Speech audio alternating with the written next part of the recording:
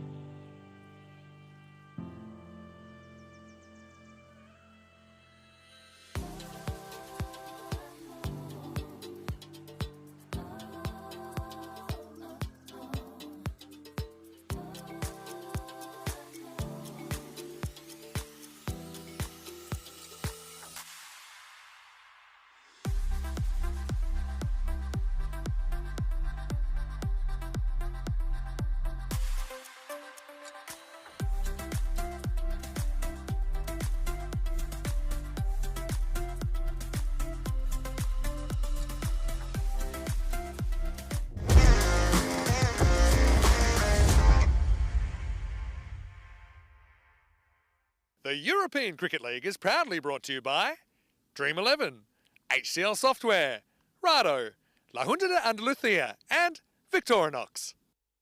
Hello, good morning and welcome to a big day of action on European cricket. The last 6 days here at the Cardamom Oval have been absolutely fantastic. We've seen everything, big scores, we've seen a century, we've seen a hat-trick, we've seen a 5-wicket haul, and then yesterday at the start of the European Cricket League we had a match that was tied, so we even had the golden ball.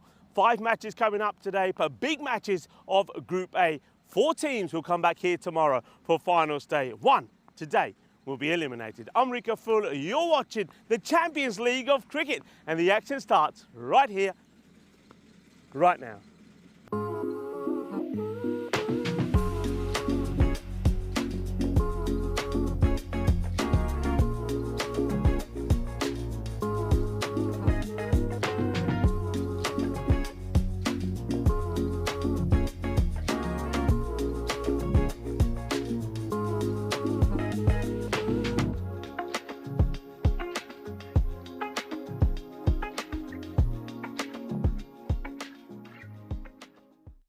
Buenos dias, mi familia, and welcome to the Field of Dreams. Well, I talked about briefly that golden ball, and one of the teams that was involved in it was Peel and St John.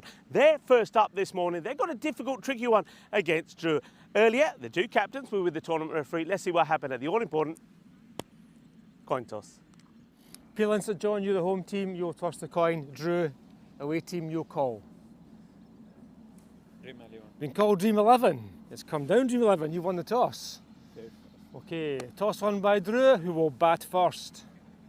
Ahmed Nabi from Drew winning the toss and deciding that they will have a bat first. Drew won both their matches yesterday, but the batting didn't always click. I think Nabi himself and somebody like Mohamed Nisar are hoping to find their form.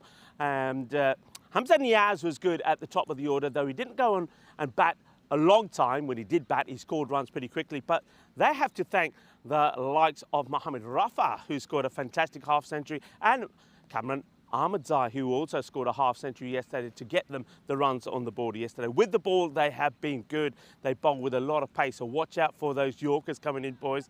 I think Tassinullah Safi was sensational, and then Adraman Ahmadzai was superb as well with the ball. He's a very talented left-hand bowler. Let's talk a little bit about Peel and St John. They would have been very disappointed to lose that golden ball match. Not because they lost the golden ball, but the match itself, they looked like they had it sewn up. Nobody will ever know how they lost that match, but they did come back well and get a good win against the Romanian champions ACCB. Their players look out for them. Once again, I think Eddie Beard is sensational. He loves playing at the Cardamom Oval, scored a lot of runs. Ollie Webster needs to find his form, but when they needed somebody else to click in that win against ACCB, it was Clark who got the runs on the board. Look out for the bowling of Peter Bogoyan. He is sensational. We hear he's a bit of an international dart sensation. That's where he keeps hitting the target, and I think the likes of Kieran Court is going to be pretty key in this one. Another man who's going to be pretty key here today is Corey Rutgers. Vinny Sandhu is taking the day off. Corey is ready for the action. Corey, over to you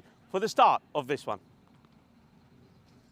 Buenos dias, everybody around the world. I hope you're doing well, and I hope you're ready for a day of cricketing action at the beautiful Cardamom Oval.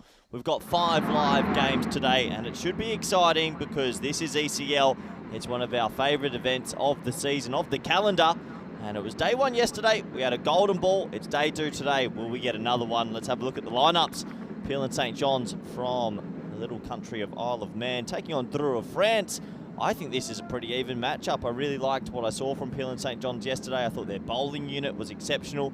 Well, we've talked a lot about the batting of Ollie Webster and Eddie Beard, who didn't really click, but Aki van der Berg, he'll bowl 2 very good overs. Peter Burgoyne might open the bowling with his right arm tweakers. For Dreux, they're very reliant on that top order. Hamza Niaz, Ahmed Nabi and Mohamed Nisar. They are the cornerstone of that team, and if they get off to a flyer, you'll never rein them in. I think the supercomputer's being a little bit unjust there. I think it's a lot tighter than what that says. But obviously, it does go on history, and Dreux did win an edition of the ECL, a couple of years ago.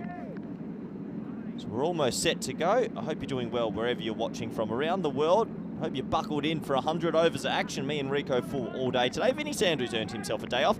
There's the dart man, Peter Burgoyne. professional darts player, also has 2 first-class hundreds for Derbyshire. So we were looking through the almanac. It's the only dual dart player and cricket player we've ever seen. Here we go, ball number 1. And I tell you what, he's crafty. Very, very crafty. He bowls this little outswinger and also every now and then flights one up. And he bowled 4 very good power play overs yesterday, and he doesn't mess about. That is a shot and a half. Oh my word. Hamza Niaz says, I'll have some of that, and he pumps it for 6. It wasn't the worst ball you'll ever see. Turned it into a half volley, and that is a huge 6 over cover. First Maximo of today. That is a beautiful shot. Turned it into a half volley, and he really crunched that. I don't think the ball retrievers would be getting that grizzly ball back, so I did hear rumours they bought 850 balls to this tournament this year, and I reckon we're almost running out after the Western Shield.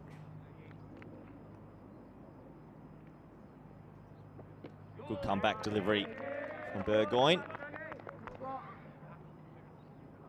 He doesn't mess about. Look at that. Straight back into his action. 2 steps. Here we go again.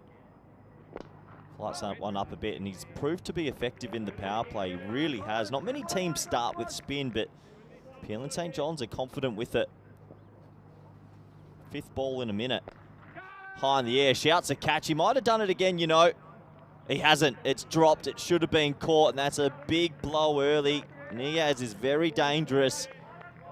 Unfortunately, that man on your screen couldn't rein it in, and that's a chance.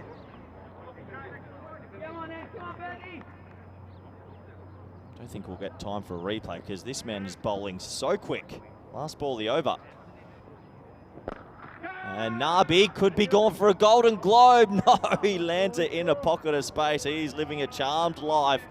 And that is an over completed in about 90 seconds. And that's what I like as I welcome back Rico Full. That was quick. It's good to be back, and it's good to be set for day 2 of this European Cricket League. Yeah, he doesn't mess around, does he? Does Burgoyne. I love what he does, and it just goes to show that there is a place for spin. Hey, big day hit for Group A, because we'll be saying goodbye to one of our teams at the end of today. Yeah, it's moving day in the group, isn't it? Unfortunately, one of the teams might be, well, will be eliminated at the end of the day, but I think a lot of these teams want that double chance, Rico. The double chance in finals is oh so important. But geez, that first over, he could have had both openers almost. He's causing trouble. I think we'll see Aki Vandenberg come out, and well, that's going to be hit smash straight down the ground. Big hit. But yeah, I think a lot of teams will be, you know, for the remainder of the day, maybe having a look at Paul and St. John and probably thinking, right, okay, we're going to start with Peter Burgoyne. Let's get any batter that we know likes to spin to open. Because I don't think they're going to change it. No, he's done very well. That was a nice shot from Nabi.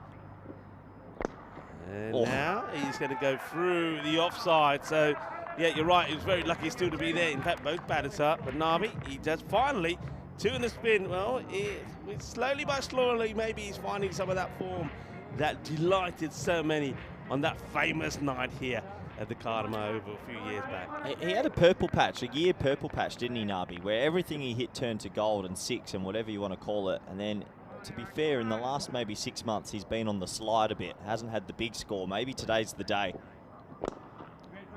Dig this one out, but just going to be a dot ball this time. They've got that field nice and tight. Quick look at the field set.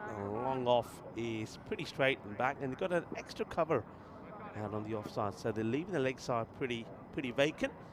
Okay, Vandenberg looking to keep this ball out of the off, but that one tries to drag it away, tries to get it past that infield to that vacant space. Not able to do it. He swings hard, doesn't he? If it hits anywhere near the middle of that bat, it's going to be hit to the moon. Good comeback from Aki Vandenberg.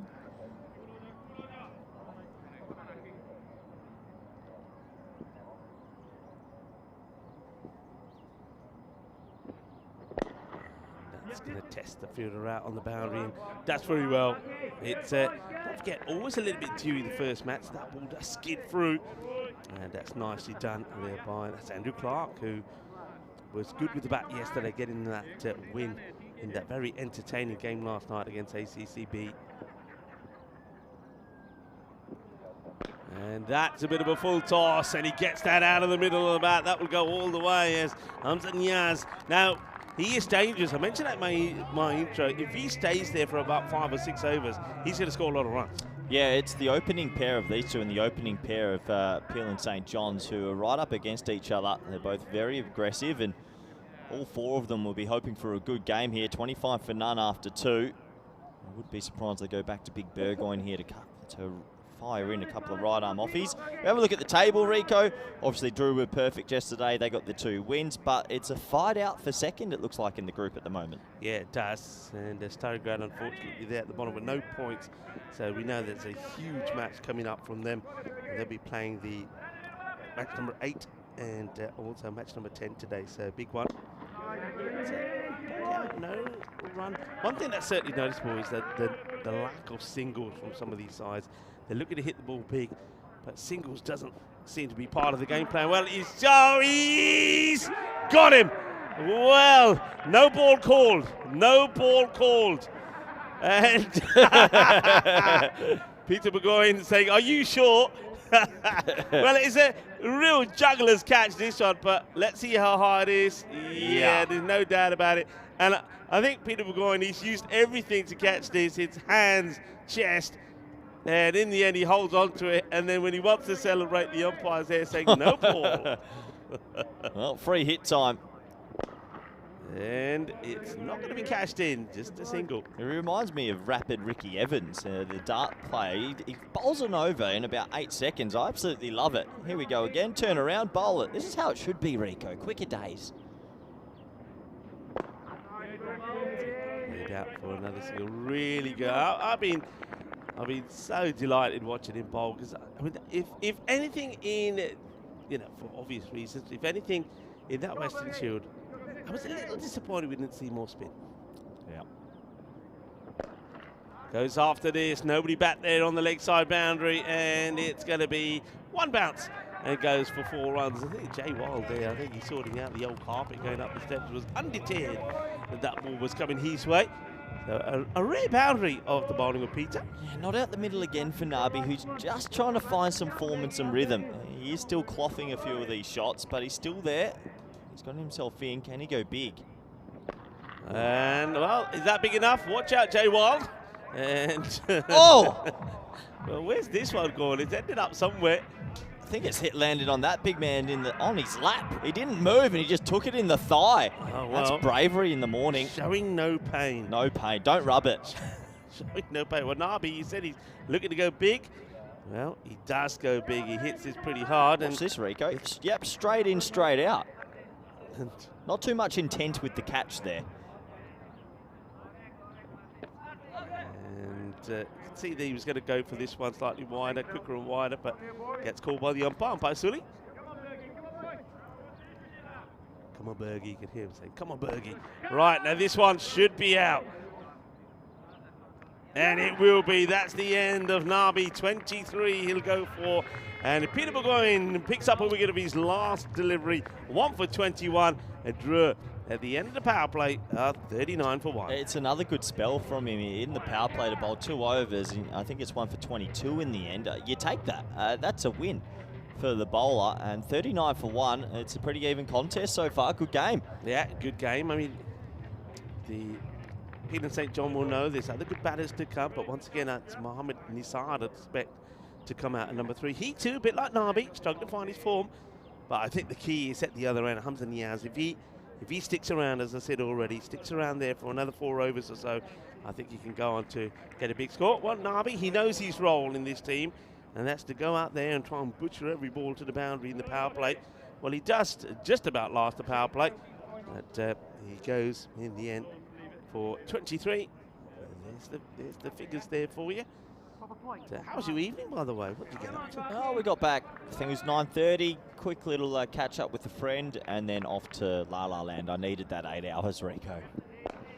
It's a full toss, which is going to get played away for a boundary. Doesn't get this one right. Andrew Clark turning his arm over. That's an easy put away for a batter. That's a proper 10:30 a.m. ball, that one. Just a little bit stiff, a little bit sore maybe from the games yesterday, but bit of a freebie. Interesting field. I do like it. It's very interesting. 4 back on the offside. It's up in the air, and well, that goes in the offside, but it does go all the way. Balle. Kidna sona shaka lagia. Boom. There it goes. Yeah, they're sort of televising what they want to do here, Rico. Deep third, deep point, deep cover, and deep mid off. No one on deep on the leg side. That's hit pretty well as well, but it's being taken brilliantly. What a catch. Sensational. Eddie Beard, we know all about him when he's batting, but what a catch that is. I mean, that has been hit well by Hamza Niaz. That's a huge wicket. Niaz will go for 24, and that field you're talking about works a treat. It worked. It's worked for them. Credit to the skipper and the staff of Peel and St John's that did the analytics last night. They got Clark to bowl around the wicket. They have everyone on the offside, deep, only a deep mid on the leg side, and that's the man, the extra man they had, and it's gone straight to him. So credit to Peel and St John's. They've come up with a plan, and it's worked. Yeah, and it's well held as well. I mean, Niaz, remember, he was dropped very early on 6. So he's not really capitalised too much. 24 for 10. So again, he does make starts, but he doesn't go on to put a big score on the board. Very good catch. That's a tremendous catch. That was motoring. And don't forget, this time of the day, there's that bit of G. That ball will always be a little bit slippery. Well held. Yeah, very good catch. It's not easy. So that was laced as well. So I think this is Rafa that must have come out at number 4 now. They won't slow down, Drew. They're going to keep trying to pump it here. Exactly like that dot ball. It's the way they play. Well, we've known them for a few years. They do not worry about the wickets column. They just try hit every ball for 6. Some days it goes well, some days it doesn't. Once again, good areas. Good areas. They've got a plan in mind. I mean, the downside of that is you get it wrong, then you've got no protection on the leg side. You've just got the long one back. Oh, bold. It's going to be a single. I mean, ball watching there, Mohammed Nisa, he's had no idea that Rafa was coming his way until that ball went past the fielder, but it's going to be the end of the over. Very good over there from Clark. It started with a boundary, and then, well, once he got into his rhythm, he picked up the wicket. 50 on the board, though, at the end of 4 overs for 2 wickets. We're watching a good little contest here, Rico. I think these two teams are evenly matched, to be fair, and a little bit of back and forth so far, as you can see. 12.5 and over at the famous Cardamar Oval. It's not disastrous for Peel and St John's. If anything, I think they're slightly ahead. A good batting team here will usually make 140 minimum. Yeah. I think that in terms of the way the two teams are balanced, I think it's very evenly. Both will be relying on probably the top 4 to score on runs. And well, they've got through 2 of the top 4 of Druid. Another wicket 2 here. Peel and St John's will be well happy. That's not the area to go, though. That's a big shot. Mohammed Rafa, remember, he's got those very glitzy, glamorous wrists. He's a wristy player. And when he gets them involved, and with the power that he has, I mean, the ball's go a long way when he hits them. To be fair, any time they've pitched it 2 straight, it's gone for 6. If they've kept it outside off, they've been able to control it a little bit, but that was a bit of a loosener for the skipper, Webster, and that was a mighty hit. Webster looking for this to be a big day for him, especially with the bat. You know, he's a very good cricketer, good leader as well, good captain. Okay, first one goes for 6, but well, you know, he'll come back the same way that Andrew Clark did.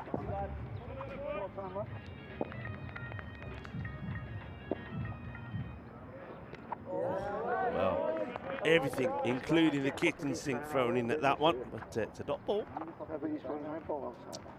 Well, he's not going to die trying, his old Rafa, is he? He's going to try and hit every ball here for 6. It's out in the offside. There is a fielder out there, and it's a juggling catch, but it has been taken, and it's another one for Eddie Beard. Goes to his left this time, holds on to it, and it wanted to get out, that Grizzly. He wanted to slip out of the hands, but it stays in there. Another one goes, so another big batter goes back. And now I think Peel and St John's will feel that they're slightly ahead in this contest. More like Eddie the Eagle as he soared across the Cardamar turf. There he is. Nice catch in the end. A little bit of a bobble in the hands, but this plan of the extra man on the offside is working for them. As he came around to his left, a little off the gloves, off the hands, straight into the jaw and into the hand. So it doesn't matter. He holds on to it. Rafa goes for a pretty wild 7 off 6. And this has got a proper T10 game all over it. It's a bit of chaos early on a Tuesday morning. Rafa played a good knot yesterday. Scored a half century, but not the best of starts he would have wanted today. Makes his way back.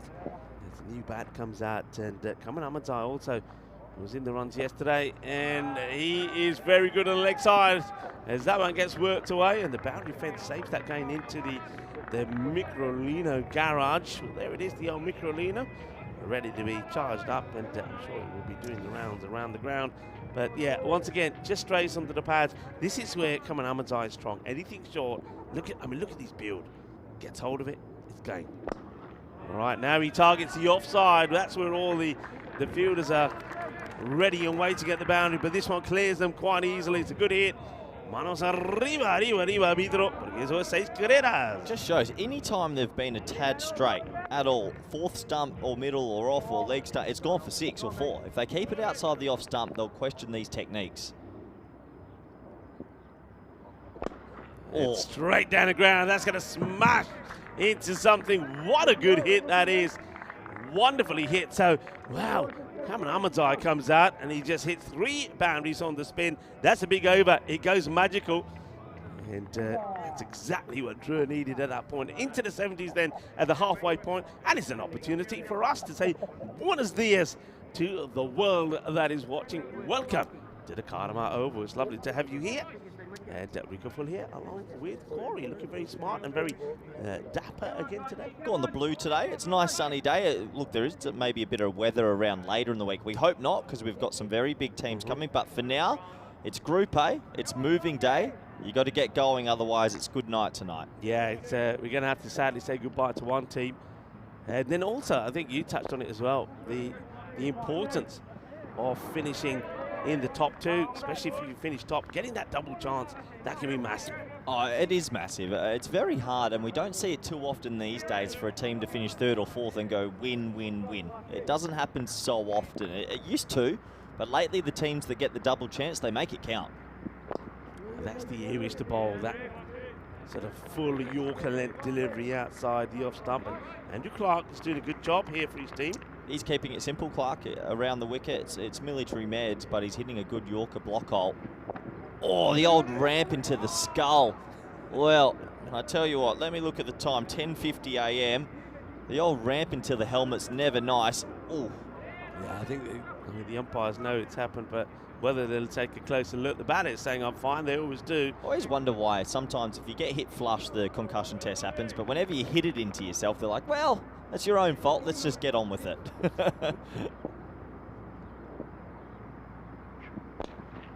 Well, he just can't get past. It's only the 3 on the inside there on the leg side, and at the moment, Mohammad Nisar just can't get past him. Nisar is normally, I mean, I know you like him a lot. I did have a chat with him this morning briefly, and he said he hasn't played a lot of cricket in the last sort of year or so. He's been away from the game. He went home for a while, so obviously a lot of these Europeans haven't played much cricket in the last few months, so he's a bit rusty. So it might show a little bit. One man who's not rusty is Captain Caveman here. Kaman Ahmadzai, he is hitting it big. I'll say good morning to everybody on the chat as well. All right, there you go, Captain Caveman style. Boom, shaka lag gaya, que guay, que genial, que grande. 6 carreras, end of the over, and 81 for 3 at the end of the 6. So, Drew, they've lost those wickets, but while they've got the hard hitting, Kaman Ahmadzai there, they could still get on to 140. I think here. I think that's the reason why Drew is such a scary side. You look at that batting lineup with Hamzania's 24 of 10, Nabi 23 of 12, and Ahmadzai's 23 of 5. They just have the tenacity, or they always have one bloke that, if he comes off Rico, they make 150, 160. Yeah. It's a very dangerous top 6. For Peel and St. John's, they really would love 1 or 2 more wickets on the board, and then you start to get into players that aren't as maybe kosher at hitting 6s. Well, looks like we've got everyone in the chat this morning. Hello, Mother, just tuning in. Hey, Mum, doesn't he look smart, by the way? Whatever you've been doing, it's working a treat, Mum. Well done. Of course, that's Julie out there. Hello to Matt Heatherton as well. John Heasham, Ghulam Mustafa, and also, of course, the ECN Supporters Club in Australia. Nice to have you with us as well. And that's hit in the area of Beard, and he takes another. Can you believe it? He's taken 3 catches out there, and every one of them was destined for the boundary, but the extra man out on the offside, and there he is. Eddie Beard takes another. This is low down, and Nisar can't believe his luck. Well, Nisar, like all the other 2 batters that did the same thing, have hit the ball well. They're thinking it's a boundary. Beard pops up, holds on to the catch. Another one bites the dust. I'm liking Eddie the Eagle. I think the Eagle's soaring out there on the offside, and that was a very good catch again. And you said that Nisar hasn't played so much late. This was proper winter cricket. The players are maybe a little bit rusty. It's a juicy fully. He could have put it anywhere, and he timed it straight to Eddie the Eagle, and the Eagle ain't putting that one down. He's taken 3.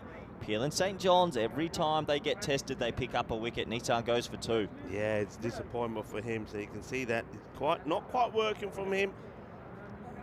Amatai is out there, but who's going to... Now we get to a point where we're going to see some batters that we haven't seen too much of. So I think this is where Kaman Amatai probably wants to try and hog the strike. And that's going to get away, though. So gives it a good swing, gets low, and swings hard, gets the wrist involved, gets the edge, flies over that short third. 4 more runs. Nice shot from Safi to open the account, and this is something that maybe the top order haven't done for Drew too much. They've gone very cross-batted. They've gone a leg side at maybe 90% of the time. But if you get a short ball outside off, cut it away. It's short boundaries. You get value square of the wicket here. Nice start from Safi. Yeah, good start. Oh, the chat is very busy today. It's absolutely rocking. Hello to Barbary. To Danny Heller as well. Lovely to have you in the chat. Helix. And they do push that fielder back, and it saves them a boundary. ODI single. Look, the wickets column looks dangerous, but there's only 21 balls left. They're going to keep going hard here. Expect to score 135. That plays. Drew playing a proper Drew type of innings here. Chaos. It is just chaos. Swing hard. Hit ball. Just like that is monster. That's a monster strike. That's gone a bat for everybody. That is ending up in the, well, that's the olive trees, I think, behind there. Was it the almond trees? But that is being absolutely butchered. That, my friends, is a biz away super 6. I hope Kerry can hear me here, because that's 110 metres at least. That is bombed. That is absolutely bombed. He's got every piece of that.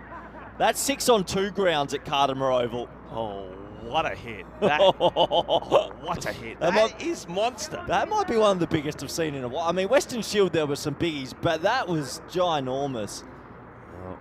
He's 29 off 6, to be honest. He's flying at the moment. He's really ticking Ahmedzai. Captain Caveman. Muscles another one to the boundary. I wonder if Court might test him upstairs here. What do you reckon? No, it goes outside the off, and this is launch, is high, is mighty.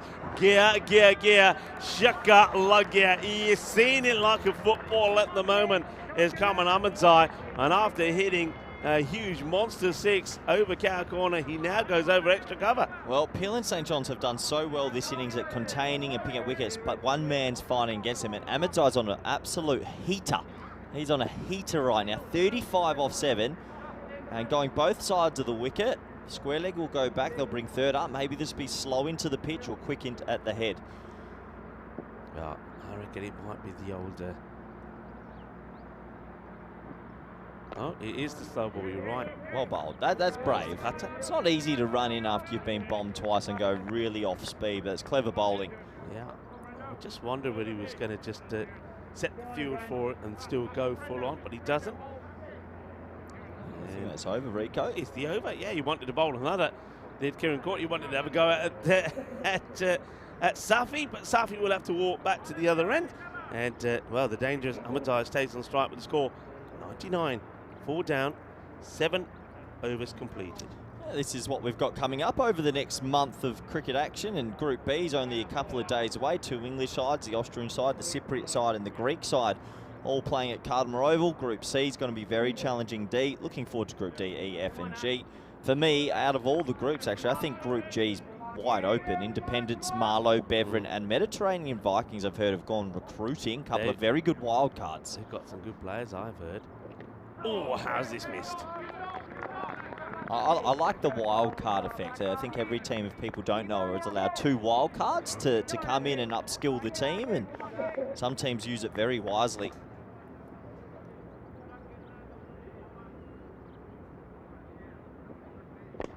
Up in the air and gone. 6 more. He's picking this ball up beautifully. I mean, you don't miss. I mean, Aki Vandenberg hasn't missed his areas by much here, but he still managed to get underneath this and hoik it straight down the ground for 6. Well, Ahmedzai's built like a rugby player. He could be playing halfback for the French rugby team, and if you do miss it, had all that Yorker or a heavy length ball, he's clattering it. 42 off 10 now. He's on track for a 12 ball 50. And he is going to smash this away for 6 as well. He's just picking it up so well. He moves to 48. Remember, he brought up his highest score yesterday in match 1 of this European Cricket League when he scored 59, 9 out of 22. First time he's ever scored a half century. And when you think he's been playing for a while and that he's always a destructive batter like that, myself and Vinny were quite surprised that he's never reached his mark. Plenty of 30s and 40s. He's looking to do it again. 100 is up now. And he will do it. Oh, it's just exceptional hitting. And the 50 comes up in just 12 balls. Cameron Ahmedzai, Captain Caveman, is just on a different level at the moment. He is clubbing it big. And he's the man who's hurting Peel and St. John here. If they don't get him out quickly, who knows where they're going to end up here. He's already done a lot of damage. 54 of 12 is one of the quicker 50s we've seen. There's a lot of players doing this recently, but look at that. 8 6s, 1 4, striking at 450, and a ginormous 6 in there as well. He's got to keep going though. He knows that for the team. If they get him out, things will slow down dramatically, I feel.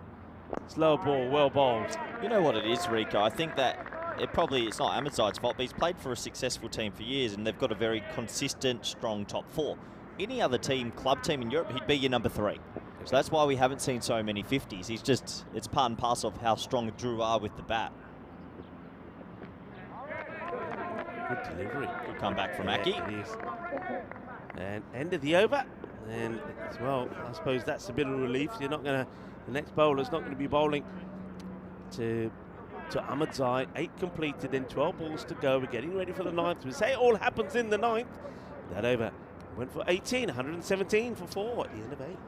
117 for 4, on track for 145, you'd have to imagine. Yeah, 12 ball 50 amongst all the chaos. Proper innings this from Ahmedzai, but yeah, I think if he played for many other club teams, he'd be number 3. Yeah. He really would, but Drew have been pretty consistent. They don't mess about. I do like that from Drew as well. They want Nabi, they want Niaz, they want Nisa, they want Rafa. That's been their top 4 for years.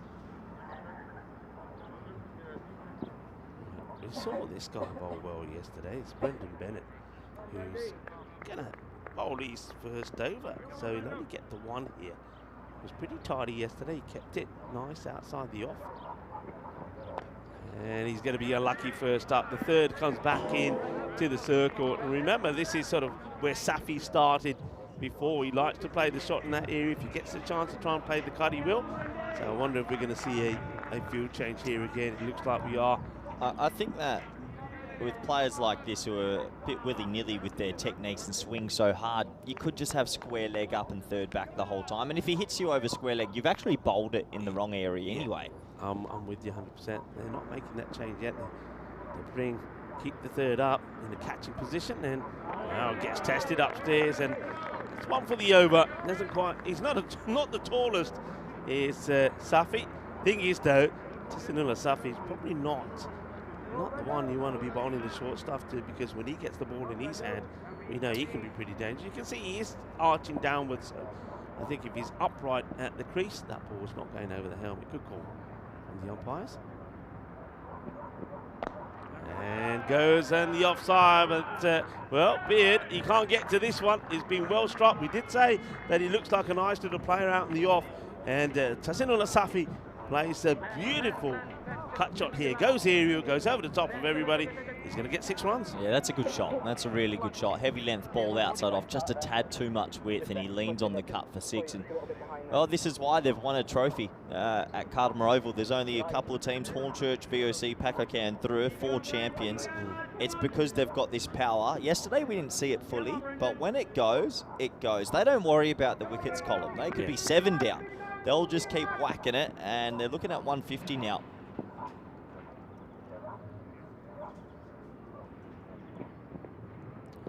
Well, it's not the best of deliveries. I suppose the only blessing there for the bowler is that the batter gets nothing on it. Otherwise, that one really, you'd expect that to have gone to the boundary. But he left the bowl it again.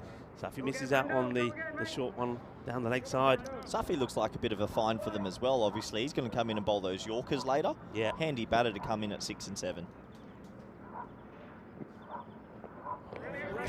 Delivery. Slower ball, and Safi plays and misses at it. 28. Couple of balls still to come in this one. Safi's looking to get the boundary, and you've got, of course, Kaman Amatai sat waiting patiently at the other end.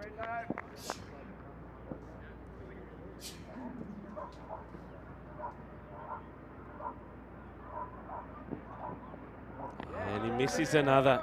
Oh, well. I think this is probably the first time that we've seen several dots. There's 3 dot balls in this over, 1 wide and 4 and a 6. So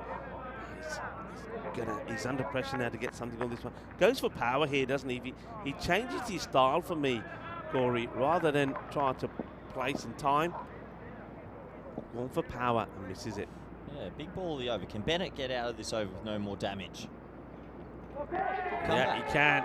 And they're asking the question here as well. That's probably come off his shoulder. It's a good over. I mean, he's under pressure the first 3 deliveries. It was 10 or 3, and then he only concedes 1 more. That was a wide. Terrific over. 128 for 4. Yeah, well done to Bennett. And this was a lot of the talk in the Western Shield, Rico. When an over starts and it goes for 14 off the first 3, it's super important to peg it back to even a 19 run over, but it was the overs of 25 plus kill you. Yeah. It really puts you behind. So well done to Bennett to come back. Be curious to see who they end with. Kieran Court's their traditional closer, but he did get tapped a little bit the first time. It looks like they're going to stick with him, and I like that. He's probably been told this trip, you're going to bowl 2 overs at the death no matter what happens. So he'll come on with his left arm around. Yeah, there were options there, of course. I think Ollie Webster, remember, he went for 22, so you don't go back to him. They haven't got the option of going back to Bennett, having bowled the 9th. So, yeah, a little bit of pressure on Court. But I think, you know, a fast bowler, a good fast bowler, he wants the challenge. He says, all right, you had the better of me in my first over, now it's my turn. Hit well, and it's going to be 4 runs. Gets it past that inner fielder. And you can see that long one is pretty straight. So 4 more runs. We are into the 130s. And Ahmed Zai's a big reason why they've made this score. Not out the middle there, but still 4. He's lined up Court here. Can he go again? 58 or 15.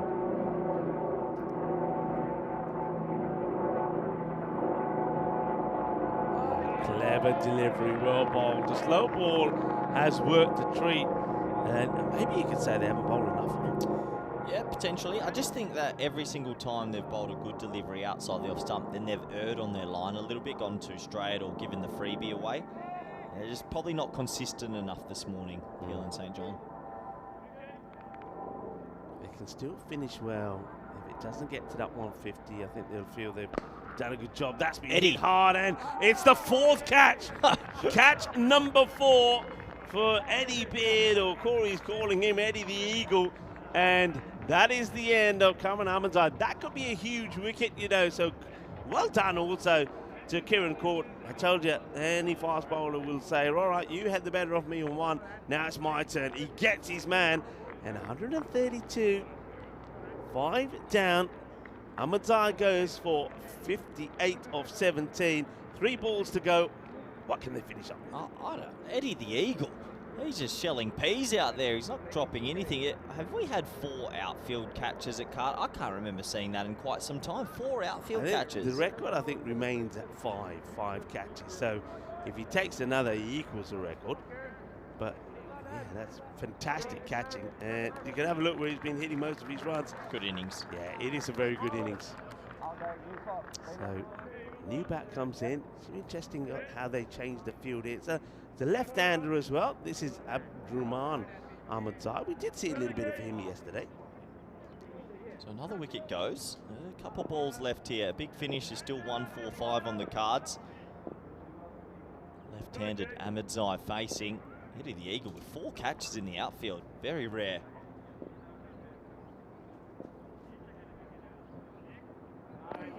Wild swing. From the reaction of court, that doesn't miss. Missed the stumps by much. Oof, good carry. Bat on ball is what the draw. I mean, every run could be. This is at that sort of score, which, you know, so many games are being close. It can go all the way to the wire. So those extra runs, these dot balls are really mounting up. He gets bat on this. It's one bounce, and it well stopped there by Peter. I'm not too sure the big man picked it up straight away, because I think that was a half a step forward. He could have taken that, but in the end he stops the 4. Last ball of the good innings has been pretty entertaining, Rico.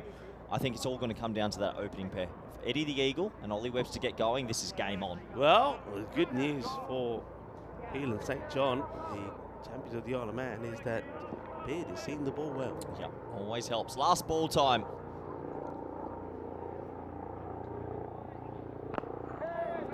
Out of the offside, that's the man we're talking about, and I think he was pretty key. And well, here we go. Do they get this right? Do they get it wrong? I think they get it wrong in the end. And Eddie the Eagle with the runouts. Yeah. I tell you what, fantasy points flying for Eddie. We'll have a look, because they tried to hold their crease just to make sure they could get the batter to the keeper's end, but I'm pretty sure it was out. We'll have a closer look, and that's going to end the innings, I believe, on 1-3-4 for 6. Yeah, 1-3-4. They finished really well, and at one point it looked like that the 150 might have been on. What a good over that is to finish from Kieran Court.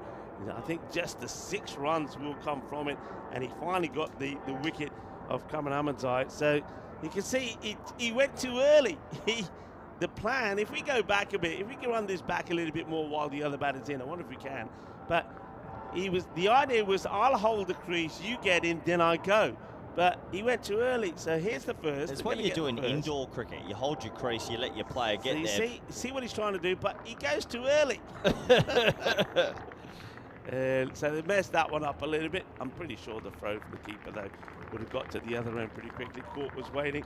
So, yeah, interesting innings. They were at the halfway point, 72 for 3. It looked like they were going to get a big score on the board, especially with over number 7 and 8 both going for 18. But what a good finish there at the end. Just the 11 off Brendan Bennett, who bowled superbly, I think, and 6 off that last over, containing it well. I think we're going to have a very good game on our hands. Yeah, you sort of feel it's at a crossroads. It could be. Credit to Ahmadzai for that marvellous 50 in the middle, and credit to Eddie the Eagle. 4 catches and 1 run out in an innings. Very rare indeed. Let's have a look at the highlights. And, well, it was the big man, Peter Burgoyne, who sort of like rapid Ricky Evans, bowled his over in about 30 seconds. Had a chance shelled early. That was Nabi getting a life. A little bit lucky. Still hasn't really found his batting boots. The openers tried to find their mojo. They hit 5 sixes between them, but both got out for scores in the 20s. I think that Peel and St. John will be pretty happy with their work overall against the top order. It was only Ahmadzai that really ruined it for them. This was the first wicket. Ollie Webster with a pretty safe catch there. Clark came on, hold his little right arm around the wickets. That was the first of 5 dismissals for the outfielder, Eddie the Eagle. Pretty good catch that. That was hit hard, hit flat. Held his own. Rafa came out, played one of those wristy flicks for 6, as he does.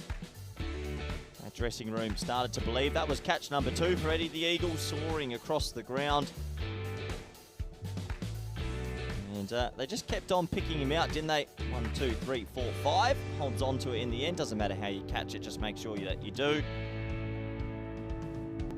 brought Nisa to the crease, but he could only find the eagle once more. 3 catches for him at this stage.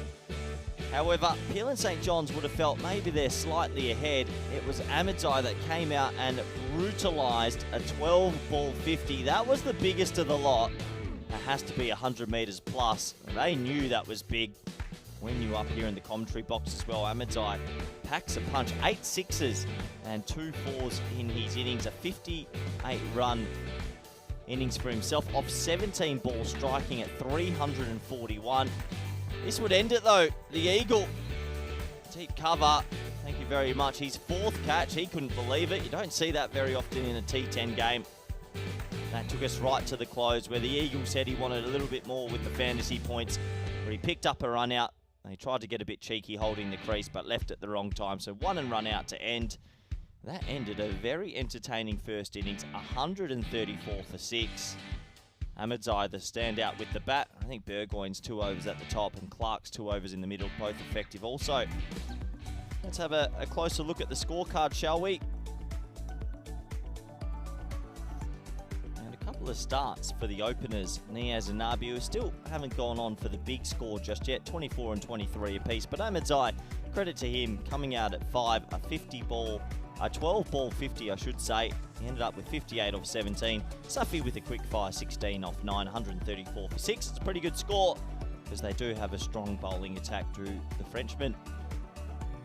Let's have a look at the bowling scorecard, shall we? They tried some different things. 2 wickets there for Court. He came back well in his spell. I think Burgoyne's doing really well with his 2 overs in the power play. 1 for 22.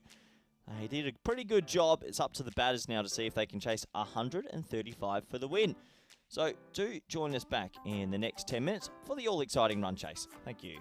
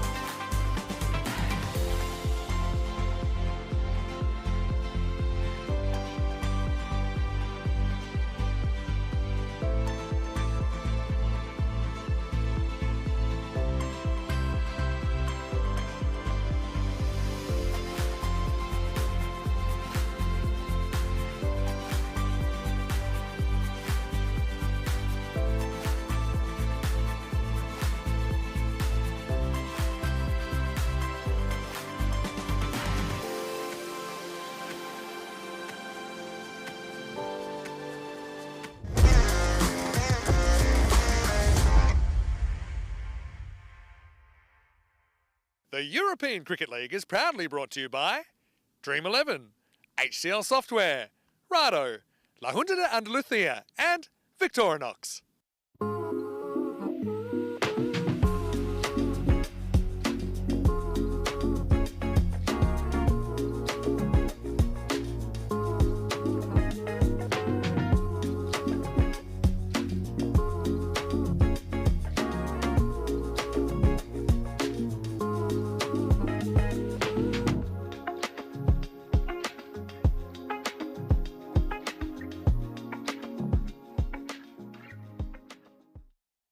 Hello everyone and welcome back to the beautiful Cartama Oval in the region of Andalusia in Spain.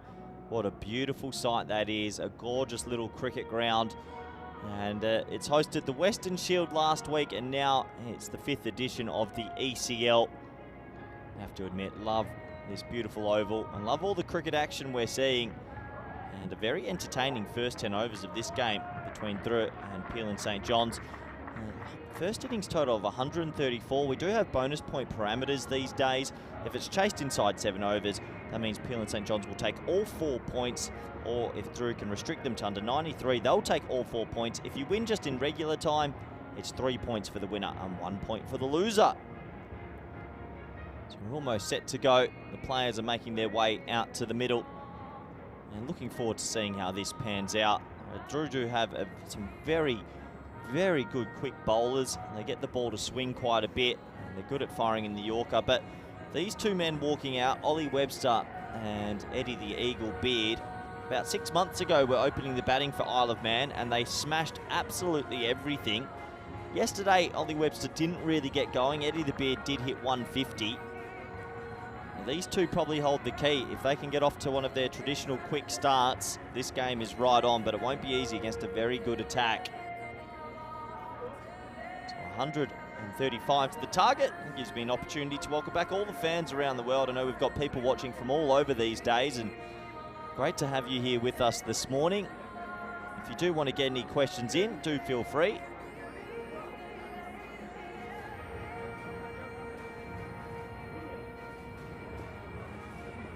So 135. I think if they can take, let's say, 45 off the power play, I'll be pretty happy with that start.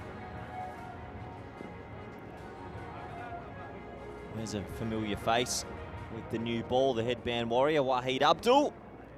He's going to bowl over number 1 to Ollie Webster. Let's have a look at where the two fielders are out. Looks like deep mid-wicket. Bit of a discussion where the other fielder will go. Looks like deep third man are going to be the two boundary riders. So we're all set to go. Ball number 1 in the run chase.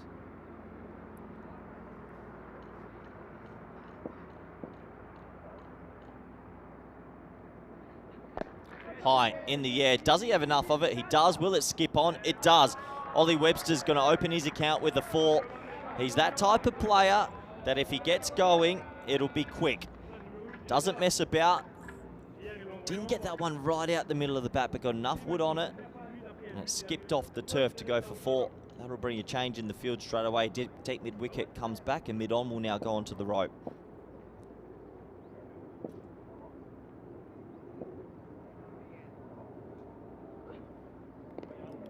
Ball down the leg side. We'll take him from the keeper. I think that actually hurried Webster up just a little bit. You can see there he was cramped for room, and if that was a little bit straight up, could have been dangerous for him.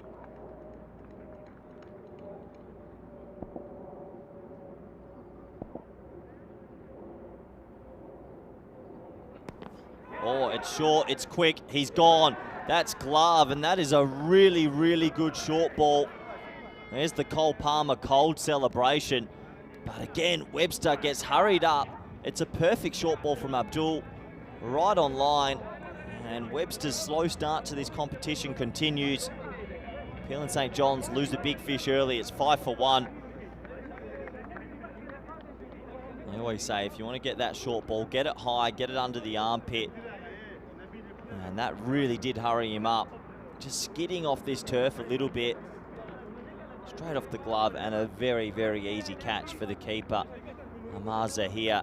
Not going to drop that one. That's as easy as it comes. Webster still trying to find his batting boots. Gone for 4. The score 5 for 1.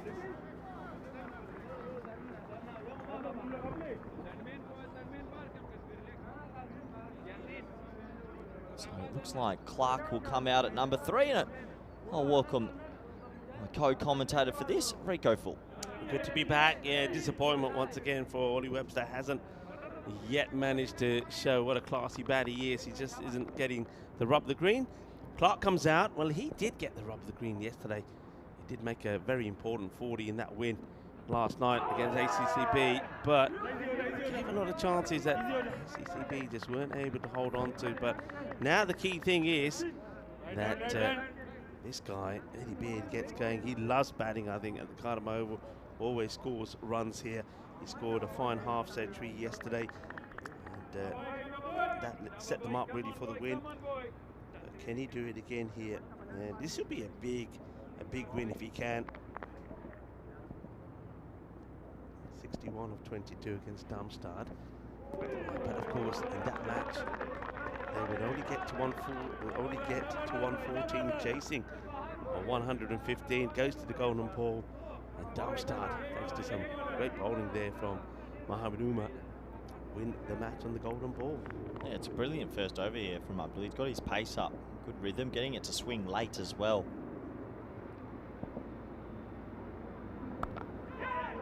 It's going to be 4 runs. It goes smashing into the European Cricket League banner there. But once again, though, he's creating issues. Eddie Beard swings hard, gets his first runs, but they come off the edge of that bat. Yeah, looking for that cut shot. He always sort of likes to sit back and create width, and there wasn't too much there, but he gets a little bit of luck. If they can get a boundary off this over, I'd say honours even. 14 and over is all that's required.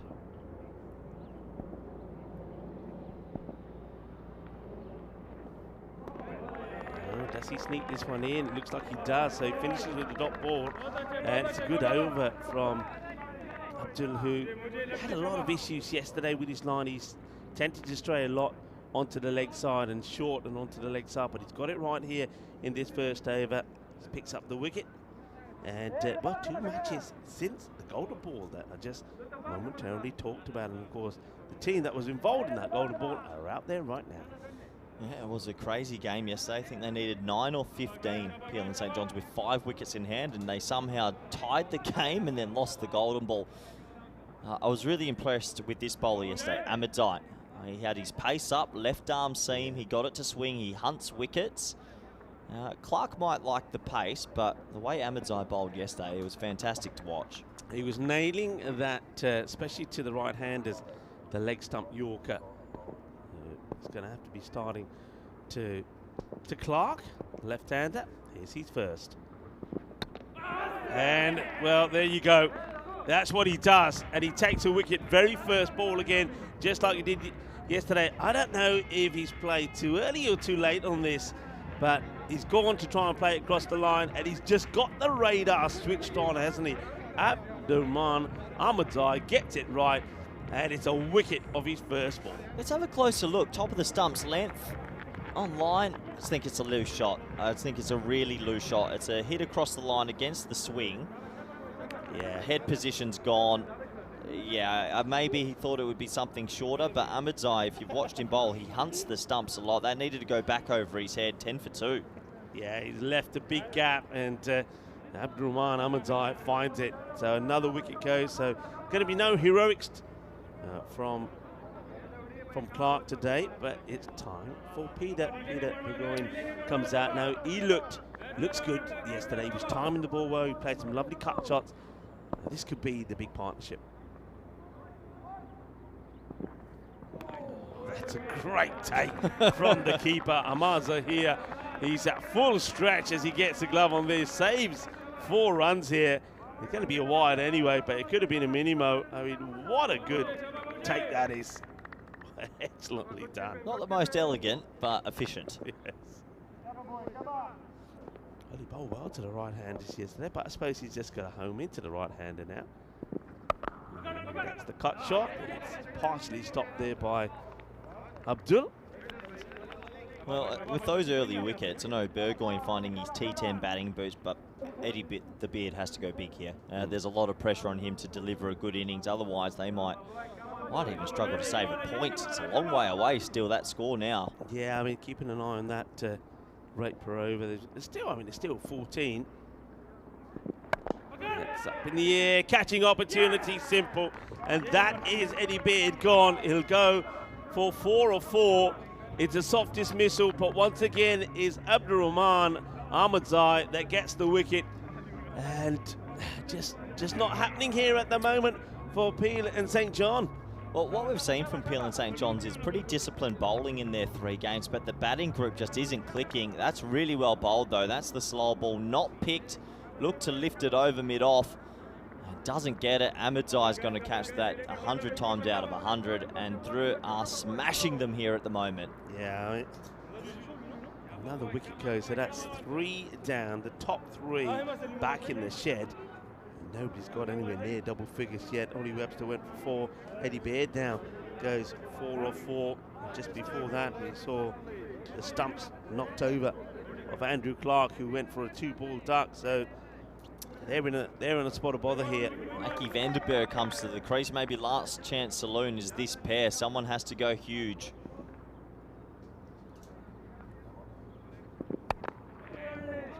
Nicely, Fielder gets down, makes the stop. And, watch out for Mohamed Rafa. I'm pretty sure that he also will be looking to turn his arm over at some point, as well as Tasinullah Safi. They've got good bowlers in there, and then of course just to break up some of that pace, you got Yasin Shikdar, who bowled pretty well yesterday as well. So yeah, well balanced side, I feel. Short one will be a wide. I like that from Peter Burgoyne saying, yeah, how high was that?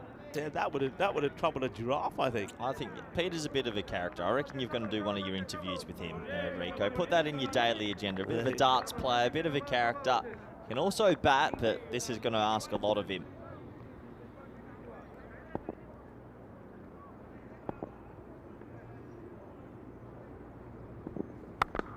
It's once again the slower one, but he waits for it and he puts it away. Gets a little bit of width this time. Stays on the back foot. Hits it pretty well. Up and over the infield. 4 runs. Lovely shot. He actually picks the slow ball, stays leg side of it, and just flat bats it over cover. Close to the... Oh, did that make it? No, just short. 1 bounce forward. Lovely shot, though. Yeah, good shot. I think after the bouncer, he probably thought that the batter's going to think it's going to be a quick ball Yorker delivery, so he tries the slow one. But just a little bit too short. He'll go full on here, I'm pretty sure. Oh, he does, and that's going to be a wide, but it is a quick delivery. But misses his target, misses his lines. Just trying to sneak that inside the tram line, but miss execution. Yeah, this is the main pair now. And one of these two, you'd have to imagine, will have to hit a 50 and be there in the 10th over if they're going to win this game.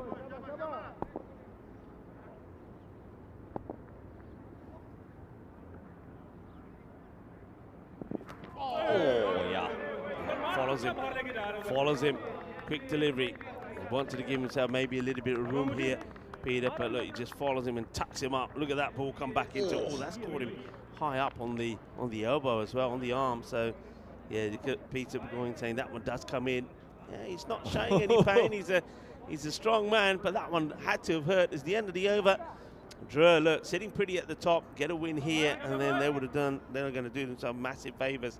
And probably then will be favourites to finish top of the group. Yeah, a win here for Drew basically cements the top 2 finish. They'll get a double chance, but it does open up the rest of the group. And also, if Peel and St. John's don't pick up a point, Starry Grad might be saying, hey, we're playing you later today. We could still sneak in. Sticking with Wahid Abdul, who again tests that wide line. The umpire had a good look at that. That's a good look at it. Let's have a look at the action here first, but there's that movement away. Yeah, they've got this ball to talk a little bit, Rico. They're just getting a bit of swing, a bit of zip off the pitch, and maybe a bit quicker than what we saw earlier. I don't think he'll get away with that one. That's outside the tram line. It's going to be a wide. Yeah, Abdul's got some decent rhythm here. He's just getting to kiss the wicket, shoot through, and asking some pretty good questions of the techniques here of this top of order for Peel and St. John.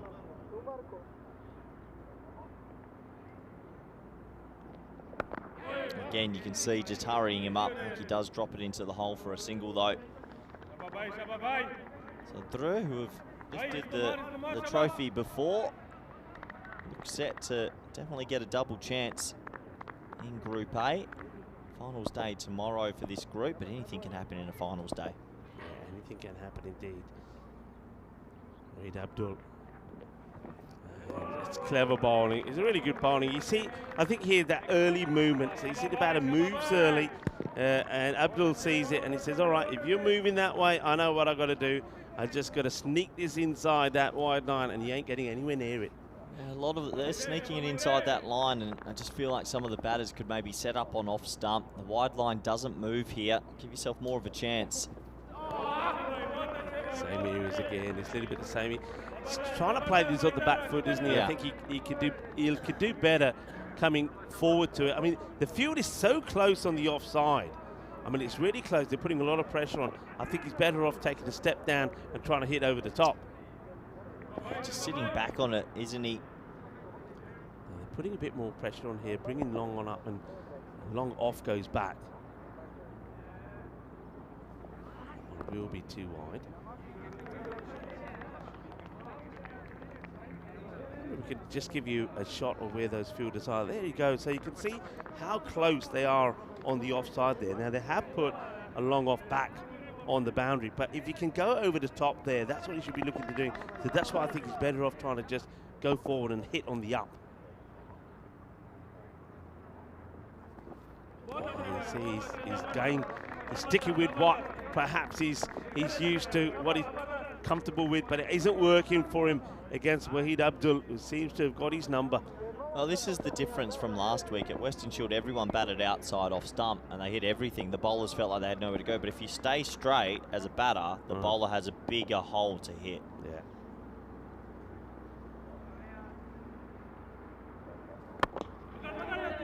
Once it gets dug out, we'll take the single, but that's all it'll be. That's a fantastic spell of bowling from Wahid Abdul. Only the third team will come off each 2 overs. He takes a wicket as well.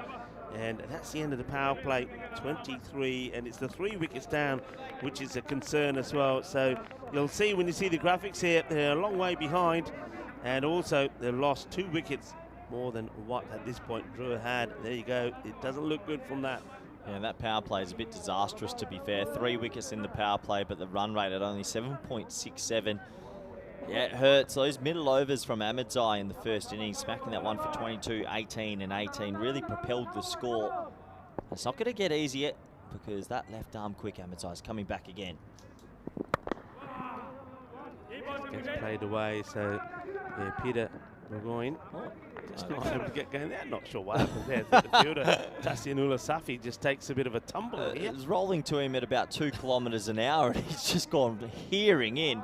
Have a look at this, Rico. A little bit too much excitement from the fielder there. Yeah, well, he's a nice little roll. Played out onto the leg side. Goes to show if you've got pace, it makes a difference. They are clunking a lot of these balls right now. 25 on the board, 20 balls bowled. I'm worried for them to even get a point. 94 feels a long way away. One thing that we have seen from Peel and St. John is when they have lost those 4 or 5 wickets, the rate of scoring also slows down, and that's what we're concerned about at the moment. That seems so well bowled. You can see what Drew here, the fast bowlers, they're targeting, squeezing that ball in that wide line, and at the moment they're executing their lines beautifully. Yeah, Big Pete's got this bit of a weird knack where his front leg is just going well outside the leg stump and he's trying to reach everything, and at the moment the Drew bowlers have his number. Well, he'll get this one away. There's going to be 4 runs in between the 45 and the square leg, so maybe that's the maybe that's a confidence shot. Maybe that's the one that's going to get him going. Yeah, is that the confidence builder that really gets him flying? This one over pitch straight, bottom hand through the ball. Nice shot on bounce 4. But really, they need boundaries in succession here. Yeah, I mean, before the start of this over, it went to about 16 required. So, oh, that's wild. That's a no-y. That will help him big time. It's going to be a 7-up. And, all right, this could be the turning moment. Gets it wrong.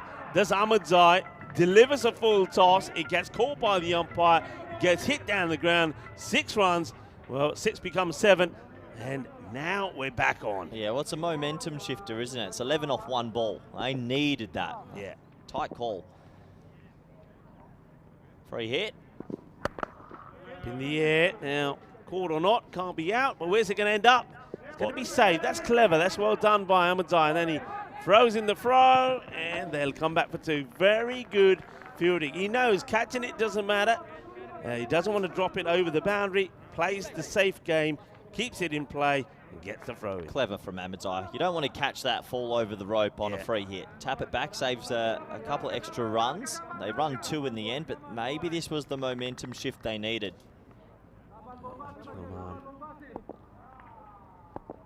Feeding it a little. Can he get a good ball in here and win the over? And yeah, that'll do. Just a single. So even though he got it a little bit wrong there, he does come back well.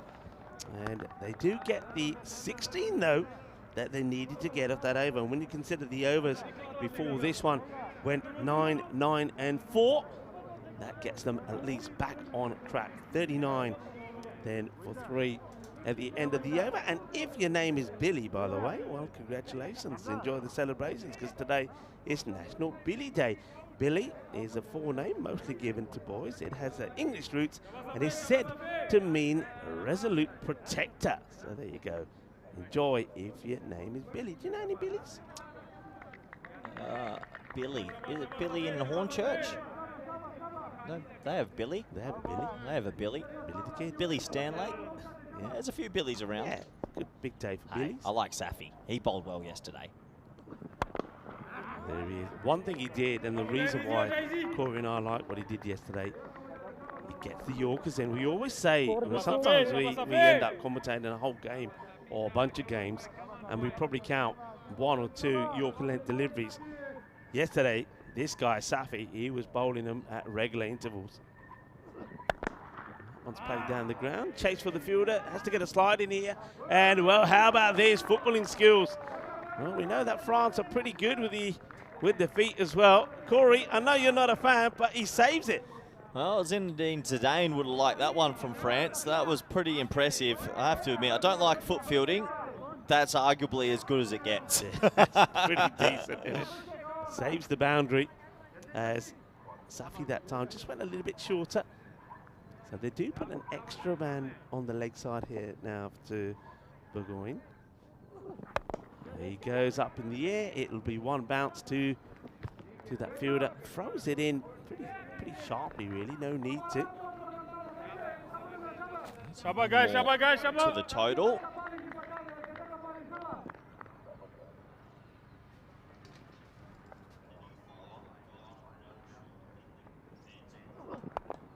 Whipped away. Again, unfortunately, it will go to hand. So, Drew, there have been no real errors in the field from them as well. Well, just another single. I think Tiki-taka. I've spotted someone in the fan zone Who have who's you come seen? down for an early look. I think George Hankins from Hornchurch has rocked up early to come do some analytics. Really? Can you believe it? You've got a good eye. Hornchurch already sending the scouts out. Either that or they're sending the hitman after you, Corey. It's one or the other. Well fielded there once again from Abdurrahman. Just a single, so tiki-taka, tiki-taka. Oh, look, there he is. There's Mr. Hankins. Let's see Hornchurch already trying to find a way. Look at Disgraceful. him. Yeah, he's been clocked. He's been clocked. Yeah, of course he's here. Yeah, Hornchurch want it, don't they? Last ball. Slower one. And then same again. Hang on, where's his scale? He's going to go for 4. He should have stuck to the feet. That's what I'll say. Abdurrahman, he should have stuck to the feet. This time he goes body, and he sort of chest this over the line. It's going to be 4 runs. They needed that boundary, but even with that boundary, just a 9 coming off the over. Let's have a closer look. He did one with his feet. What's he done here? Went the hands. You never go the hands, Rico. Go the feet. If it works, it works. I've never thought we'd hear Corey say that. Welcome to the commentary box as well. Rico Full here with Corey, and we're going to be your good time crew today. Vinny Sandu having a well-earned day off. Have a good one out there, Vinny. I know, knowing Vinny, he's going to be out and about somewhere, and he's going to be tucking in to a fair bit of food. And I reckon the paella with the squid ink, he'll be into that, I'm telling you. Yeah, pill prawns for me anytime I get. Some of the food in this region, we don't get to talk about the food enough. It is a beautiful part of the world. You like the prawns, eh? I love the seafood in this Is it area. the bread afterwards in the... Too much bread. Too much. Muy bien. I think there might have been a bit of bat on this. Let's see what the umpire gives. It won't go to the boundary. Let's see. And giving us buys. I think Peter Burgoyne was having a look at him saying, hey, I think there was bat on that ump, but he's not going to get the run. It's going to get buys. This is a big over. If they don't get going here, when that rate is climbing up, it's gone to about 17.5. They've got to go after Sikdar. They really do. Got to go after him. Oh, well, hang on a minute. Nabi makes a mistake, but it's not going to cost him anything. Just stays at a single. They're just having one of those innings at the moment, Rico, where they haven't been able to find 2 boundaries in a row or 3, but just get any rhythm going. Burgoyne's struggling. 23 off 17 in T10 cricket. That's the old retired phase. I know they don't have a deep batting lineup, and this is club cricket, so you won't see a retirement, I think, at this stage. But if this was ECC or Western Shield, I think you'd be holding the giant R sign right now. Yeah.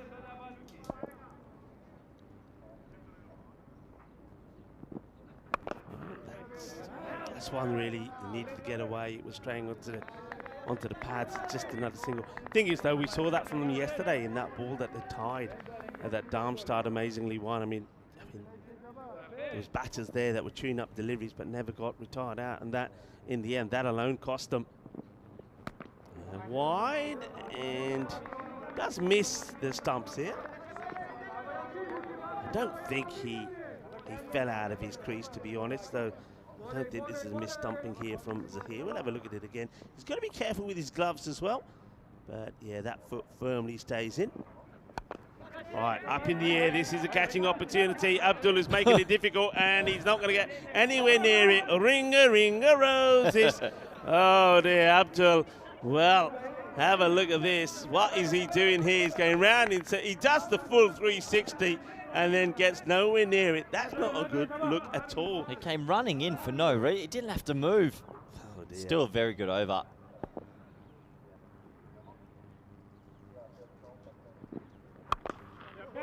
High, another catching chance. Nabi wants it, but he's nowhere near it. What is going on here with these guys? I mean, it should have been, Cameron Ahmadai should have screamed at Nabi. He said, I'm coming, leave it. Nabi gets in the way. He doesn't get anywhere near it. So both batters giving opportunities. Aki dropped there on the 10. I think Peter gives a chance on 24. I have to say, from what I'm seeing from Thur compared to a few years ago, there is a lot of rustiness in certain areas, and if they want to go and win their second trophy, they're going to have to improve in the field. Let's have a look at the scorecard. 10 extras in that 54 as well. Just shows how much this batting unit has struggled to get away. It was always going to be their openers this trip. If the openers click, they're a very good team. And we saw Isle of Man at the ECC. They got very close to winning the Challenge Division because of the openers. Yeah. Beard was just sensational. Okay, hit high, but straight to the fielder, and this will be held. So Mohamed Rafa comes out, and Peter Burgoyne, well, he's going to get going now because he finally will go for 25. But he'll know it's been hard work for him. 25 has come off 21 deliveries. And as Corey and I mentioned, that normally if you're going at anywhere near that kind of strike rate, you're normally pulled off, and another batter's been given a chance. So he battled hard. He tried to get things going for his side. It just wasn't happening. Nice catch there taken on the boundary. No mistakes. And, well, they're well on top here. But keep an eye, of course, on the bonus point equation score here, because now I think Drew probably sensing that they could take all the points here. Well, they've definitely got that opportunity, and it opens it up for Starigrad here. They'd be hoping that Drew really smash his team from Isle of Man. They've just not got going with the bat at all, Rico. At no stage have they felt like they're in this chase.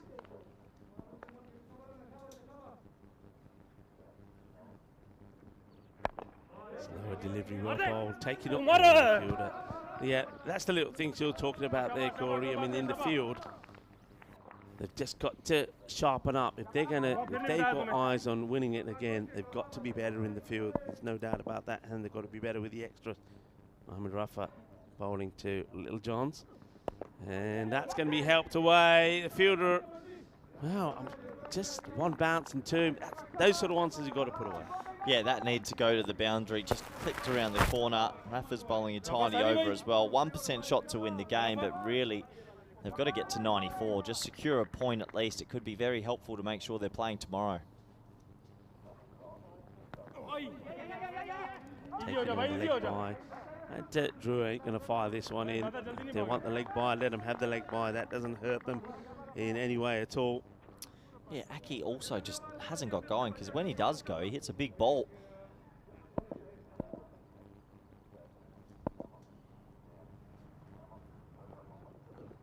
Well, banging this in, not really sure why Mohamed Rafa wanted to bang that ball in short, but he strays down the leg side. It's a swing and a miss from Phil Littlejohns. Struggling here. I mean, all right, that will have to be bowled again, but they're not getting bat and ball. Need to get to 94. Chance and take it. It's a very soft dismissal. Easily taken there by the fielder, and that's Umar Khan takes another. And Peel and St. John here, for me, Corey, are going to struggle to get to this 94. Just hasn't worked. Nothing's worked really. Even when they have hit it, they seem to have been able to find the fielders. He was the only fielder in the ring on the leg side, and he clipped it beautifully to him. So Rafa with a good over. This pace brigade from Drew are doing a job, and for me, Peel and St. John's have a good bowling unit, but the batting is just not clicking in this tournament. Yeah, I think you hit the nail on the head. You're relying on two guys to go big. Ollie Webster hasn't kicked off here at all. And Eddie Baird, though we have seen him score a half-century, I think he feels that there's a lot of pressure on him, especially when Ollie Webster is going early. This is what we're going to see, and Group B will start here on Thursday. Tomorrow is the finals day for Group A, and Hornchurch and Northern CC will go head-to-head, and we can see already that Hornchurch are sending in the scouts. Already sending in the scouts, Hornchurch, probably paying him €150 for the day to sit there with the laptop. Doesn't surprise me. Shikhtar only went for 6 in his first, and he comes back, and that's the thing about Shikhtar. He's not a slow bowler. He still fires it in, and it's good keeping from Zahir as well, standing up to him. Yeah, so Van der Berg still just trying to get one out the screws. Yeah, he just can't. He really is struggling. I think it's one of those now. I mean, normally if you know you got, I think with Aki van der Berg, and also when Peter Burgoyne were out there, if you knew you had other batters, you would have made a change, because the strike rate, run a ball at 13, is not what you need right now.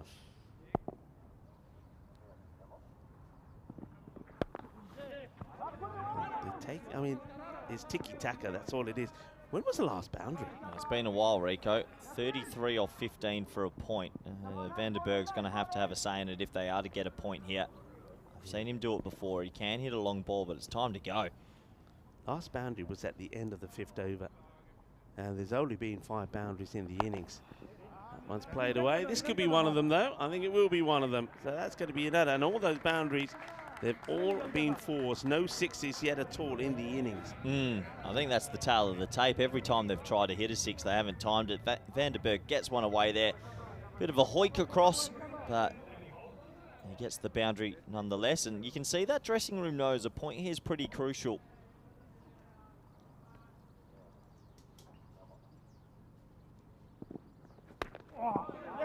Big swing, and I wonder if that's an opportunity. I think it might be. Let's have a look at this side on. Yeah, I think that's a mis-stumping. Pretty sure he's walked forward, tried to smack it. Keeper gets a little bit too quick for his hands, goes with the reverse grip. Not advised, and yeah, that's a mis-stumping. Yeah, missed opportunity there. And to the fielder, he won't get a run as the throw comes in. So Shikhtar keeps it nice and simple. Good spell from him.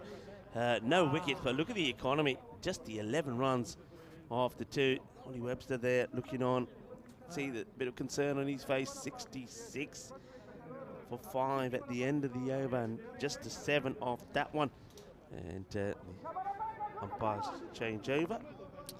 Yeah, 66 for 5 off 8 overs. A complete contrast to the first innings where we saw sixes raining galore. Those early wickets of Ollie Webster, Eddie Beard really shifted this game in Drew's favour, and they won all 4 points as Rafa's going to come and bowl a second.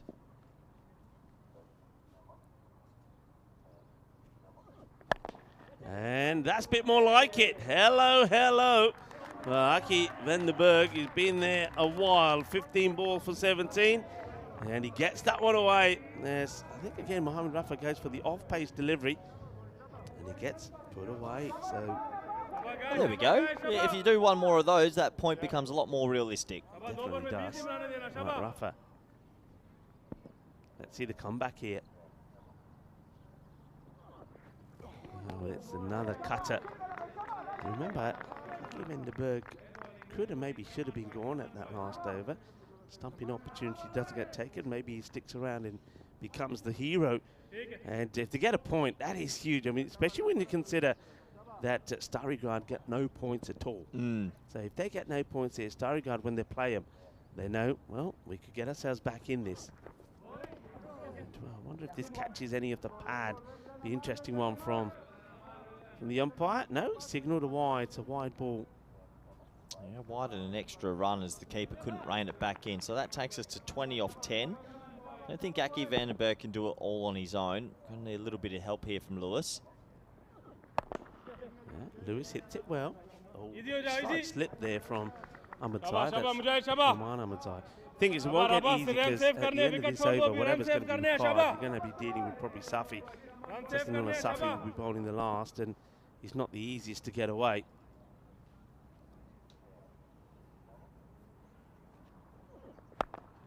Straight up in the air, should be keeper's catch. Zahir gets under it and takes it, and that's a massive blow.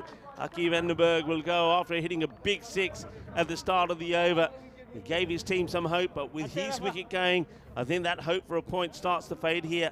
They're going down, we know that, but can they try and salvage a point?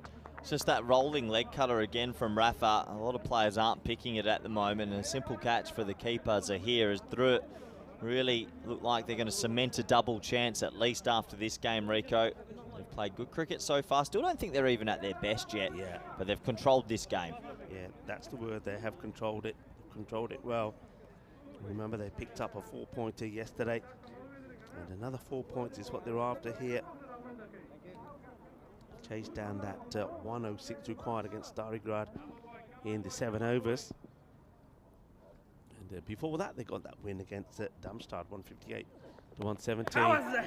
And that's gone 2 in 2. There's the next batter comes in, and that's another good take from Zahir behind the stumps. So Jacques de Beer will have to depart as well. Gets a good spicy delivery. It's all about the height and the bounce here. Couldn't deal with it. He's going to have to go. It's going to be a golden duck. A little bit of the old. A few people asking, still no signs of the ducks? I'm afraid not.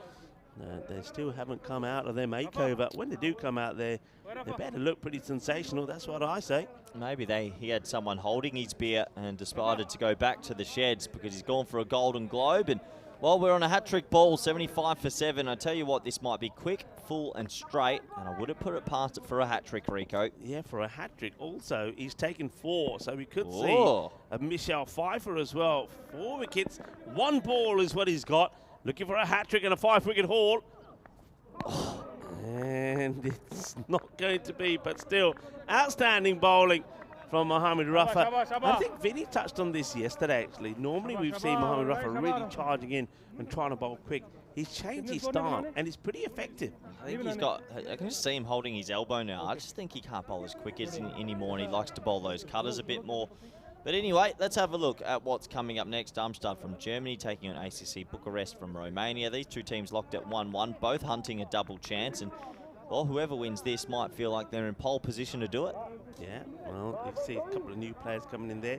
Ishan Adita and Parviz comes in, and Dinesh Madhushankar comes in there for ACCP. Right, can they get what they need here? I doubt it.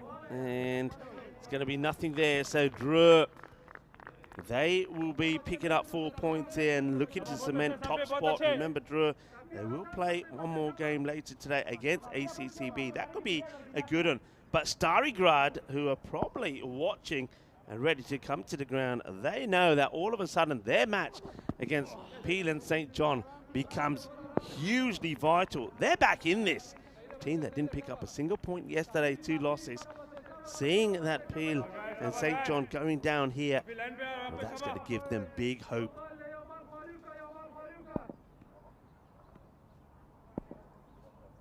Safi looking to get those Yorkers going.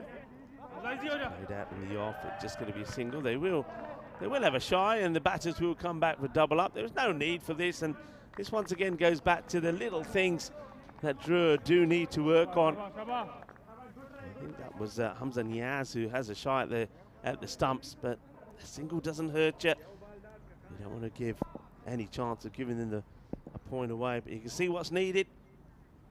Need a boundary. And not going to get one. That's a really good delivery. He's got the knack of getting this ball to cut back in. Jeez, that really zipped off the deck. That almost took his shoulder apart.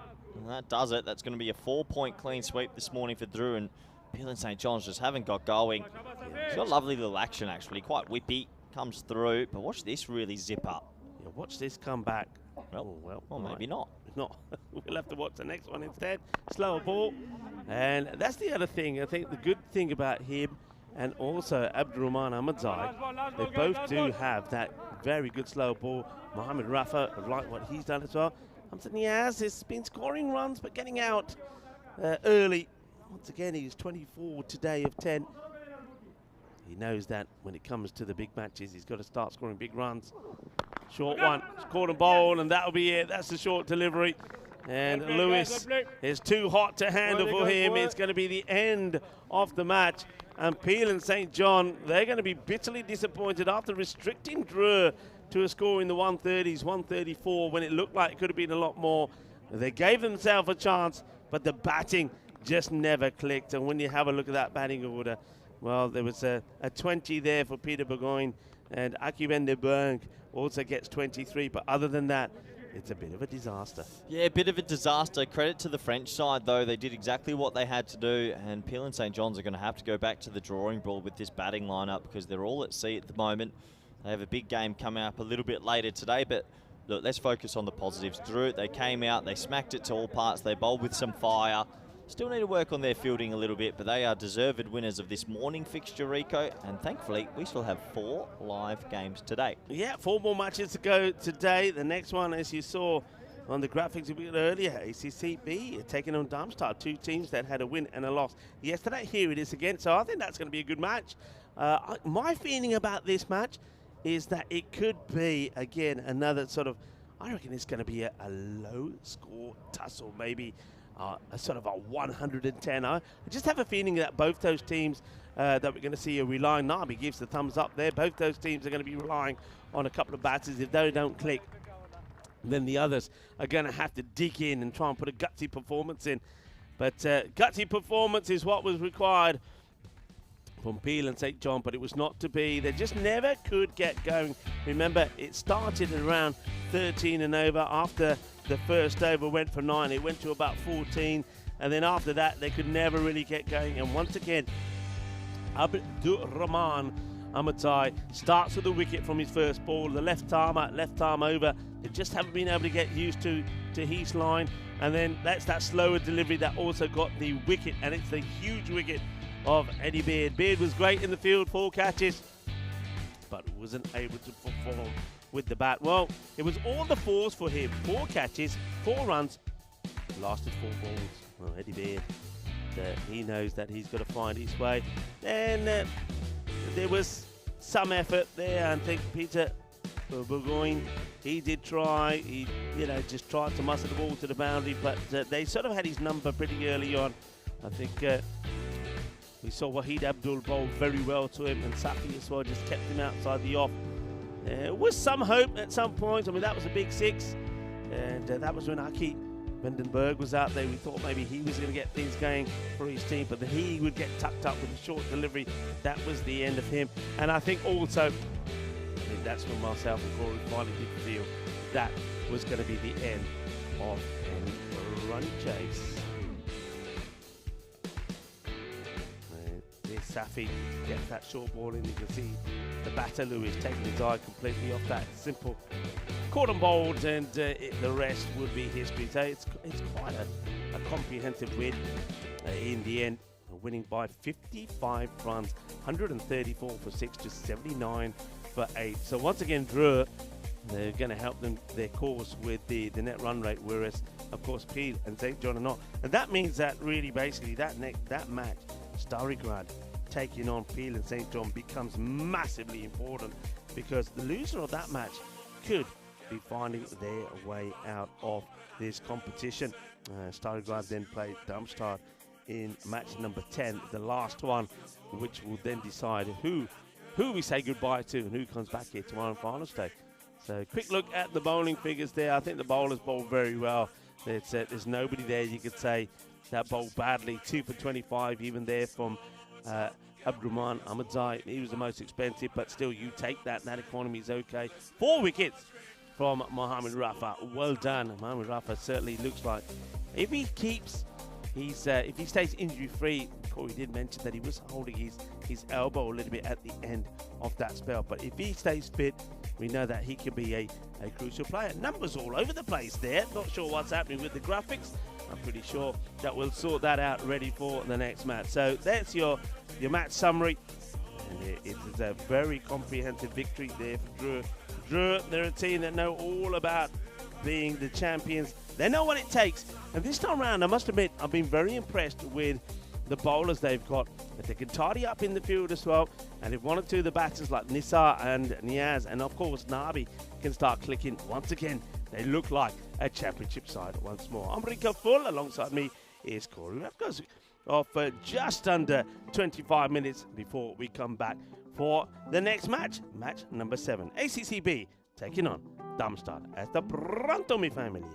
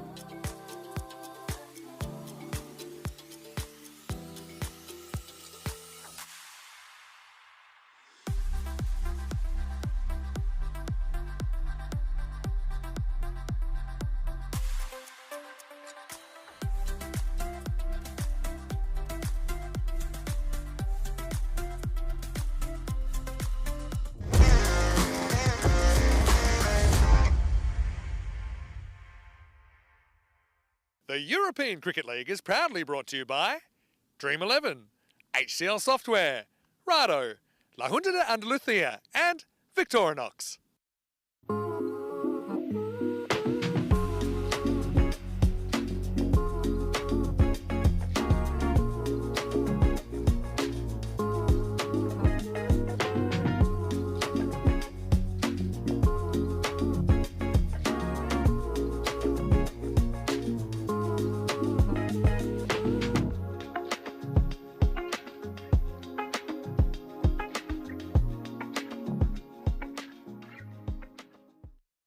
Hello viewers and welcome to match number 7, featuring two teams that did get a win and a loss yesterday. ACCB got 4 points against Stary Grad, and Darmstadt, well, they were the golden ball heroes when they got that, well, very unpredictable win against, sorry, we'll have to do that again. Welcome to match number 7. It's the second of match day 2, and it features two teams that had a mixed day yesterday. ACCB did get a good win against Stary Grad, but they would go down in one of their matches. And Darmstadt, well, they were the team that looked like they were going to lose their first match, but they won on a golden ball. That was an incredible match against Peel and St. John. The two captains are with the tournament referee, and that's Ian Rummage. Let's join him for the Rado coin toss. Darmstadt, you're the home team, you'll toss the coin. ACCB, as the away team, you're going to call. Here you go. Rado. It's been called Rado. It's come down. Rado, as you've won the toss. Okay, toss won by ACCB, who will bat first. Asad Abbas, the captain of ACCB, winning the toss and deciding that he will have a bat first. He's going to be hoping that he can get in the runs, but the main batter for them yesterday was Pravin Kumar. Let's see if he can find his form. They've got a couple of good all-rounders there though as well. I think Adil Asif, he was very good yesterday, and so was Trinadu Sandurawan. He was excellent in that last match. I mean, his runs were so important, at least meant that ACCB would be getting a point. So their opponents, Darmstadt, I think rely heavily on their captain. I think Azmat Ali with the bat was sensational yesterday, and maybe like someone like Abdul Shakur was good for them as well. But again, they were probably better with the bowling, got some good key players in there as well. I think this is going to be another very close match, and two teams that will know that whoever wins this match probably guaranteed to come back here tomorrow on the group finals day. Corey Ruckers is in the box. Corey will tell you a little bit more about the two teams. Hello everybody and welcome back to Cardamar Oval, game 2 for today. And we're a moving day here with the ECL for the Group A, because unfortunately we do have to say goodbye to a team tonight, and then tomorrow we have the finals day with the 4 teams, and a lot of these players are fighting for double chances and also making sure they get back for championship week, because that would mean you get an extra 5 days in the sun. Beautiful Andalusia region here in Spain. Two teams coming up against each other who have had a little bit of mixed fortune so far in the competition. It's Darmstadt of Germany, the champions, and ACC Bucharest of Romania, the Romanian champions. They're coming up against each other, and whoever wins this really does put themselves in pole position for the double chance. So far through have been magnificent in the group, but let's focus on this game for now, having a look at the two lineups. Obviously, ACC Bucharest choosing to bat first. They really need that top 4 to click. Asad Abbas and Abdul Asif at the top can hit it a long way, with Gohar Manan listed at 3.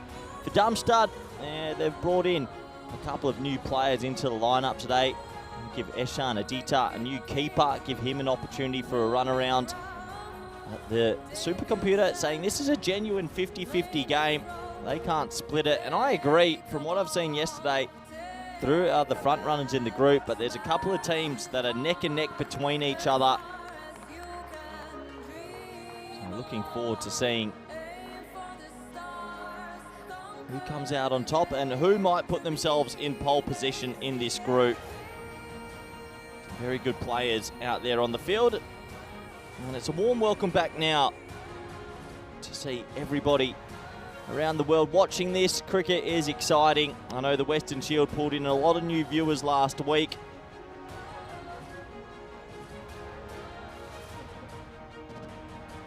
Hopefully we have plenty more new viewers for the ECL, our 5th edition of this magnificent event as well.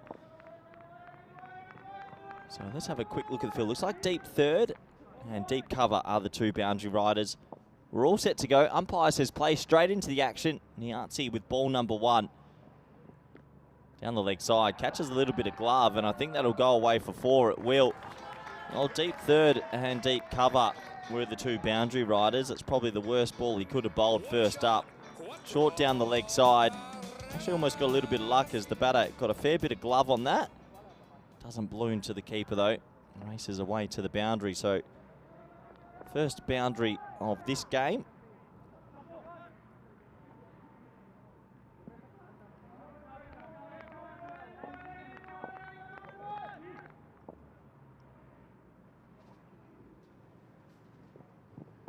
Another pretty horrific ball, has to be said. Well, with the field they have set, third man and deep cover, you really got to hone in on that offside, but 2 looseness to start. Easy pickings for the batsman. Just had to catch up with it. This time it's not glove, it's bat. That rolls away for back-to-back 4s to start this game.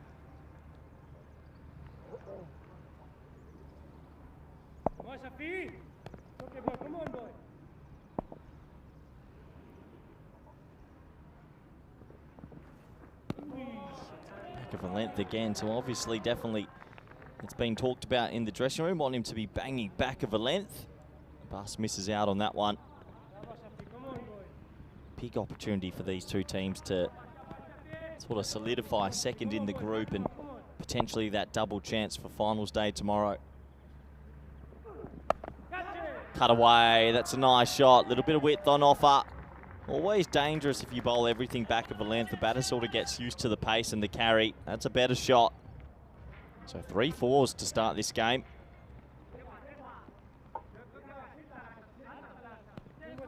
A little bit of chasing of the ball here. Every single time there's been a boundary, they've changed the field.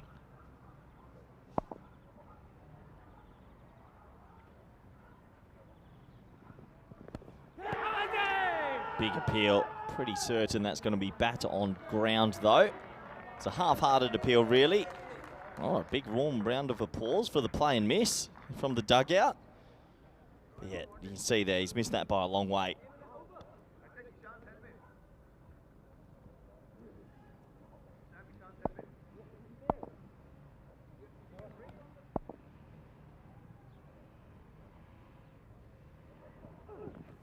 And another wild swing to end the first over. So a couple of looseners there and a couple of loose shots to end the first over. The score is 12 for none. Having a look at our 2025 calendar. And we've started the year with a bang. We're in Malta and then the Western Shield here in Cardamom. Now we're at the ECL and then we are off on the road. Portugal, Spain, Italy, France, Malta, Jersey, Sweden, Estonia, Romania, England, Czechia, Finland, Bulgaria. And then we're only halfway through the year. You get into the second half. A lot more action there as well. You've got the ECC, the European Cricket Championship. All the countries come out here, European countries. And then we have the ECW right at the back end. Also very excited for our first event in Valencia on the 24th of November. That'll be good fun. Some other regions of Spain. Come on, boys, on your toes, come on. So over number 2 now. It's going to be the left arm seamer this time. Hit away, shouts a catch, that's out. It's a loose stroke from a bus, very first ball. Right off the toe of the bat. And Darmstadt, they strike early. Rashid floated it up there outside off stump, but nowhere near the middle. And the first one goes down, and a good opportunity to welcome back Rico Full. Yeah, good to be back. Captain well, I think he's promoting himself to the top of the order, but he doesn't click here at all. So that's going to be the end of Hasan Abbas, of course. Won the toss and elected to have a bat. He was pretty happy to do that, but he's not going to be very happy the way he's going out here. It's a big heave. Doesn't get it right. And Abdul Rashid picks up the wicket. And disappointment for the captain. It's going to be another one of the old...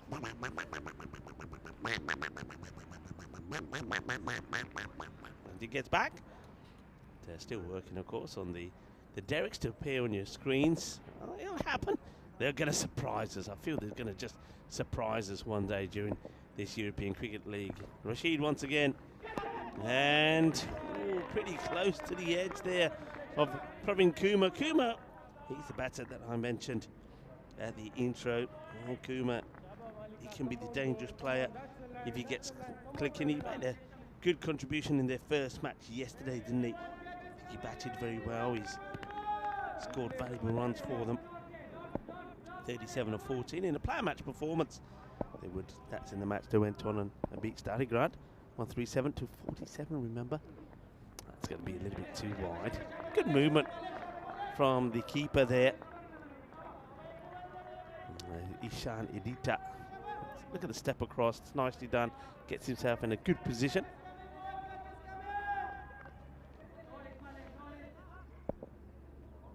Very vocal out there, a lot of noise. Big match for both these two teams. Remember, both got to win a piece.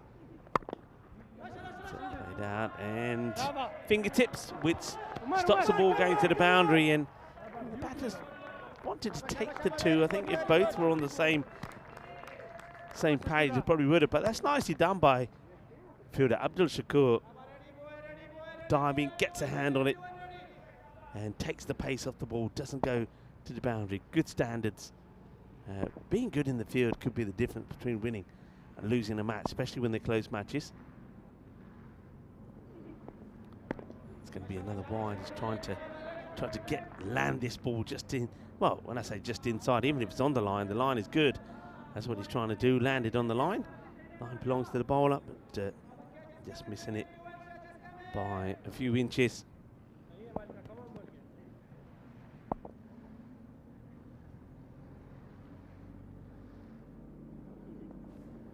This time, he does get it right. That's better. That's what makes it so difficult. If you get that ball coming across, also the batter never knows if it's gonna sneak in or not. And if there's no foot movement, like there wasn't there for Manan, then chances are you're always going to get dot ball. And they've got the third back on the boundary as well for the little snick. That might fly over to him. And this time gets called wide. Sulaiman Saeed gives it a signal, and very close. But yeah, I think the umpire's in the best position really to see that, feeling that the ball after it's bouncing is going past the line and not catching any of it. And he misses it again, so number of wides creeping up in the over. That's the fourth now. Just, only the one run off the bat. Started with the wicket as well, Rashid. See what he wants to do. He's just, I mean, not by a lot, just missing it by a fraction. Interesting that the batter, I mean, he's had a number of these deliveries in that area. Manan doesn't really look to be wanting to move around in his crease. You'd think he'd be taking a step outside the off to look to get back and get closer to it at least. And now he almost passes his back to the keeper. Oh, yeah, it was close. They were holding their heads. So it's another dot ball. Not a lot happening here at the moment. ACCB. That's one thing that we saw from them yesterday. Let's talk a little bit about how they went yesterday. So they got that win against Stalingrad when they put 137 on the board.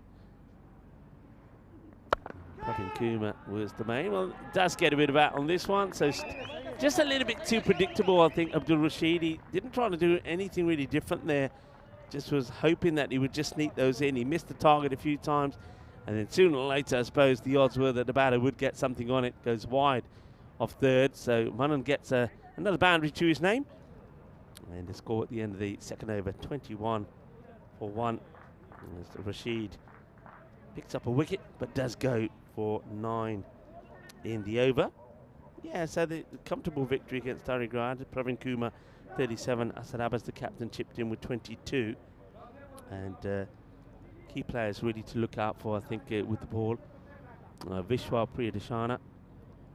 And also Tarinadu Sandurawan. And I'm actually surprised that we haven't seen him coming up higher up the order, especially after he's 44 yesterday. I think he batted beautifully.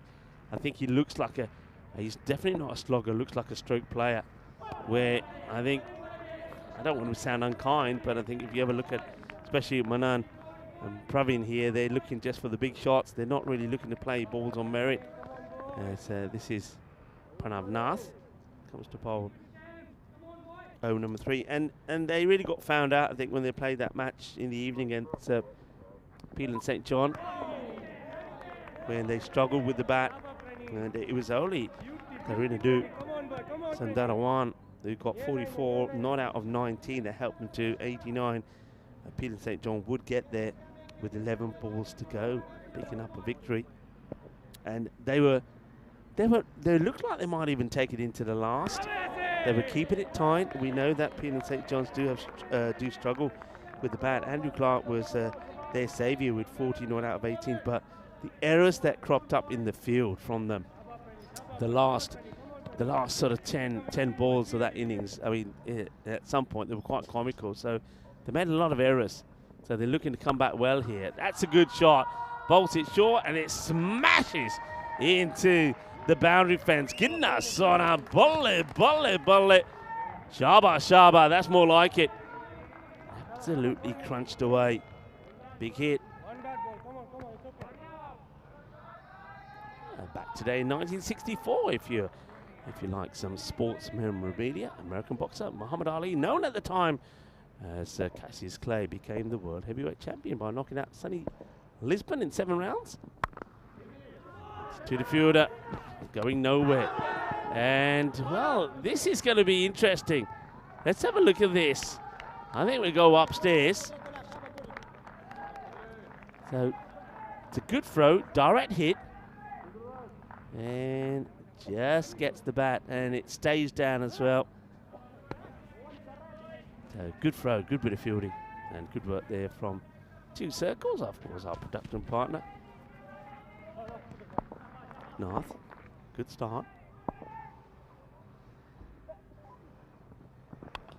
Edge, massive edge, but wide off the keeper. Ishan Adita can't get near it. It's going to be 4 more runs. They're applauding the edges here. Our ACCB, any runs will do, no matter which part of the bat that they come from. I suppose you pay for every part of that bat. So a big edge. It's going to be the second boundary off the over of Nath. And still, you'll take that. He goes for just the 11. And 3 over score. The power play score, 32 for 1. I can give you some good memorabilia of cricket as well. Back on this day, 1978. I think I actually remember this day. I remember the knock. Ian Botham's first Test 100 made it today in Christchurch in 78. It was a relatively sedate affair. It included a 6 and 12 fours, but took 312 minutes. It was a crucial knock, though. England went on to win by 174 runs, with Botham adding 8 wickets for good measure. An all-rounder had arrived. Back on this day in 1978, that's not going to go to the boundary. The chase is on. It'll just be another single. Welcome to everybody in the chat as well. Very lively today. Hello to Lithium, Dave. Barbara's there as well. Don Hisham was in there a bit. Hisham was asking about the Ducks. Yeah, John, we do hope that they will arrive pretty soon. Hello to Wayne as well. Firmed down the ground. A couple of bounces to the fielder. Will just be a single. Paul Kempin was also making some references to the Ducks, and Daniela in there as well. Of course, we know that the Romanian side will get a lot of support. That's up in the air. It's going to fizz away. 4 runs. A lot of. I think they're being the most vocal side out here of ACC Bucharest. Making a lot of noise, giving a lot of support to their players. They've got some good support out there as well. And I think they were hoping that their boys do a little bit of Dundin Butch and to get some runs on the board.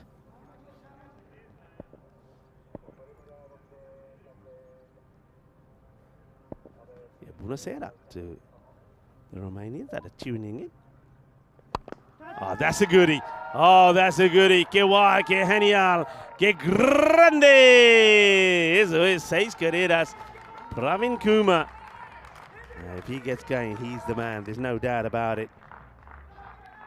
Beautiful player to watch. Plays both sides of the ground. And that's a good shot. clean, sweet out of the middle. Sweeter than a bowl of rasmalai. 6 runs. Sam, Cracking hit. are you able to fix it? There's Joe Foster trying to help tell the ball boys which way they need to go. That way a little bit. Udhar ja, idhar nahi, udhar, thoda idhar ja. Idhar, chakla. Meanwhile, I think Sulman Saeed is saying, hey, boys, just get another one. Just get another one until that one comes back. So, Majid Nasiri bowled well yesterday, actually, Nasiri. Needs to come back ball here, though. And he could get the wicket, should get the wicket, and he will get the wicket. And a big wicket. Pravin Kumar delights everybody with a couple of boundaries on the spin. A 4 and a 6 when he was looking pretty slick. But now he'll have to go. And Nasiri does get the comeback ball. So Majid gets the wicket. And a good batter, Pravin Kumar, does have to go. 44 for 2. No mistakes from the fielder. Comes in, takes it well, keeps his eyes firmly fixed on the ball. That's Abdul Shakur. And look out for him with the bat. And I think one of only a handful of batters of Darmstadt that also have impressed. This time it's the catching that he has to do. So second wicket goes. And Abdul Asif, the all-rounder, comes in at number 4. Yeah, I'm still surprised. I think that, for me, Tarindu Sandurwan did enough yesterday in that knock to show that he's somebody that we should be seeing up the top of the order. I think he just has a little bit more about him, a bit more flair about him. A big appeal, but I think that one's probably too high, and also going down the leg side.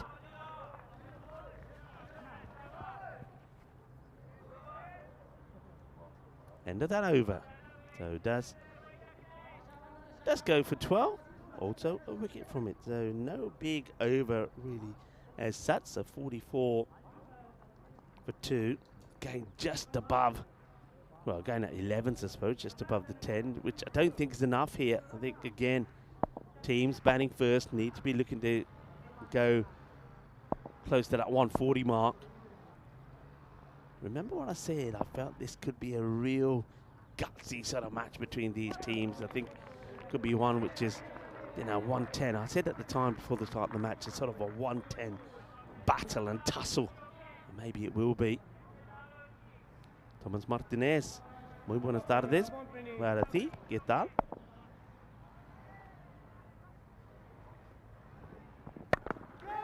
Sliced up in the air, no power in the shot at all. Manan, he scratched away runs. I think that's the way that I would put it. Scratched away. There's miscues. There's been some opportunities that he's half chances. But hasn't really been clinical. Hasn't been timing the ball well. He is still there though. Genuine edge, and that's gonna be an incredible save actually. Very good. You probably heard that on the microphones. That's a fantastic save. This ball is going quickly, and not too many are caught up with, and that is brilliantly done. Excellent save. That's Stefan Solomon. What a good save that is. Important run saved. Saves 3. Bowled, and just another hoik from Gohaman, and it's painful to watch really in a way, because he's chewing up a lot of deliveries here, and we sort of seen that a lot today already, haven't we? So 13 balls for 22, Manan. And bearing in mind he's hit 5 fours. So that tells you that there's a lot of dots, and there's another one. So Gohan Manan, I don't think he's helping his team's cause so far. So he's hit 20. He's hit 20 of 5 balls. But then he's hit, well, you can work that out. Then of the next 9, he's hit, what, 2 runs? Okay, well, he'll hit 6 here. That's high. And that could be pretty close to us. Well, it makes a noise. It definitely crashes into something. It might even be the old production tent. That could have been a bit of the old knock here. Well, slower ball, but it gets picked. Yeah, Munnan. Yeah, that crashes into, I think, yeah, there's the old, one of the containers there behind there, one of the engine rooms. So, slower ball, rolls the fingers on it, and Munnan picks it. The 50 comes up then. In the 5th over. Narth, once again, goes to back to pace on. Play down the ground for a single. So Pranav.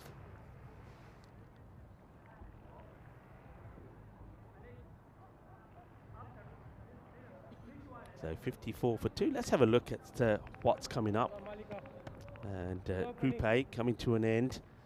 And we'll know at the end of the day which two teams will have that double chance. That is very crucial, isn't it? And then also which team we say goodbye to. That could be decided coming up the next match. That's going to be key, isn't it? And then tomorrow we'll be putting one team's name up in the lights of Group A, and then Group B. Time for Group B to start. And that we feel is going to be a very explosive and close group. More of the same. There's the dot ball. Last over from last. Good one. I mean, just a 10 coming from it, so they're going at 10s. Not a lot. No major hitting at the moment. No flow, no consistency. And Munnan, sort of, I suppose he's showing himself just what this innings has been like, really. Edge on it, and that's probably Solomon who's out there again. Remember, already has made a good save out there. He does it again. Hasn't he been good out there? Stefan Solomon gets down, makes the save. Beautiful day, by the way, here on the Costa del Sol. And nice to see a lot of people also enjoying the cricket and the action from the fan zone. It's a nice time now. It's the afternoon. Nice time to have a nice cold Victoria, I think. That's a nice shot. Lovely shot. Holds the pose as well.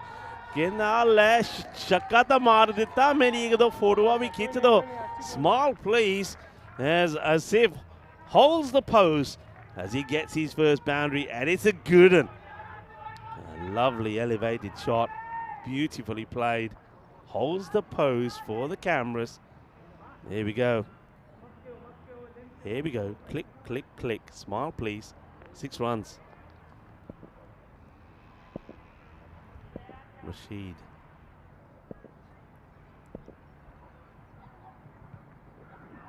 That's the areas he's been targeting.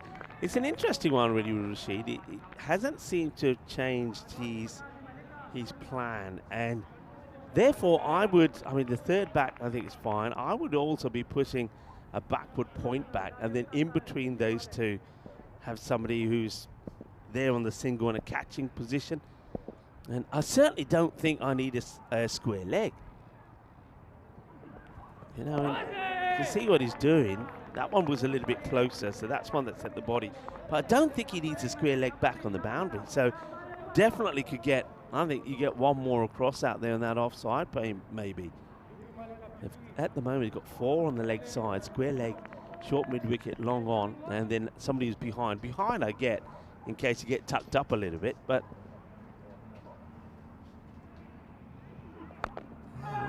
again, going nowhere. So Rashid, the angle that he's bowling is creating plenty of problems, and gets a good over in there. Rashid does go for one big boundary. That was a beautiful shot from Asif, but that's about it. Just a 7 from it.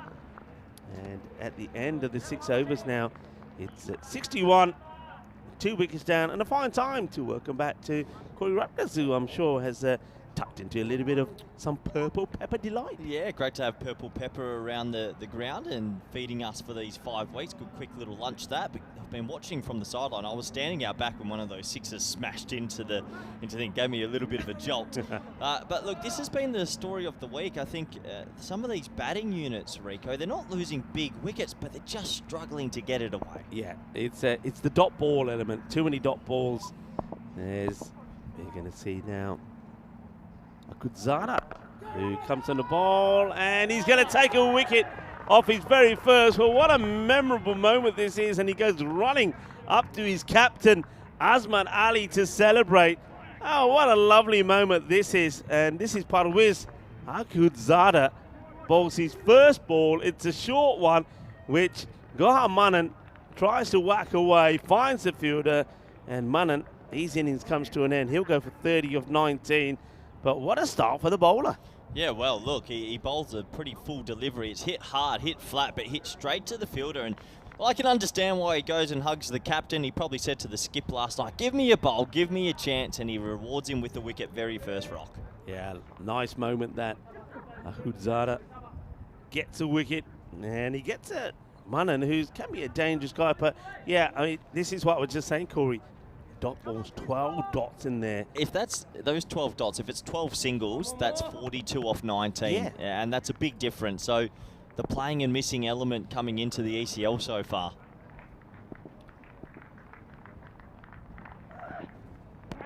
Well, now we will see. Well, this is San Daragun, who I thought batted very well yesterday, and I was thinking that for me, he's somebody who should come up the order. Well, he's come in a little bit higher up. He comes in at number 5, but he too plays and misses the dot balls to start off with. Maybe a little bit frustrated at the moment, maybe ACC Bucharest. They know they're leaving a few runs out there. Can they get a good cameo at the back end? Shot. That's a good shot. Now that's why this guy for me is very different to some of the others. Just from what I'm seeing, I mean, he definitely for me comes up ahead of Asif and Abbas. There's no doubt about it, and maybe even he should be opening up there. He just plays nice shot. We saw him do this yesterday. And if he sticks around, we'll see that he doesn't just play in one area. So good start from him. He uses his feet well as well. Well, he gets tucked up here, and we're not going to probably see too much of him because he'll go to the short delivery. You can see he's a bit disappointed. He gets tested upstairs by Akhundzada, and he's not going to do any more than the 4 he plays with the cover. So it's going to be 3 balls for 4. And Sandaruwan this time is not going to help his team with the batting. Yeah, it's a big wicket because last night he really was the glue in this batting lineup. I think he made a score of 40 plus, but yeah, right now it's boundary dot or bust at the moment. ACC Bucharest trying to break the shackles a little bit, but credit to this German champion side. They're just holding them back a little bit, and really this might be another score under par. We're seeing a bit of it in Group A.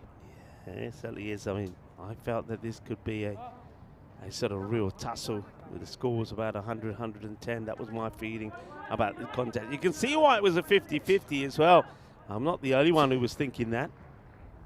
And when it started this, Monica Ramos as well, who joins us in the chat. Well, that's a nice looking shot, but he's found the fielder, and that is a sensational catch.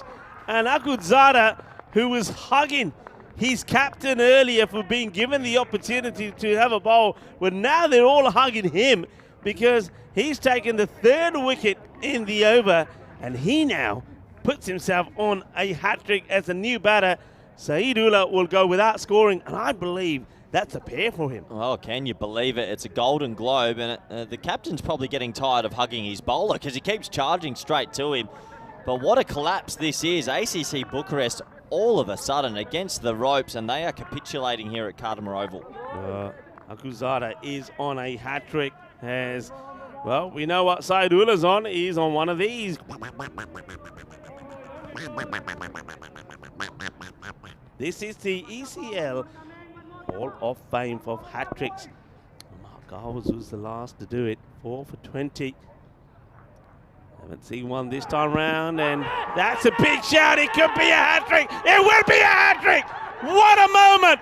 We have a first hat-trick, and Parviz Akhundzada has it. 4 in the over. Hat-trick. Gets it, and it's Naveen Kunta who's going to have to go. It's full. It's straight. It straps him on the pad. It's a huge appeal. He's down on one knee. He's pleading for the umpire to put the finger up. And the umpire, Joe Foster, obliges. 4 wickets in the over. And he has a hat-trick. And don't forget, when he comes back, he could be on a double hat-trick. What a moment. What a moment. He's absolutely chuffed. Absolutely chuffed. And the ball wraps him on the back pad. I mean, is it going to hit the stumps? Is it going to go on a miss? That's a close one. Umpire score. Oh, who cares, Rico? I'm caught up in the emotion of it all. 4 wickets in the over. We have a hat-trick. Look, fair enough. Back leg, probably clipping a little bit of leg stump. It only has to touch a bit of that leg stump. Can you believe it? What a moment. And the collapse is on. What a turnaround this has been. Oh, we have a hat-trick, folks. We have a new player, a new name that will go in the Hall of Fame. Sensational. Well, I thought the captain would get tired of all the hugs, but he got 4 very good hugs that over. And obviously, whatever was discussed last night, he asked for his opportunity with the ball, and he has taken it. Oh, delightful. Absolutely delightful. That's what the European Cricket League is all about. Players' dreams coming true.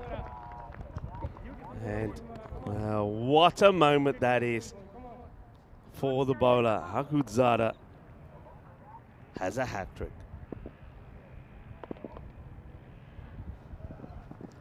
That one might be called a wide, yeah, just isn't going to get away with that one, slipping that one outside the tram line. So, yeah, it's all happening. Rico, just looking at the scorecard, have a guess how many dot balls in the innings. We're 44 balls in. 44 ball in, I'm going to say 50%. 22, congratulations, you are the winner. We're 50%. They just haven't got enough bat on ball. That's up in the air. This could be another wicket as well. Just dropped short the fielder, but he does well. Stops it from going past him. That's a nice little one-handed grab there from Niazi Darmstadt. Bowling and fielding well. Tell you what, Stefan Gooch, who has the record of 6 for 2 on the network, we have never had a 7 for. Yeah. Well, you never know. He better be bowling the next over. He's got to be, hasn't he? How can he not give it to him? ECCB need to get something out of this. Well, I don't think they will. This is going to be another wicket. He steps the wrong way. He goes down the leg side. Should have perhaps walked the other way to play the shot. And Abdul Asif, the only, I would say, recognised batter that was left, he hoiks out. Another one bites the dust. So Asif now goes. He'll depart for 8 of 8. And it's Mohamed Umar. Remember, he was the golden ball hero yesterday. He bowled that last over. Only conceded, I think, just a couple of runs and then bowls the golden ball. They couldn't get him away. And, well, ACCB, there looks like well, I thought there might be a scrap for the 100th, but they may not even get there. Rico, I know you've spent a lot of time in Romania, Yeah. one of your favoured countries. What's going on with ACC Bucharest? Because of winning the Romanian Championship, they're a good team. There've been some other good teams to be here, but Yeah. they're really struggling with the bat. That's clipped away. Just going to be a single. It's a very good question. I mean, to beat the champions there, you got to play some decent teams. You Yeah, got of to beat the course. likes of Cluj, and so these guys. I mean, they're right champions. I mean, they're champions for a reason. But just at the moment, when you think of some of the good players that we see in Romania, who of course are not here, not part of this setup, you wonder how they've done it. That's hit firmly. He's going to test the fielder, not going to get there. That's 4 runs. Good shot. Samiula gets that one away. Nice one from him. What can they get to here? That is the end of the over. And the crowd are already shouting his name. Hakudzada, Hakudzada, Hakudzada. He's got to come on bowl the next. Well, I'm glad they can say his name because I can't. But look, we've got on track here for a Michelle Pfeiffer, a double hat-trick, maybe 6, maybe 7. Everything he's touched has turned to gold. A 4-wicket 7th over and a hat-trick in there. Well, I can't remember calling a double hat-trick personally. If he gets it full and he gets it straight, he's got every chance. Yeah, well, I think I've only had the pleasure of calling just the one on the network. So here we go. Double hat-trick is on here. Hakudzada. Oh! That's ball on bat and helmet. I've definitely heard lid there. Well, he's actually unlucky that didn't balloon up and go up for a catch to the keeper because that was edged straight into the bean. I think they're going to have to do a concussion test, maybe not. Let's have a closer look. Edge straight up. You've got to do a test it. That is hitting I don't- hard. Why at Western Shield did everyone get looked at? And now it's like, well, you know what? You play club cricket. Yeah, you got to. For me, you got to check that. That is hitting hard. This one is going to be one bounce into the fielder. In comes the throw. Well, he's been hit on the lid. Goes back on strike. And he's going to be facing Akuzada, who caught him. I like the fact that Akuzada, after bowled that ball, was very quick to just check that he was okay. That's nice from him. Well, there he is, folks. Looking at the man who's on our Hall of Fame. European Cricket Network makes dreams come true. And that's up in the air, but that will go all the way. Well, maybe being hit on the head. It's just woken up Mumukti Madhushan, the wicketkeeper batter. He plays that away. These are such valuable runs coming here towards the end. Samuela hit a boundary. Now we saw Mumukti do the same. How big are these runs? Well, we saw last night they got some late runs against Peel St. John, and then they actually bowled quite well. It was the fielding that let them down. So, look, a couple more sixes here, a couple more fours. That dressing room knows they haven't batted well, but if they can get to 100, maybe you can defend it.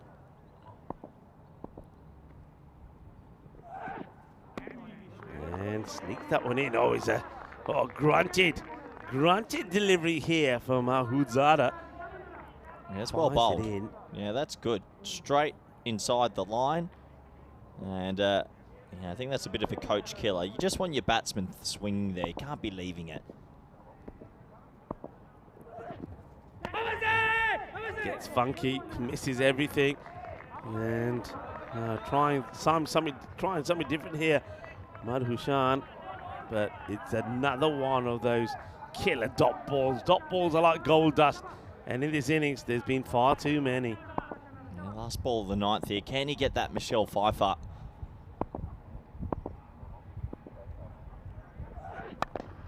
It gets played away. It will just be a single. No 5 wickets, but 4 for 13 is exceptional.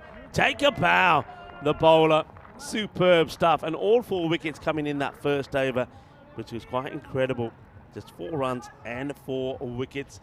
And ACCB, the team from Bucharest there in Romania, are 82 for 7. Yeah, 82 for 7, and in complete control, you'd have to imagine Darmstadt. They've done pretty well as a collective bowling unit. No one going for more than 12 and over, so they've kept it really controlled. And if they finish well here, they'll fancy their chances of chasing this down. Yeah, I think big time Darmstadt were disappointed with the loss first up draw, but their campaign came back to life with a victory that I think even they probably couldn't or struggled to believe that they pulled it off. They needed a tie and a golden ball, but they got that win against Peel and St. John. And now they're looking to get a good win here against ACCB. Thought this would be a close match. It still could be, but can they get some valuable runs to the last 5 deliveries? It's in the air and it's going to beat the infielder and go to the boundary. 4 runs. They're leaving that mid-wicket open. They're keeping the mid-wicket inside the circle. And that's because they've got 2 out there on the offside. So now the 3rd does come up so the mid-wicket can go back. It's quite weird, this group. I feel like Peel and St. John, Darmstadt and basically Bucharest all have good bowling units. But it's whoever can bat out of those 3 teams at the moment. From what I'm seeing, it's a bit shaky. Yeah. All seem to have 2 key batters. If they click, can make a big difference. And if they don't, then it's these sort of scores that we'll see the battles for. So, looking to get to a 90. Remember, ACCB, they struggled yesterday with the batting first as well against Peel and St. John, but they got to 89, and they fought hard. And it was only some loose fielding towards the end of that match that saw them go down. I think that's the biggest thing I've noticed is this cross-back cut shot. They're wafting at it quite a lot. A lot of plays and misses outside the off-stump when it's a heavy length. And that's a great example there. Not too sure where he's trying to hit that. You've got 3rd man and point always in the ring. Yeah, just lean on it, a little bit of a cut shot. You'll get value. Yeah. Oh, well, this is going to be an interesting one for the square umpire. I think they might be going upstairs to have a look at this. It is dipping, but does it dip enough? So at the moment, it's definitely gone for 4. Is it 4 or 5? You can see that ACCB, well, they're sat in the bench thinking it could be high. Yeah, was it dipping? That's the only thing. It was that back of the hand slower ball. Oh. Dear. Now. So, but look at the trajectory of it. See where that's going? Yeah. I think that's probably dipping, but because of the way the shot is, they might have to call that. Yeah, it's I mean, he's outside the crease as well, so you got to. Yeah, They are called calling it. Yeah, they're calling it. That's where you need your deep point fielder just to block the camera perfectly. So free hit. They could still another boundary here. A couple of boundaries could still get to a scrappy 100. And not now. It's another swing and a miss. More dot balls. Dot balls have been a thorn in the side, the thorn in the foot here of ACCB. They've just been getting it wrong. I'll count during the innings break, but they must be close to 30. And Yeah. 30 dot balls in an innings of T10 is a pretty extreme amount. Yeah.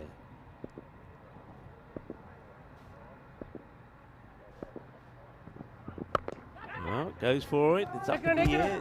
They've got to have to try and go for two. And in fact, they don't even, because it's a good pickup. No mistakes from the fielder. Throws it straight into the gloves. And a good, tidy performance from Darmstadt. They caught well. They bowled well. And just the 8 extras, 6 wides and 1 leg by. They'll be very happy with their performance here. Yeah, the 1 leg by and the 1 no ball. So good, solid performance from the German champions. And they've got the Romanian champions on the back foot. ACCB, they finished 93 for 7 at the end of their 10 overs. Look, credit where credit's due. I think Darmstadt have done a very good job there. They bowled a good length, a good line, and they've been able to restrict them to 93. They really should chase this down, but with early wickets, maybe anything can happen, Rico. Yeah, anything can happen. We know that the ACCB themselves put a really solid performance in the first I would say, the first 7 overs for trying to defend that 89 last night. But then the last 10 balls or so, they really did throw it away. So they know they have to be strong. They also do have some good bowling. I think Vishwa Priyadashana and also I think Thurindu Sandhuruwan are going to be pretty key in this one. Let's have a look at the highlights. And then, well, we'll see what more is to come. Yeah, let's have a look at those highlights. It started with a pair of boundaries, and we thought, well, maybe this is ACC Bucharest finding their batting boots. It was a 4 down the leg side, and then another 4. But then the wickets started to come into this innings. It was a golden duck right at the top for the opening batter. It'd be disappointed. It just sort of felt they could never really get a succession of boundaries after the first over. The odd 6 was in there, but 4 wickets in the middle of phase in 1 over really pegged them back. Credit to Darmstadt, who have bowled pretty well in this tournament so far. It just looks like the middle teams are trying to find some batting form. The dressing room, they believed, trying to build up sort of the batters out there in the middle, but there was no rhythm in the innings. This was a nice safe catch, deep mid-wicket. Looking at the strike rates, no one striking at 200 throughout the whole innings, and that's very rare here at Cardimer Oval. There was the odd 6 here and there, and some nice shots in between, but there was only one man that would come on and change the script. Kudadza, he came on and took 4 wickets in the over, including a hat-trick, our first hat-trick of 2025 at this ECL. And to his credit, the hat-trick ball, he got it full, he got it straight, and Joe Foster, the umpire, said, that's good enough for me. This was the one. Some people might say maybe sliding. Some will say getting a bit of leg stump. You tell me at home. That's hit him in front of leg. It only has to kiss a little bit, and it didn't have much longer to travel, so fair enough. And what a special moment that is. We're here for those moments. Right at the back end, the lower order tried to add a little bit of fizz to the innings. A couple of boundaries helped them get up to a score in the 90s, but still at Cardimer Oval, if you're new to this ECN platform, Cardimer Oval, you want to be hitting 130 to 150 minimum, and when you play at some other events, 150 to 170. Let's have a quick look at the scorecard, shall we? All the bowlers chipping in, and well, the batting group just never got going. Look at the strike rates here. 30 off 19, that's at 157. 18 off 11, that's at 163. No one striking really close to that 200 mark, and that's a minimum here at Cardimer Oval. 3 golden ducks in there as well. 8 extras helped the total, 93 for 7. That batting group just not firing so far. The bowling scorecard a lot prettier. No one going for more than 12 and over. 4 wickets for that man we spoke about. And, well, shared around from all of them. Darmstadt may be finding their T10 rhythm. We're at the halfway stage. Do join us back in the next 10 minutes for the all-exciting run chase. Thank you.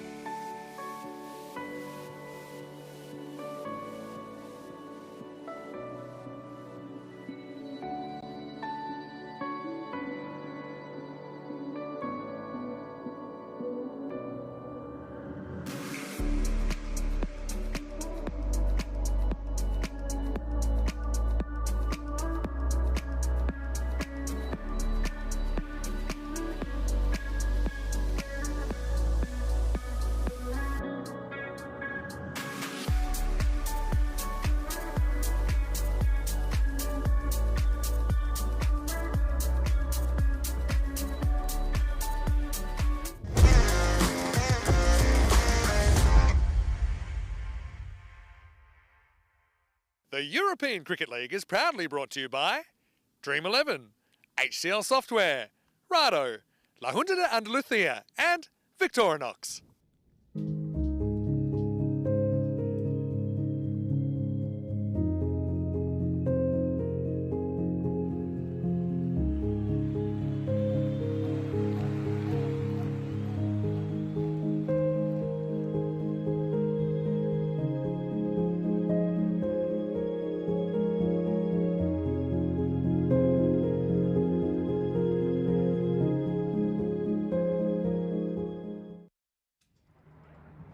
Hello viewers and welcome back, and yeah, please do scan that QR code, our charity partner, Share the Meal, and see if we can together as a family, as a community, do our bit to help eradicate global hunger as we get ready for the start of this innings. And you would feel that Darmstadt have got things in control here and they should be victorious, restricting ACCB, the team from Bucharest, Romania, to just 93. But I've said right from the beginning, I think 100 and 110 here could make this a very exciting match. You saw the bonus point equation there to restrict the 65 or less, then all the points could go to ACCB. You can see them taking the field there, and they're up and about. They know they've got a challenge ahead of them, but they do like to fight.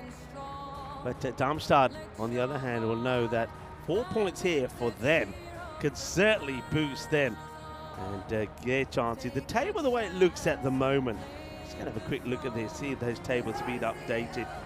So I think they're still not quite updated on what I'm looking at here. But Darmstadt, 4 points from this could see them really go right up to the top of the standings, be competitive with Drew, and then there'll be a real battle between Drew and Darmstadt to see which one will finish top of the group. There's still matches to play here. Drew will play ACCB, and Darmstadt probably have on paper the easier match when they take on Staligrad, the last match of the group. So just stay focused on that. Yeah, just haven't seen the standings being updated just as yet on the database that we have here, because remember, Drew, they did pick up 4 further points. So Drew, for my calculations, are in 11 points as that gets played away, be a single to start. And Darmstadt at the moment are on the 4. So a 4-point victory here takes them to 8, and then, well, depending how the final matches go in the group, you can see how the group ends up finishing up. Vishwa Priyadashana with the ball first up. It's going to be wide here. They've got a genuine catcher, a slip in place, and just moves just a little bit too much. A lot of talk about the hat trick, the LBW. Some people feeling that the ball was probably going to miss the leg stump. But I think as umpire scored, this would be a great catch if he pulls this off, I'll tell you that, and he can't get anywhere near it. And if there's one man that you want underneath it, it's probably Saidullah, who has taken the great catches. He's eyeing it up, he's going all over the place, but you can see that at the last moment he's just not able to get close enough to it.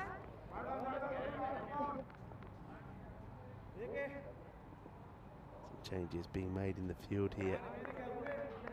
Azmat Ali, he's a dangerous hitter of the ball, isn't he? He's got Mohamed Umar out there with him. Azmat, though, stays out there. I think stays out there 5 overs. I think they win this match quite comfortably. Gets a Yorker, sort of onto his legs, and just gets his blocked out. Oh, it's going to be one of those, isn't it? It's going to be one of those. Welcome back to everybody, wherever you're tuning in from around the world. Hello to Ian Smollen and Tim Harmer that are joining in the fun and the action on the chat. And if you're new to the chat, and gone. That is huge. That's a mammoth wicket. Chases a wide one, Azmat Ali. He'll go for just 1 of 3 deliveries. And if you wanted to get back in this match, that's the wicket you wanted. Azmat will go. And I'm guessing now that it's got to surely be Abdul Shakur who comes in at number 3. And if you can get him out early, ACCP are once again back in this match. Not a good shot. It's well taken by Vimukti Mudashan. And there it is, a little trickle, the little edge into the gloves of the keeper. Captain departs for just 1 of 3.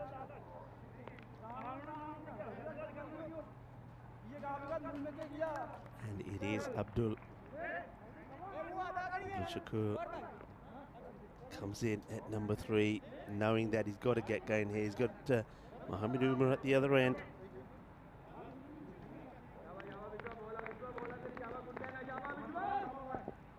So Vishwa Priyadashana does it again. Batter wasn't quite ready there, so Priyadashana will go back to his mark.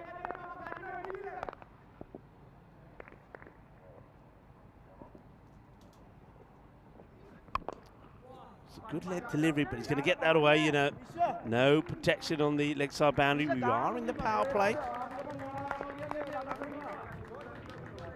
3 over power play, only the 2 men back. So they've opted to have both of those men, quite surprisingly, actually.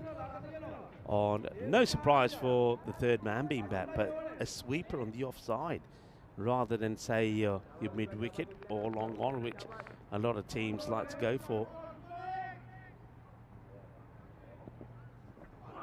Full toss, and he just pushed it up in the air. It's a soft dismissal, it is. We'll probably just check the height on this, just to make sure, but I think it's a slow ball. I do think it's coming down. And the umpires don't seem to be stopping the batter from walking off. So that is a big wicket. Abdul Shakur gets the boundary and will go. And he just wants to be too careful here. I think that's what it comes down to. Let's have a look at this. Yeah, you can see he's low down. He's picking it up just around about thigh high. It's not above the waist. I mean, it's a full toss. You should be looking to pepper that to the boundary. But that's the pressure. Abdul Shakur, he's in his mind, he's thinking, don't do anything stupid. Don't make a mistake. Don't get out silly. And when he gets the ball that he should be mashing to the boundary, he decides to just, well, it's almost like he decides just to punch it and push at it. Got to give his wicket away. And Vishwa Priyadashana takes another. 7 for 2 at the end of the 1st. And for those of you that thought, Enrico, what are you talking about when you feel that this is going to be a close match? Oh, I feel it.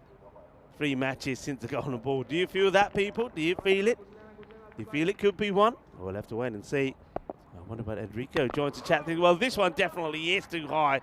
It's going to be a 7 up. So another big twist in this match. And that's an awful delivery. As Abdul Asif, who's, well, up until now, he's not having the best of matches. Remember, he chewed up 8 deliveries for 8. And now he comes to bowl the next over. And he bowls an absolute Gandhi delivery. And that just doubles their score with 1 hit. 7 for 2 becomes 14. Nath has joined Umar out there. So Umar smashes that one away.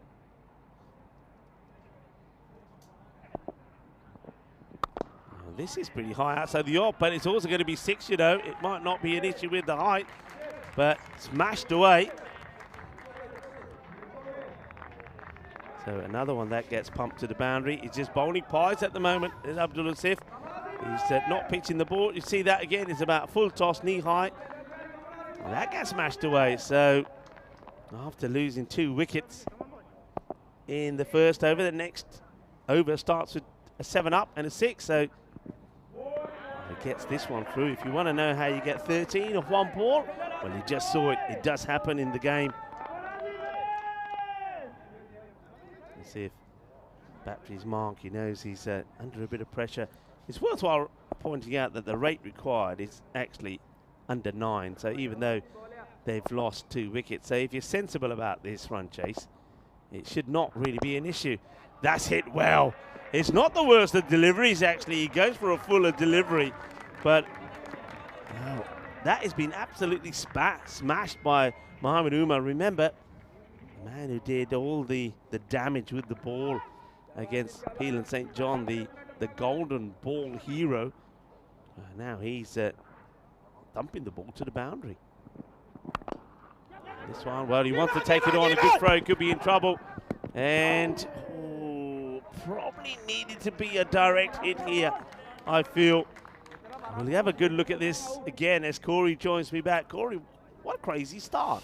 Yes, the tale of the tape that the opening batters aren't flying yet in this competition for a few of these teams, and low scores seem to be the way, but that would have been close. Direct hit, maybe it was out, but in the end the keeper fumbled it anyway. So 25 for 2, 2 balls to go. Look, they'll get the 94 runs naturally, but there might be 8 more opportunities, and if they catch them all, maybe ACC Bucharest can win this game. No run this time as Abdul-Latif just tries to get through this over without too much more pain. 18 has come from it. There's a ball to go. Tell you what's heating up around the ground. Quite warm now, isn't it, Rico? Out in the middle. It must be hot for the players. And he will finish with a dot, so he's not going to go for a magical over, but, well, delivering those full tosses on a platter early on certainly don't help. 18 comes off the over. And a score at the end of the 2. A healthy 25 off the first 2, 25 for 2. Having a look at that table, Drua have pretty much confirmed themselves for a double chance, but the other 3 teams right in it, Peel and St. John's, I don't think we've seen the best of them just yet, but whoever wins this game, they'll really feel like they've sewn up that second spot. Yeah, that was my feeling. I was trying to have a look at those tables on our graphics. Wasn't really coming up with the updates, but that's up in the air, nobody back there. As I said, they've elected to keep that area off the ground unprotected, having a sweeper out on the offside. That one, though, I think would have cleared the fielder quite easily. So another boundary, and at the moment, I think the approach, I like the approach here from Mohamed Umar. He's not holding back. He's thinking, I'm in the power play, I'm here to hit big, and that's what I'm going to try and do. Come back with a slower bowl this time from, this is Vishwa, who's doing the bowling, Vishwa Priyadarshana. Yeah, 63 off 28 for the bonus point. So that's still realistic as well. Could happen if someone really catches fire. It's not bold. Turns in the Yorker.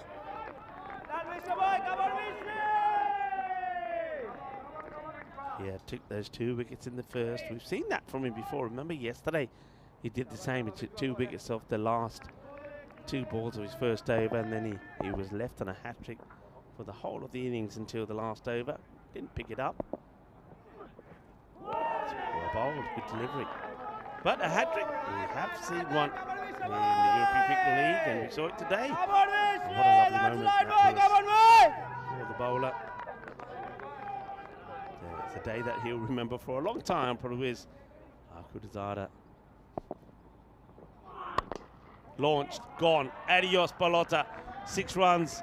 Well, it's hotting up around the ground, and it's getting pretty hot and spicy out there in the middle, as you can see here that Mohamed Umar certainly taking this match away from ACCB. They need a wicket, and they need it quickly. It's a problem when you get a score under 100. It only takes one batter to have a good 20 minutes and it's game over, and it might be Umar. He's 30 off 11 now. It's going to be 2 wides and signalled by the umpire, Joe Foster. There's been a number of wides in the innings already as well, which is going to be disappointment. So wides creeping up, the extras also creeping up again. Of course, that no ball as well, the free hit that got punished. Slow ball, and well bowled. The batter comes out charging and it misses it, but with the keeper standing back, it's just going to be a dot. So the over comes to an end. And Vishwa Priyadarshana, again, good from him, 2 for 20. And Darmstadt, the champions from Germany, 38 for 2 at the end of the third. So you can see, very similar. They've actually lost and 1 wicket more, but the difference is 6 runs between the 2 at this point. You look at that first innings, not 1 over 12. Yeah. And usually there's always one big skyscraper somewhere. It just never came. And 93's under par. They're fighting hard, and to their credit, last night they fought hard. It was the fielders that let them down. So the bowling group for ACC Bucharest isn't doing too bad. Yeah, and this guy performed well yesterday. It's Sundara Wan. He wasn't able to get going with the bat, just 1 boundary, got out. Let's see if he performs well with the ball. Oh, big. Oh, monster. Narth gets hold of it. What a way to get off the mark. Well, that still hasn't landed. That was ginormous. Came out of nowhere. He just ran up, landed a little right arm off spinner on a decent length, and it got pounded for 6. Oh, what a hit. And ACCB, I'm having a look at them here. You can see the shoulders starting to drop pretty quickly. It's something that they just weren't able to do at the regular intervals, hit boundaries. Okay, now this one, again, nobody back there. It's going to be 6 runs, but no mid-wicket on the boundary. And when you think what's being bowled here, I find it hard to believe that they have only got long on and square leg and not a mid-wicket back. Mid-wicket in the ring against the right arm off spinner. That's just a captaincy error. You've probably got to have him. That might have been caught right on the rope, but in the end it's 6 and a 6, and now they're really flying. That rate's looking good, and they want that bonus point. And that is going to go all the way as well. Bolle, Ginna Sona. And Pranav Nath, well, he might have waited a bit of time before he opened his account, but now that he's going, well, there's no stopping him. 6, 4, and a 6. And Thrindu Sandaruwan, this is not the start he was expecting to. He spelled 3 balls, 3 boundaries. Just a bit flighted. Shopping bowling wants him to sky one, but it's high risk, low reward at the moment. You'd imagine he's going to try and clatter this one as well.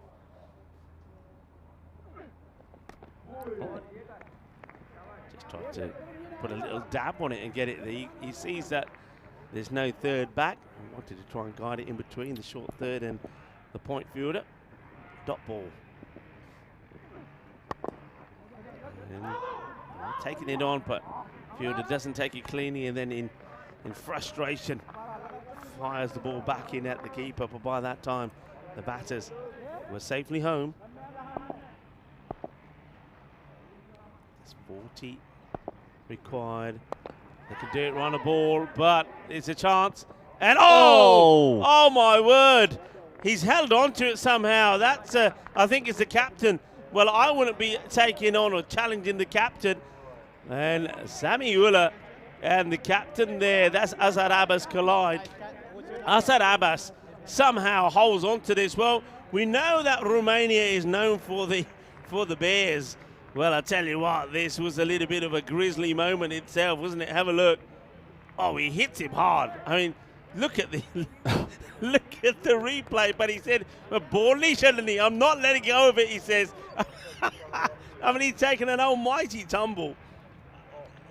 Yeah, they're actually very lucky it wasn't a lot worse, but well done to hold on to the catch. Mohamed Umar goes for 30 off 13, 4 sixes in that innings. But yeah, that man on your screen, he held on to it, and that's a good job. Yeah, let's see it again quickly. I think we got time. I mean, this was a proper wipeout. It's a good job he is a Romanian bear, because otherwise this would have, oh, look at this. Oh, dud and butch, as they say. He goes down, but he comes up smiling because he holds on to the ball. We're still friends. No friendship lost. All right, they get a breakthrough. They needed that wicket badly. But it came at the end of an over, which went for 17. 55 for 3, 4 overs gone. That's going to be a wide. And well, the man, I think, where's he going with here? Looks like it's Kumar with the ball. Pravin Kumar.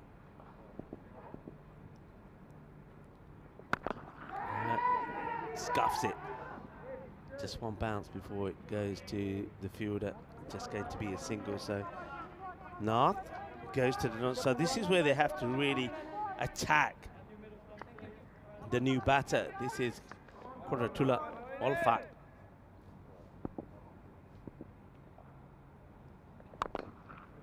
Place it out. And that's the thing when I say attack. This is where he seems to be running blind at the moment. Olfat. I think that's the batter you have to try and attack. So I wouldn't have even minded with the first ball he was facing, just to have the mid wicket up there to not allow him to take an easy single. It's Nath, 18 of 8. He's hitting the ball well. And it's going to be a wide, just misses his line once again. Pravin Kumar, it's the second wide in the over. They can do it with singles. They won't, I guarantee it. As in, that's not what they're thinking. They're still trying to hit boundaries. Down the ground, bounce just once. And fielded, well fielded also. Pushes that ball in front of him. That's Navin Kunta. If they can get Nath out now and get 2 new batters to the crease, you never know. Might open the door back up, but it's going to take something pretty special from the Romanian champions here to get back into this game. Hit firmly, but once again, the fielder should make the stop. Will do. Quinta, he was the unlucky man, many feel, who was the hat-trick victim. So I think it was, for me, umpire score. I think if you really did analyse it a lot, you may say maybe the ball is just going to miss the leg there, but I think at that moment in time, umpire took his time, and Quinta, who's doing a good job here in the field at the moment, was decided that he had to go. Yeah, he's been busy down there at deep mid-off. Good bit of fielding again. Only 32 required, though. If they hit this ball for 6, maybe that bonus point still got a chance as well.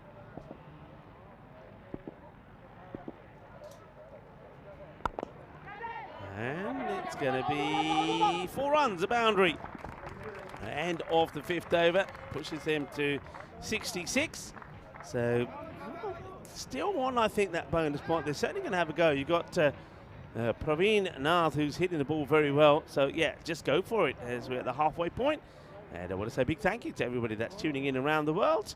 And you join us in the commentary box. Myself, Rico Full, and Corey Ruckus. A lot of people joining in the chat at the moment. Very lively, very bubbly. Hello to everybody in the chat. Yeah, as it should be. It's only day 2 of the ECL. I think for a lot of people, this is their favourite event. The ECC has this beautiful thing about it, so is the West Shield, but the ECL's the club teams. Yeah. And when you play for a club and you love your club, it means a lot. Yeah, and I think a lot of people on the chat and a lot of people that are watching around all around the year will see a lot of plays that they've seen in some of the European cricket series that we've been to, and they're loving the fact that that club has done well in that country, and they're here and they're playing, and let's see how they compare against the best from around Europe, as this one has been smashed away. Nath gets hold of it, and he's the danger man at the moment, and he's the man who's taking this game away from ACC pretty quickly, and he's the man who could get all the points go the way for Darmstadt. I think the ACC Bucharest bowlers would be looking at the batting group and saying, guys, we're defending 90. It's almost impossible at Cardimer Oval. And you just feel they've finished 25, 30 runs short again. Well, sends him back, and he'll get back. I think if you go straight away there, you're probably thinking there is a single there. That the ball went a long way to the fielder. I don't mind it, though. If Nath's thinking, no, I'm the guy to get the full 4 points, I mean, he gets another 6 here. Yeah. Still a chance. Maybe he thinks he's the hot one. Well, maybe he's thinking maybe have a net. Soon as you say, oh, he wants to hit a 6, he leaves the ball. Yeah, Madusanka doing the bowling here. He gets dot ball in there. Still got time. I mean, 22 you're requiring here of, what's that, of 9 deliveries.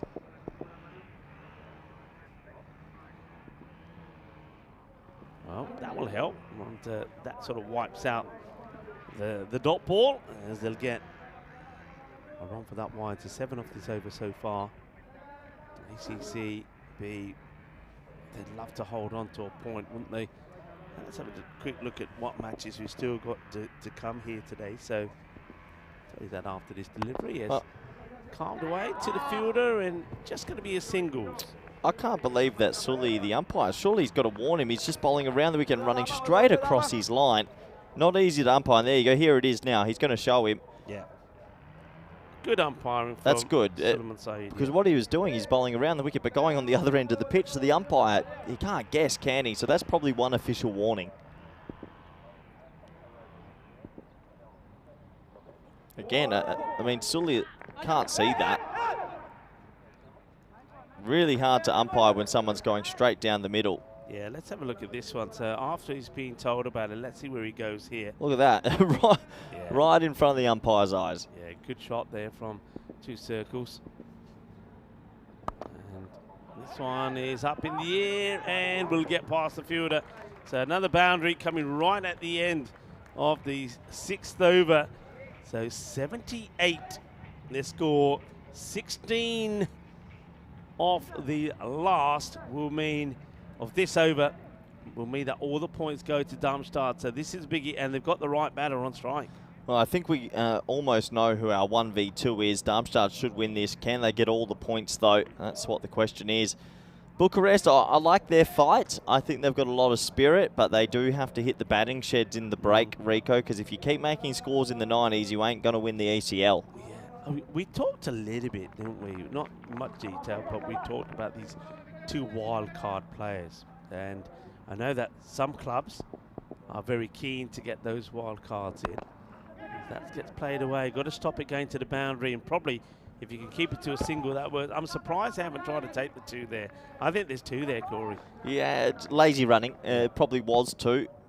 But going back to that, other teams, other clubs are wanting to keep it within the club. Other clubs are saying, look, we've worked hard as a group, as a unit to get here, and this is our highlight, and we want to enjoy and cheer it together as a club. You got views on that? I think it comes down to just from club to club basis, and it comes down to whether the club truly believes they want to progress or they want to play with their own. We are going to have a look at a little run out here. I think umpire Sully saw the keeper drop the ball onto the stumps and just wants to make sure that bat was grounded. Well, let's have a look at it here, and he's okay. Yeah. His foot was in. Yeah, he's run past it. He's grounded his feet in the crease. So that's not how you do it, though, kids. Put your yeah, that's not the way to do it. You got to slide that bat in. Yeah, I think each to their own. I think for the teams that truly believe they can win the group and get through, they go the wild cards. And for the teams that maybe are here for the experience and to learn, they bring their own homely players. Yeah. Oh, big, massive. And Pranav Nath goes the Era route once again over the leg side. Boom, shakka lagya. And it certainly brings it close now. You can have a look at the equation. What's required? A lot of talk here. Vishwa doing a lot of talking there to the bowler, Saidullah. So 8 required. A couple of boundaries will do it. 3 balls in the over. Looking for all the points, Darmstadt. ACCB, the Romanian champions, looking to pick up a point. And this one will just be a single, and they do take it. Interesting. Yeah, that's okay, because no matter what, they should run this ball, even if he misses it, and Nath will still get a ball at it. Olfat is also 11 off 6, showing glimpses. Yeah, big delivery here. Huge one. Olfat on strike. Has to get something on it. Have to take a single. The bowler deciding. Wants to try and do something different here. Ula wants to come around the wicket. Well, what a shot this is. 4 runs, what a shot. Well, I don't know how much he knew about it. That's the issue coming around. I don't know why you're coming around the wicket. I think this is onto the pads. It still had to be put away. And that's quite an exceptional shot for 4. What a shot. That's the old draw shot. He actually nailed the Yorker, and somehow he got his bat down on it. I'm pretty sure it goes through the legs. Well, let's have a look if it does. Here we go. Oh, yeah. Voila. And now that'll be it.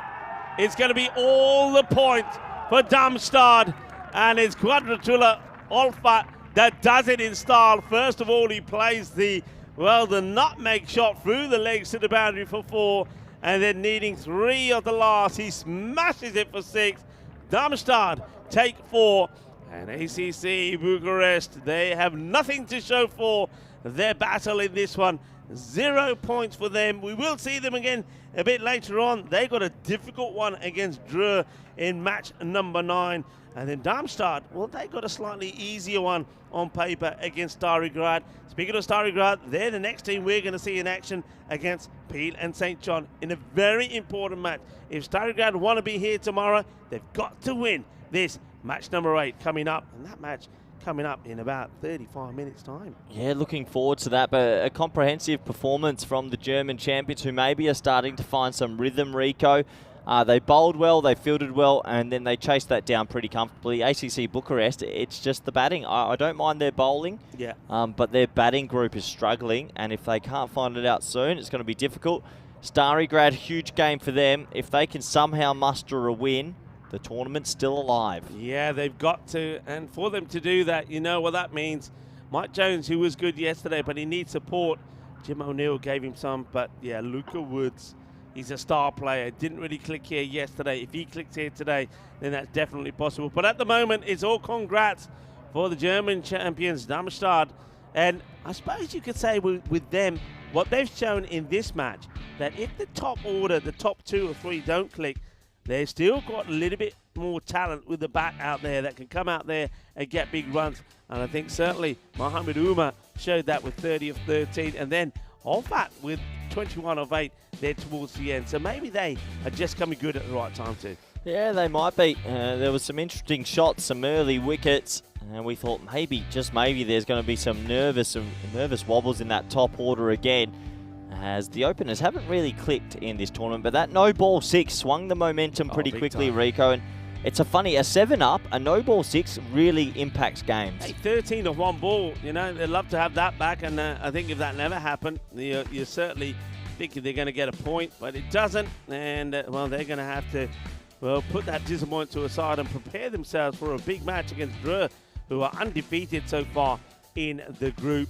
and already looking to finish top of the stack. So good hitting there, though, I have to say. I think Nath came out and proved what he could do. He had Mohamed Umar. Well, what a good all-round he is. And what about that moment? I mean, luckily, nobody was hurt in the making of that wicket, but that was when the captain, that was smashed into his fielder. But all okay, Samiullah. Probably not the best of choices to go charging into Asad Abbas. I love that draw shot. That was an amazing shot, and then he gets the next ball in the wheelhouse. 4 and 6, all 4 points, Rico. And they're pumped. And look, Darmstadt came into this group, you'd have to say probably second favourite behind Dreux. Yep. They've played a good game of cricket there, Rico. Yeah, they have done, and they'll be happy with the way they respond, especially when you consider that a couple of the main players, their main batters, Azman Ali, the captain, only scores 1. Abdul Shakur came in at number 3, only scores 4, gets out cheaply as well. So they needed somebody to perform well for them, and they certainly got that. And it started with Mohamed Umar, 30 of 13, didn't he bat well. And then Pranav Nath, 35 not out, and Qadratullah Olfat, 21 of 8. So they're looking to come back, and they're looking to find their form pretty well. And they will be coming back because they will play match number 10, the one in the night, on day 2 of the European Cricket League, and well, the final day, if you like, of normal group round robin matches. Tomorrow will be their final day. Quick look at the bowling. Vishwa Priyadashana once again picking up the wickets, 2 for 20. A wicket there for Sandaru 1, but don't forget his first 3 deliveries did all go to the boundary. But again, you can't really ask too much more from the bowlers. The batters just never got the runs on the board. So time for us to take a bit of a break. We'll be back in just over half an hour's time for match number 3, and it's an important one. So take a little bit of time, unwind, make yourself a brew, or maybe have a little bit of lunch if it's that time, or perhaps get ready for dinner. But then do join us back for match number 8. Starigrad taking on Peel and St. John's. That's a big match. Starigrad, they know, got to win it to stay in it. If not, they will be the team that will, well, they'll be going home early.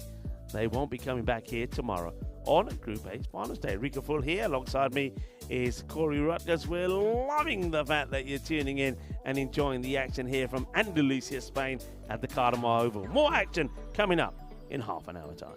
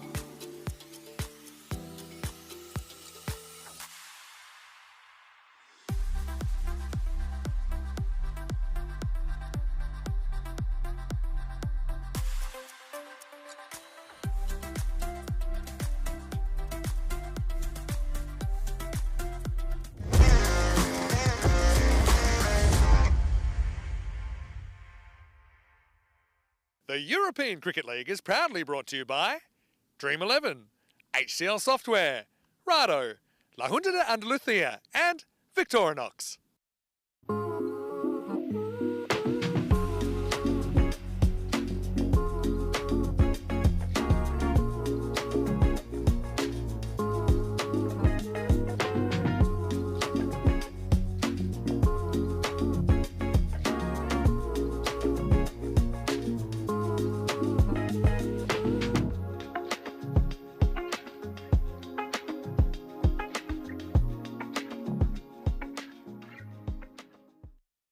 Hello viewers and welcome to match number 8 on a beautiful sunny afternoon here on the Costa del Sol. Peel and St John, who of course went down earlier to draw, are taking on Stary Grad. Now Stary Grad, they haven't got a point to the name at the moment, but because of that defeat for Peel and St John in the last match against Draw, where they didn't pick up any points, this is a crucial match and this could kickstart Stary Grad's campaign. So a very important match coming up. Let's join the two captains for the all-important coin toss, the Andalusian coin toss. Stary Grad, you're the home team, you'll toss the coin. Peel and St John's as the away team, you're going to call. European. It's been called European cricket, it's come down. Oh, it's come down Andalucía, so you've won the toss. We'll have a bat first. Okay, toss won by Stary Grad, who will bat first.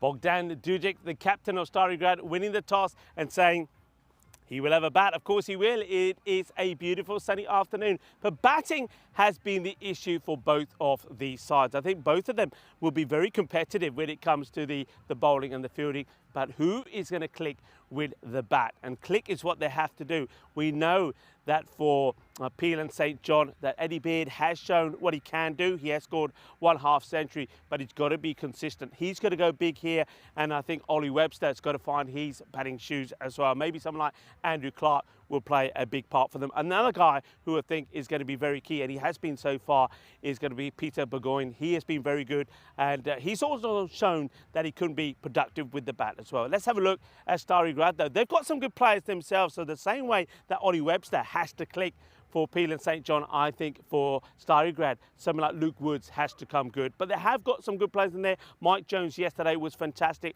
with the bowling and the bat. We saw him score a very fine 1/2 century. He could make the difference in this bat. Of course, some of those young bowlers also will be pretty key. And maybe Wintley Burton could play a good all-round performance. I think we're going to have an exciting match here. Stary Grad, they know that their campaign, their survival in Group A is on the line here. They have to get a win. Corey, over to you for the start of the first ball. Thank you very much, Rico. Full welcome back, everyone around the world, wherever you're watching from. It's match 3 today. It's match 8 in Group A. And in a couple of hours, we will be saying goodbye to our first team for ECL 2025. Stary Grad, they've got a lot of work to do. Can they cause a bit of an upset against what would have to be said, this Peel St. John team, who haven't really found their groove just yet with the bat? I think they're bowling extremely well, though. As these men make their way out to the middle, we're almost set to go. Stary Grad winning the toss and electing to have a bat first. Want to get the runs on the board and believe they can maybe defend it a little bit later. Can say it's warm conditions, but the wind has picked up massively. This can happen at Cardimer Oval, and it is blowing straight into the batsman's eyes. So you might see a lot of ramps and sort of deflection shots. Hitting straight won't be so easy. I can see a giant tent in the background. Looks like it's about to collapse across the other end of the field. It is blustery here.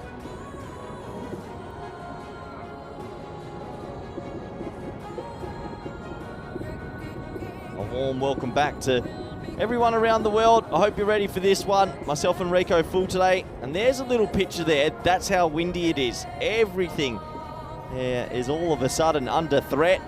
Commentary box is under threat as well. And it will play a factor in this game because hitting straight now isn't going to be so easy. It was right behind the bowler, and if you've got any pace, oh, this is the time to channel your inner Brett Lee or Shoaib Akhtar. Let's have a closer look at these two lineups. Stary Grad 0 and 2, Peel and St. John's 1 and 1. Luca Woods, Mike Jones and Jim O'Neill, they need to do a lot with the bat. Wintley Burton looks like he's been promoted to the top, so they're trying something. Peel and St. John, well, they've been a bit hit and miss so far, but I think they've bowled well especially. And the big man Burgoyne, who's got a bit of a history in darts and professional cricket, he's going to start us off once again. Loves bowling a quick over at the top. Here we go. Ball number 1, afternoon encounter.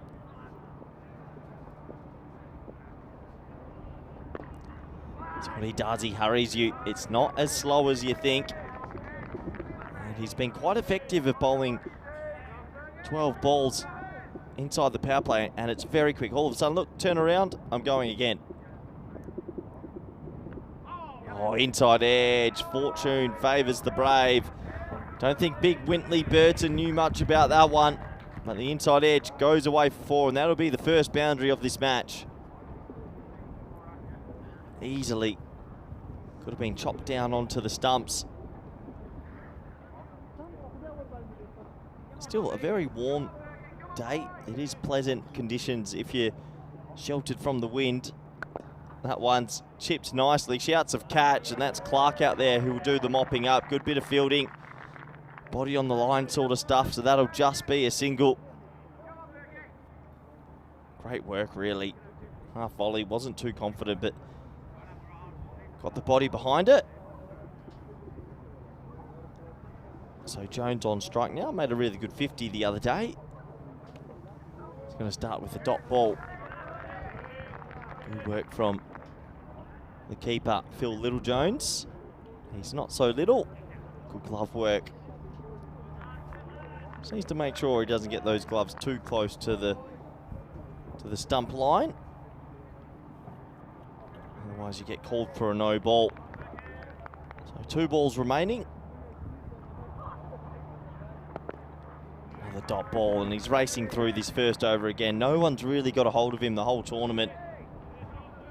Always handy when you find an efficient opening bowler. And that's going to be a big appeal. Where did it pitch?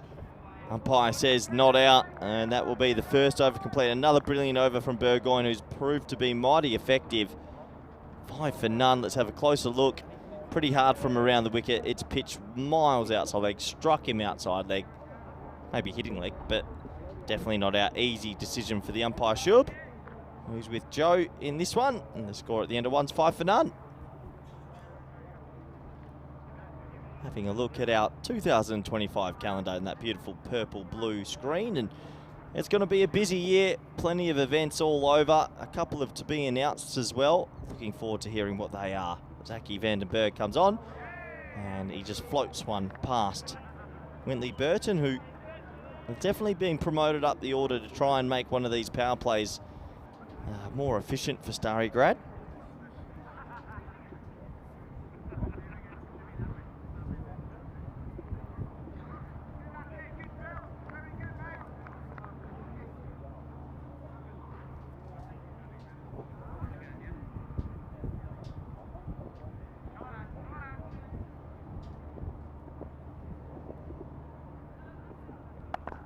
That's cut away nicely. Shouts of yes, yes, yes, and he might be able to save his legs because that's going to race away for 4. Good batting from Big Wintley. Created himself a little bit of room there. Shorter ball, the line was okay. Puts it away for 4. There's Eddie the Eel. Took 4 catches earlier today in one game. Don't often see that in T10 cricket.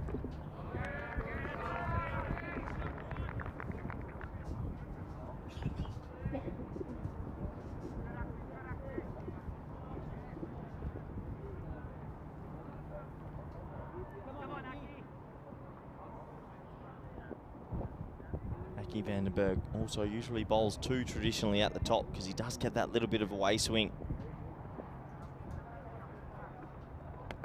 Time too much.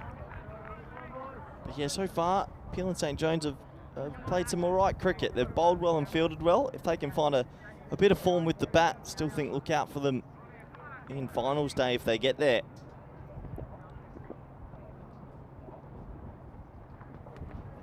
Good change up from Big Vandenberg. Oh man, crush. He's got biceps on top of biceps, this man. That's well bowled.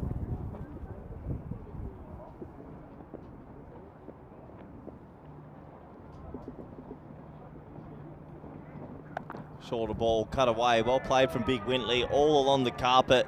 And it is rapid out here. Even Eddie the Eagle couldn't pull that one back. That goes away for 4. Wintley Burns found the rope 3 times now. 1 ball left in the second.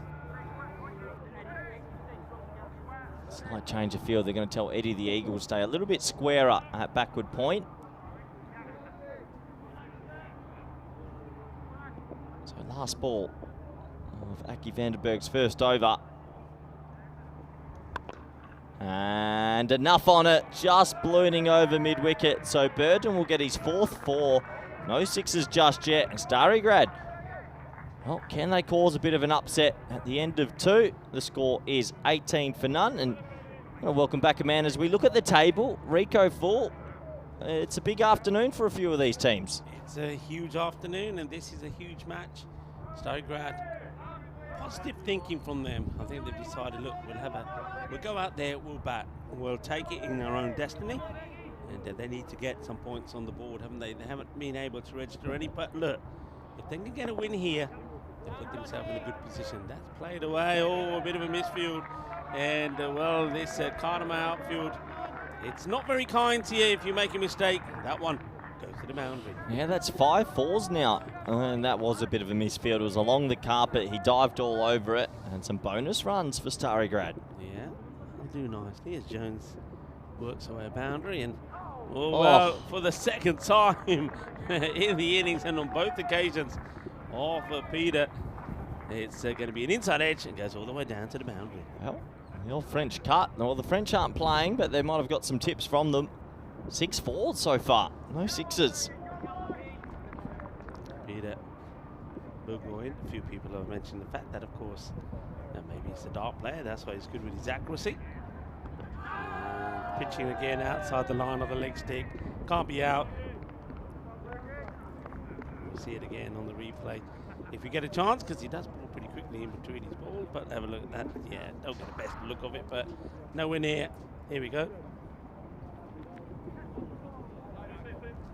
Gently guided to sort of backward third man in the circle, no run this time. He has to be one of the quicker bowlers between overs for us, Big Bergie. Doesn't mess about. No, we don't. They want to take this on, and Winterley is out of the struts pretty quickly. Yeah, that's been, I think, what's been so good about them. I mean, he's bowled well, and when you're bowling well and you're troubling batters, if you're not having any time in between balls to think about it, it just creates more issues. So Burton goes aerial, and this one is probably going to just bounce inside the rope and go over. So it's going to be 4 runs.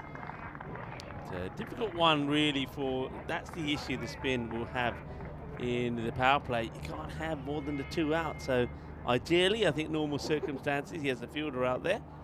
That's on this case, it doesn't. So 3 boundaries come off that over, 13 come from it, and Starograd 31 without loss after 3.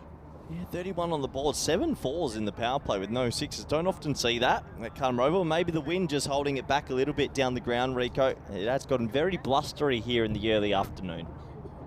Yeah, that wind has definitely picked up, and you can probably hear it fizzing through the compu box here. There's only a little bit of gaps in the door frame that it's howling through, and certainly will be an issue perhaps for the batters as well, because if they're hitting straight on the ground, they're hitting into it. It's nicely played, just be a single. Jones sees a good cover of the ball. We saw that from him yesterday when he scored a fine half century, 51 of 27. But, we did get the player of the match, even though he ended up on the losing side against Drew, who knocked off the 106 with 18 balls to go and took all the points. It's up in the air. Now this one could be held, and it will be held. That's the first wicket. And Winterley will go, and Aki Vandenberg picks up the wicket. They do go with the 2 openers to bowl themselves out, and it normally does work for them. It's pretty fruitful, and that will be, and I think on this occasion, the wind kindly helps this into the hands of the fielder. Yeah, that edge just kept going with the wet wind, and wicket falls. Aki Vandenberg's been pretty effective as well. That's one thing about this team. They've bowled and fielded really well. Kieran Court's not going to drop that. That's as easy as they come. So the first wicket goes down. Whitley Burton has to go after being promoted to the top of the order, and it's 32 for 1. Yeah, Winterley just wanted to get a bit of that muscle power out there. 21 off E11. He's got them going. He's given them a start, but I think this is what everybody wants to see now. Luke Woods finding his form. I think it's not a bad thing, him just coming in on 1 down. There's a few runs on the board. So let's see if he can get himself in. He just needs a little bit of confidence out there, does the young man. Yeah, a couple out the middle of the bat, and your tournament can turn around very quickly.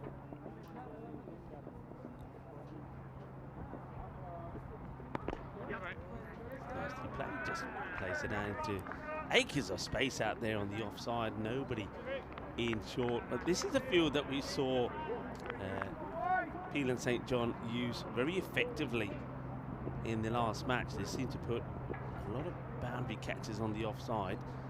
Did it against Drew, and it worked a treat. So looking to do the same again here. So on the leg side, they've only got a very straight long on the boundary. 3 other fielders inside the circle, but they've got 4 out there on the offside.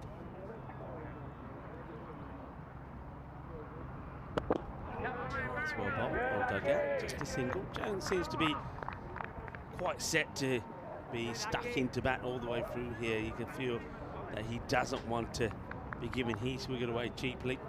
Feels that maybe if he sticks there, somebody sticks in there with him, they could get to a handy score, which I think a 125 to 130. If they can get to that, they'll feel that that's something that can certainly, they can have a bowler.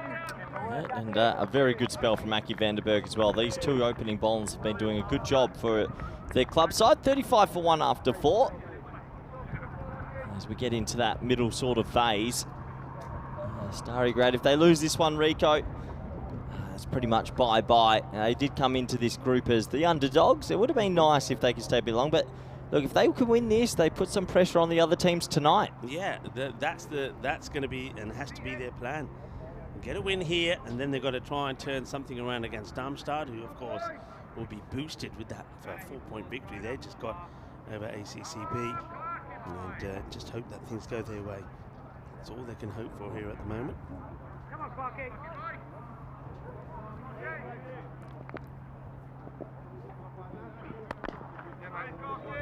Played out nicely, but once again, that offside field is well packed. That's their plan here, isn't it? Peter St. John is all the bowlers are just keeping that ball outside the off, angling outside the off, and just say, well, okay, if you play it out there, we don't mind. Oh, must have been close to the timber that time. Pretty close. Have you just caught just how quickly when the bowler's coming in that they're running in? I mean, just walking in and just running in. Just have a look at those two fielders in. Just watch them come in here. I mean, they are on the move quick. Good ball this time.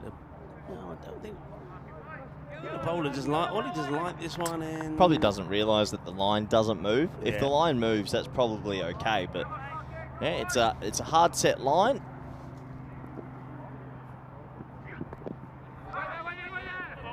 Wait there. Let's go back to Jones. It's Clark who's doing the bowling. Yeah, you can see that. Yeah, Ollie Webster was just having a little chat there with the umpire saying, hey, umps. But yeah, that line does not move. Jonesy's got to get going here. 11 off 13. And, well, not quite the outcome he was after. But he will get a single. Same again. Just another team batting first, just struggling to get going in the innings, and well, they're going to need a big back 5, Rico, to get up to something competitive.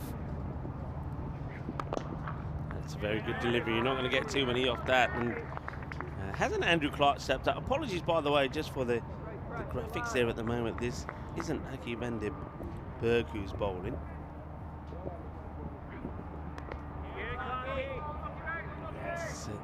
It's another one that's been given a while. These are close calls. Yeah, I think fair enough. If it doesn't touch that line, Rico, she's a wide. Does it get a bit? Oh, maybe touches it. Yeah, I mean, might landed on it. That's played out into the offside, and it will be fielded, and we know who's out there. It's our man, Eddie Baird, who's been absolutely brilliant. So that's the end of the first 5 overs, and just 40 on the board. So teams just struggling to get right. I mean, let's have a look at the first innings scores today here. Let's have a look at them. We had 134 from Drew, 79 was the reply from Peelan St. John, and then the last match, 93 to 97. Even last night, low scoring. Yeah. I think what we're seeing, Drew's batting, because they bat deeper than every other team, they can keep going for 10 overs, but the other teams are worried about their middle order. So yeah, we're seeing scores in the 80s and 90s, which is very un-Cardamar-like. Yeah, very much so, and especially when you think of some of the scores that obviously we saw last week. But of course, different group of players. You had the top-class world players that were playing in the Western Shield, so there is going to be a gap. But yeah, I think I'm going to say with you, whereas you saw in the Western Shield, it was this just go out, no fair attitude. If you lose your wicket, no matter, because you got just an A-list of batters still to come. I think you can see here that that's not the case. These two guys are probably thinking, well, look, if we get out here, there isn't really much to come. I think the other thing as well, during the Western Shield, the bowling was so quick that anything that touched the bat, an edge, a thickish edge, it flew for 4 or 6. That's very Whereas true. if you get an edge here, as you saw off the one earlier, it was straight to Kieran Court at third man. So the pace difference is playing with the scores a little bit. Yeah, Kieran Court bowled well this morning, and it's going to get away. This time it will be 4, as that one just gets through. The gap between the point and the short third. So 4 runs, badly needed 4 runs. And Luke Woods, well, the longer he stays out there, you feel the better he'll get. Well, he's taken a bit of time to get going. He's had a few siders, but really it is time to go now. There's 9 wickets in hand. You've got 28 balls left. Just tee it up. Did you just say he's had a few siders? I wish. A few sighters. Okay. He might have a few siders as well. I was going to say that if that's what it takes, I'll have a few siders. Oh, that's a good delivery. That one's going straight through. Probably not the shot to play this time, though, Luke Woods. That one was the shot of a man who has had a few siders, maybe. Yeah, these two have eaten up 22 deliveries for 20 runs. And in the T10 world, for people who might be new to the ECN, that's very slow.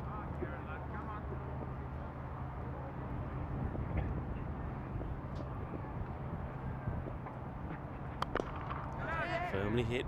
Should be taken on the bounce. It will be. Peter going. He's not going to make any mistakes there. It's a good field, a good all-round, isn't he? He'd be hoping that he can get going with the bat as well. I think he scored 20-odd runs in the last one, but never really got the acceleration going. You're seeing a lot of players get stuck during their innings this week so far. A bit of extra width. Teddy Beard will do the fielding out there. It's only going to be just a single. So starting ground, yeah, this is the point where I think you're expecting to see them swinging the bat pretty hard and really trying to get something going. I think they'll feel that score in the 90s really probably isn't going to do it. But maybe they are confident. Maybe they feel that they can do the same, get a couple of quick wickets and really get into Peel and St. John's. It's just going to be another single. You're watching the European Cricket League, folks, wherever you're tuning in from. The Champions League of cricket is what we call it. And we've got the champions of Serbia taking on the champions of the Isle of Man. And at the moment, you would say that Peel and St. John's are the happier side. They're starting great. Even though they've only just lost the 1 wicket, they're 47 for 1 after 6. Yeah, 47 for 1. And to be honest, a little bit pedestrian. It's really time to open the shoulders and take on some brave shots. If you can loft it over cover or point. You look at the scoring rates there, not bad from Wintley Burden, but that's still under 200 strike rate. But Mike Jones and Luca Woods look like they're having a net. Feels like a Sunday net, just pushing the ones. It really is time to open the shoulders. Andrew Clark bowled a good last over, just 5 went from his first. And that's a nice shot. So moves early, Luke Woods, gets into position early, and then sort of just steers this round the corner. A little nurdle, gets it past the short 45, that's 4 runs. Well, maybe that gets them ticking. 4 off the first ball, gets one that he can work with. Time to keep going. Turn this into a magical over, 20 plus. Well, that's going to help, Rico. Yeah, that's a no, and it's going to go all the way, 7 up. Now, we know how something like this can really change the way a match goes. One ball like this, 7 up, free hit to come, and all of a sudden, you can kickstart your campaign and look to set a decent score. Well, that's the old 11-run swing off 1 ball. Yeah. Disastrous from Clark, but perfect for Starigrad. Comes back well with the next delivery, does Clark. So just a single off that one. So good recovery, I suppose you could say. So 50 did came up with that 7 up as well.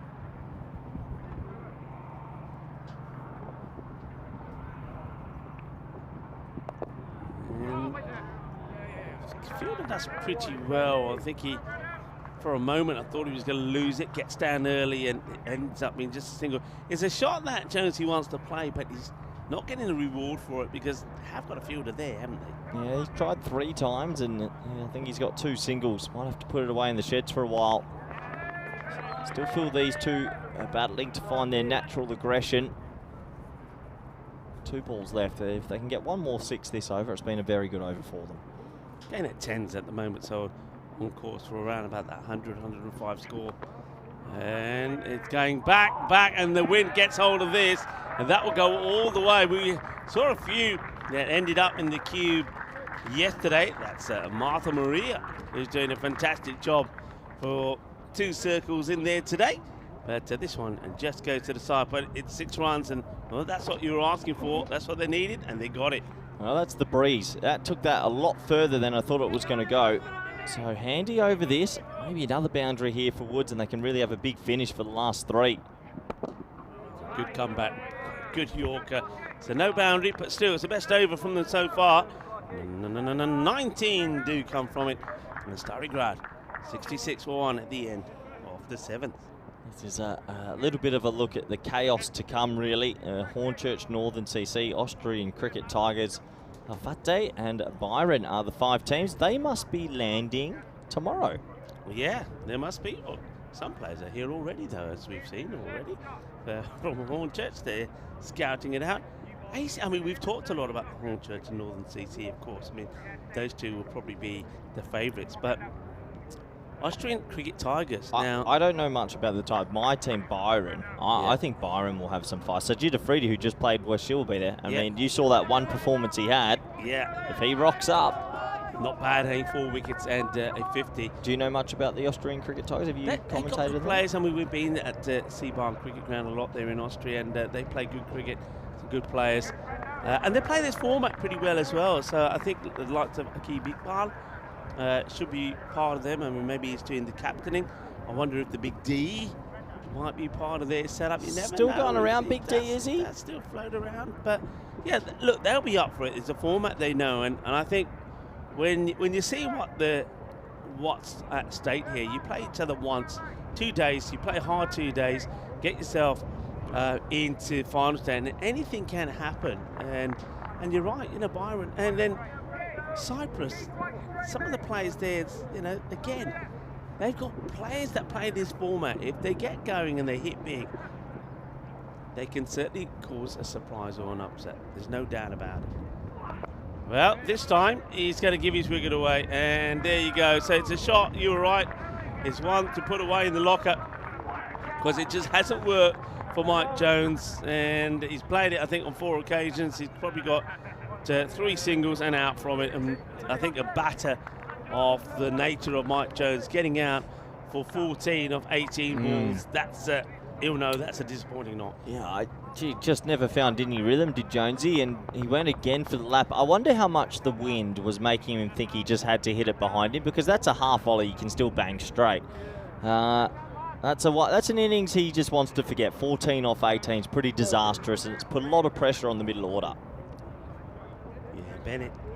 Fair play to him, Brendan Bennett. I've liked what he's done with the ball, and he only got the chance to bowl the 1 over in the last match, and it was a good over. And this time round, he's going to get the chance to bowl 2, and I think he will.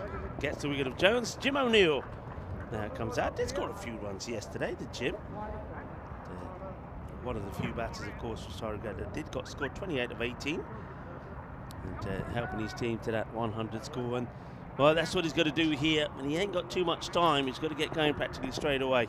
Woods at the other end, 27 of 16, so at least he does seem to be getting back into his form. Goes for it, first ball in the air, and it's not going to carry. I think looking at this, Corey, looking at where he ends up and how much time that ball was in the air, I don't think he sees it straight away. And maybe that wind just held it up that extra couple of metres, because when it first got here, I thought it was going straight down the Eagles' throat. In the end, he made a sprawling dive, and they'll get back for 2. Yeah, doesn't carry. There he is. There's making a bit of a sack of potato. Right, here's another one. A wind will be holding this as well, and it just ain't going anywhere. Look at that. How lucky can you get?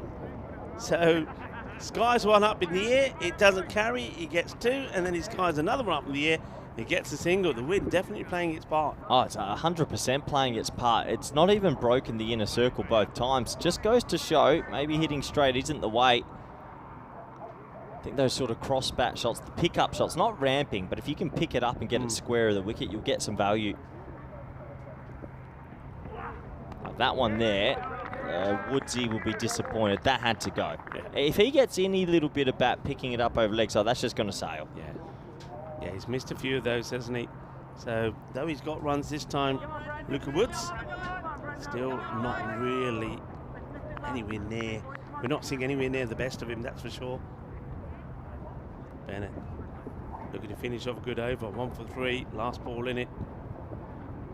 And, oh, wow. Where's that one come from? Well, I'm not sure what Bennett was thinking here, but on this Cardamar artificial. You won't even see this on the screen. That's how high that was. But when you're banging it in that short, well, he almost endangered his own toes there, I think. Minute. Probably felt he's never going to have a breeze this strong again and thought, I just want to try bowl one. Well, the extra ball could be punished, and it will be punished as that is clipped away quite beautifully. Lovely time, 6.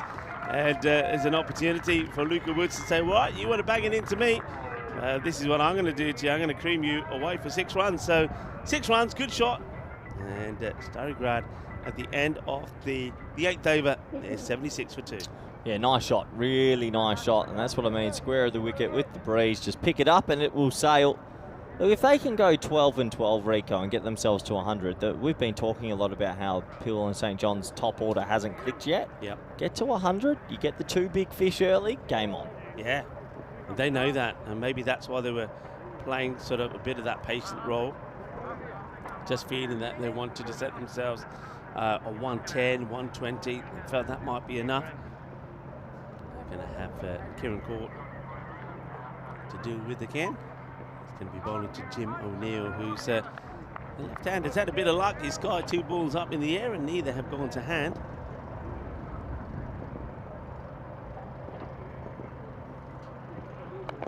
All right, next one's got in the air, and this one will also not go to hand. Well, I've never seen that from a batter before. Not once, not twice, but 3 times. It's gone up in the air. It doesn't go to hand. 3 top edges, and he's landed in the balloon space perfectly. It's probably a handy single though. Woods is back on strike. Yeah, there goes that field now once again. So they bring up the mid-wicket and will actually push another man on the boundary offside. Interesting field sets. And that's worked away magnificently. What a lovely shot. Now this is the Woods we know. When he's in full flow, gets into position so early because he knows where it's going to be because of the field. Gets into position early and whips that away over the onside for a big 6. Yeah, shot of the innings. It really is. He created something out of nothing. Skips across to the offside. That's a shot we saw a lot in the Western Shield. Batters jumping outside the off stump, trusting their bottom hand to come through and hit it square. Lovely batting from Woods. Look, a little Woods cameo at the back end here, and all of a sudden, game on.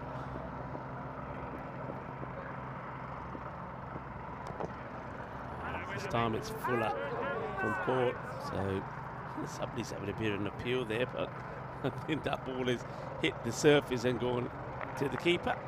It was an appeal. I suppose you got an appeal, and the umpire has to say not out. Yeah, into the ground, into the back leg, and straight up. It was I think it's Ollie Webster, the skipper, trying to buy a wicket.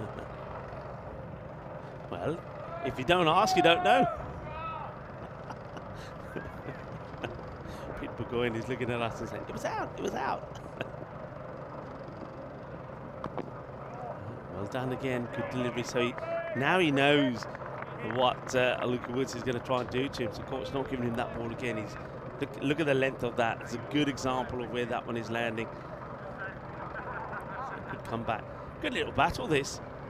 Good bowler, Kieran Court to Luca Woods, who looks like he's found his touch again. But will he manage to get them to enough runs to defend? That's the question. Well bowled. Yeah, very well bowled. Sees the early movement, he goes and gives himself a little room, and he just follows him. Just follows him. So 7 balls left in this innings, still trying to get to that 3-figure mark. And it's been the tale of Group A. A lot of batting lineups struggling to really get away. Surprising, actually.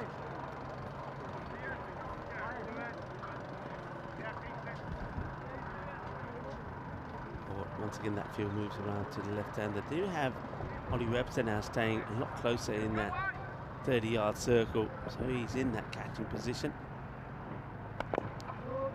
Gets dragged out now. They're gonna probably would love to take 2. I don't think the single here probably was the right move. I'd probably sacrifice that single to just try and keep Woods on strike and get all 6 balls in the last over. Yeah, it's an interesting one. O'Neill hasn't really clicked just yet. 85 for 2 after 9. 6 balls remaining. Be curious who they finish with in this one. You've got a couple of options. Webster might actually just bowl one here, or they go back to Bennett. Bennett didn't bowl badly at all. I mean, he did get hit for one big six, but only the 10 came off his over, picked up, got a wicket to his name as well. So, yeah, I think you can go back to him. And it is going to be Bennett to come back. So Brendan Bennett to bowl the last 85 for 2. Remember, it's not been a high-scoring day. In fact, you could say it's not been a high-scoring group at all. We saw 158 in the very first match that Drew put on the board, but then after that the runs have just been going lower, and in fact that one gets through a good heavy ball, dot ball first up, and that's why I think taking that single, that last ball, was probably not the smartest of moves. Now I think you can see that Woods is going to be looking to dart down the other end, which could be risky, especially if they're going to take on the keeper. Yeah, I think you go this ball, and if you get run out trying to get to the right end, so be it. Woods needs to face the last 4. Well, wow, that's been fetched pretty well, and I don't think too many were expecting that. That's been carted over the leg side boundary. That is a biggie. Boom. Shaka lagia. Que guay, que grande. Que genial. Well, he didn't look like he could hit water if he fell out of a boat his first 5 balls, but he's crunched that. That's a handy 6 into the 90s. Can they get to 105? Real burst at the end. We'll have to wait and see if that ball comes back first. Looks like it is, but that's a good hit. As you can see that Bennett went for the same ball again that went past him last night, but this time O'Neill was ready for it. He puts it away, hits it clean out the middle. So 91.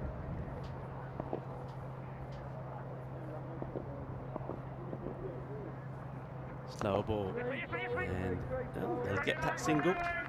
So he's done his bit, hits a big boundary, gets the single, and Woods has a chance to go after the last 3 deliveries. Yeah, those scores. So after that 158, ACCB made 137. Then it was the 114 to 114 golden ball, match number 3. Then we saw 105 Stalingrad, and last match last night 89 from ACCB. This morning a 130 from Drua. But ACCB in the match number 7, 93. So it hasn't, that 100's been difficult for teams to get to. Won this one.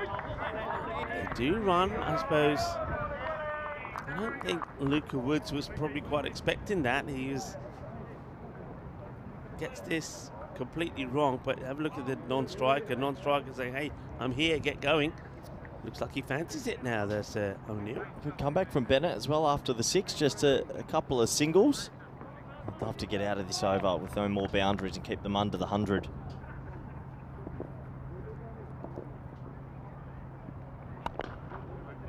Played well, but to the fielder, just a single. So yeah, yes, he's come back well, Brendan Bennett, and he's got a lot of other good bowlers that bowled before him, but when asked to do so, he certainly does come up with the goods. So just like his first over, only the 1 boundary from it so far. The last ball of the innings, 6 would take him to 100.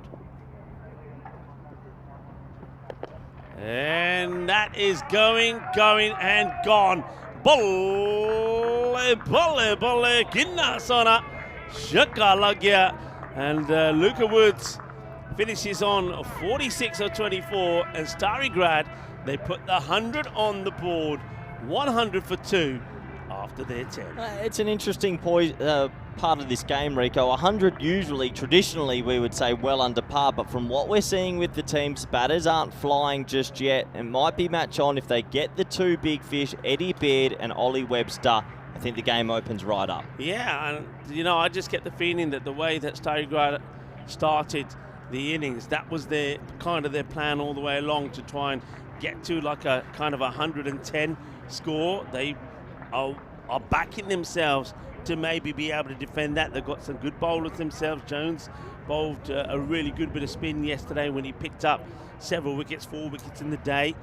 So that's their plan, and don't forget they've got the pace of the younger bowlers. They've got the pace of the younger bowlers, but will they be able to get the the line right. Well, they're going to have to get the line right, and they're going to have to take wickets, take their opportunities when they come. Let's have a quick look at those highlights. Whitley Burton, well, I actually don't mind him going to the top. He hit 4 fours, and he showed a bit of aggression, and that got him off to a decent start. Yeah, it did. I mean, Winterley, they had to wait until the second over for it to happen because only 5 came off the first, but that second over from Aki Vandenberg goes for 13, and they started to get things going. 31 was the power play score, and then this was the indicator of what the wind was like. But yeah, Jonesy tried this a few times, didn't he? But never really was able to execute it right. And Luca Woods then would come out, and then he played some wonderful shots.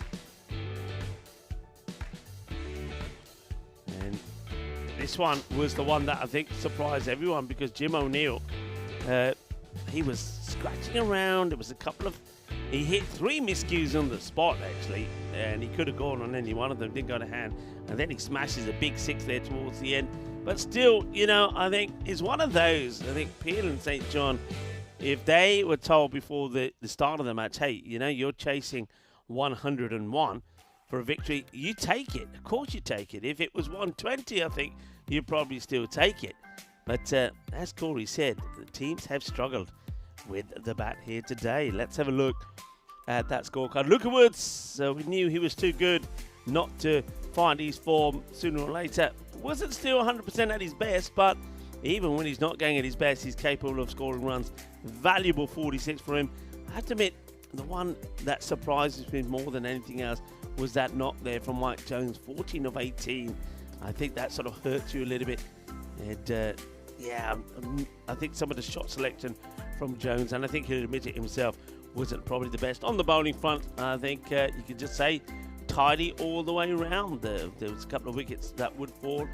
1 for 17 from Aki Vandenberg. He probably becomes pretty key in the all-round performances again. And Brendan Bennett, 1 for 24, did go for a few more in that last over than he would have liked, the 15. But still, I think you take that nice tidy. Just the most expensive over was that from Clark, his second, going for 19. So again, another very evenly poised match, and it all depends, as we've sort of been saying all the way today. Maybe that's what today is. It's all about the openers.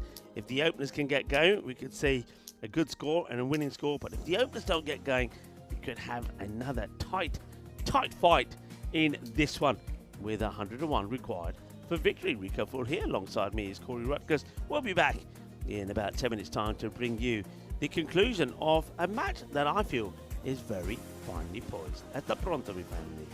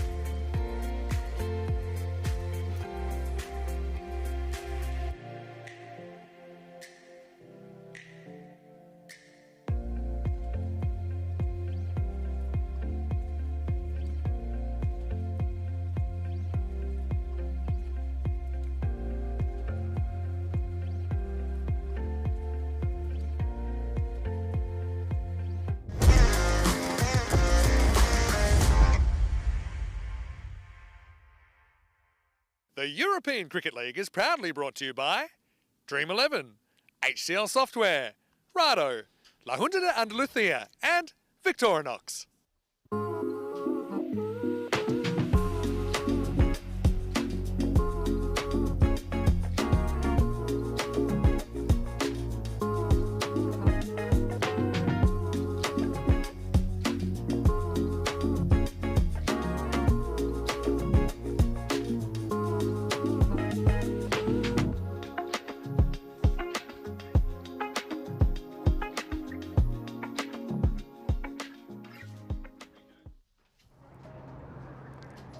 Hello viewers and welcome back. And on a day that back in 2001, a lot of us, well, were feeling pretty sad and low down because Don Bradman was 92 years old when pneumonia claimed him on this day. Everyone knows about his test average of 99.94, but some of the Don's other feats beg a belief. A Sheffield Shield average of 110.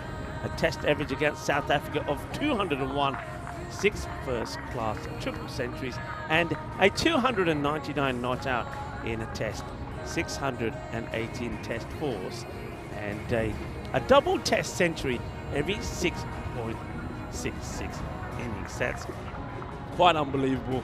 The late and the great Don Bradman that left us on this day in 2001. The teams make their way out.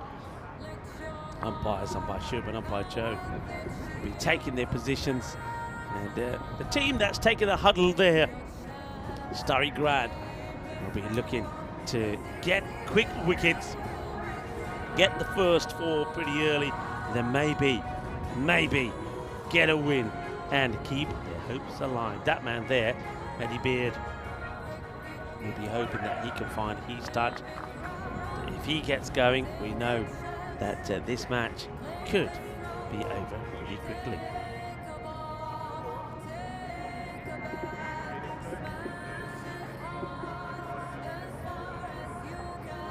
So, see that they're going to go with a pace to start off.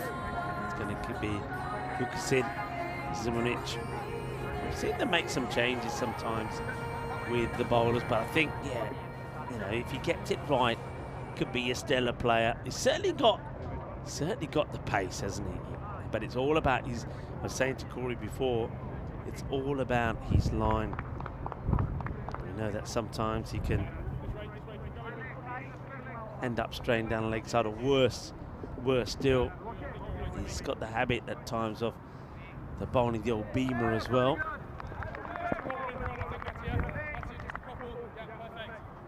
Ollie Webster listed at the top there, so Ollie Webster will be on strike, and Eddie Beard, the non-striker. Here comes Zimonich. Gets played out to the offside. Oh, well, he gets sent back. It's almost like Beard starts to go and says, hang on a minute, no, let's leave it. It's going to be tense. You feel it's going to be tense. Again, I get the feeling that Peel and St John, a bit like Stograd, will not be wanting to lose a wicket early on, so they'll be a bit cautious, and I think that turning down that single there is a good sign of it. Now that's that wild delivery that gets played away to the boundary. Now they will check the height on it, and remember he bowls at pace, so probably not coming down that much from where we'll see it. It's gone for 4, and there it is there. I think probably based on that, with the batter also being out of the crease, you'll say he's only just okay there. But a bit wild with that one, 4 runs. And that goes to the boundary pretty quickly. Probably not the way you want to try and stop that though.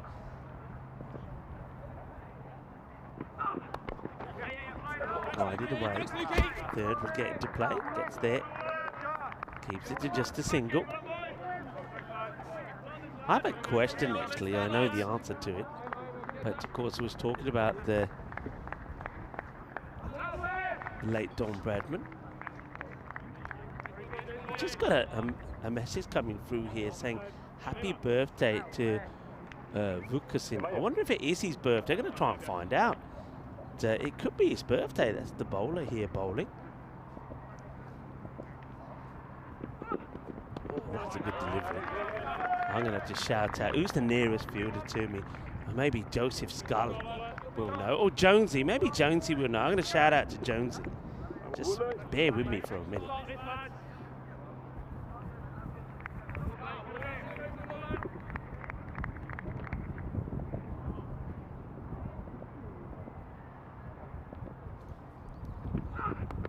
It's guided away. They've got the oh dear.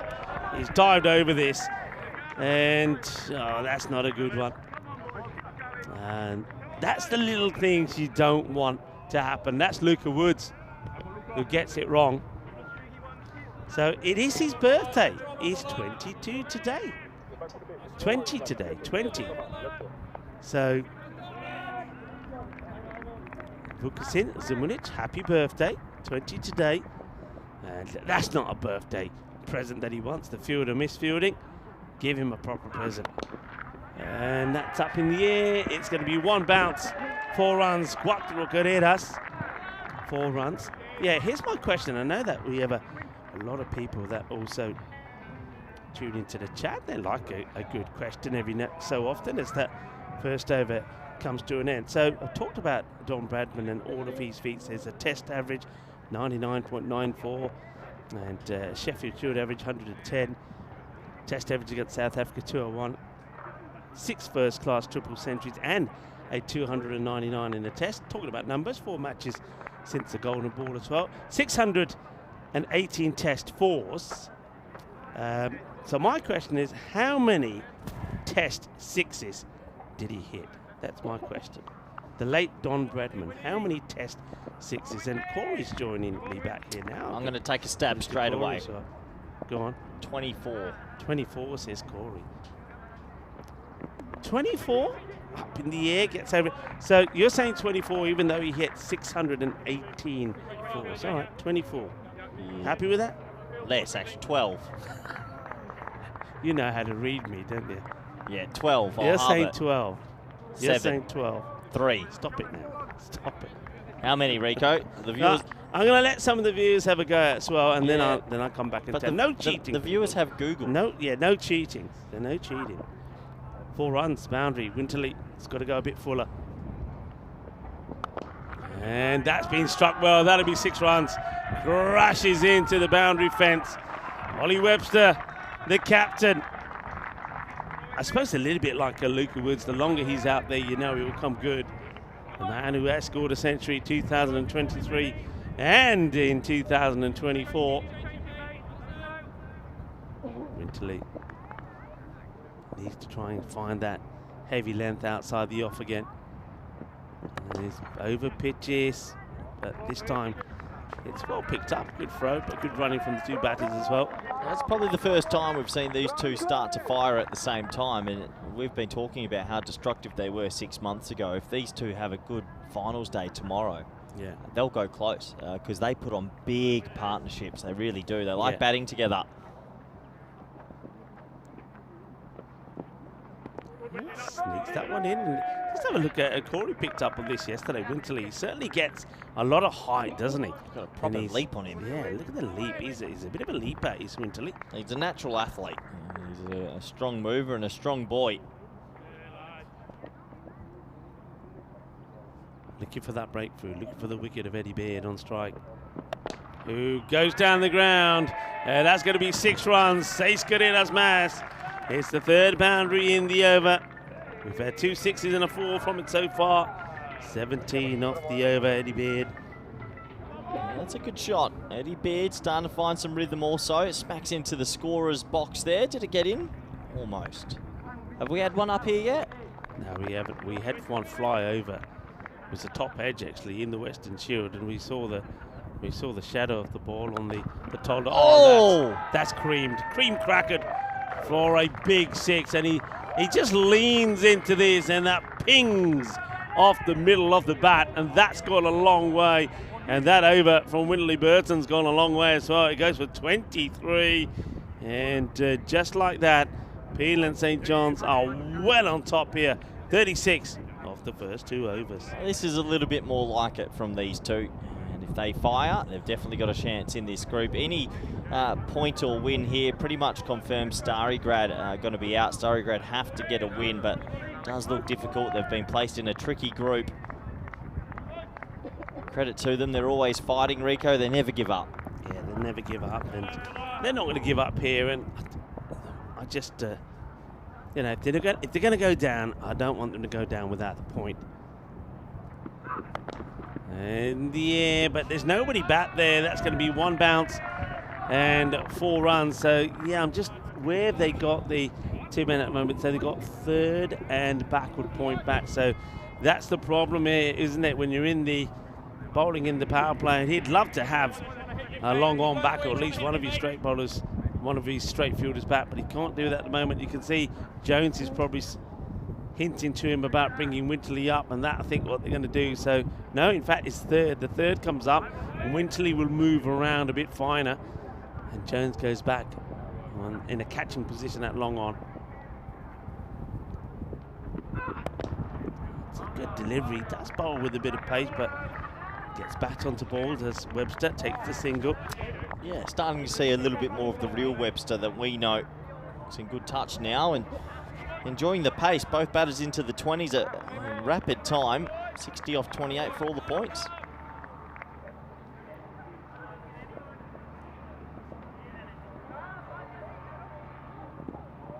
It just doesn't feel right there. So a few people have had a crack. Some are coming up with the. Dave was saying he'll say 8. The actual number 6. Really? Yeah, in his whole Test career, only the 6 sixes. Which, when you think of what we just saw in the Western Shield, makes you think, doesn't it? And gets played, and well done. He's an athlete, isn't he? The birthday boy. Focus in. By the way, did you know that in that match, when the 203 to the 197? Most number of sixes in 51, wasn't it? 51 sixes. That's crazy. That's not getting beaten for quite some time. 51 sixes in a game. Yeah. Unbelievable. Really is. Madness. Oh, what a ball. Well, it's going to go for buys because the keeper, this is too hot to handle. That is really come quick, and Jim O'Neill, who's behind there. I mean, both feet are off the ground here. Look at this one go. Look at this. Have a sniff of this. Ooh, what a delivery. Jeez, what a ball. That was quick. I don't even think that was one for the over. No, that was so quick. And you see the keeper trying to take it. It's 2 feet off the ground. Just this end every now, you get that little kiss off the wicket and it zips through.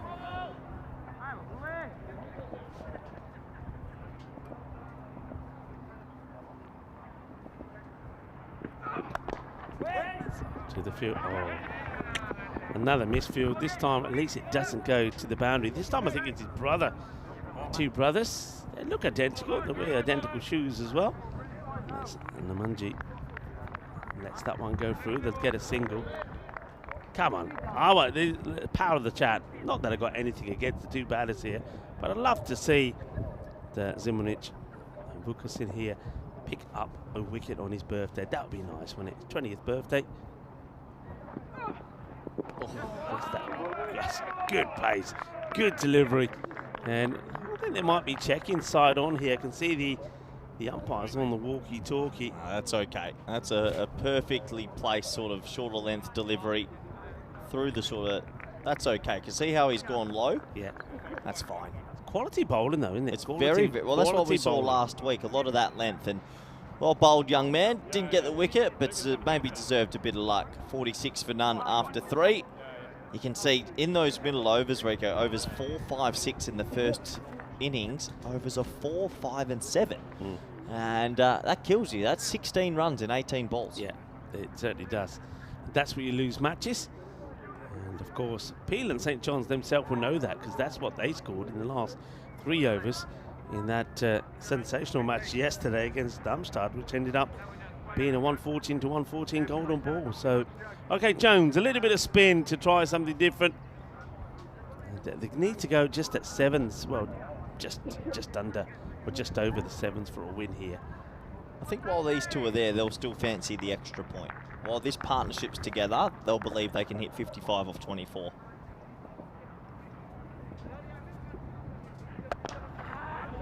Firmly struck, flat to the fielder. Just be a single. Wonder if the keeper's forgotten his helmet because he's standing back to spin here. So I thought, well, I don't have the helmet, I'm not coming up. I like it. Jim O'Neill behind the stumps on this occasion. Well, once again, it's kind of a miscue. Just a single so far. Jonesy. Jonesy will want to have a good game with the ball. Wasn't his day with the bat in this match. Can he take a couple of wickets and maybe open up a small door?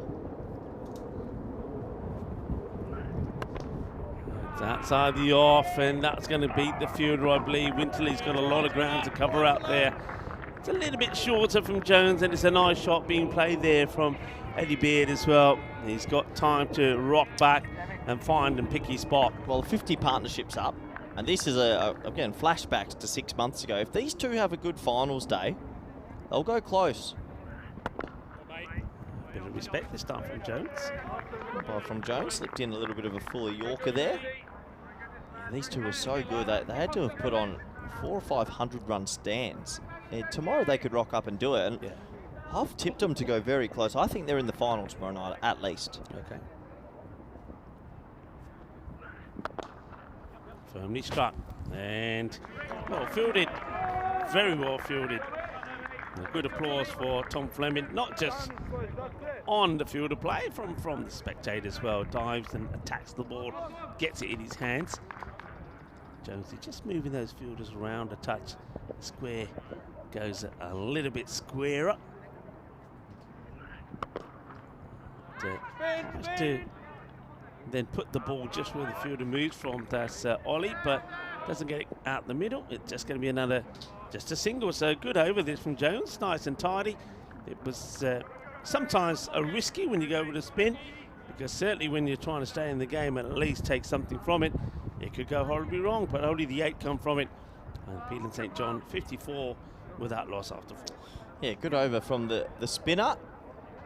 Unfortunately, I feel that this game's gone for Starry Grad. I can't see him coming back from here, but 1 point on the table for them would be nice, and they might be able to hold on to that. Yeah, well, the captain is going to have a go here, Bogdan Djic. We've seen him pick up a couple of wickets. You can see, well, you can see the old stump mic there, and you can hear the voice of the wicket keeper. It's O'Neill having a chat there with his captain about the field, and this one is going to be caught. I wonder if we're going to check the height on this. I mean, it's a pretty soft dismissal. I mean, he's walking off. Well, I think they'll have a closer look at it. It did look high, but yeah, he's just got none of it. It should have gone into the bleachers. Yeah, it surprises him with a slow full toss. I mean, the umpire seems to be pretty satisfied. Let's have a look. I mean, yeah, it's dipping. Yeah, it's dipping, and he's pretty low down. He likes to get low, and that one is going to drop below the waist. And it's just take a good look at the whole thing. Yeah, Ollie Webster just still hasn't got his normal batting boots on. A few months ago, that would have been here into Timbuktu. Yeah, here it is again. Look, we had a good shot of that.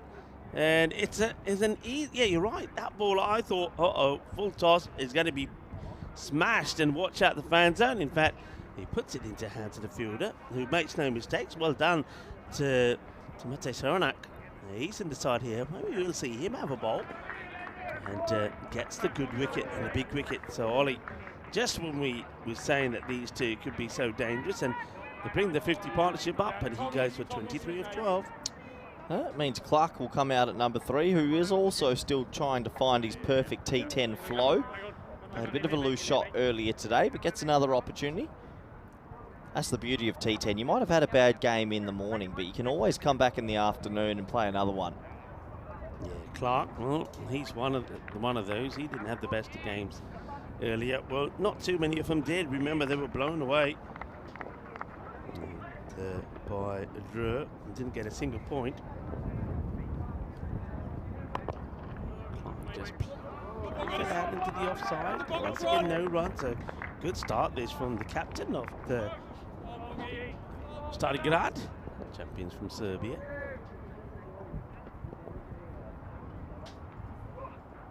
I feel like Clark's just unsure of how hard he needs to go at it. I think when you're in form, that ball there, you just throw in your hands, but that looked pretty tentative, that stroke.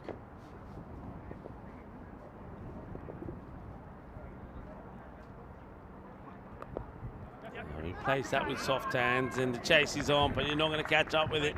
And once again, it races quick and fast along the Karma outfield. That is smooth and slick, like the Microlino, all the way to the boundary. 4 runs. Yeah, nice shot. Just wanted to touch it, open the face, and they had short third very wide. So 4 to the total.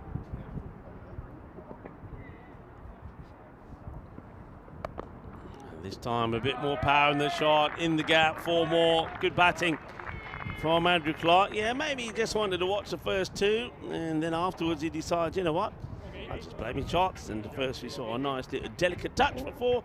And this time a bit more authority in the shot as he gets another in the gap. 4 carreras más, and looks like Djujic is just moving everybody around there on the offside to try and plug that gap. Yeah, if he can get a boundary this ball as well, maybe that bonus point permutation still alive.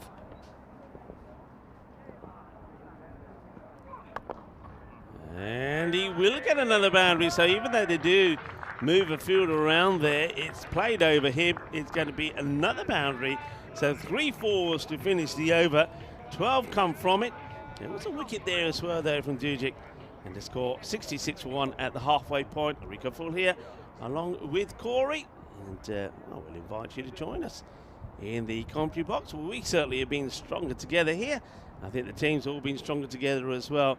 But looking for those magical moments, and can somebody from Stalingrad come up with something special that gets them back in this match? Yeah, look, they came into this group probably the more unfavoured of the other 4 teams, but it's the little moments for them. If they pick up a point or a personal highlight, they go home with their heads up and smiling on the team bus, you know. So I hope they have that moment, because they're a nice bunch of guys, and it's great to have them at Cardimer Oval again. Yeah, look, I mean, I've been and played, been a commentator there in Croatia when I know a lot of these guys have come and been. And they play good cricket, they play hard, they try, they practice a lot. I know a lot of these guys have been playing indoors. And it's a great story, really, for me, that, you know, from Serbia, a place which is actually covered in snow at the moment, that you're getting these guys coming out here, being competitive, playing in the European Cricket League. And the most wonderful thing about it all is these young players.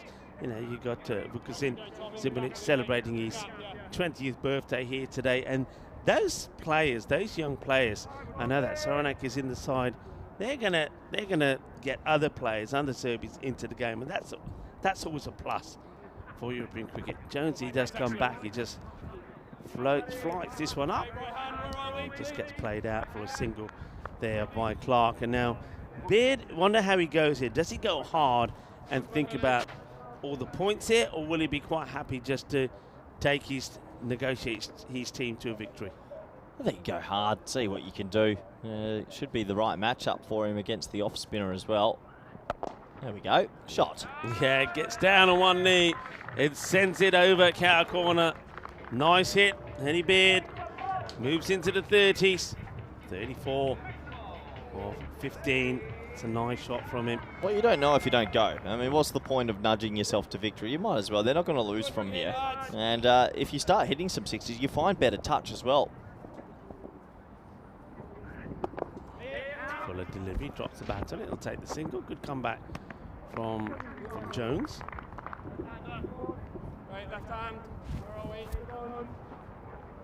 Certainly can pick up the stump mic now, can't you? Look, I think they must have done something to that in the break of this match, because it's very loud coming through to us here. I'm sure our viewers at home can hear it pretty clearly as well. Hello to Julian Dawson, who's joining Paul and many others in the chat. Chat has been absolutely fantastic today. Good job from everyone, and all the spanners as well. Super work from you all, and I hope you're enjoying the cricket and the action. It's good delivery. Doesn't give him the room this time, Jonesy. And gets a good over through, Jones. He's bowled well. He's tried hard, battled hard. No wickets to show for in this one, but only concedes the 18. And yeah, you'd feel that unless it's a big magical over to finish here, that one thing he's done with that over is at least secured the first point for Starry Guard. But let's not speak too soon. You'd have to think they've done enough to save a point, but stranger things have happened at Cardimer Oval also. It's only 6 for 1 on the board. Match 3 of the day, almost complete. Much finer. Well, on the ball, on the ball. Yeah, perfect. So Dukic will get his second over, 1 for 12 in his first. Looks pretty angry there, Rico. He's fired up.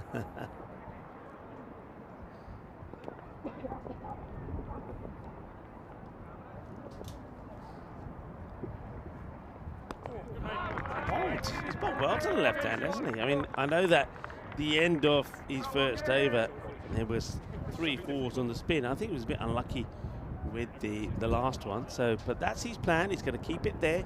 He is set to, I think, a better field now for that little drop shot.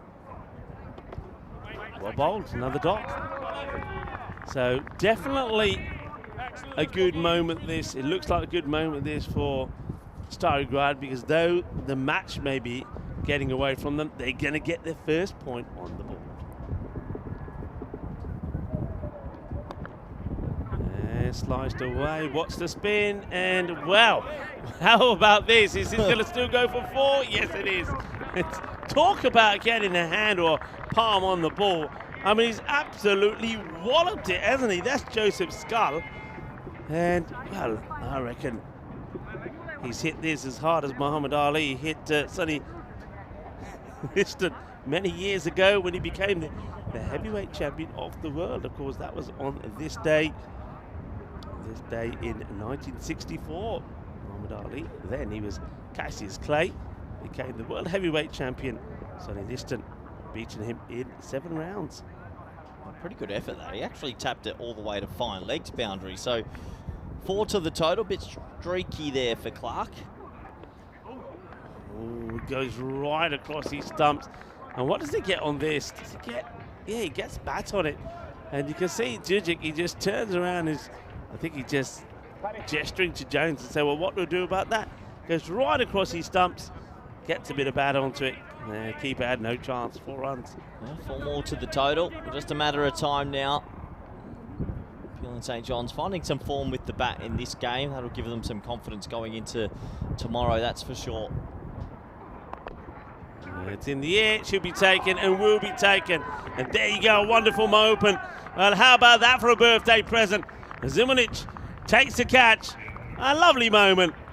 Yeah, let's just stay on him for a moment. It's his birthday today, 20 years of age. Vukasin Zimonjic takes the catch, and it still means something to them, and that's what I like about this team. They celebrate every moment, whether it's in a losing cause, a winning cause, it doesn't matter. They play as a team and they celebrate as a team. Well done. And well done also to the captain who picks up his second. Yeah, nice wicket there for the skipper there. Off the toe of the bat. Blooms out to mid-wicket. Thanks for coming. Clark still not at full flight, I think, but he did find 5 boundaries in his 22 off 12.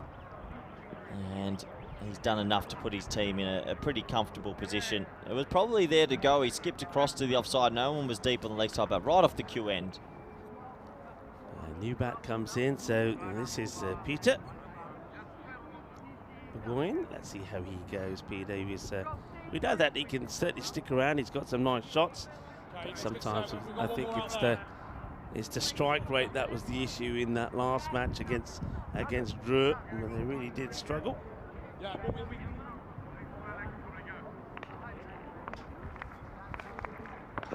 Djigic. 2 for 20 with the ball to go in his spell. 84 for 2.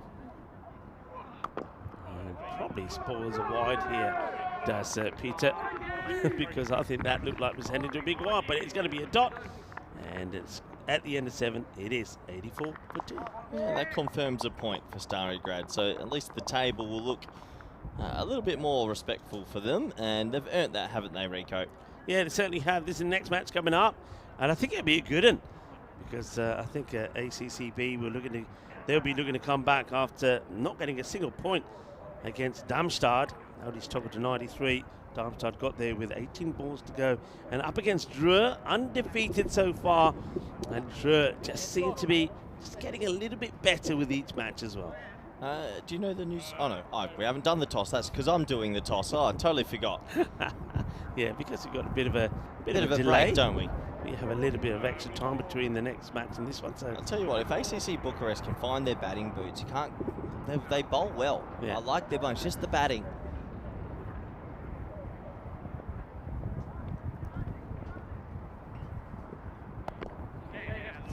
That's going to be 4 runs. It's a bit of a full toss and easily played away. It's Joseph Skull, and it doesn't really pitch. I think let's have a look at this side on. I think this is okay. I think the umpires are wanting to have a look just to make sure, but he comes from a good height.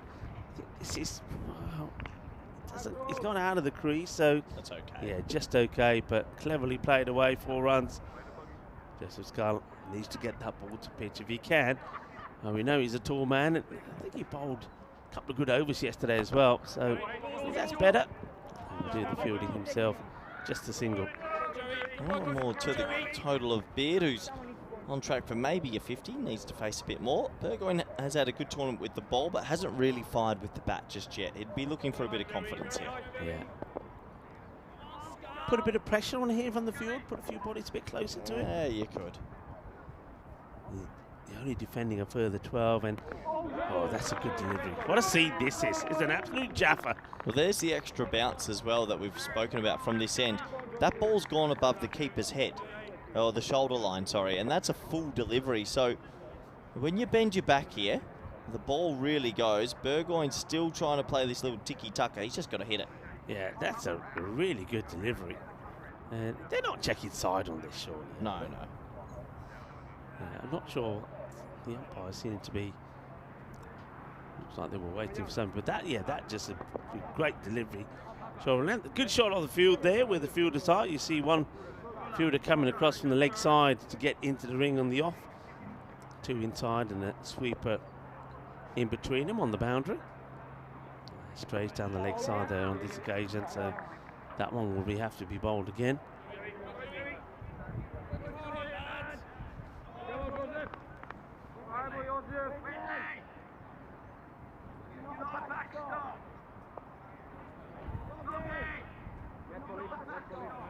Do you know what the most expensive over ever was?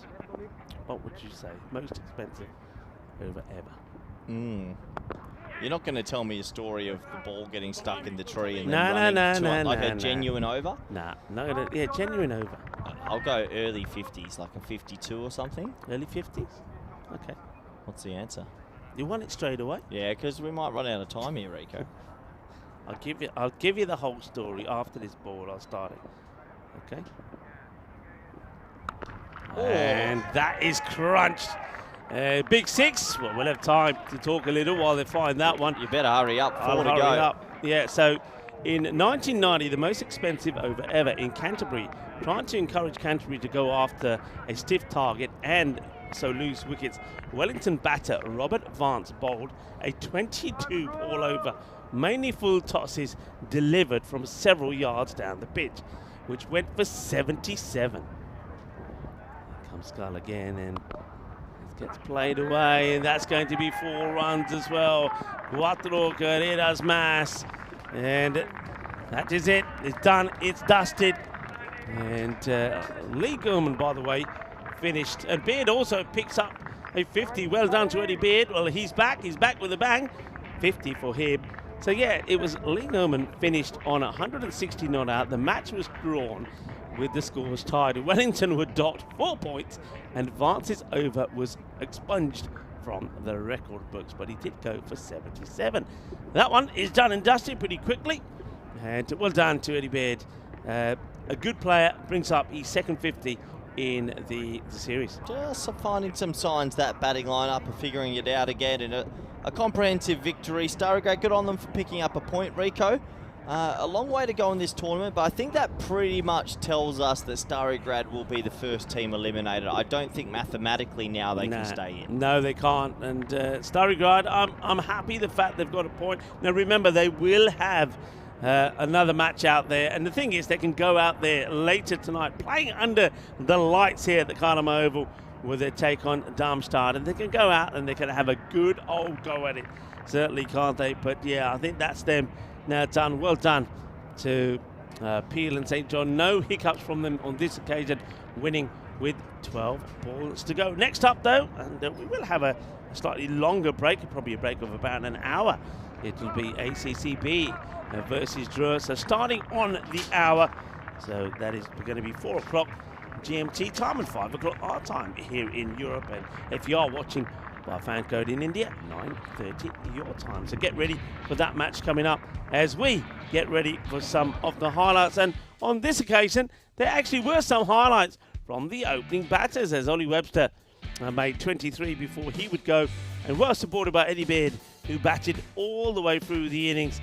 And not only did he score the winning runs with that 4 through the offside, but also would bring up his 50. That wasn't the best bit of fielding, he felt, for Wilkerson. He was trying hard and should have been just a single, but he goes for 4. They were up for it. Look at them. Let's go, boys. Come on. They wanted this. And looked like that was getting caught, getting behind the batters. And some nice shots being played. But when the first wicket falls, I think it surprised everybody, because it was just a bit of a gentle full toss from the captain. So the battle of the two captains, and it would only last just one delivery. And that one you'll see it probably coming up here pretty shortly. So Jujek, here it is here, I think. Yeah, full toss, and Ollie Webster finds the safe pair of hands of Seranak, who holds on to the catch, and Bogdan Jujek picked up a wicket for his effort. So Webster would go first. Clark then came in, would looked a little bit subdued with the first couple of deliveries, but then after that he hit 3 fours in a row. That was at the end of that over from Jujek. And then that was another wicket that would fall. That was the wicket of Clark, and it was Vukasid Zimonjic taking the catch on his 20th birthday. Maybe he'll come good in the last match. I do wish that he can have a wicket to his name as well. That'll be a nice moment for him to remember his 20th birthday here at the Karma Oval. But there were the winning runs. Eddie Baird would do it, and do it in style. And well done to him. We know he loves batting at the Karma Oval. He scored a lot of runs out here. Did it at the international stage, playing for the Isle of Man. And he's looking better every time he's out there. And they'll be pleased that Ollie Webster gets a few runs to his name as well. So 23 from him, 22 from Andrew Clark, and Eddie Baird unbeaten on 50 of 21 deliveries. On the bowling front, again, never going to be easy for bowlers when you haven't got too many to play with. I think Wilkerson Zimonjic goes for 19, no wickets, but he bowled with some real pace. You can see that the young man, he's got some genuine pace about him. And Mike Jones, again, no luck on the wicket front, but he bowled beautifully well, just 18. But 2 wickets for the captain, Bogdan Jujek. I think he probably finishes off as probably one of their leading wicket takers, so that's going to be some pride for him. And Winterley Burton, 1 over, but he goes magical with 23. So it's time for us to have a little bit of a break. Maybe time for us to mingle with some of the players and some people in the fan zone. But we will be back in about an hour's time when we're going to talk you through what could be another very exciting game. A CCB, after being beaten by Darmstadt, they'll want to come back strong and get something for their efforts here today. They taking on Dreux. Dreux, of course, wanting to maintain their 100% record and finish top of the pack. I'm Rico Fall, alongside me is Corey. We'll be back in about an hour's time to talk you through 2 more action-packed matches on day 2 of the European Cricket League.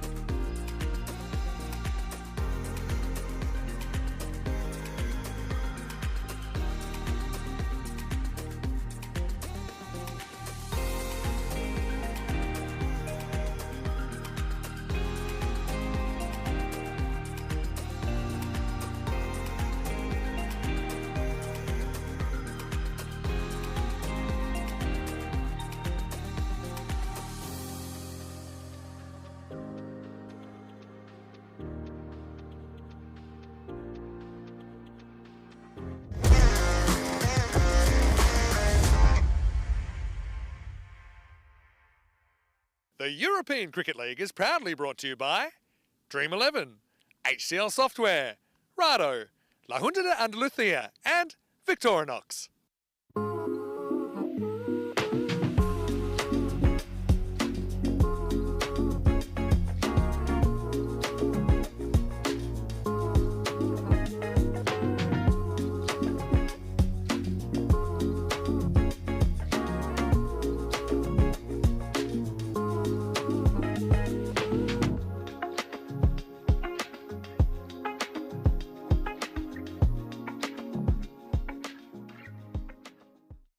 Hello everyone and welcome back to the European Cricket Network. We have ACC Bucharest taking on the former champions Drew. This should be a really interesting encounter, but let's go to Ian Ramage, who's the match referee for the coin toss.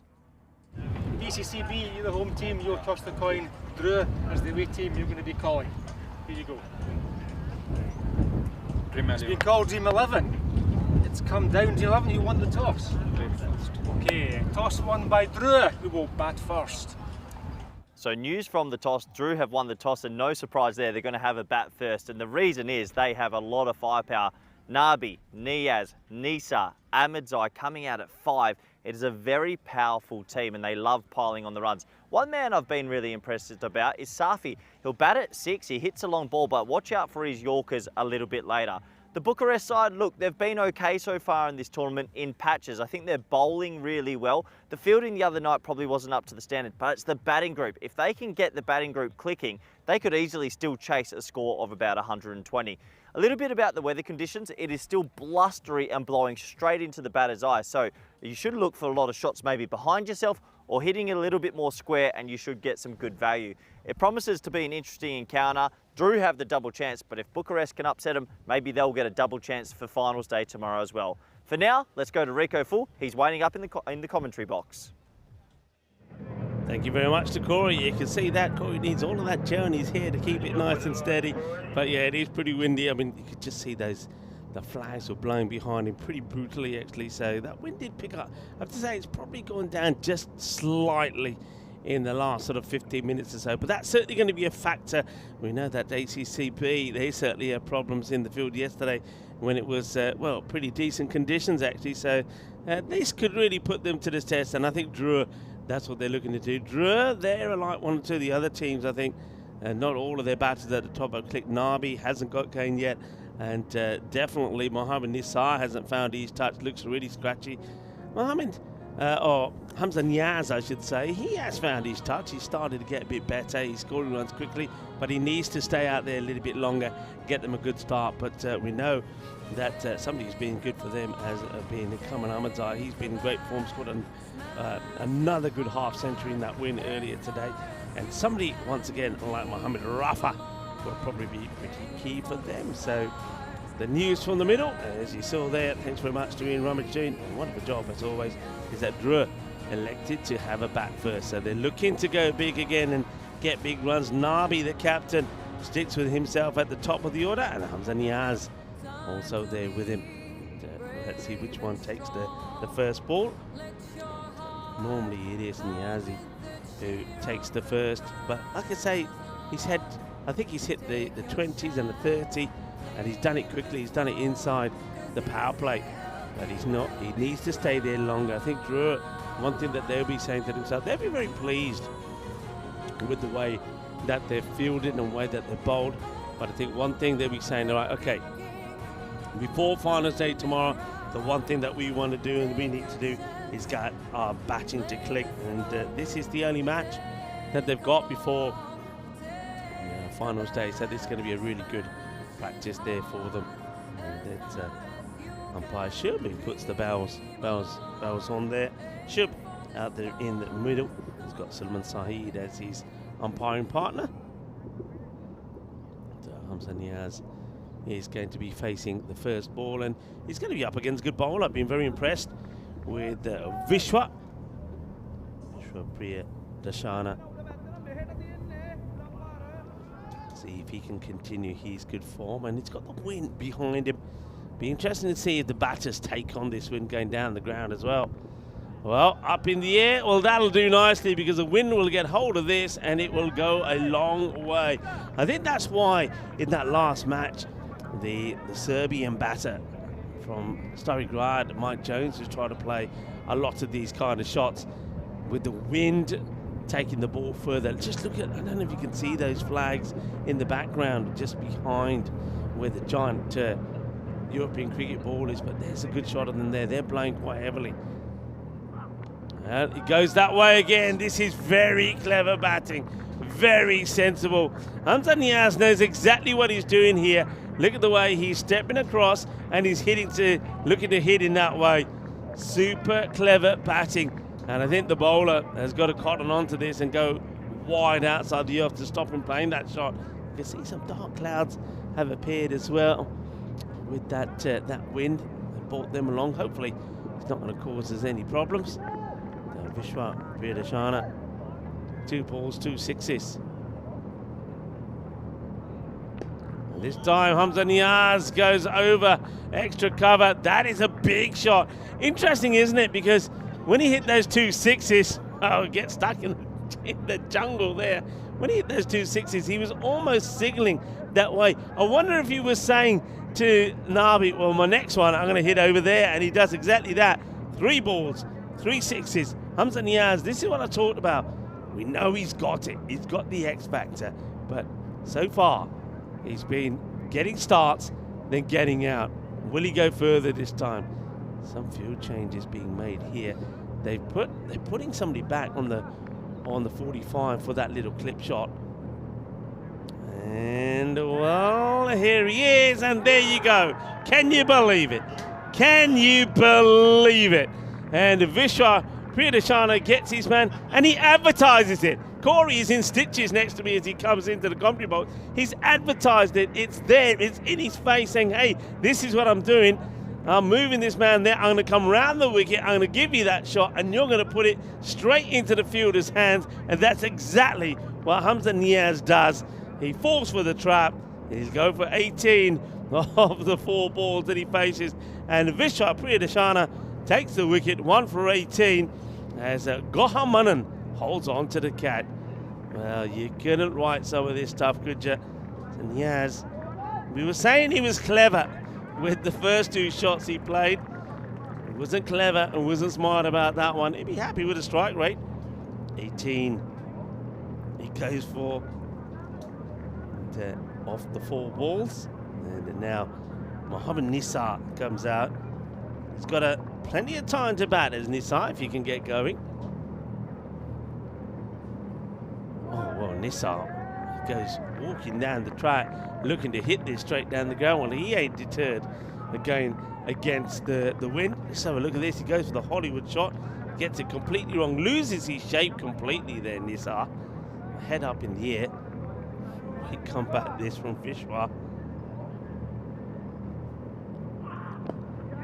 Played out, Nabi leaning on his bat a little bit, but we'll get to the other end and he's going to have to walk back to the other end. So no, 19 off the first in quite an exciting and, well, amusing first over is one way to put it. 3 big sixes to start. And then Vishwa Priyadashana sets the trap and lets Hamza Niaz know all about it. And Niaz puts it straight into the hands of Manan. Well, let's have a quick look at some of our events coming up.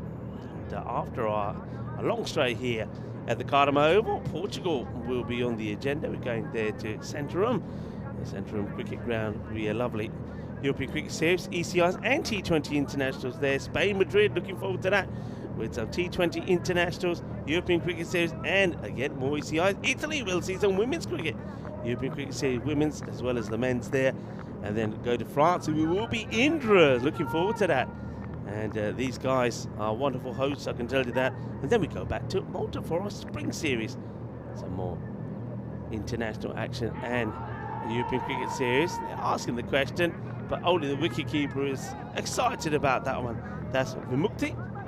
Mohammed Nisar, can he find his form and his rhythm? Corey has composed himself and he's back. What an interesting start to the game, Rico. And yeah, the sun breaks through the clouds a little bit. The ball's zipping about. It's flying over the rope and sixes galore. And maybe more. There you go, 60s galore, and have one more.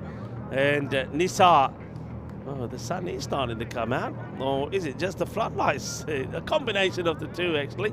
But yeah, it did get very dark as that sun disappeared. Still very windy out there. You did well to stay on the ground. I think that's got to be the one for the over as well. That was definitely short. And another 6. This is high voltage stuff. This is what Drew do. They go hard. Nisar. Oh yeah, shot. That's a great shot. Well, we know he's been rusty. We know he hasn't had too much time in the middle. But the more time he spends out there, the better he'll get. And that was a very classy put away. Just at the moment, they are flying 31 runs on the board, 5 sixes. So plenty happening. Nabi hasn't even faced a ball yet. But Nisar, I rate him. He's very technical. He can hit at 360. He's a joy to watch. And he goes big again, and that is big. Watch out in the fan zone. As that, well, I think that's hit the top of the merch tent. And, well, not anybody there. Well, I keep that man away from it. Remember, he nearly knocked a young lady over yesterday trying to catch a ball. One of the Drew seniority camp.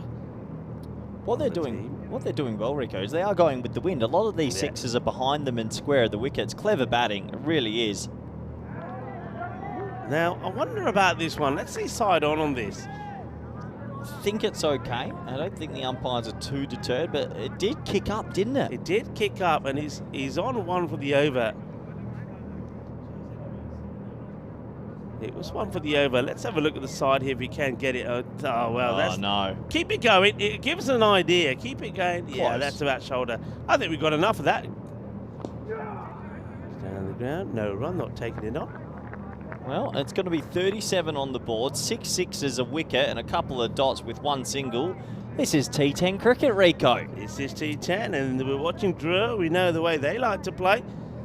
And, well, teams have been struggling to get to these sort of scores in the 3 overs. Drew have brought it up in the 2. They have lost a wicket, though, once again. Niaz gets going and then gets out. That's been his issue. He got a little bit carried away there, I think, but smart field position, that's all you could say. These are the tables, and Starigrad, a point on the board. Yeah, good on them. ACC Bucharest, they want to win here to maybe still hope they get into the top 2, but oh my word, Nabi has bombed one into the car park. Well, Nabi had to wait a long time for this ball, and it comes after 12 have been bowled, and his first is sent a long way. That's gone over the ECN arch there. Goes over that and keeps on going. Ooh, la, that's a biggie. Some of these sixes so far are big. This is proper Drew style. 43 on the board, 7 sixes. We've been waiting for a bit more batting display, and maybe we're going to get it, Rico. Nabi. I would love a Nabi night. A Nabi night would be fun. Vishwa Priadeshana, well, he's used to being smashed for 6. He had 3 in his first slower, and Nabi goes for the big hit. Doesn't get it right. They have pushed Long On back, and Long On stays back, and so does the third, but a very wide third. Jeez, he just swings so hard sometimes, Nabi. Just needs to calm himself down a little bit. That is swinging himself off his feet.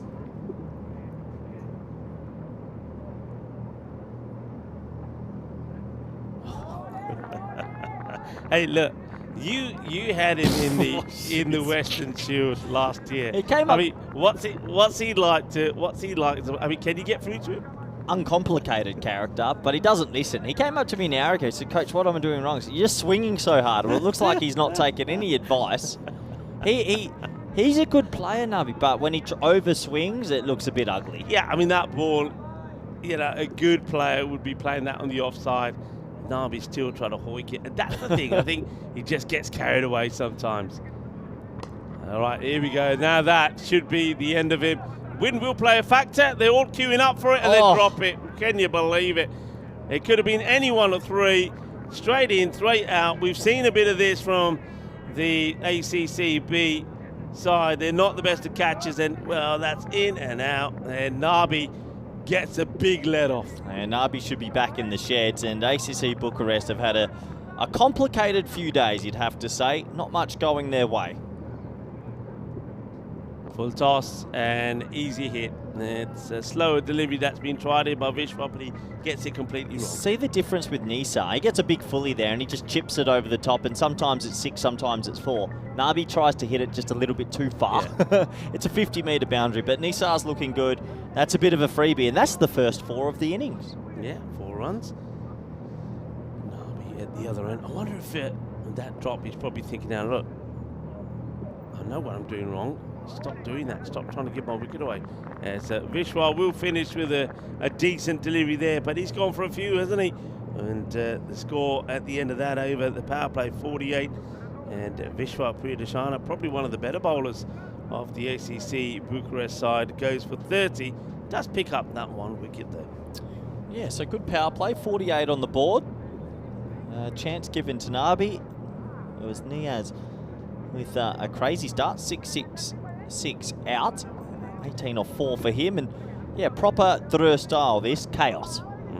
Chaos, chaotic stuff, and well, Samuela, welcome to the party. Now he's bowling to Nabi, and I think Nabi's swinging hard. Will he connect? Will he not? That's the question. And he does connect. It'll go for a single. Fielded there on the boundary by Saidullah. Right now, Nisar gets back on strike. Yeah, like right. Nisar's missed about 2, I think 2 or 3 actually now, with a decent length ball out on the off. So I wonder if he'll just maybe change his mindset on that. But anything that's straight on him, he's whipped it away for 6.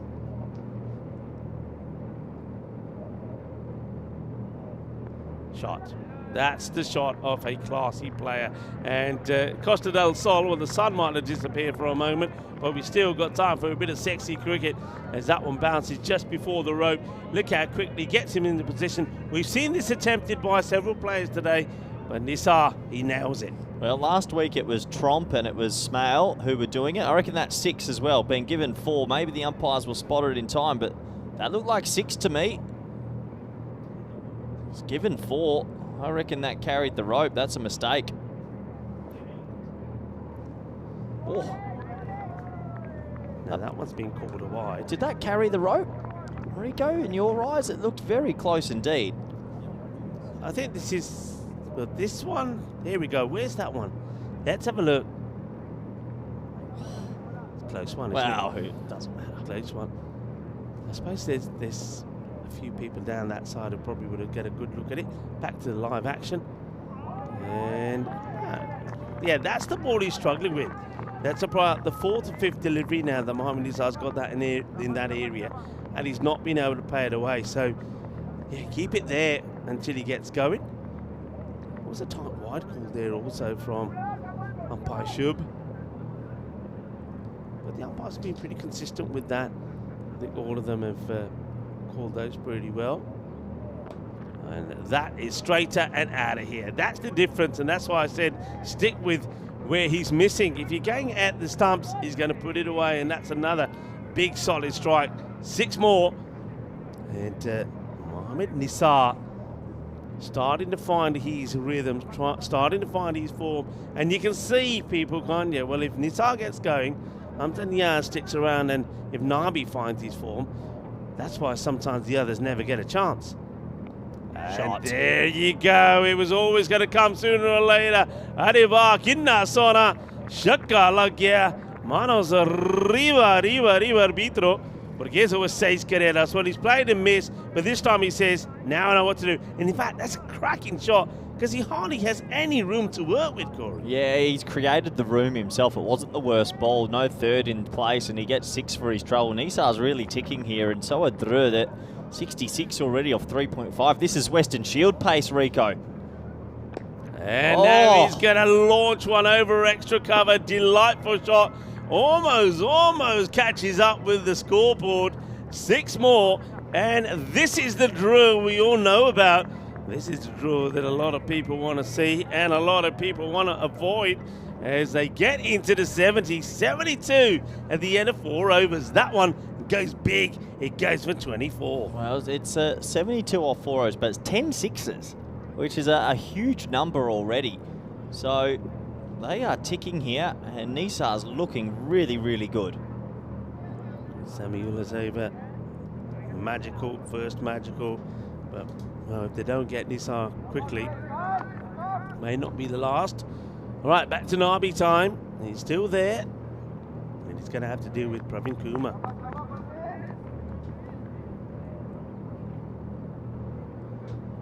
And that's good areas. That's the ball, isn't it? If you could get your bowlers to regularly bowl this, then there's going to be a few more dots around. It's good delivery.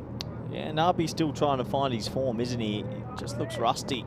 It's been a while out of his top sort of level that we saw a few years ago. Oh, he digs this one out. That will go all the way. 6 runs. And Shaba says Kariras. This time, it's all about getting the length right. This time, it's there. Nabi can get underneath it. And he, like the other 2 batters that have put runs on the board, has gone over the extra cover area. Good hit. And muscles this one. It's well picked up. Good bit of fielding. Attacks the ball. Does the fielder. 1 bounce. Picks it up. Throws it in pretty quickly. They'll take the single. You know, Nisar's such a nice player to watch. He's a 360 player. We've seen the ramp. We've seen over mid-on. We've seen the cut. We've seen over cover. We've seen the hoik over square. He's just got it all. Really delightful player to watch. Plays this one to the same fielder who seen a fair bit of the ball out there. So it's just another single. You don't mind that. Nisar probably a bit disappointed he hasn't put that one away. He does meet it on the full. 80 on the ball here already. All right, high, catchable, opportunity. And this time it is taken. So that is the end of Nabi. His miserable time continues. Just hasn't been able to get going. 15 this time from him after 9 deliveries. And another wicket, and a good wicket goes down. But you're right, Nisar at the other end, 46 or 16. He's looking good. And I think this is what we talked about earlier. This is a moment where I think the likes of Mohamed Rafa and the likes of Mohamed Kamran think, yeah, we're going to get a knock. Because quite often they don't get a chance. When Hamza is at his best, Niaz, and also Nisar, sometimes the other batters just sit and watch and hardly get any batting time out there. So a big opportunity for a batter who comes out, and that's because Nabi, once again, I think you got to say 15 off 9 is another failure for him. It's been about a year and a half for Nabi since we've seen the best of him. He should have been caught for 4 as well. So, yeah, he's struggling. Not the team, though. And it looks like they've changed the order. They're going to go Ahmedzai at 4. Maybe they're seeing this as an opportunity, Rico, to get other batters in form before the finals tomorrow, which also does make a bit of sense. Yeah, I mean, he's a good, powerful left-hander. And that's what he can do. We saw him coming briefly yesterday towards the end of the order. And, of course, we know that Abdurrahman Ahmedzai is a very good bowler, but he looks like he's a pretty good hitter of the ball. He starts with 6. And we can welcome you after this replay in the commentary position and talk to you a little bit more about the matches we've got still to come today. Yeah.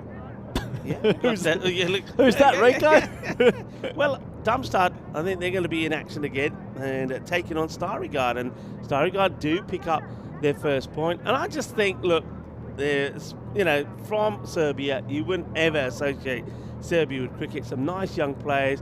They've got a mixture of some talented players in there as well with Winsley Burton and Jones. Woods has found his form again. I like to see him just go out there. Look, how often would those players get the opportunity to be here at the Cardinal Oval playing under lights, go out there and really have a ball? Yeah, it's not too often you see a team from Serbia playing cricket live on the network, as that one's uppercut again. Bit more edgy, and that will go for 4. So, yeah, of course, looking forward to the evening fixture, Rico. It should be good. But right now, this is like Drew of old. Yeah. This really is 90 off 31 balls. They're on for a huge target, and 50 for Nisar. Yeah, 50 off just 17 deliveries. Good not. And that's not an edge there, by the way. He's played that shot. He's played it. Madhushankar is the bowler. He'll go for 4 off his first. And Drew are looking to bring up the 100 in this 6th over. Oh, so good. Yeah, class. Absolute class. Beautifully played. Well, there's some cricketers over there None of them keen to take the catch, but yeah, what a delightful shot. I think that might be some of the Darmstadt boys that are watching. But look at this, and it's all exquisite hitting. There you go, they're getting out of the way of it. Don't fancy taking the catch. And his ball is 50 up, and he's not happy with just 50. He's actually in. I said he needs a bit of time in the middle. He's getting it, and he's starting to play all the shots. He might ramp again here. The wind's favouring that shot.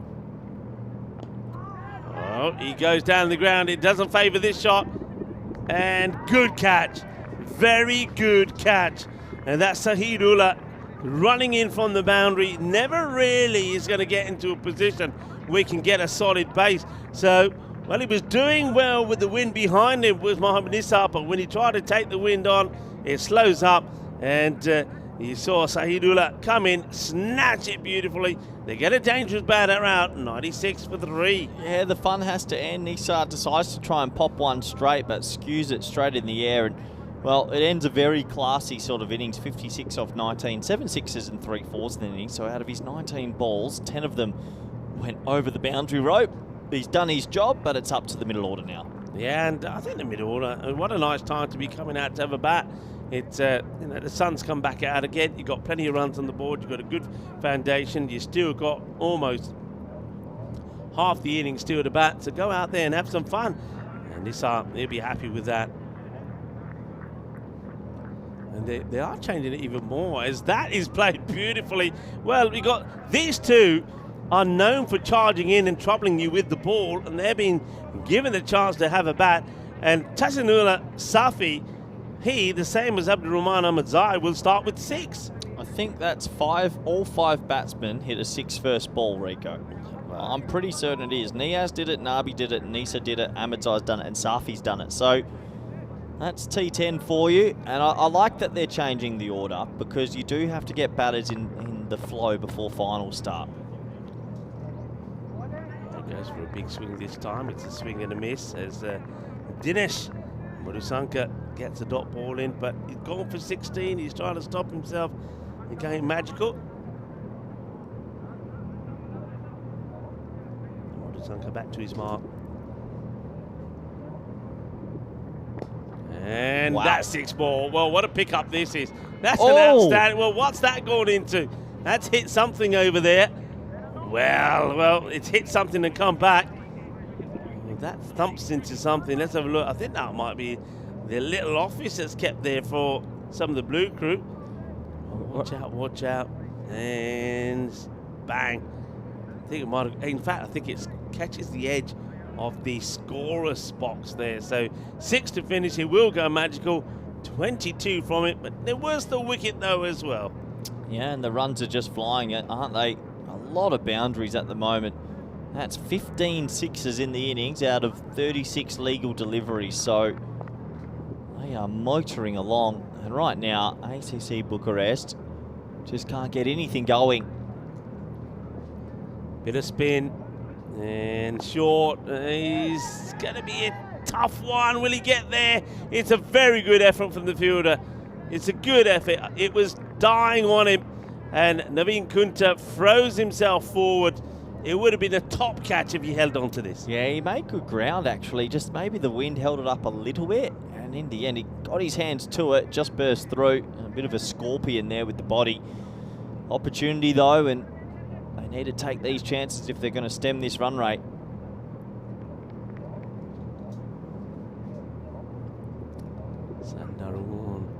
And, well, does he keep the foot down or not? Well, we'll have another good look at it. The umpire seems to be pretty satisfied that he's okay. Let's have a look at this. So, the foot stays down. It goes up for a moment, but he makes sure it's planted firmly before those barrels can be taken off there by Wimbukti.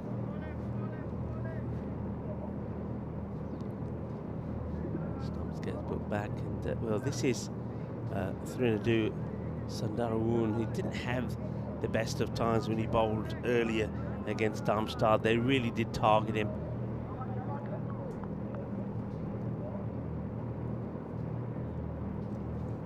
Extra time being taken to get those stumps right by umpire Shub.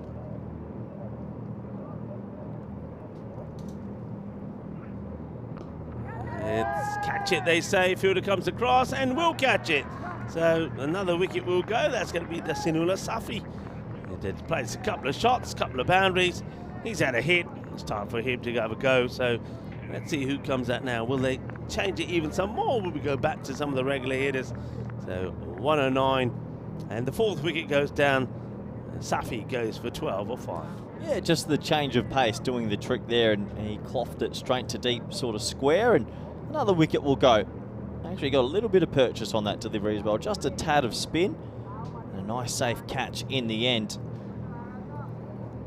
So Safi enjoys his little stay, 2 sixes to him. Seems like every batter just coming out, whacks a few sixes and walks back. And here comes Ahmedzai, and to be honest, this morning he hit a 50 off 12 balls. Yeah, Cameron Ahmedzai coming out before Mohamed Rafa.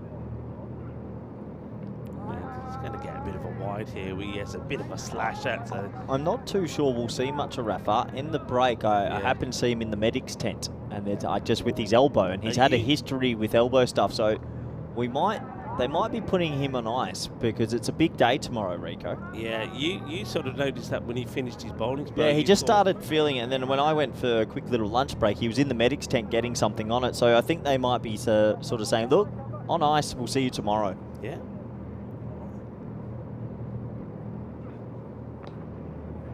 Up in the air will be another one surely. Well, the wicketkeeper has been called off it. The bowler says, I want it, and I think the keeper here, and this is Mumukti, saying, hey, you know I've got the gloves on, you should really leave those to me. But Sundaru Wan is saying, nah, of my bowling, I fancy myself. Well, that's a good comeback from him. He was hit pretty badly in that earlier contest against Darmstadt in the 1 over he got. But he's come back well. He's taken a second wicket. And the little gamble, if you like, of getting some of the bowlers in to have a hit now comes to an end as Abdurrahman Ahmedzai, he could be caught and bowled for 7 off the 3 balls that he faces. Another batter comes and goes, and well, credit to the Bucharest team who are just fighting a little bit here with a couple of late wickets. That's hit hard. That hit really hard, and well, it's a good effort from the fielder. He gets fingertips to it. Sahidullah, as this one hits the deck and comes back at him, he gets fingers to it, but still manages to get past him. You see it here. He's trying to slap it back in play, but got a lot of good height on that. And it's going to be a boundary to finish the over. So despite the wickets falling, the runs also keep coming. And that boundary takes them to 115 at the end of the 7th over. Yeah, this is what we're coming up over the next month or so, and obviously we're in the heart of Group A, but plenty of other groups, and then Championship Week all the way to the end of the 17th of March to the 21st of March. We'll crown a new winner. Ahmedzai on strike, a little bit of a play and miss. Yeah, well, Ahmedzai at the moment hasn't quite done what he did in the last match. He was hitting sixes from the word go against Peel and St. John this morning. All right, well, this one is going to be the base of our commentary boxes. That's going to be 6 more. That's more like it. That's what Cameron Ahmedzai makes a habit of doing. 6 runs, 6 more. Just dangerous. That's the top 6 now. Everyone's got a 6. So if Shikdar can also get a 6, that's the top 7. Good T10 teams, Rico. You know, they bat all the way down, and then it's very difficult to stop. Shikdar, I don't think we've seen him with the bats. It'll be interesting what he does. Oh! We know what this guy does. Oh, that is out of the meat of the bat. Lovely jubbly. Well, I was calling him Captain Caveman earlier because he's got that build about him. And the way he throws the blade around is like he's clubbing everything. This is the throw of old, the 18th 6 in the innings, and they've still got 15 balls to come. That's another. Wow. It's over the trees. Wow. What a hit that is. The power of this man is unquestionable. That is going to be 6 more. I mean, how does he even get that there? I mean, let's have a look at it here. Look at this. I mean, it's just meaty. That is a big shot over the offside. Mullered. 19 sixes. 19, and you've got a good 14 balls to go. They're going to hit 180, and I tell you what, they do not care about the wickets column. You look at the wicket and you think, 5 down, maybe. They don't care. They're just trying to whack it. Sometimes you can even just get rid of that wickets column and just look at the total, because the total's all that matters. Yeah. All right, he's getting a... Vishwa just gives him a little cuddle, the bowler. Kumar says, don't worry, come on. You're all right, you're all right. Yeah, so we've gone .666. And Shub, what's going on here? I think the wrong ball might have come back. So Shub gets one, has a look at it, says, nah, that's not the ball. Yeah, that looks more like it. Yeah, there's a few up there following the Western Shield, so I think we're going to see a fair bit of that. And high in the air, catching opportunity. Fielder getting underneath it. And that's a very good catch. Kunta gets called off that. He's a good cricketer, you know, Therindu Sandurawan. We saw him call the wicketkeeper off one of his own bowling. And even though Kunta is probably, you would say, maybe he's catch because he's running in and looking at the ball. But you see there that Therindu says, no, Therindu, leave it to me. I'll take it. That'll do, he says.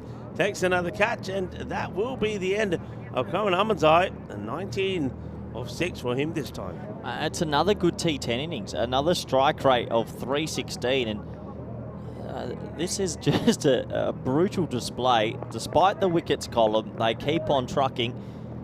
Another batsman gets an opportunity now. All right, let's catch it, but is he going to go over him? Oh, well, well.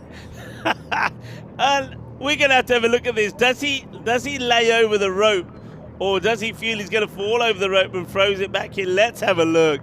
Let's see how much of it is going to see. He's holding it. Where's that hand? I think he's over the rope. Where's that hand? I think that, yeah. Can we see this angle? Where's the hand? Let's slow it right down here. Takes the catch. He's falling down. Let's have a look at the hand. And... what about the foot there? He's still got to keep rolling forward. Let's go, keep rolling. I think it's 6. I personally think he's just got something in the rope, but this is a marginal call. The umpires will try and take a closer look. Maybe he gets benefit of the doubt. There's nothing concrete there. I think unless it's concrete and you see the rope move, I mean, I don't think you can call it on that, can you? Maybe. Is his elbow down on the rope? That's the only thing I was thinking. Does he put a hand down on it? Well, it's been given just the single, so well done, top fielding. The thing is, though, I have to say, but if he held, in that case, if he just held on to it. I think, yeah, but didn't he roll? I don't know. I don't know. Look, he saved 5. All right, we'll give him a save of 5. And, well, that was a nice moment there. I think that was Abdul Asif who's out there on the boundary. Right, where are we at here? End of the 8th, 134 for 6.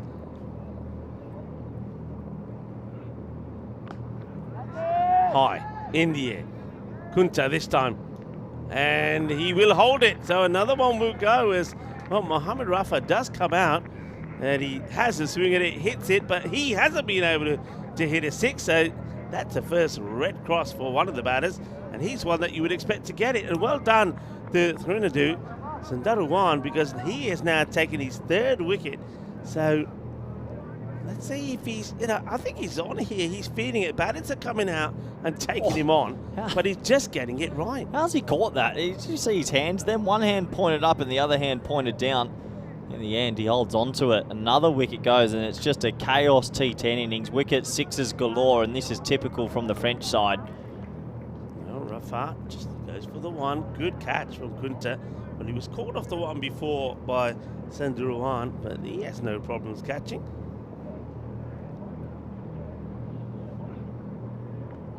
Well bowled. It's worked. He's bowled a good spell. Otherwise, I think the score would be in that 160, 170 region right now. Really impressive spell. Oh, that's well, they are the French, so you're going to have to see the French cut once in a while. Yep. Doesn't go to the boundary though. No, nice French cut there. One more to the total. Amar Zahir, the wicketkeeper who's come out. It's the first time we've seen him. And yeah, this is Jasin Shikdar, who probably bowls very similar to Sandurawan. Plays that neatly down the ground. We'll just take a single. Do you think Bucharest have any chance of 150 in this game? If they do, then I think it goes back to what we were saying before. Somebody's got to go big. I mean, maybe Asad Abbas will probably put himself to the top of the order again. But I think, again, Pravin Kumar becomes the key player. He's got to get, I think 2 batters have to hit the 50 mark for them to do it. Gohamanan can stick around, but he hasn't really. His strike rate hasn't been too impressive at the moment. And, maybe this guy who does look like a classy player, San Darawan. Right, he could be taking wicket number 4. And he will take wicket number 4. So a 4 for the bowler. Well bowled to Tarinadu Sandarawan. He takes 4 wickets. And he came on the ball when Drew was smashing it all over the place. So what an over that is, by the way. Just the 3 runs from it. And he'll finish with 4 for 10. Yeah, 4 for 10. He's been a shining light in this team with bat and ball. He picks up a cheeky 4 for 137 for 8 with 6 balls to go. Yeah, so I mean, at one point, remember at the end of the 6th over, the 100 was already up, and you thought they were definitely going to be going. Well, you said at one point maybe 180 point, or 180. So that's a great comeback, great bit of bowling there. So Tarinadu Sandarawan go to spin, and spin works the treat. 4 for 10. But how many now come off this last over? Ahmad Zahir joined by the new batter, and it's Wahid Abdul who has to duck under this one as he makes his way to go on strike. On to the total. That got the crowd going a little bit. I think they're all making a lot of noise because the character's on strike. Wahid Abdul, they want him to hit a big shot. They're excited that he's on strike. Let's see how he performs. And well, they're egging him on. The expected score, well, they're expecting at least another 9 to come off the over. That might just drop a little bit after that dot. 4 more balls to come. Asif, Abdul Asif, that is, he's doing the bowling. And he will get a boundary. There'll be a big cheer as that one goes to the fence. 4 runs. They get into the 140s now. What is it about when a lower order player hits boundaries? The team love it. They absolutely love it. Nice shot from Big Abdul. Got one to work with, and he screwed it around the corner. Yeah, Abdul, we know he's a character. He's a well-loved character here on the European cricket. I think the crowd love him as well. And you can see what he's looking to do. He plants that foot down the leg side and he's hoiking. That's the place to be for the bowler. Oh, a bit of signature on the back of the bat. Do you think it's his own signature? You never know. I wonder if that's one that he's used there before and somebody signed it for him. It's another swing and a miss. Good this from Abdul Asif. You don't have to get the wicket. You don't have to go for the stumps. Just keep it outside the off. John Gray saying great spell there from Sandarawan. Yeah, it was a very good spell. I think the difference between this 140 and a kind of a 180 score, that's for sure. Well, and now he wants to get funky, and that will be his lot. Well, he did get one highlight, he did hit one boundary, but only 5 coming off that over. That's quite a remarkable finish, though, really. 3 came off the 9th over. We often say it all happens in the 9th, and then only the 5 coming off that one. So 8 runs off the last 2 overs, which means Drew, who were set to go big and go easily past that 150 mark, will finish on 142 for 8. Yeah, they've pegged it back a bit. It could have been 170, 180, but that start from the top 6 has put them in a strong position. We've seen the scores have been a bit lower in this group, and ACC Bucharest, their batting's been the weak part. So if they pull this off, someone really has to step up here, Rico. Yeah, somebody does. I mean, it'd be interesting to see what they do here. I mean, I think you know my feeling, even though it didn't work to plan in the last match, I think the man there who's just taken the 4 wickets, Trinidad Sandarawan, I think he should be right up there as one of the openers. I think he just looks a little bit more classy. He looks more of a batter rather than a slogger. And I think against some of the bowling that we're going to see here from Drew, that, if you're just hoping to slog your way to runs is not going to work so well. Talking about slogging, well, was it slogging or very clever batting? The first couple of shots from Hamzat Niaz was just exceptional, using that wind to his advantage. But then they changed the field, put a fielder there, and he tried to do it again, and then it wasn't so smart. The uppercut came into good play there from Nisar. He did look good, didn't he, Nisar? He's a player that we've seen score big runs on the network. He's hadn't played too much cricket in the last well, several months, he was telling me. So he needed a bit of time in the middle. He gets out there, and I think that 50 he scores will serve him very well. But the fight back did come as well. So once they removed him, batters would come, and as you'd expect, they would hit sixes for fun, as that one was Abdurrahman Ahmadzai who smashed his one big six. But once they hit the six, they would then also find a way to get out. That was a really good catch, actually, running in from the boundary, well held by Saeed Ullah. And then there it is there again. We saw then the spin come into play, and that was sensational. Sundar Rawan liked what he did. And there's another cat. So, I mean, fair play to ACCB. I know that yesterday they treated us to a bit of calamity fielding the last few overs of their night match. But in this one, their fielding kind of saves them because they held on to all the catches. And here's another one. And he calls it and wants it, does Sundar Rawan, and holds on to it really well. And that was that one from Kunta diving in. Took it awkwardly, so wickets would keep falling. 4-wicket spell there from Sundar Rawan. So he's a happy chappy. And, well, they were happy when they did see at least Abdul hit a boundary. But he would hit one, but he would miss 3 balls straight after that as well, which meant that over from Asif only goes for 5. The one before from Sundar Rawan only goes for 3. So they'll be very happy, ACCB, the way that they finished, because they know it could have been a lot more. Question is, and that's the big one, can somebody click from them and get them going and maybe even register a win? Drew looking to make it all victories for them. They're looking to go into tomorrow's finals day with a 100% record. Quick look at that scorecard, that classy 50 there from Nisar. And on the bowling front, now 4 wickets from Sundar Rawan, well bowled, 4 for 10, exceptional. And you've got to remember, he came on to bowl when they were on top. He took 2 wickets in his first over, and the score went from 108 to 115 at the end of that. And then only the one over, that was from Koeman, that went from 19, even though it did pick up a wicket.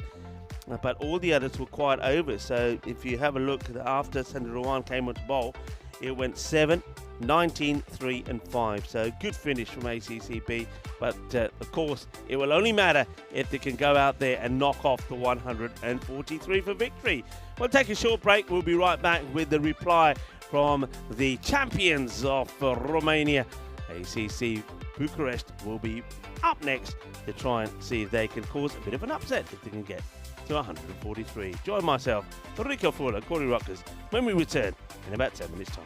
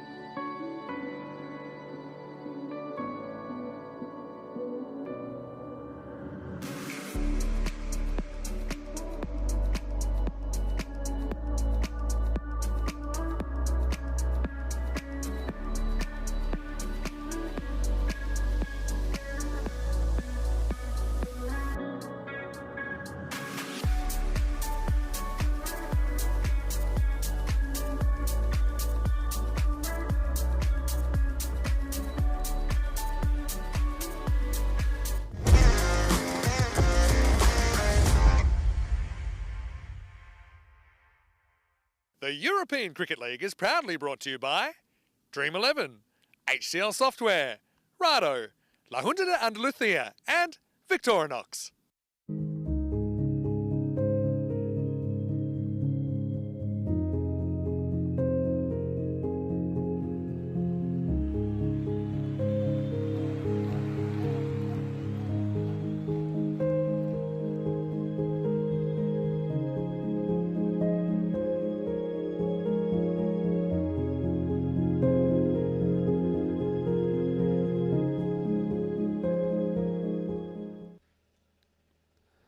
Hello viewers, and welcome back to the stunning scenery of where we are here at the Cartama Oval. We are of course in Spain, Andalusia, in the beautiful region of Malaga. And there it is, the Field of Dreams, the field of European dreams. Yeah, the European cricketers, it's a place where their dreams come true, and we certainly have seen that today, haven't we? Dreams come true when we saw Pawis and Kudazada take a hat-trick. 4 for 13 he finished with, all 4 wickets in the over, including a hat-trick.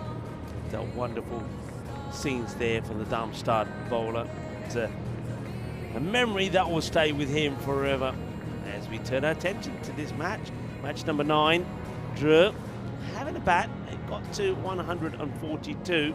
They just had a look at some of the bonus point equation. I had to say they looked very confident, didn't they? When they went out, I mean, it looked like they could have gone for and scored a lot more runs, but they were just quite happy with what they achieved. You could see there was a lot of laughter amongst the players, and they looked pretty relaxed. So they feel that they've done enough here. They believe that their bowling attack is going to restrict ACCB, and no surprises there. Remember earlier against Peel and St John, they restricted them to 79 when 135 was the target, and their bowling has been good. They restricted Darmstadt yesterday to 117, bowling them out with 2 balls to go when Darmstadt were looking to get to the 159. So they've defended well, looking to make it another win under their belt. And one guy who really has changed his performances overnight from what he did yesterday was the headband bandit Wahid Abdul. He actually got 2 headband bandits. I'm pretty sure that Abdurrahman Ahmadzai will also be charging in as well. So Abdul with the first. It's up in the air. Well, that's what you got to do. Attack. And Manan does attack. Hits the first one for a big 6. Smashed away. A little bit of extra width. And Manan, yeah, it's got to be see ball and try and hit ball. I mean, the rate, we've seen this done. It's not like a massive rate.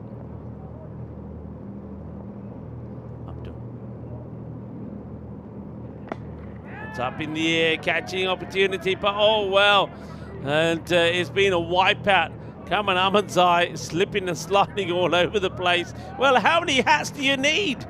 And he's obviously got the bowler's hat on, but he starts to go after this, slips and slides. I don't think he would have got there, to be honest, but he does get up with a smile on his face.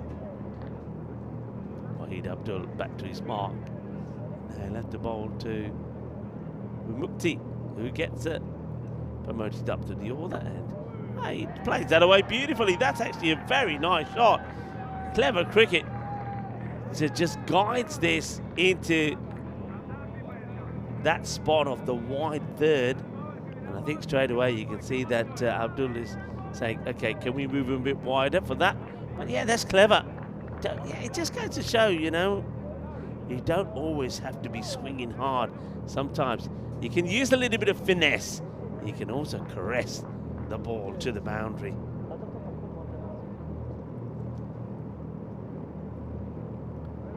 Well, that's a better ball. That one beats Manan. they do actually put, it's almost like they keep the third in a normal position and they move backward point a lot finer. So they have got 2 on the boundary out there. And, I suppose it's probably there for that hoik from Manan as well. Madushan, wicket-keeper batter. That's going to be another swing and miss, Madushan. Just trying to guide again, but they have put 2. It's not going to get value for money for that shot. They put players out there now. Another boundary here would see them finish the over on top. One ball to come. Can they get that boundary? 11 of the over so far.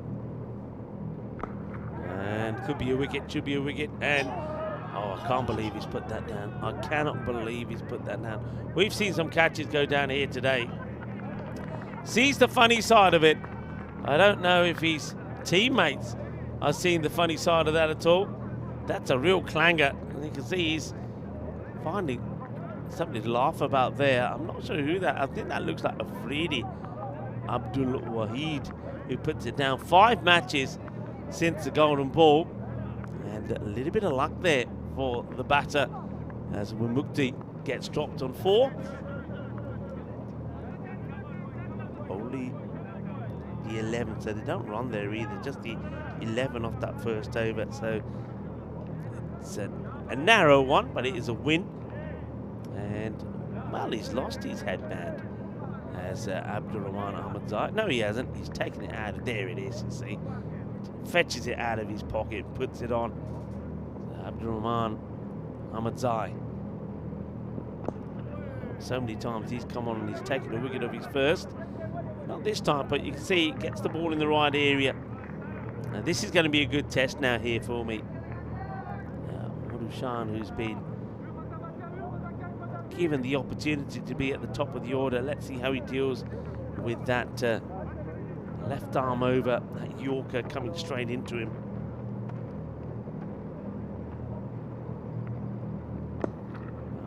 Plays it out and he's going to get 4 runs because that's going to get past Ahmadzai. Nice looking shot. Sort of goes out to it, doesn't get caught stuck in the crease and gets 4 runs away. Yeah, well played. Be brave, be positive. Maybe take not in the bad way, but take a leaf out of the way that the Drew batters went out there. That's going to be 4-leg pies. That'll do nicely as well. Well, it's actually been given runs. I thought this was off the pad. Let's have a look at it again. Well, maybe he does get a bit of bat in the way here. The batter's not going to be complaining.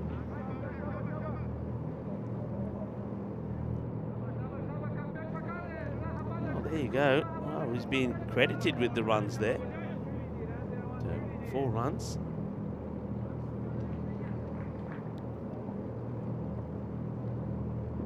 Oh, that's that full Yorker length delivery, which is played and missed at by Madushan.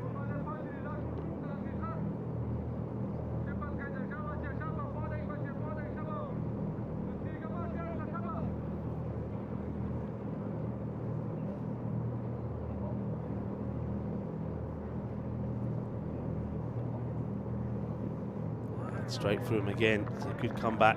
Just when it's a bit like the first over, just when you think that they could get a decent over in and win the battle and start to chip away at the rate required, the bowler then comes back with 2 dots in that first over. Wahid Abdul finished with 3 dots. Went for 11 off his first 3 and he wouldn't go for any more in the next. In fact, it was a drop catch. He should have had a wicket. Let's see if Abdul Rahman can do the same. And no, he can't, as that one will be worked away. So that will go to the boundary. That's going to be 4 runs. So 13 come off the over. They'll fall still a little bit short from what they need. But if they keep their wickets intact, and as long as they keep getting bat on ball and don't start playing out those dots, that was a feature we saw from them earlier. They've got to make sure they get bat on the ball. So Rahman doesn't have the best of starts to a match. He normally starts pretty well. Looks like Wahid Abdul will be bowling the second one. He's got a few layers he's got to take off first, which umpire Sulaiman Saeed seems to be running out of clips and pockets to put everything on. No, he's ready. I don't think the umpire's ready just yet. 24 off the first two. Played out. We'll get attack. No run. Good work there from Tahsin Ullah Safi as Corey joins me back. Corey, welcome back.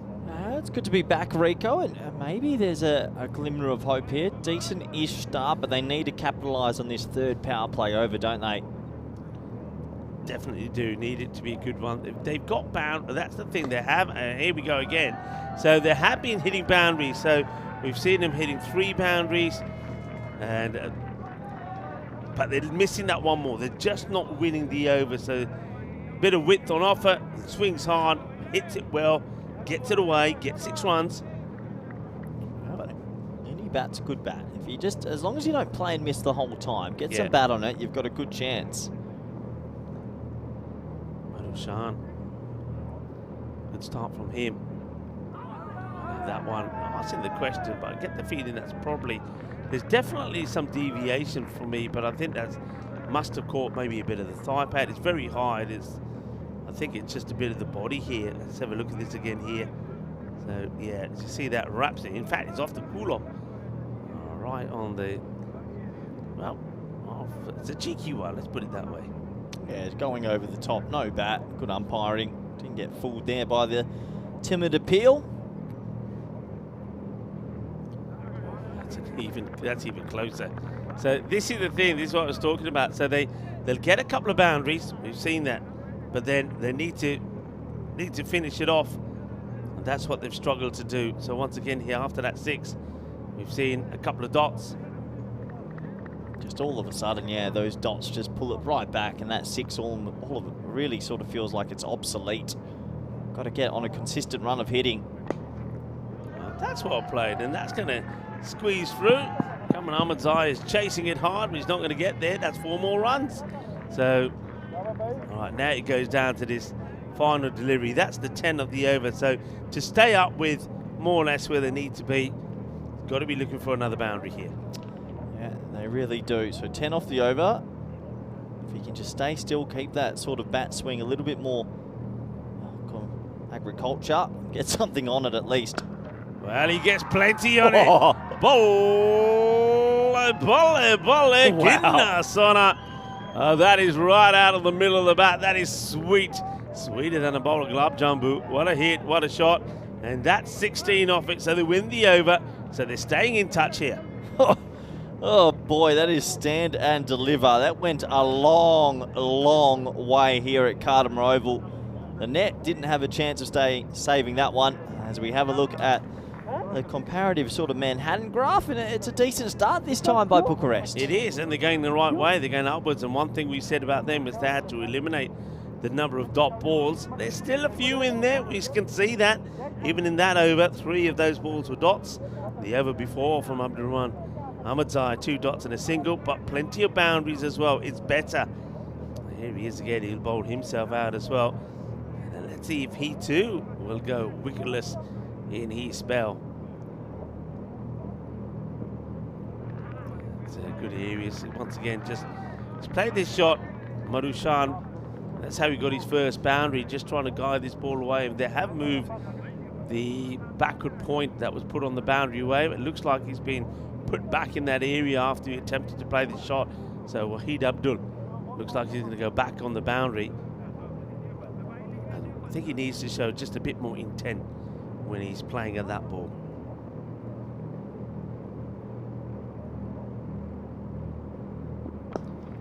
And that's hit well. Well, that's the intent I'm talking about. Over the top. Another boundary. Liking this from these two. Well, we saw a 50-run partnership from the openers of Drew, Niaz and Nabi. Niaz, who did most of the hitting. Oh, we're going to do the same here. That's what you need. You need a good partnership. Well, it's the first time we've seen the openers really get going for them. So good signs, but they're going to have to keep it up for the whole 10 overs. 14 and over. It's been a low-scoring group. Would be a very special chase if they do it, Rico. And gone. Well, there it is. That's the dangerous delivery. You know he's going to come up with it. It's really is so difficult to play. When he gets it right, he gets the man. And Mudashan, well, can't be disappointed with what he's done. He gets his opportunity at the top of the order, 20 off 11. And it's the 12th ball that sees the end of him. And Abdurrahman Ahmadzai gets the wicket they were after. Yeah, good ball. This is what he does. He loves to swing it back into the righties like all left-armers usually or traditionally do. And he played all around that one, so 20 off 12. Not a bad start. 5 fours and a 6 in there. 7 dot balls, though. Just even a couple of singles there would be nice. 44 for 1. Pravin Kumar, we saw him bat very well in the very first match that they played. Since then, he's become more useful as a bowler than a batter. He did well again here today. He's picked up the 2 wickets.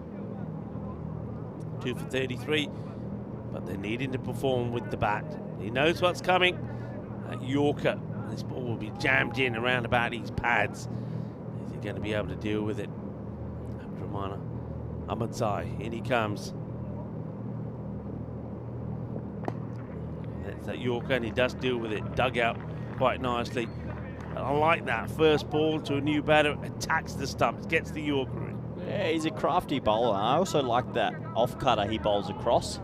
He's a talented man and decent pace. That is a very good first ball to any batter. Yeah.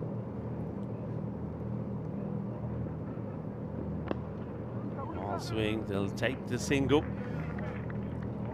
That means that the strike gets rotated. So Goham Manan, 24 of 9, needs to find a way to get a couple of boundaries away here. Just the 5 runs off the over. In search for a big shot. He produced one at the end of the last. Can he produce one here? They need it badly, otherwise the rate creeps up to over that 16 mark.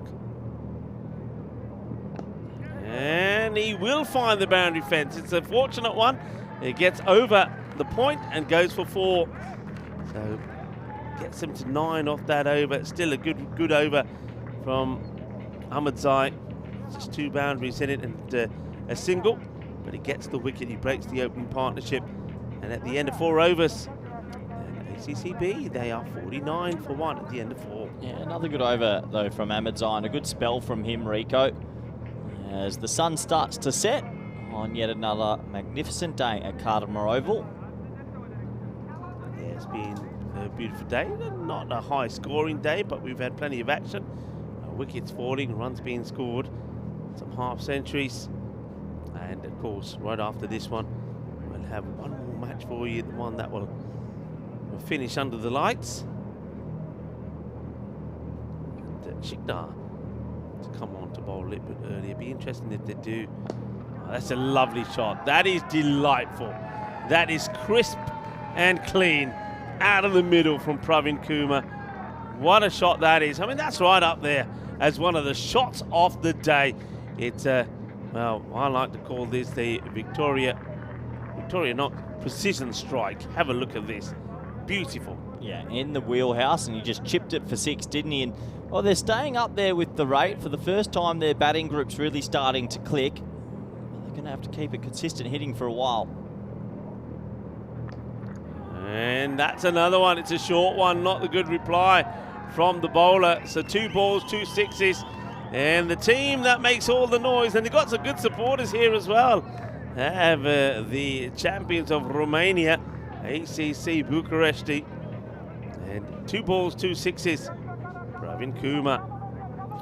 They're on their feet. They truly believe. A few dark clouds are rolling over. We're not expecting any rain tonight, are we?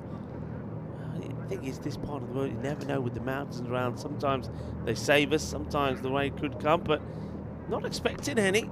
Pulls this away, trying to get it in the gap, and it won't get there. It's a one-handed pickup. They're happy to take just a single.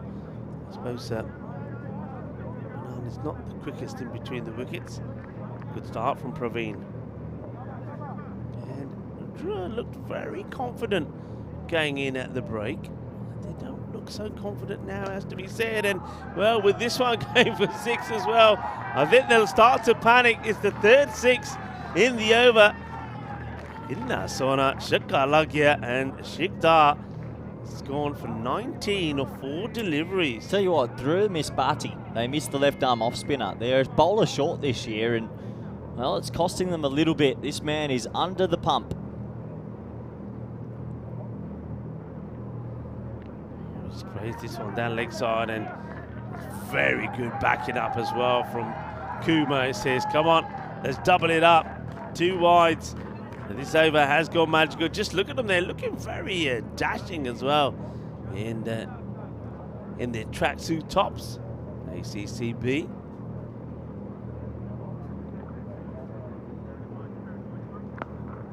Slightly wider delivery, being fielded on the boundary by Wahid Abdul. So this certainly, the gamble here for Shik doesn't work. I mean, you touch on the fact that they probably won't risk bowling Mohamed Rafa because of what we feel he's got a bit of a niggle. They want to keep him fit for tomorrow. And that will seal the perfect over as it goes big. Bolle, and Manan moves. Well, has that gone into the scorebox? I think Samir might have taken a catch in the scorebox. Well, let's take a look at this. I hope we got it. Well, here's the hit. So that's 6 runs. It means 28 come off the over. Let's have a look, and oh yeah, that's in. It's in the box. And where does it go there? I wonder if it is caught, or are they on the floor and picking themselves up as that Grizzly rattles them around a little bit. Anyway, we'll never know. We've been pretty safe in our box. Be careful here along with Corey. Well, I wonder if Samir does hold that, because I know that sometimes we can be in the firing line. Well, so people don't know about Samir. He actually played 10 games for UAE back in the day. Left arm off spinner and right arm off spinner, ambidextrous spinner. So I reckon he caught it. I'm backing him in. You're backing him? Yeah. All right. Well, what's happened there? I thought the bowler was running in and doing a striptease at the same time, just taking his top off. So a big over coming up here. Thank you for joining us, and thank you for your support of European cricket. I hope you're loving the coverage of the European Cricket League. As we go right back into the live action here, this is Tahsinul Safi. And we know he likes to dart those Yorkers in. It's interesting with Safi, because I suspect if you've got him in your side, you're putting that, you're using the Southern Cross field, aren't you? Because he bowls so straight. We saw even in the last match when they did hit him, it was straight down the ground. Yeah, completely agree. I think that the straight man's becoming more and more of a normal thing, as that is launched over the leg side. And well, Manan has finally clicked in this tournament. That dressing room is beyond pumped up. They believe they're on track for a big win. Well, with 28 coming off the last, they've taken the rate down to under 13 now, and another good over here. They could even take it down to about 11 and a half or so and over. And when you're at that point with so many wickets in hand, I mean, they have got the upper hand here. What a turnaround this could be. Safi looking for a reply. Gets dragged out to just be a single. But it's I feel it's one of those, Corey, that a couple of wickets go quickly and everything could go pretty quiet pretty quickly. But I mean, they're definitely in here. Well, the supercomputer's backing them. They must get tired from sitting down and standing in those seats every few seconds. That's that Yorker length delivery, but well played, well watched. Every run being applauded by the ACCB dugout at the moment. Every run, every single. They're liking this. And look at some of their supporters. Well, they're moving their tables even closer to the action.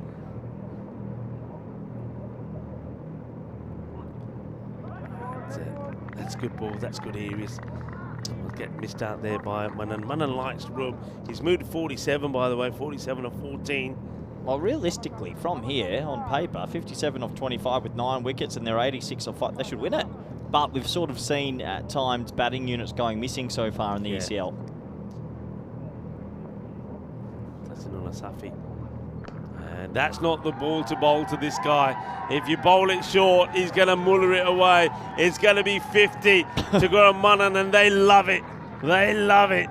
And Gohar Manan, 53 of 16, holding the key to maybe what could be a bit of a shock, the first real shock maybe in the group draw, unbeaten so far.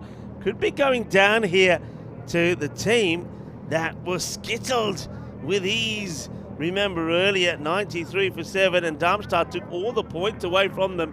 What a comeback this would be, 92 for 1 at the end of 6. Well, that dressing room there have been up, down, because they're pumped up. They can't control their energy, and some dark clouds in the background. Hopefully not, but top order has clicked this time, and they are going to go to Rafa through, who he was just grabbing his elbow again, and they're Risky taking a bit of a risk one. I don't think they need to risk him, but they're going to give him a bowl here. It's well bowled. Ooh. Thought that snuck inside the tram line. There you go, clapping the wide. You clap anything, Rico. Any run, they're clapping every run. So let's just have a look here. My first reaction was that's good. Thought he nailed the line actually, but tight call. Yeah, works in favour of ACCB. They're loving it at the moment. Rafa, short in the air, gone. They just haven't executed the line right. There's been too many of these short deliveries, and now Pravin Kumar is getting in on the act as well. ACCB, they're looking to party here. They're getting very excited. They're getting excited. Well, a win here would potentially help them with that double chance. It opens it back up and puts the Germans under a bit of pressure. Scuffs at this one. Scurry through and take the single. Well, there's 100 up. They're off the seats again. There's Nabi. Nabi doesn't normally show too many emotions. Should win from here. 43 required. 9 wickets in hand. 2 batters on the top of their game. It's a bit of a was. The thing is, though, this is the way Gohaman has played. I mean, in the earlier matches, it just hasn't clicked. And this one, it's happening, and he's in. That's T10 for you, isn't it? It only takes 1 innings to get going. And this time he has really clicked. 63% chance now for the Romanian champions. It's well bowled again. Just getting it in those right, because you know where he likes to hit it. That's the thing. I think all the shots that he's played, I mean, over cow corner, long on, he hasn't really hit anything out through the offside, and that's why the field's set the way it is at the moment. Is he going to shuffle across here? He does try, and he misses the slower ball. So a couple of very useful dot balls here towards the end of the over, and just look how quickly we go back into that Goldilocks zone. Very good from Rafa to come back after the 6. Even if he's got a bit of a niggle in the elbow, he's come in with a couple of rolling leg cutters, and I don't think they're picking it. We're back to almost a 50-50 here now. And that's up in the air. It's going to be just wide off the field of Nabi. They're looking to go 2. In comes the throw. They will get there. As it gets pretty wild, but they'll take a couple. But super over from Mohamed Rafa. Goes for 10 in the end. And it leaves this match very evenly poised. Yeah, they were in control just all of a sudden. 4 balls, and it went ... 2. And it just brings it back a little bit. But with 9 wickets in hand, you fancy the Romanian side. We have a look at what's coming up tonight. Starigrad would love to leave the tournament on a high. And Darmstadt, they might need 1 more win to guarantee the double chance. Yeah, I'm just having a look for scores like at the end of the 7th. This is quite astonishing. That Drew were 115 for 5. They didn't have the big explosion at the end. Well, no. 8 runs of the last 2 overs. Could cost them. It looks like Ahmedzai's going to come onto bowl. Now, Ahmedzai gets it through. So if you can get some bat on it, it's going to absolutely fly with this breeze behind you. But with Kumar in form, Manan in form, there's Rafa getting some treatment. That elbow isn't okay. You can just tell. He's not 100%. Yeah. And it was, I think it's risky using him. I think you would have been better off just resting him. I mean, even just getting him to play this match, you could have left him out. That's hit beautifully. Pace on. And once the pace meets the middle, it's going to fly away. Pravin Kumar gets a big 6. They needed that boundary at the beginning of the over because it puts pressure now back on Cameron Ahmedzai. That's a really good shot. As I said, he's got the pace to Ahmedzai, but sometimes pace works against you in this format, and that flew away. 6 to the total.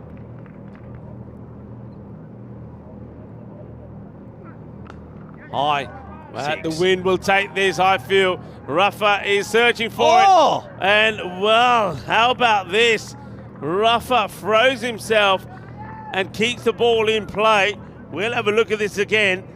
And, well, Abdul is saying, why didn't he catch it? Well, let's see if he should have caught it or if he's done well. Let's have a look at the foot. Well, he goes out. Well, hold on. Let's have a look.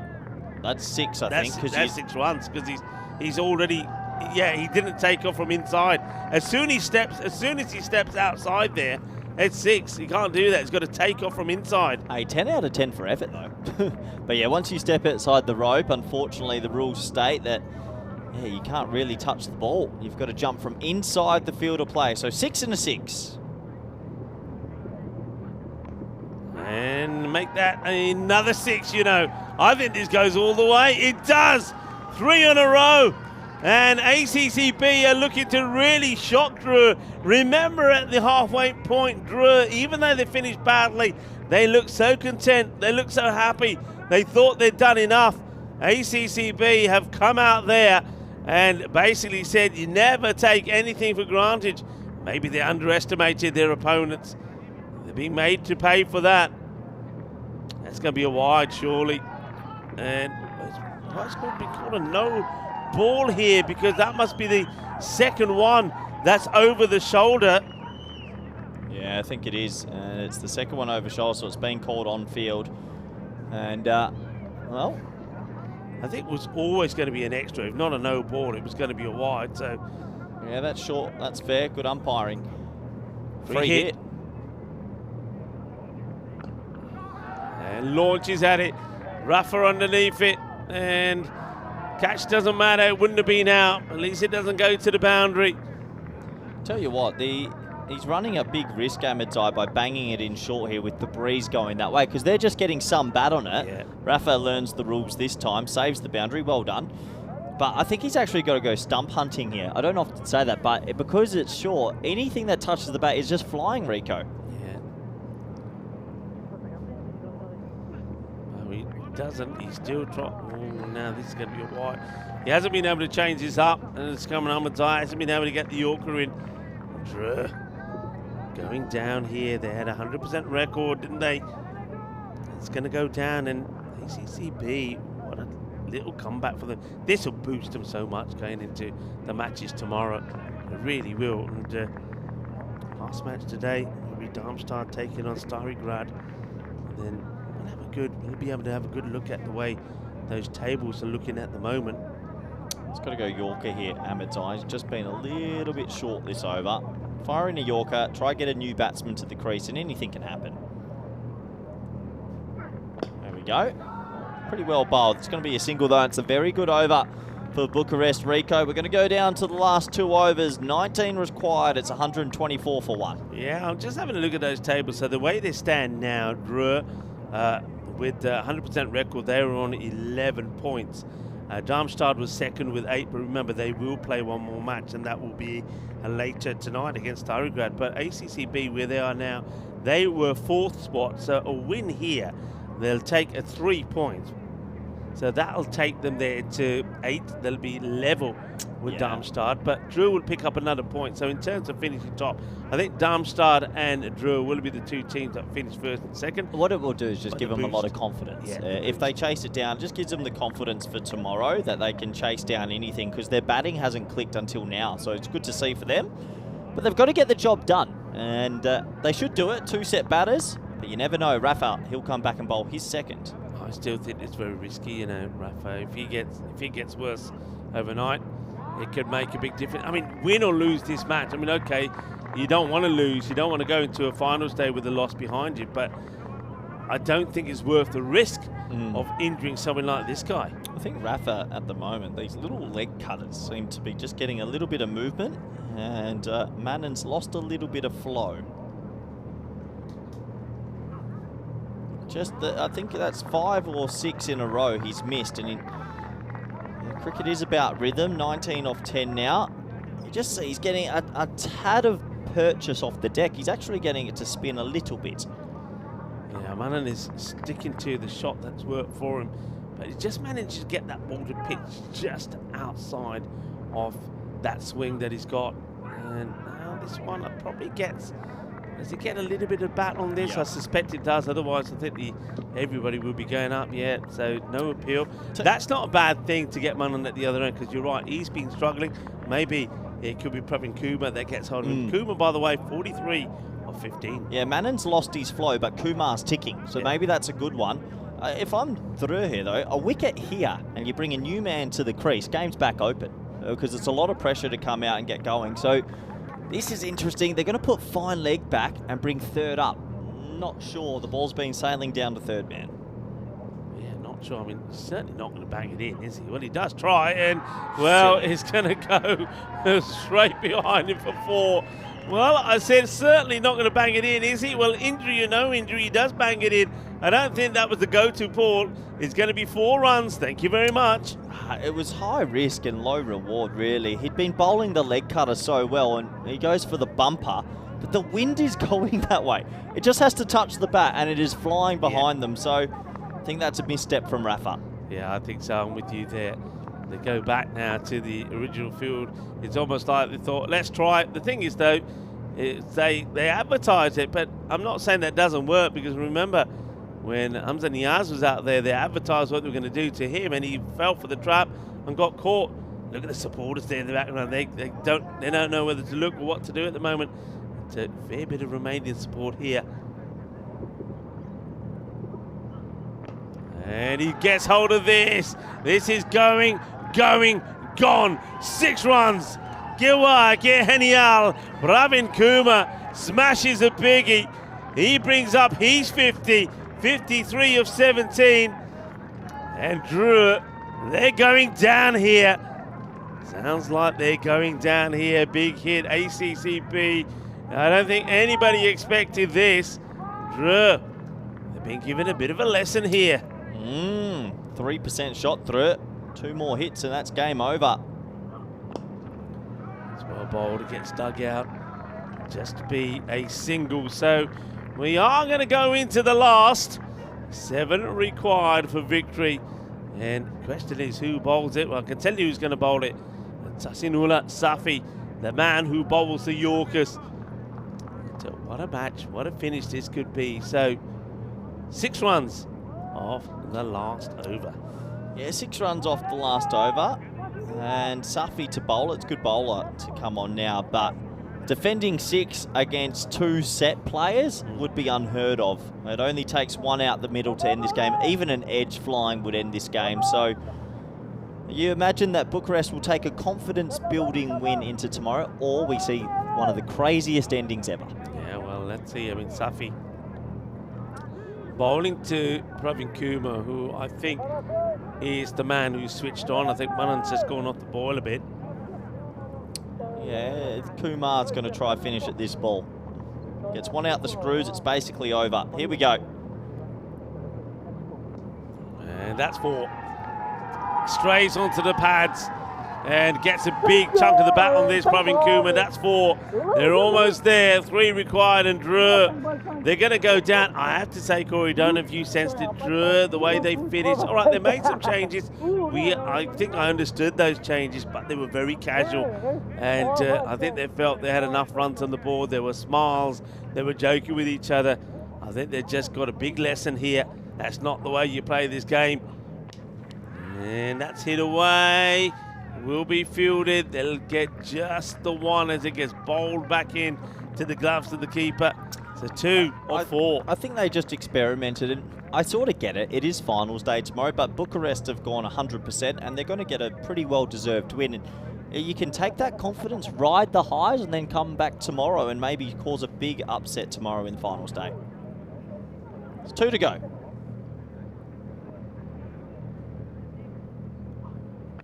And that'll be it. A massive win for ACC Bucharest. Gohan Manan smashes it out of the park. And look at them. Well, they're celebrating like they've won a final here. And all they've done is achieve 3rd spot. Is not even, but look at them. Look at them. That's what they mean to, well, they're lifting him up here. Well, have a look. I mean, it's a great partnership between those 2. In fact, it's over 100 runs. I think it's a 100-run partnership. They scored quickly. Look what it means to them. That's quite exceptional. Well, look, you know, European cricketers, they like to have fun. They like to enjoy their moments. And that is a good moment to enjoy because not only is it a big 6 to finish the match, and they'll do it with 3 balls to go, but it's a 100-run partnership between those two as well. And just look at the faces there of Drew. The smiles have gone that were there at the end of the innings. I think they only got themselves to blame. They were on course for 180.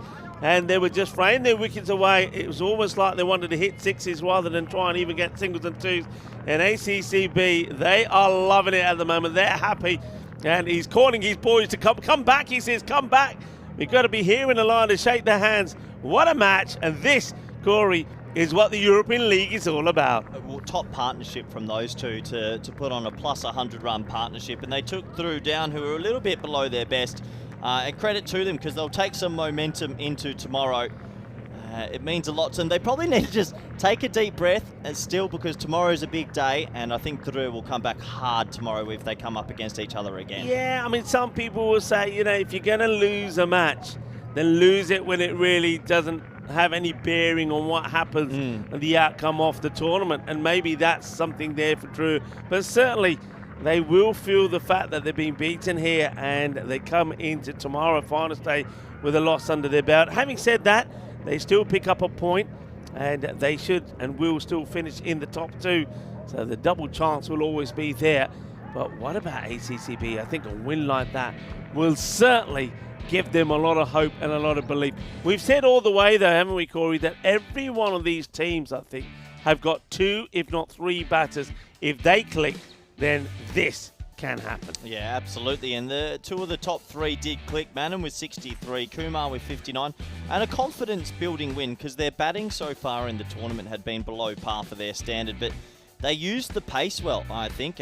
Obviously, Drew were trying some different things, but that ball sailed around the Cardamar Oval, and when you get on a run here, you can really get on a run. This was the sole wicket, well bowled, middle and off stump, pegged back. But yeah, I just think that they missed a few steps. I think it was the Ahmedzai's over where he decided to bang it in, and the ball flew, and that cost them the game. Yeah, I mean, that over was an expensive one, wasn't it? I think it went in the end for 22. And in fact, I suppose one way to look at it is that ACCB could do what Drew failed to do. Drew managed to just get what did they get? Just 8 runs off the last 2 overs. Whereas ACCB, they went big and they mullered it hard. And, well, it's a victory that they'll remember for a long time. And I know that Romanians are back home there in Romania, they'll certainly be celebrating. They'll be celebrating in Bucharest tonight after ACCB register a very good win. Yeah, it's a good win. And now they have to build from it, I think, Rico. Take the confidence into tomorrow. And you never know. They're probably going to play in an eliminator straight away versus Peel St. John. But if they can bat like this, then they're a very big chance to get to the final 3. And you never know what happens. Yeah, you never know what happens. You're absolutely right. But, there you go. Look at them. They just couldn't contain themselves. They said, we don't care. We know we ain't won anything, but we're going down there. We're going to go. And then he was calling them back, saying, Ado, Bapas, Ado. And he said, we're going there, we're celebrating, we're going to go out there and we're going to try and lift the big man, Goha Manan, up to celebrate. Well, Manan and Pravin Kumar both got lifted up. And what a good partnership that is. That partnership, I believe, was worth 103. And it was pretty rapido as well.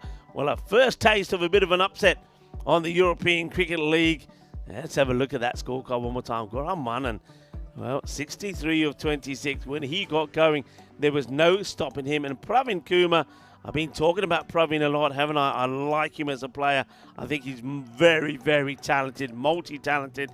He, for me, will be the player of the match. Don't forget, he did pick up a couple of wickets there as well. Quick look at the bowlers. Well, not too much joy. I think, once again, Abdurrahman, 22 he goes for. All of them going for the 20s. But it's the ones where it's just the one over that went for the 20s. That's the problem. And, well, Cameron Ahmedzai was one of them, unfortunately. So, a good win and well done to the ACCB team. They get another win under their belt. So, they're going to be very, very happy. And I think a lot of people around Romania are going to be celebrating tonight as well. I know that we had quite a few supporters for ACCB in the fan zone as well. They certainly were celebrating, and I think they're going to enjoy their evening, but not too much. Remember, when they come back tomorrow is a big day. So time for us to take a bit of a break. It's going to be about 25 minutes time when we come back, and we come back for the final match of the day, match day 2 here, and of the group stages where Darmstadt take on Stary Grad. Stary Grad have picked up a point in the tournament.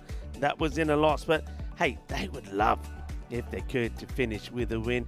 Darmstadt, of course, the team that are probably going to be now in 3rd spot, because I think that ACCB have a better net run rate than them, so they will pick up 3 points, go on 8, and at the moment they're sitting in 2nd, and well, maybe the ACC boys are feeling that Stary Grad could do them a big favour and maybe take all the points against Darmstadt. If that would happen, that would be even a bigger shock than the one we've just seen, and that would mean that Darmstadt would have to play in the playoff. Anyway, that is all to come. Join us back, myself, Rico Full, and Corey Rutgers, when we return in around about 25 minutes time for the final match of match day 2.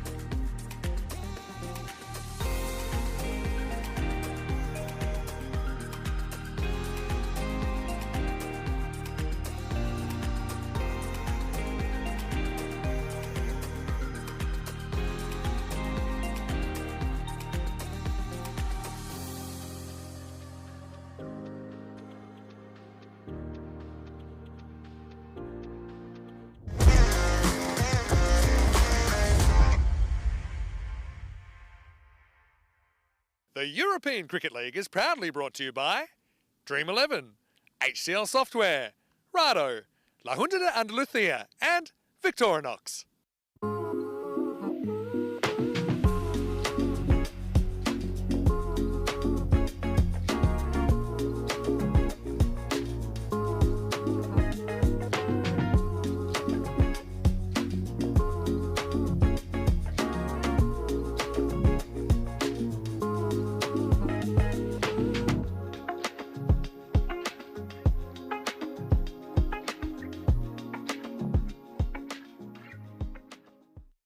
Good evening everyone and welcome back to the ECN. We've got Darmstadt of Germany taking on Starigrad of Serbia. It's the last match of the day. Who will be eliminated from Group A? Let's go to Ian Ramage, who's the tournament referee, with the coin toss.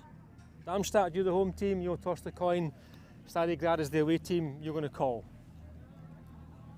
Rado. It's been called Rado. It's come down Rado, so you've won the toss. We'll bowl first. Okay, toss won by Starigrad. Who will bowl first?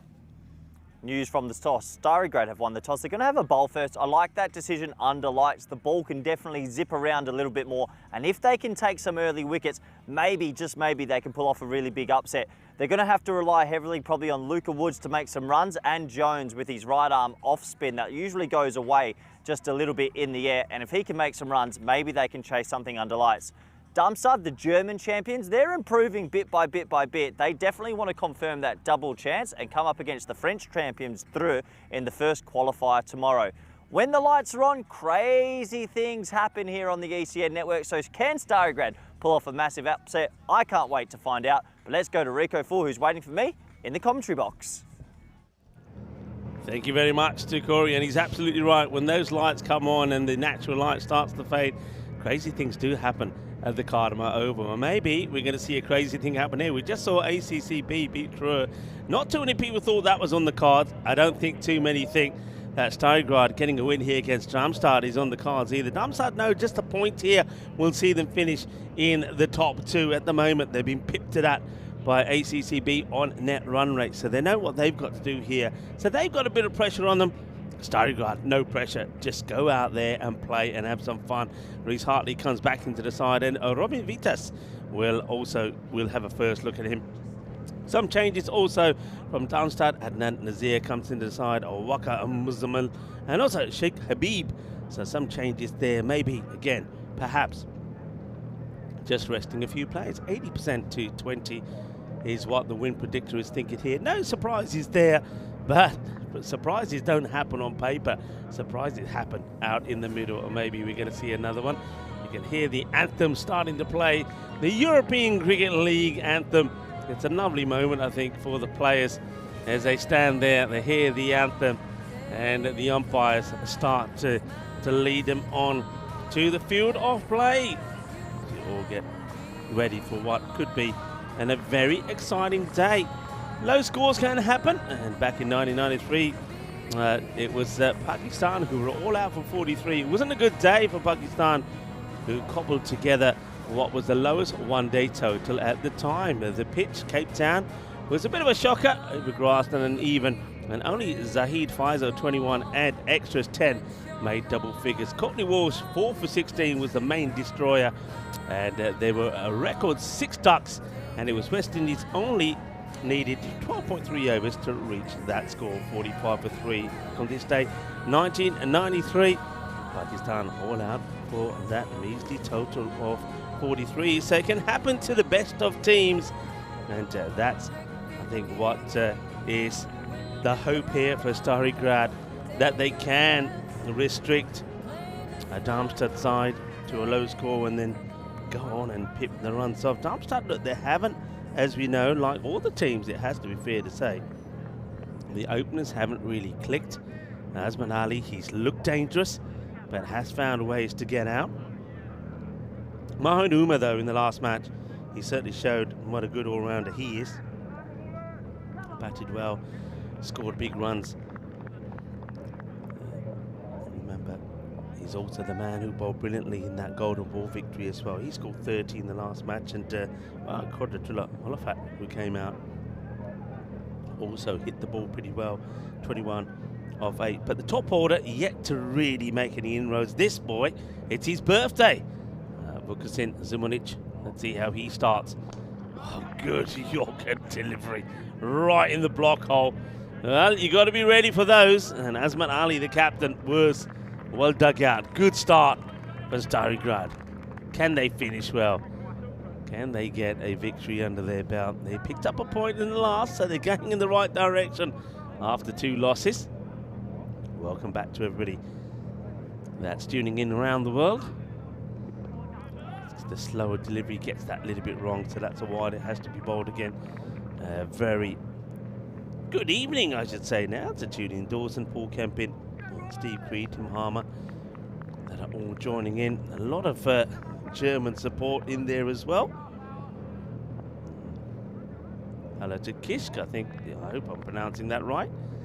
So waving the German flag in the chat. Edge, oh, so unlucky. There's a bit of glove on this, but I think really that's Reece Hartley behind the stumps. He'll be disappointed that he's not taken that. I mean, you got a fast bowler coming in. You should be anticipating those edges. I think he's just a little bit late to go. Let's have a look. And yeah, I mean the ball is climbing, but I think you got to take those. You got to feel for Vukasin on his birthday. Nobody's giving him any love at the moment. Well bowled. Wants a single. He's going to have to hurry, and we'll get there. Vukasin sticks out the boot to stop it getting past him. Be a single.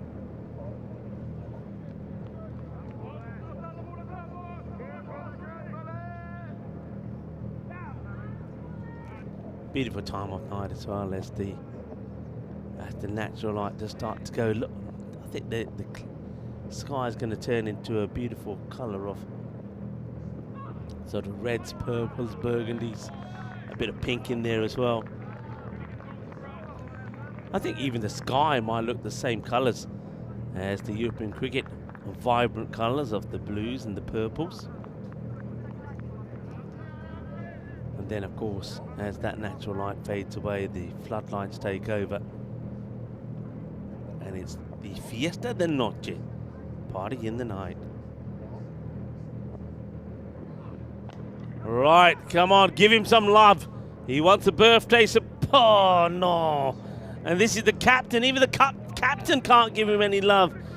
And, well, how's the song go? It's my birthday and I cry if I want to. Cry if I want to. We'll just have a look at it. Can we get the camera on him there for a moment? I wonder if you got that. Yeah, it's my birthday and I cry if I want to. I cry if I want to. And I don't know if you got that camera, but he puts a shirt over his head. Can't believe it. And that one that's going to be a dot. End of the over. You got a feel for him. I love the way that players are coming out just to sort of gee him up a little bit. Look at him. He doesn't even go to his captain. That tells you a story. You can see that Bogdan was coming up to say, well bowled, and he just runs away. I know what look, he's a young man. He just turned 20 today. He's going to be feeling it. I think he'll go to the boundary and he'll just absorb it for a moment. Well, let's absorb this. And finals day for Group A tomorrow. Group B will be arriving tomorrow. I know that Judith from the European Cricket will be there to greet all the teams. Be nice to Judith. Judith's lovely, by the way. How can you not be nice to Judith? But Judith will be there. There's the colours I'm talking about. Wow. Doesn't that look pretty amazing? Windley Burton with the ball.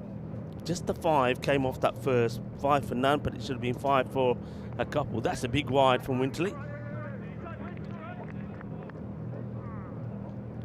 So Burton needs to try and back up that good start. If they can just keep it to, I mean, I'm going to say a score about less than 110. I think they've got a good chance here. Corey joins me back. He's having a look at me. Corey, what do you think? Yeah, that's fair. 110, you got a chance at least. If it gets out to 130, I think it's a bit too much to ask for this Stary Grad team. Burton, here we go. Okay. That one's better. It takes the pace off that a little bit. Yeah, under lights, you never know what happens. They probably should have had one, or definitely should have had one, maybe even two in the first over. Yeah. They're getting the ball to zip around, but they are a dangerous team, the German champions. Marvin Umar. At the moment, they're keeping him quite outside the off. They're not. When we saw him score that 30 in that match against ACCB, when they chased that 94 for a victory and took all the points, because they did it in just with 18 balls to go. But it was all the balls that were right into his pads, the ones that were pitched up to him. He was just hitting it straight down the ground, and he's powerful there. But I'm liking this. They're attacking him outside the off, and at the moment, he hasn't really got an answer to it. It's just a little bit too wide, though, this time. Tell you what, sometimes under lights, Rico, the ball really goes, and that ball's swinging quite a lot and late. So, good signs for Starry. Watch how much this bow's late. So it looks like it's coming in, and then whoa, it goes a long way. That's moved immensely. Well, Winterley's now probably thinking, well, if I can start it around middle and leg, who knows where it could end up. And that's hit pretty well. Powerful hit. That's going to end up about halfway up that hill. That's a good shot. So 6 runs from Mohamed Umar. He's up and running. That's the first boundary as well. Good shot, good strike. Yeah, just overpitched, unfortunately, for that man, Whitley Burton, one of the truly nice guys on the ECN network. And on the circuit, always up for a chat, and a good cricketer. Yeah, he is. He's a lovely chap. And hello to his family, and of course all of his friends that I know are watching from back home. Well, that's the ACCB, and they'll be very satisfied with the way they've gone. And what a lovely shot that is, with the banner there, a European Cricket League, and them sat and enjoying the cricket, enjoying their moment. They will remember and treasure that for a long time, no doubt. I just love the way that some of those players just couldn't hold their emotions, ran onto the field of play and wanted to celebrate and lift up Manan and Kuma. Is it going to get past Jones? Jones does get something on it. He takes the pace off it, and they'll come back for a couple, but I guess by getting a touch on it, he does save the boundary. Jones lands quite heavily, I think, on that left knee there. I hope he's okay. Yeah, T10 format, takes it out of you. Jonesy looking a bit tired there. I think he took it on the shin, actually.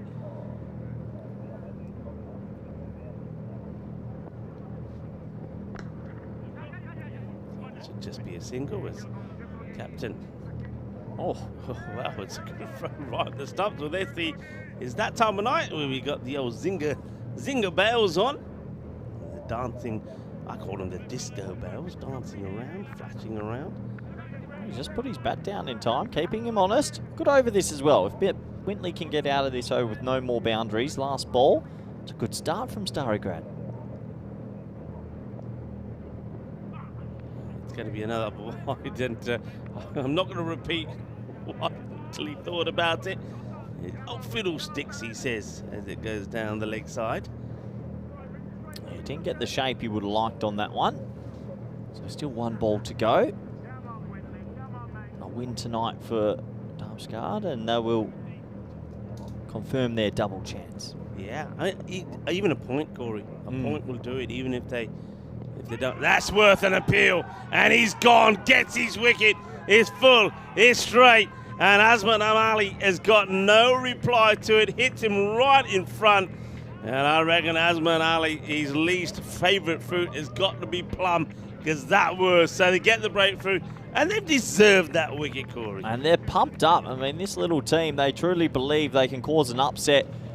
They've had a tough time of it so far, but the spirits are still high, and that looked pretty dead from up here, Rico. Let's have a closer look. He fell across, trying to whip it through the offside, and that is plumb. Yeah, that's going on to cannon into the middle and leg stick, and Azman Ali, I don't think he's got any complaints about that. And Wintley Burton gets him hand. I like the bowling there from Wintley. He kept it outside the off, didn't he? I mean, he was probably struggling a little bit with the control, but he was deliberately keeping out the outside the offside, and then all of a sudden he says, all right, now it's time to go for the one right in the block hole, and he nails it, and he gets the wicket. Well done.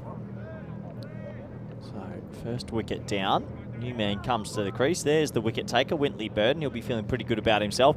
If they can go bang bang here, Rico, you never know. This is the table, you're right. 1 point would confirm double chance. And Starry Grad just looking for a little win to go home with. Great pace. Deserves something out of the day, doesn't he? He's bowled so well. He's such a team player as well. We haven't really seen too much of him in the field. He's a fantastic catcher of the ball. Wilkerson, Zimmerwich gets back to his mark.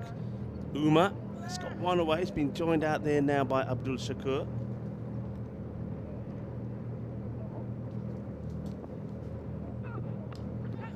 That's going to race quickly away, but there's a fielder there. Safe hands. And I think that looks like Woods who's there. Yeah, good bit of fielding. The pace is up from young Zimonich tonight. He's getting it to go and just hurrying up these German batters so far. 18 for 1. Good start from Starry Grad. We think 110 gives them a chance. Anything under that, if they can get out of this power play with not too much damage, they're putting themselves in a good position.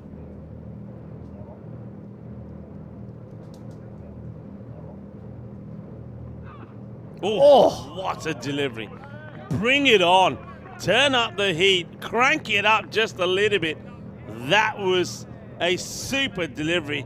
Well, Abdul Shakur, welcome to the middle. How about that for your first ball? Tell you what, that has taken off and he really bent his back.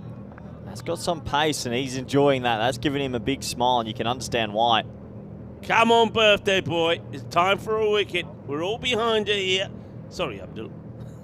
We have to be neutral up here, don't we? All right, somebody, wicketkeeper calls it. Oh no, he calls the keeper off. He calls the wicketkeeper off. He wants it himself. He doesn't trust anyone. And Reece Hartley was ready to take the catch. And Vukasin Zimonich gets there, says it's mine, I want it. And it goes down. Oh dear, you got to feel for him. But his time will come. Surely his time will come. Someone's got to have a look at this kid. He's got so much talent, but some trust issues came in there, Rico. He's had a few drops off his bowling today, and I think he thought, no one else is touching this, just me, and unfortunately he puts it down. Yeah, I think you got that right. So, Shakur. How do we survives. promote this young man further?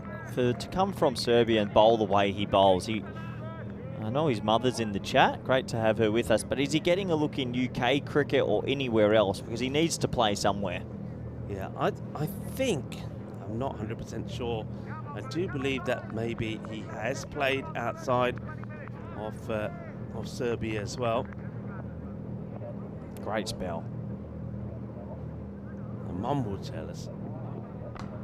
It's hit in the gap, just a little bit shorter. It's going to run away from Bogdan. It's going to be 4 runs, but still, it's been a fantastic exhibition of fast, and I mean fast bowling. It really has.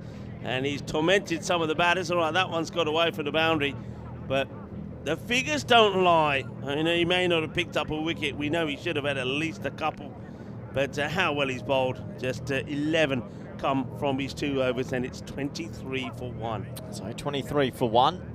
12 coming off the second over there, but a really good power play from Starry Grad, who's got the ball to zip around, put it in the right areas more often than not, and if they can control the middle phase, Rico, giving themselves a chance. Yeah, they are. And I like this as well. They're not messing around. They go straight back to Wintley Burton, and maybe after this over, if the score stays as it is, they might go to Jones. That's what I'd like to see, to keep the pressure on. Wintley. Abdul Shakur gets very lucky that he's still there after he got dropped on 0. Well bowled. It's amazing what a bit of swing does. Just shows the techniques become a bit more faulty, and they're getting the ball to go. Lead back to his mark. Keeping the pressure on Saddam Stad. German champions, they've got a fight on their hands here. I don't know whether they were expecting it or not.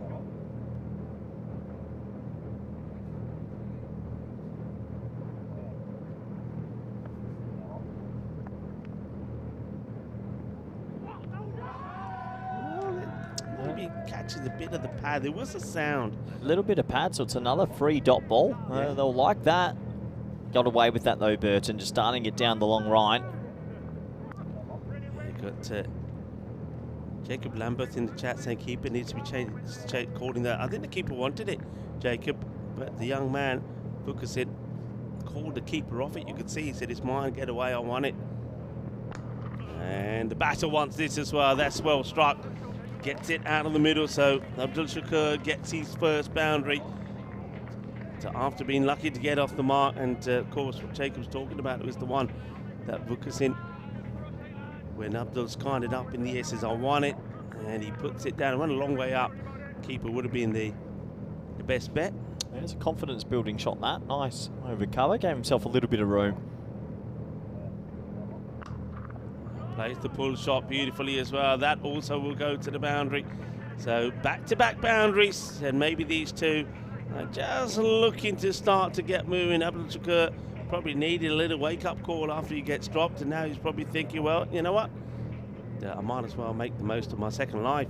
Yeah, nice shot. 4 runs. They had mid-wicket in the circle, which is always a little bit risky. Whitley Byrne trying to finish a good spell here. Doesn't want to go for a couple more boundaries. Just got to be careful, Starry Grad. I think Jones will come on to bowl shortly as well, so they're in a decent position. Just having a look at, I think it's Luca Woods to my right on the boundary. He's practicing his golfing swings. Now, a lot of cricketers like their golf.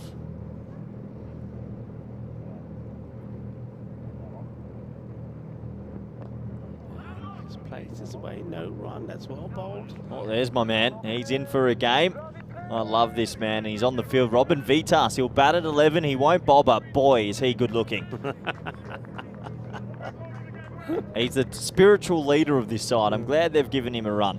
Yeah, it's good to see him out there.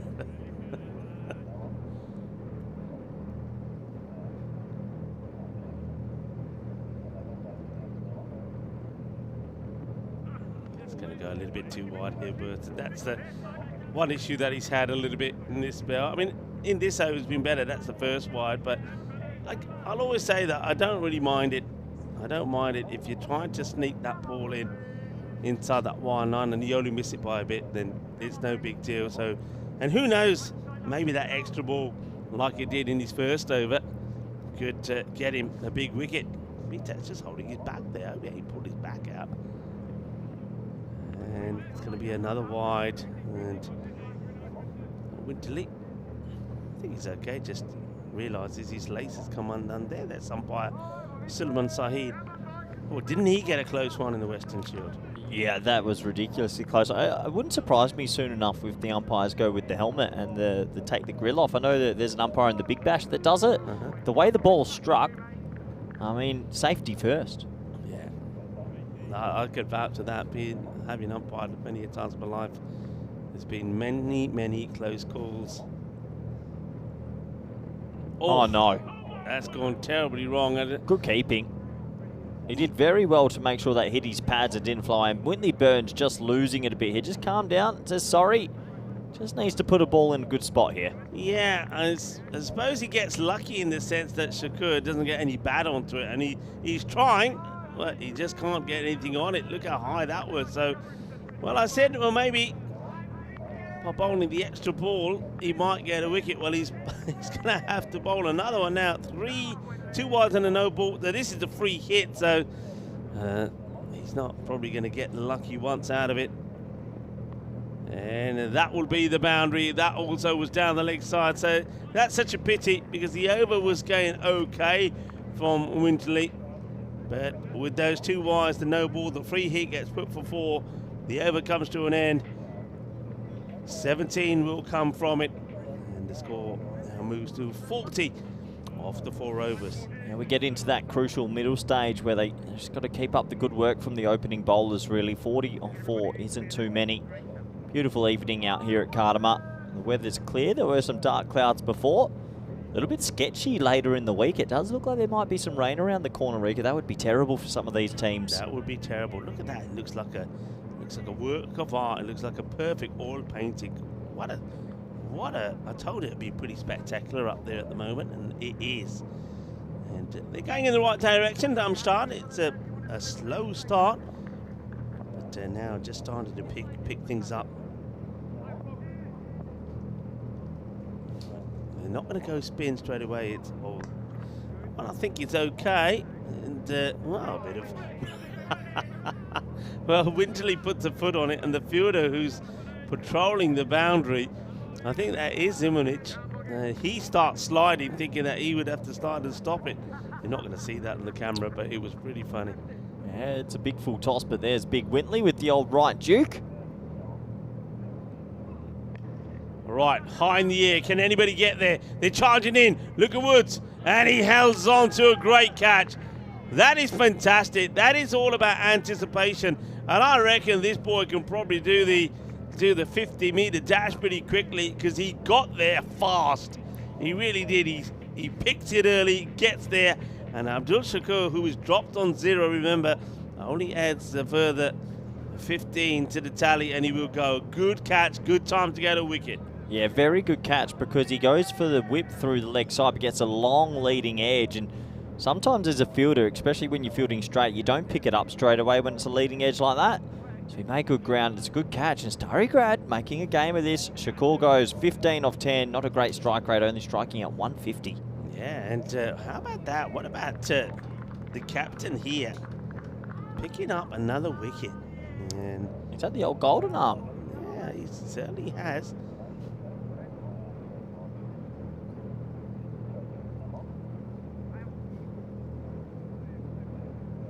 Look at the concentration. It's played out. It'll just be single this time. Yeah, concentrating hard. That wicket was important as well, because they were a little bit behind on the clock. So every time you take a wicket, it adds a minute. Just helps you make sure you squeeze those 9 overs in time. Uma has been kept pretty quiet up until now. And he's going to get lucky, isn't he? This is going to get over the short third. It will go for a boundary. So 4 more runs. They're just getting a little bit quiet out there in the middle. I want to see just a bit more buzz about them. They've got to be supporting each other just a little bit more. I mean, this is could be a crucial stage in this match. They've just taken a wicket. You'd expect them to be a bit more up and about.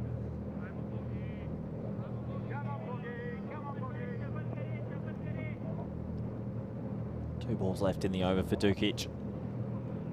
That's a decent delivery. They're bowling well, Rico. They're just doing what they need to do. You still got Jones has got 2 left in the locker.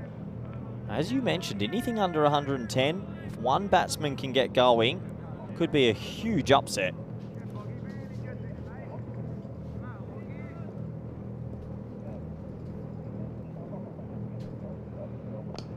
It's firmly hit, and it's going to be well stopped with Jones. We just talked about him. It covers the ground pretty well. Oh, well, a bit of a mix-up. And they sort of ummed and ahed about the second. They decide not to take it. And halfway point, keeping it tight, keeping it pretty steady. 48 for 2. And it's a good time to welcome our viewers around the world into the commentary box. This is good. I'm liking this from Starigrad. If they can do the same thing again here, let's say it's under that 110, they got a very good chance. Yeah, they might need a little bit of luck with the bat. One person getting in, maybe a few edges fly around, but 110, I agree with you completely. 110 and under, they've got a shot. And imagine if they left the tournament on a high. Yeah, that's the best thing they can do. And I think the pressure, I said this before the start of this match, the pressure is on Darmstadt. They know that they've got to get something out of this game. So they're thinking when they're batting out there, right, what do we want to get to make sure that even if we lose this match, we still get a point. 110 may not even be enough to do that. Well, that would be a story, wouldn't it, if Bucharest have somehow slipped into second for the night? We'll have to wait and see as Jonesy comes in. Big appeal. I think that's got a little bit of pad. So that'll be a dot ball. Yeah, Jonesy puts the big appeal in. This is Nath who comes out, and in front of Nath, he put a good little partnership together with Mohamed Umar.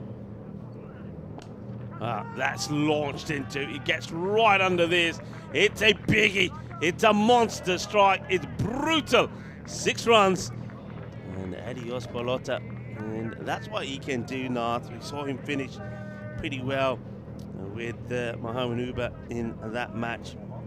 Umar did hit the ball really well. He scored 35 off the 17 balls that he faced, so it's a good batter to come out at this stage. Jones just strays back down on that, the leg side. Got to be careful with these extras. That's one thing that's hurting them at the moment. Just going to have a quick look at that. I'll make that now the 7th wide in the innings. Got to be careful with his length here, Jonesy. Very full. Just bring it back just a tad. Gets away with that maybe. Inside edge, sort of in a half of the bat. He won't. It goes for 4. Just too full again, Rico. Yeah, I think he is trying to that time around. I think he's trying to push it a bit wider outside the off. Doesn't quite get it right in the batter. Goes across, gets not where he desired it to go, but gets enough bat on it. It's going to be another boundary. So looking to get going here, Darmstadt, after a pretty slow start. These two, though, we know they're very capable of hitting a big ball. That's hit firmly as well, but this one should be stopped and will be. Good work, good ground fielding there, done by Joseph Skull. And just holding them at bay for now. Run rate's 10.6.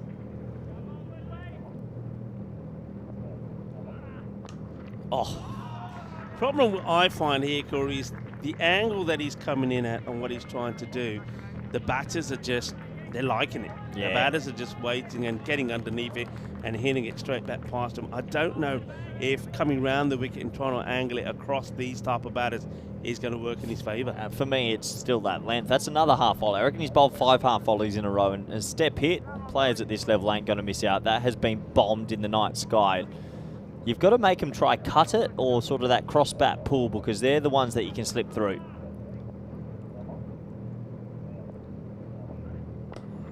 That one also is very much in the zone. This one at least doesn't go to the boundary, really does top it. So a single off the last ball of that over. It goes for 19. And good hitting there from Uma, who's moved to 29. He'll stay back on strike. He's got a good partner out there with him in Nath. 67 for 2 at the end of the 6th over. Yeah, so another over complete. 67 for 2. Have a look, 29 on the board for Umar, 13 for Nath. 8 extras have helped the total as well. 7 wides in there in the first 6 overs. That's quite a lot.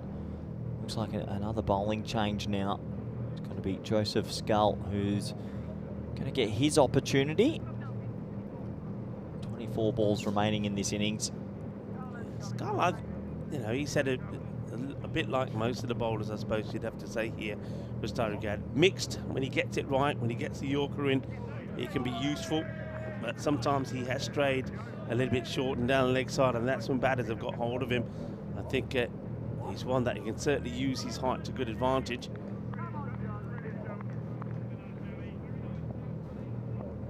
So starts with a dot.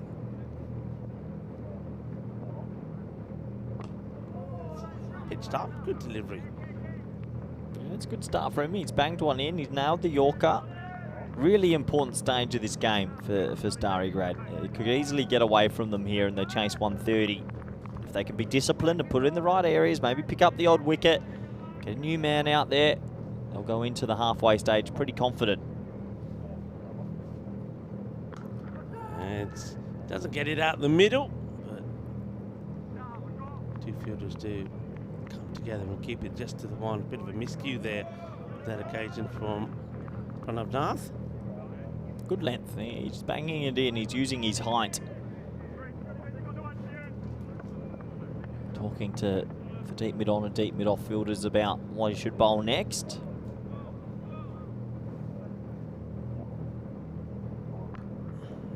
Tucks him up as well. I like this. He's getting that ball into that sort of uncomfortable area for the batters who are not able to swing freely at it. He's literally looking to cut them in half. Yeah, it's good. He's length strong here, so 2 balls remaining in this over. This is bringing back the previous over from Jones that got hit out the park a fair bit. Nath, he's going to try and tee this one up.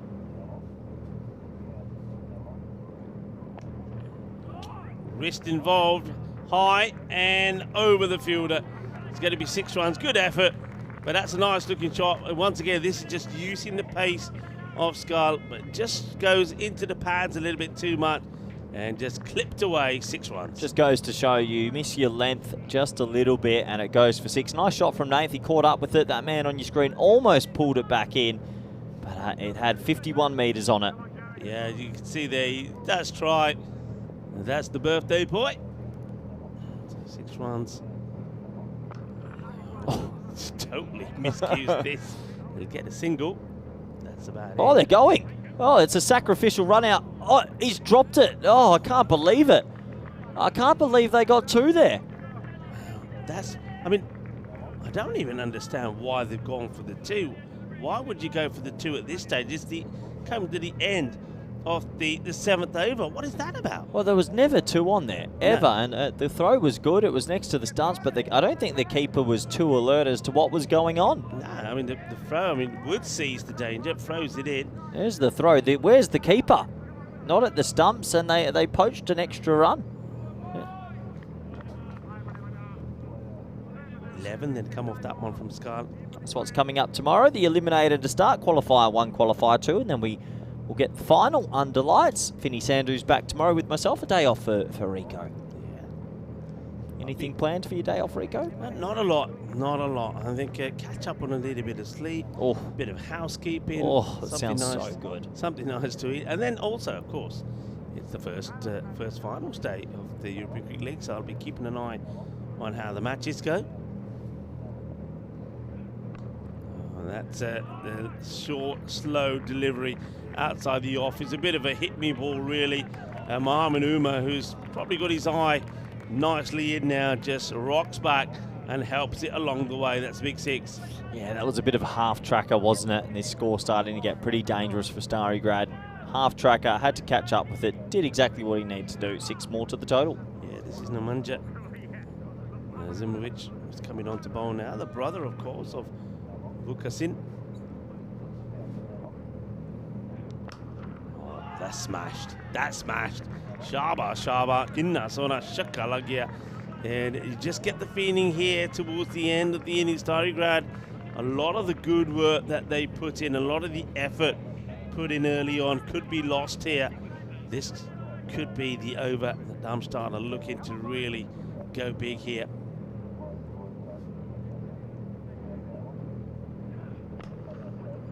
Down the ground, and that's going to beat Jones as well.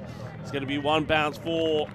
So after the wide, it's gone 6-6-4, and they're going after Nemanja Zimovic here. Yeah, just unfortunately for him, maybe lacking a little bit of pace, and this is suiting the German team. And Jones was a little bit wide there. 1 bounce 4. This over could go hypersonic. Zimovic. Is it hypersonic or supersonic? Well, supersonic's the 30, hyper could be in the 40s. Oh, okay, I'll refrain. Supersonic. 17 off just 3 deliveries. And Uma, 1 hit away from a half century, and he might be. This might be. Well, what's he doing again? They're not gonna run him out. That is just. This is senseless. Absolutely senseless is the only way to describe this. I really don't. What are they doing? They're gonna. Uma is gonna run it. That I'm sure. We'll have to. Number of things to look at. Oh, they're going to look at the height for the no ball, but there was never a 2. It was hit straight to the fielder again. Never. What are they doing? I mean, that's senseless. And Uma's going to run himself out, I think, on 48, trying to get back on strike. It's not the last over. The over before when they did it wasn't the last over. It's making no sense at all what the Germans are doing here. Yeah, so I think they're going to check side on here and a couple of things, but yeah, ludicrous running. So that'll be 1 and run out. And yeah, it's going to be 1 run out. I think they're going to say the no ball was okay. It wasn't over waist high, but yeah, crazy running. Crazy running.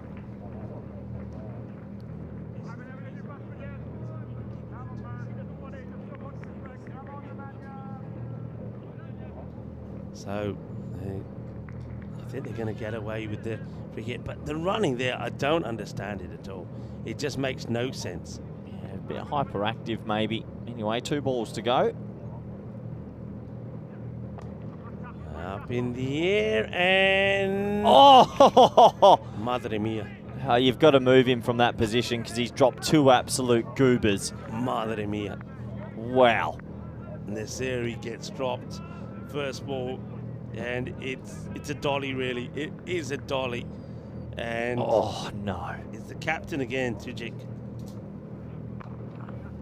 Who just gets sort of paddled away to Wood, who's got a fantastic arm.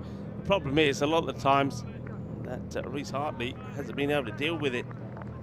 So that the end of the over, and I think, well, we're both a little bit lost for words for some of the running there from Darmstadt. I really don't know what they're trying to do, actually. Yeah, 98 for 3. Bit of crazy cricket, to be fair, but anyway, the man that's just dropped a couple of sitters, Bogdan Dukic, is going to come back, bowl his second. He'll probably want to make amends, Rico. Yeah, I mean, they're going to go after him. They've seen him already. Didn't bowl a bad first over. Took a wicket. Went for just the 8. 12 balls left then. And that one is going to be okay. Dot ball goes right over the line.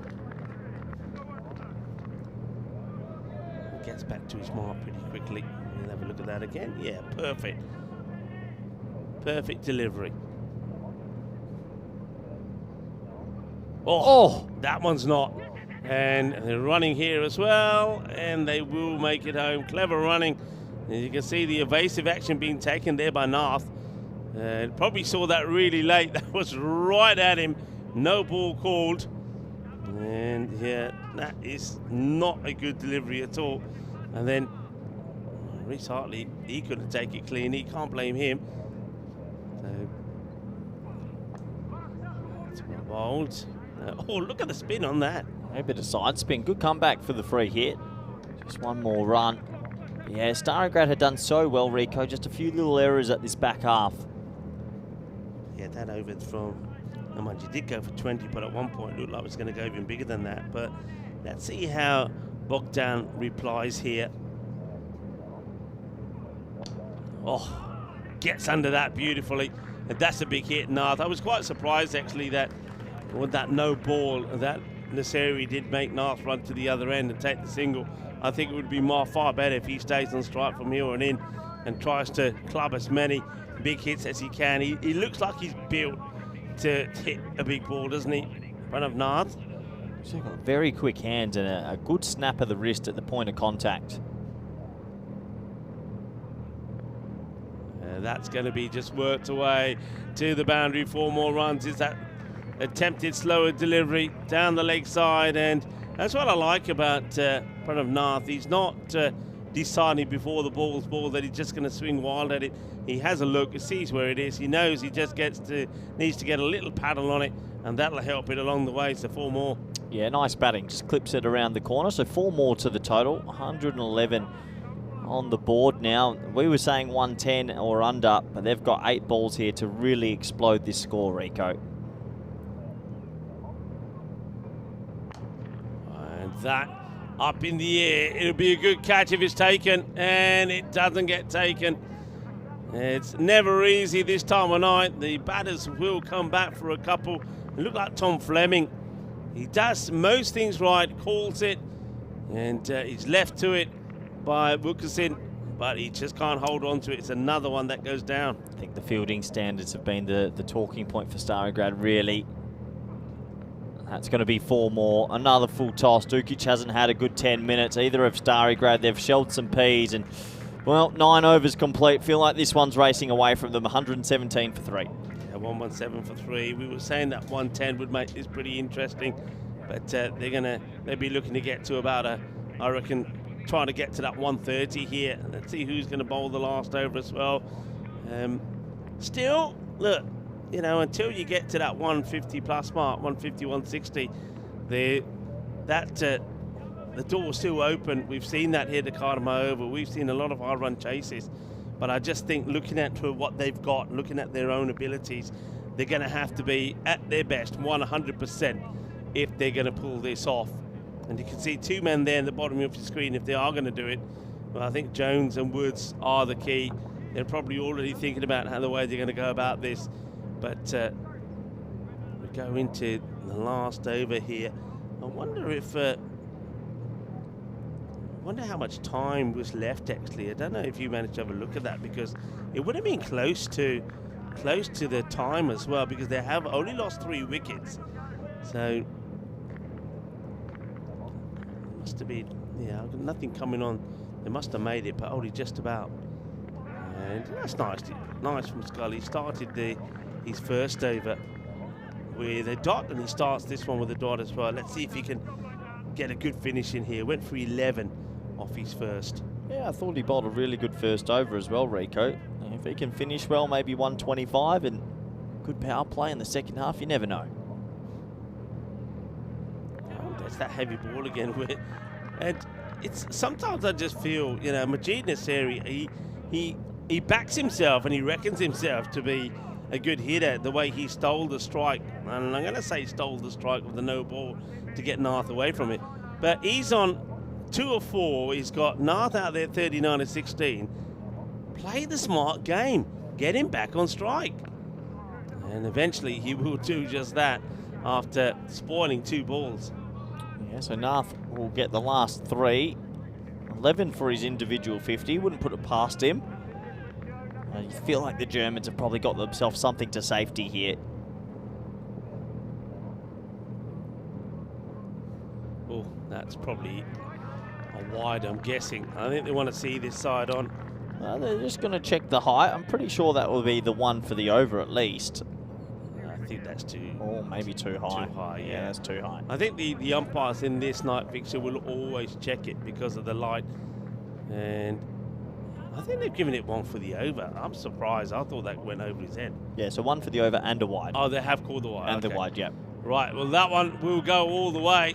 It's going to be 6 runs. It gets it over Woods. So, yeah, wide was called. And now the next one smashed away for a big 6. So he's definitely on here. Nath moves into the 40s. He's got a couple of balls to try and get himself to a well-earned 50 in front of Nath.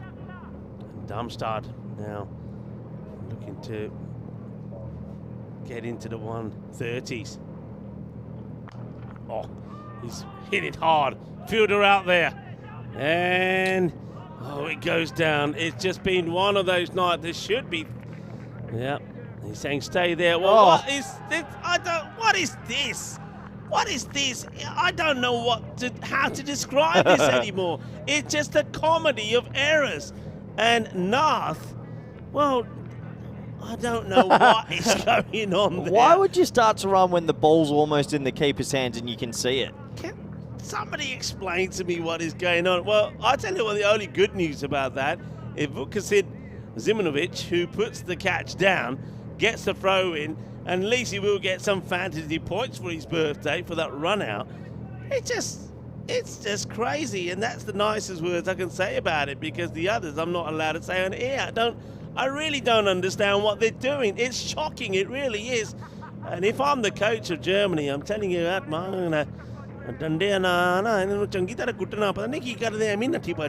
don't know what they're doing. And, well, you know, the other thing about that is, I don't think they run. They don't run. Oh, did they not run at all? They don't run. I'm confused. Anyway, last ball. They're going to try now. And that, I imagine, is over and innings. They might check the height, but I think it was okay. You can see high fives going all around. We'll double quick check it. Was it over shoulder? Ooh, if you're standing in your just normal position, I think you get away with that. It's pretty close. It'd be funny if they're calling back now. What are they doing? Are they calling them back? They're calling them back, I think. They're calling them back because there was the one, wasn't there, that was over the head, which was the wide. So go back, boys, for one more. You can have another go. Nazir, you can have another go. Oh, yeah, they didn't run. So, I mean, Darmstadt, some of the cricket that they played here, especially with their running, has been quite shocking. So they were on their way up the steps. They've been called back. And it's almost like when you walk into the bar and you get ready for that nice drink and they say, sorry, we're out, we're closed. And you got to leave. That's the feeling here, I think, for Stary Grad. So That will be a no ball. So free hit coming up. One more goes on to the board. Skull. Bowling here to Adnan Nazir. And, well, it's a free hit. You've got to run. Why? It's a free hit. Oh, well, hold on. He's God. going to get run out here. It's a free hit. The ball's live, and now it's out. No, it's not. I'm pretty sure he just picked up that stump with the hand that doesn't have the ball. I mean, this is just a calamity. It's a no ball. They should have run. They would have got a run. They don't. And then I wonder if we can see all of this. So, look, well, that's a free hit, so it's not bowled, but was the ball still live, or did the umpire call over? I don't know. Good luck, scorers. Have a look at this. Watch the... So he tries to knock it down there, keep it plain. Oh. The stump stays in, then look, that's not out. Is it not out? No, because he picked the stump out with the hand without the ball. So what are you meant to do? Are you meant to whack it out? You're supposed to do it together, or will you whack all the stumps down? Because the stump stays up, he then picks it up with one hand and does that. It's not out. It's a bit rough. I feel like it should be out. I want to see what. I mean, it's a dot, so it just goes as a dot, no wicket.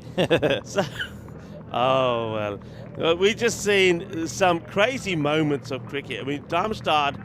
Well, I think Darmstadt had me dumbfounded at one point, and then there from Starry Grad, Reese, because if he had hit those stumps over when he did it first time, and the stumps just leaned there, then it would have been out. But then he picked the stump up with the glove without the ball.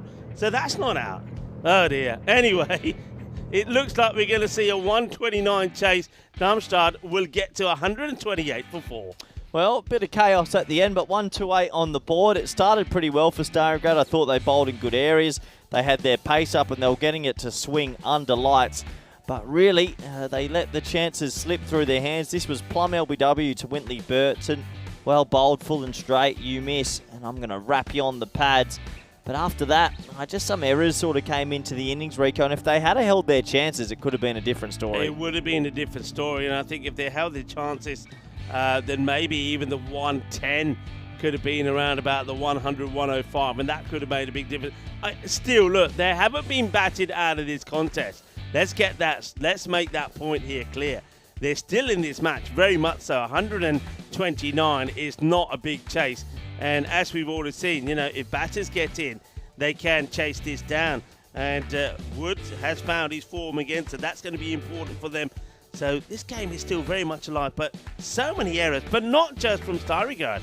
Don't forget the errors from Darmstadt. I mean, what were they doing? Why would you run out a batter, Mohamed Umar, when he's on 48? I just think they got ahead of themselves with some of the running between the wickets and when they didn't need to. There was a calamity of errors. This one should have been run out. I believe this was an easy one that was sort of missed. Or was this the run out? This was the run out, sorry. That was never on. It's hard to get a 2 when it goes straight to the fielder. But anyway, it was a crazy sort of ending, Rico, with a bit of comedy involved. Yeah, there was a bit of comedy involved. I mean, this is that over from Bogdan Dujic, which was going a little bit wrong. That's high up in the air. That would go all the way for 6 runs. And then this is the one here. I mean, look at this. He says, all right, I'll just dance out of my crease. Come on, here I go. Thank you very much. You can have me now. Oh, Pranav Nath, don't understand it. And don't forget, he was in his 40s as well. It was almost like Mohamed Umar and Pranav Nath were afraid to get their 50s and didn't want to get him. Then right there at the end, it's another one of those brain farts, I'm afraid, where the keeper doesn't really know what he needed to do. He picked out the stump out of the ground with the hand that wasn't holding the ball.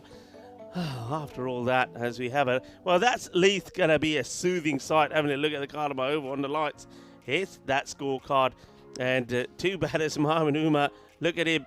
He's run out on 48. And then Pranav Nath, he runs himself out on 47. I don't get it. Yeah, there could have been a run out of the last ball as well because the players just started walking off when the ball was still live.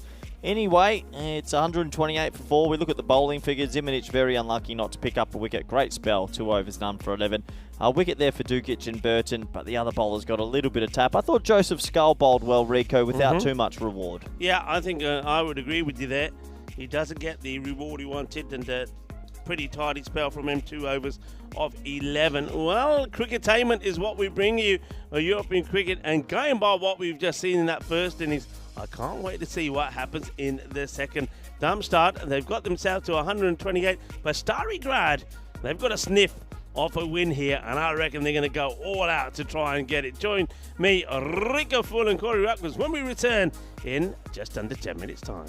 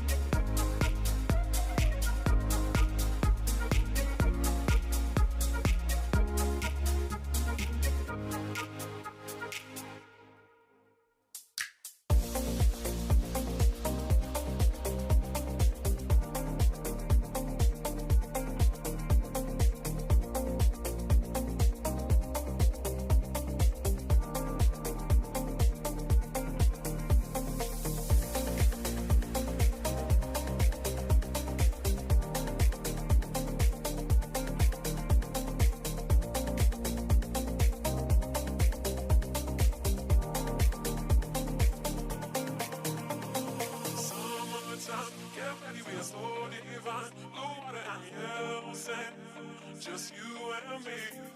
Summertime, get ready, we are so divine. Blue water and yellow sand. Let's live our dream. Summertime, get ready, we are so divine. Blue water and yellow sand. Just you and me. Summertime, get ready, we are so divine. Blue water and yellow sand. Let's live our dream. Summertime.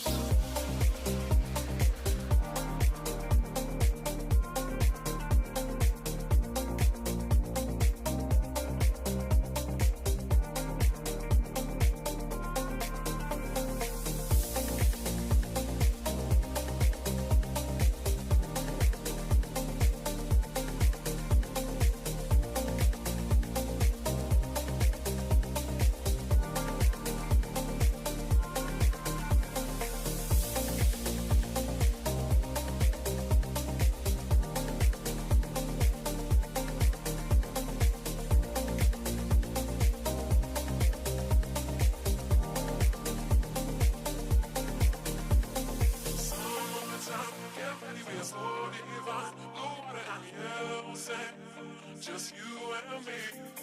Summertime, get ready, we are so divine. Blue water and yellow sand. Let's live our dream. Summertime, get ready, we are so divine. Blue water and yellow sand. Just you and me. Summertime, get ready, we are so divine. Blue water and yellow sand. Let's live our dream. Summertime.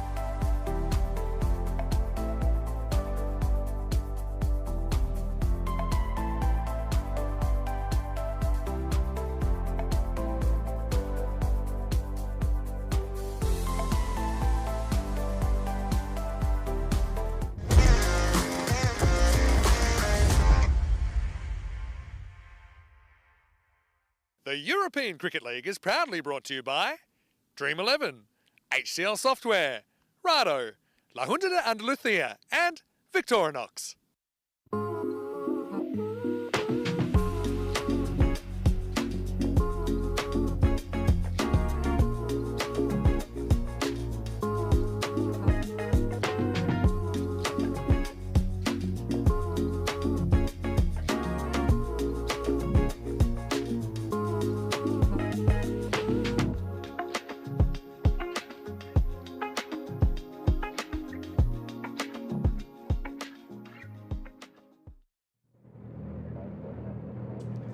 Hello viewers and welcome back to the beautiful site, the Cartmore Oval under lights. Doesn't it look picturesque? And you can see why the players from around the world, they want to be here. They want to be playing here. But the big question is, Stalingrad, who we know are not going to be playing in finals day tomorrow, but can they finish on a high? Can they get a win here? I think they've got a chance, I really do. I know, look, they're going to be a little bit flat, that's for sure. But I think they've had a bit of time, 10 minutes or so, go back into the changing rooms. And some of the key players, you know, the Mike Jones and some of those senior players and even the Whitley Burton will probably be saying, hey guys, we could finish with a win here. All right, it doesn't get us back here tomorrow, but a win for us, a win for our country. Let's go out there and try and do it. There's the bonus point equation. It doesn't really make any difference in this match, I suppose. I think the only big difference could be in this match is that 7 overs. If they do this in 7 overs, if they do, then the change is that ACC Bucharest could be the team that they've got the double chance. Darmstadt will have to play the eliminator. So there's that. Darmstadt, they will know that, but they will feel that perhaps the bowling that they've got, and let's face it, they've been better with the bowling than they have with their batting. They'll feel that they can get and restrict Stalingrad here. They probably will know that we need to pick up maybe 3 wickets here, and then there's that opportunity. Luca Woods, 46 not out in the loss earlier to Peel and St. John, so he has found his form. Whitley Burton also scored a score in the 20s. Mike Jones is somebody that they need him to come good in this one as well. So big innings coming up, and I think all the neutrals around the world are probably supporting the underdogs, are probably supporting Stalingrad here to see if they can get a win under the belt. If not a win, to see if they can add at least another point to their table. So ready to go. It's going to be Pranav Nath who's going to bowl the first. But yeah, I mean, somebody expects to be some of the running that we saw. I mean, I'll catch up with the. I can assure you, folks, I'll catch up with the boys later and say, what was that running all about? I just didn't understand it. It made no sense. And they were doing it like from the 7th over, running like it was the last over. Woods out there on strike. He has got Whitley Burton with him at the non-strikers end. Here's the first. And it just gets played away. They'll take the run on. Off the mark, Woods this time. I think that's the key for him. Build a little partnership. They paced themselves okay in the last match, you know. And in the end, they would get to exactly 100. This time, they need to just get a couple of big overs in at the same time.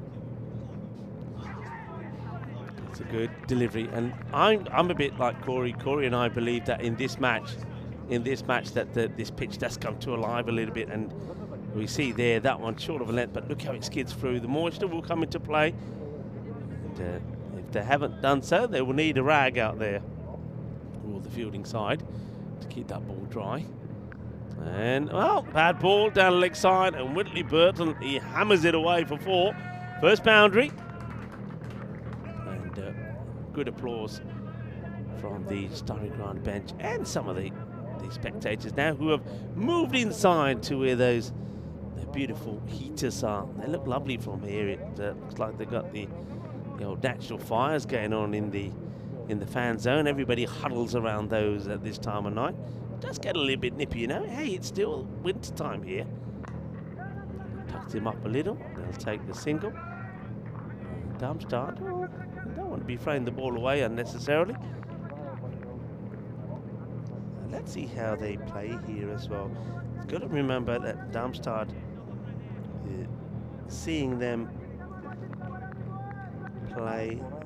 This is their first match in the night. We saw ACCB and Peel and St. John play yesterday night. So Darmstadt and Starograd. So again, you could have players here that haven't had the pleasure or the experience of this, playing under the floodlights, because it is fully floodlights now. I know the beginning of this, the final match, match number 5 in the day, you start with a fair bit of natural light, but it soon fades away.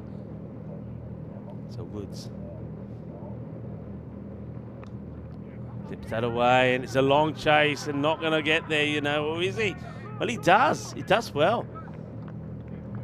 Thought for a moment I was going away. That's another thing, I suppose. I mean, I've highlighted the fact that the little bit of dew does come on the ground. I suppose that also slows things up a little bit. The fielder looked like he ran the long way round, but still he's able to get there, flicks it back. There's Sheikh Habib, makes a stop. It's the end of the first over. And there was one boundary from it, but they're needing to look for at least a couple of boundaries and over. Only the 8 coming off that first one. So Nath, that's the job for his captain first up. Asman Ali, he's thinking going into tomorrow. I mean, when we first saw him, I know they went down in their first match to Dreux, but he did bat well. He came out and he creamed the ball everywhere. 45 of just 12 deliveries, but then after that, he just hasn't found any form. Hits it down the ground. Be a single. The throw comes in. They're having a go, aren't they? They're darting these balls back in to the bowler, looking to get the run out. It's the hat-trick hero, everybody. Remember earlier, this guy and Akudzada, 4 wickets in the first over, picked up 4 for 4, a hat-trick.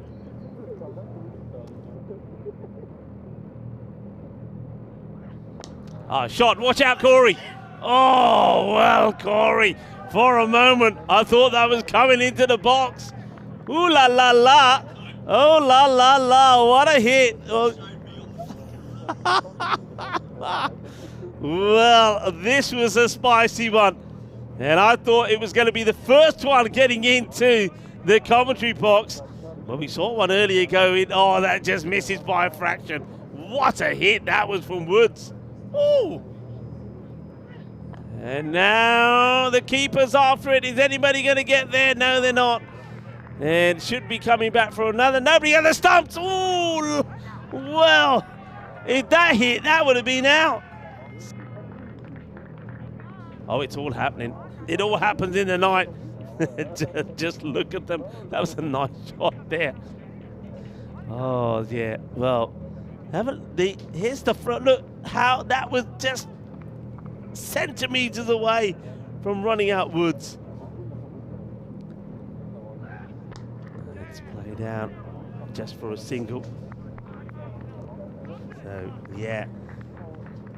Parwich Akudzada, the hat-trick man.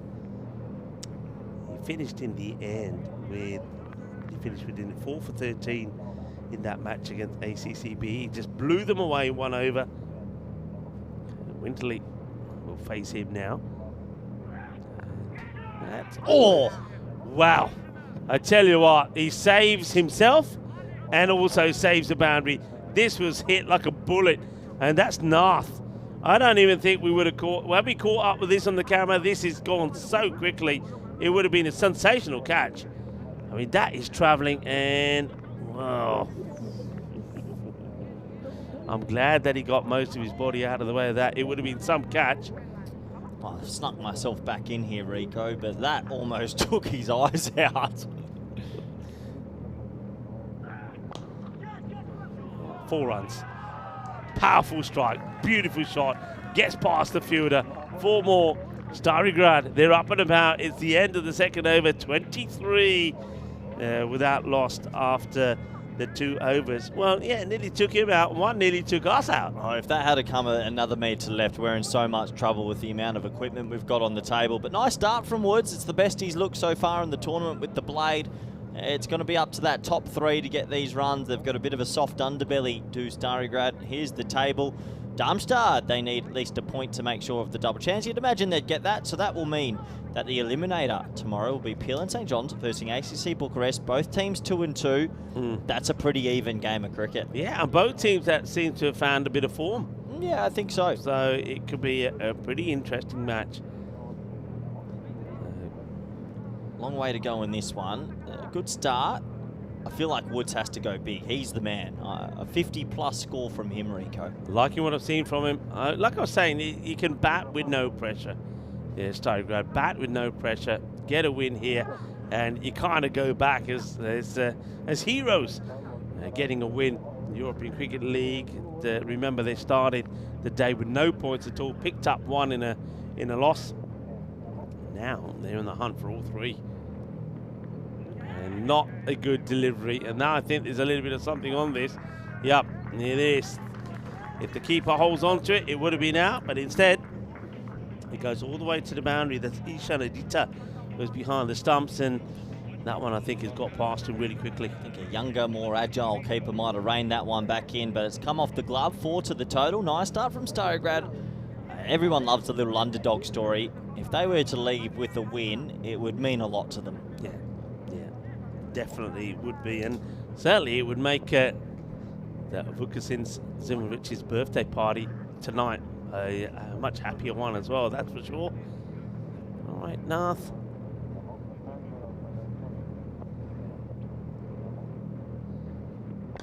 Shot, this is over us.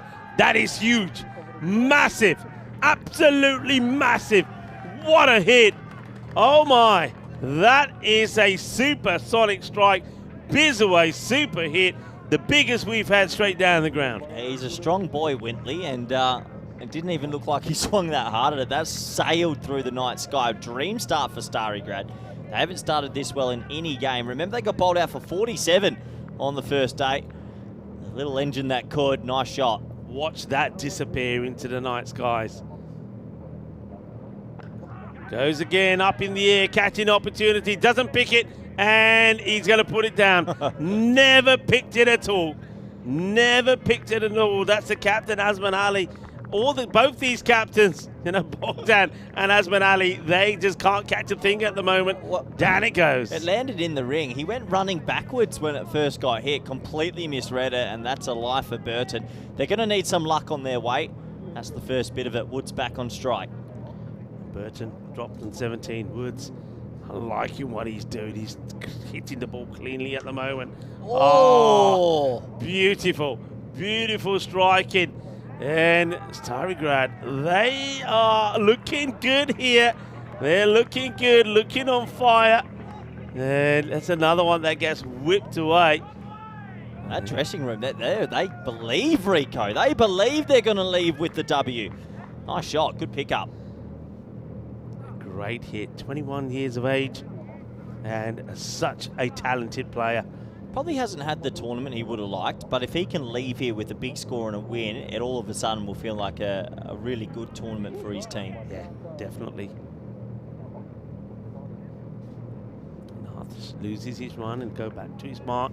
Yeah, we saw a little bit of what Luca Woods can do when he scored that 46 in their last match against Peel and St John, but Wintley Burton gave him some support with 21 of 11, but then when Wintley went, nobody else really stepped up. So just need somebody to stay there with him. Right, miscue, chance. But again, don't look comfortable, but he will hold on to it. Good catch. I mean, had to really, Majid Naseri holds on to it, had to call the other fielder off who was also lurking around him, but he makes it look easy. And that is a good catch. And Woods, well, it was looking dangerous. Moves to 22, but then would go out. 22 of 9. That's a big wicket to go at the wrong time. And well, Nath, everybody's coming over to him because they knew he was under pressure. It's a good catch taken there, man. Have a look at the way he takes that. It's almost like a bit of surprise that it's ended up in his hands. Yeah, huge wicket. They have a very, very brittle middle order. It's the top 3 that have to go. Woods just going a bit cross-batted with that one. Need to punch it straight. 22 off 9. Wasn't his tournament with the bat. A couple of cameos, but no real big score. I'm sure we'll see more of him in the future, though. Yeah, definitely. And a bit of a change in the batting. Tom Fleming. Oh, okay. coming out interesting. before Jones. I wonder if that's to do with Jones really struggling in the last match. He was... As long as Fleming throws the bat at it. Well, he tries. I suppose you get something on that. It could go to the boundary. We'll finish with a dot. So that's the end of that over. Goes for 17, but gets the big wicket to Luca Woods. And Starry Grad are 40 for 1 at the end now of that, the third over. 40 for 1, sorry. Yeah, it's a decentish power play, but Wintley Burton's going to have to kick on here. He might need to get 50 plus if they're going to go close for a massive upset. Night sky, lights on, ball just zipping around a bit at Cardimer Oval. Yeah, I mean, you just saw they're well ahead. I mean, 40 for 1, and Darmstadt took them an age to get going. They were 23 for 1 at this point. So keep and maintain. That's the thing. Winterley's still there. He knows what he's got to do. But batters at the other end have got to play their part as well, especially with Luca Woods gone. Takes the catch, comes on the bowl, and almost gets one through. Wintley's one of those players. He looks better when he's trying to hit a 6 compared to trying to nudge a 1. Just got to stay brave here and see if he can get on with it.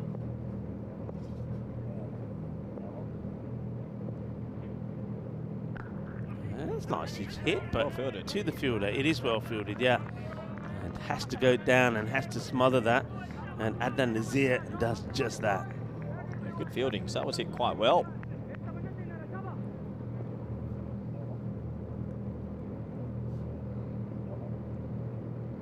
Oh, wow, this is going to be a long chase. Bit of bat. I thought that skimmed the helmet as well. A lot of bounce for the spinner. It was almost like a bit of a double sound, wasn't it? Yeah, he's just saying I'm okay. Pretty sure it was a top edge into the lid. More to the total.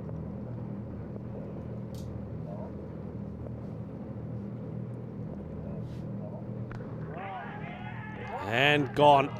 Well, he played one lovely shot along the deck, which was stopped by that man, but this time it's catchable. Well, if you want to know what Papa Noel does when it's outside off his season, well, there you go. Now you know he likes to play a little bit of cricket, and he's got good hands as well.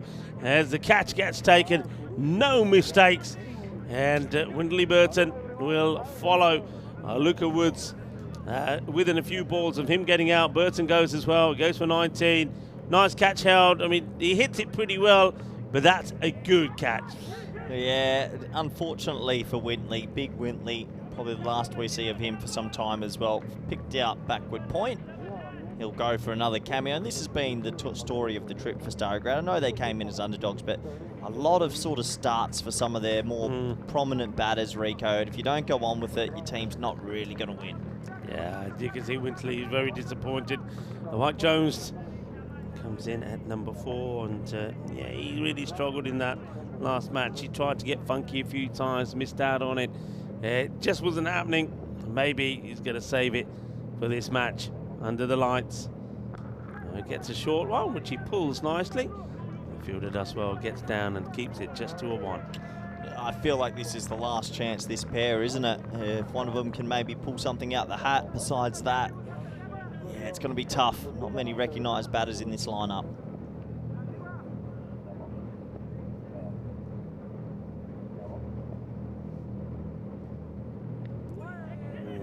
Close one, but I think that's a fair call from the umpire, probably just by a whisker. Misses the line, and Sullivan Saeed is very quick to call it a wide.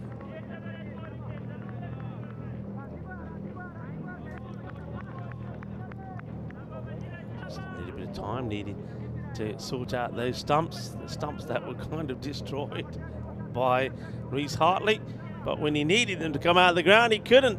And Joe Foster doing a wonderful job out there with Sullivan Saeed. All the umpires have been fantastic. Shub here today as well, and of course, total referee. Is he got enough here? No, he doesn't. And it's a good catch taken. Good technique there as well. Gets himself in a very good position and just watches the ball drop into his fingers. Yeah, this time of night it can sting a little, but he does what he has to do, holds on to it. Well done, well held. And that's Abdul Shakur, who gives Majid Nasiri, his second wicket in the over. And now Starograd are starting to crumble as Fleming departs for just one.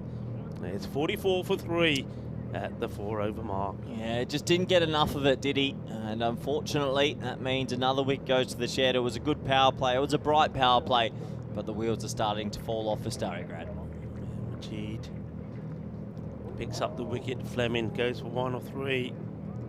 So came out there to do the job, to try and hit out and hit big, and not able to do it. A nice looking drive there, but straight to cover for 1. It's just been the story of their week, hasn't it? Have never been able to get a couple of good overs consistently for a long period. 3 good ones, but those wickets there, Rico, all falling in quick succession. Jim O'Neill, we've seen him have a flurry with the bat as well, but it's like you say, the consistency hasn't been there. We've seen a batter perform once, but not able to do and maintain that form again. And I think Jim O'Neill is one of them. But he's a left-hander. He gives you something different. We know he can hit it and can hit it well.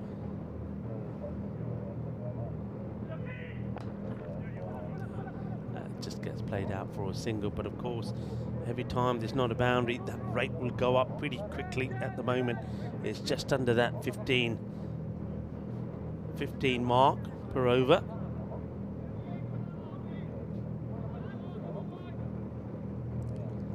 Mohamed Umar. Slower ball, loopy, slow delivery, just a single. And he's probably somebody who stepped up Darmstadt when they've had to. Remember his epic bowling performance when he just gave away just a 1 run in that golden ball over the last over, and then he bowls the golden ball. Oh yeah, crunched. Now then, that's what we're talking about. We know he can do it. That was there for him to hit, and Jim O'Neill, he hits it and it stays hit. And that sounded beautiful off the middle. Well, that's a confidence-building stroke, isn't it? Back of a length, outside off, and he just swiveled on it. Nice shot. Maybe there's still life in this game, Rico. Well, if it's going to happen, it's got to start happening now. They wouldn't want this rate to go any higher, but they're looking for, I mean, that's 1 boundary in the over, but you're looking for at least 3 of those and over. That's what you're looking to do here. So can he finish the over with another couple? Mohamed Umar might just go back to pace on. There's a little back heel back to the bowler from the umpire. Looks like he wants to try, yeah, going to change the angle, going to come round the wicket.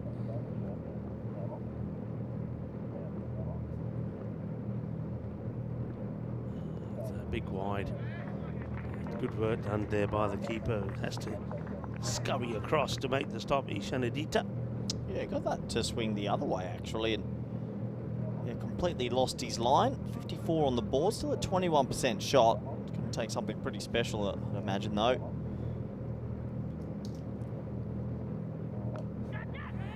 Catch it's a shout, but you got to try and fetch it. I reckon, never mind catch it.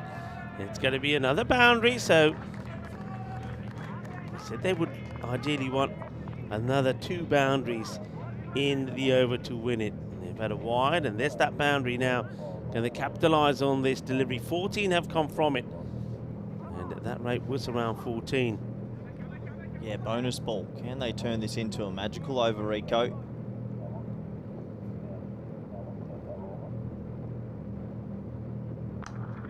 Squats at it, take a single. They do win the over, and that just helps them keep that rate from going further up. 59, and 3 wickets down at this halfway point. Yeah, at the halfway stage, a lot of work to do, but 2 players starting to find their form. Here are some of the key points of T10 if you're tuning in on this lovely evening. And oh, it's a great format, isn't it, Rico? It's quick, it's fiery, you've got to be on it, and I love a tied match at the bottom of the screen always being decided by a golden ball. Yeah, the format, quick and fast, that's what we like. A couple of key ones there, minimum of 3 overs per team constitutes a match. You said that weather sometimes can get a bit iffy, that's quite important. And the one that a lot of people I don't quite get is the one about the time. 36 minutes is the play clock time, but every time there's a wicket, a minute gets added. And, well, that's an edge, and that also will go to the boundary. So, well, Jim O'Neill, at the moment, he's using every part of his bat, and he's using it to good effect. 4 more runs. Well, it doesn't matter how you make them, just make them. So any bat's good bat. That flies away for 4. They're starting overs quite well. If they can get another 16 off this, keeps them alive.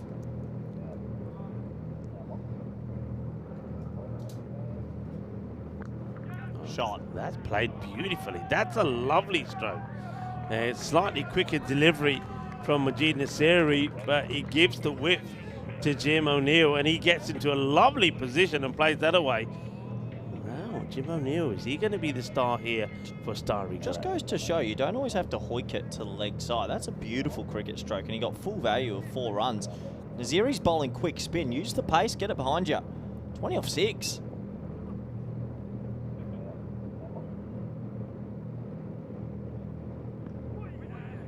That's a good ball. That's the little skidder that he does get. And gets the dot ball in there, so ends the run off boundaries. His first over was quite fantastic. Making a little change, or are they? Not really sure what's going on here. It looks like they put interesting field. Well, what do you make of this field? Well, he's got to bowl it outside off stump. 3 backward points have been in play. If I'm O'Neill, I'm jumping outside off and playing a little paddle, little scoop here for 4. He tries to go down the ground, but it's a brave field. So you literally got a very, it's almost like a fly slip, I'd call that, man. A fly slip. You got like a kind of a gully and a backward point all there in that area. That a lot of personnel used up in a small part of the ground. It's out. Well, Corey's calling it from here, and it's been given LBW. It's a good comeback, and that's that quicker one, but this time he doesn't give him the width. It's full, it's straight, and Nasiri, after going for 2 boundaries, comes back like good bowlers do with 2 dots, and now the wicket. We'll take a look at it again here, but it looked like it was pretty out. He goes right across, no doubt about it, really. Yeah, that's striking him in line with off stump, or at least a piece of off stump, and going on to clatter into the stumps. I think that the sweep shot was on, but more the paddle sweep with no 45 instead of trying to play a hard sweep against the pace. I mean, there could be an argument maybe it was slightly outside off stump, but for me it looked a lot live, it looked out. Umpire gives it 20 off 9 for Jim O'Neill, and Starograd full behind again. Just when they look like they're getting something going, 15 coming off that over from Uma. They started well in this one. Like you said, Corey, they do start overs well, just can't maintain it. Zimanic gets a hit on his birthday. That's good to see. It's one of the worst appeals you'll ever see. If there was another set of stumps, maybe. Yeah, that wasn't a good one, was it? Let's have a look at this. It's How going, can you think that's out? Yeah, it's going way down the leg side.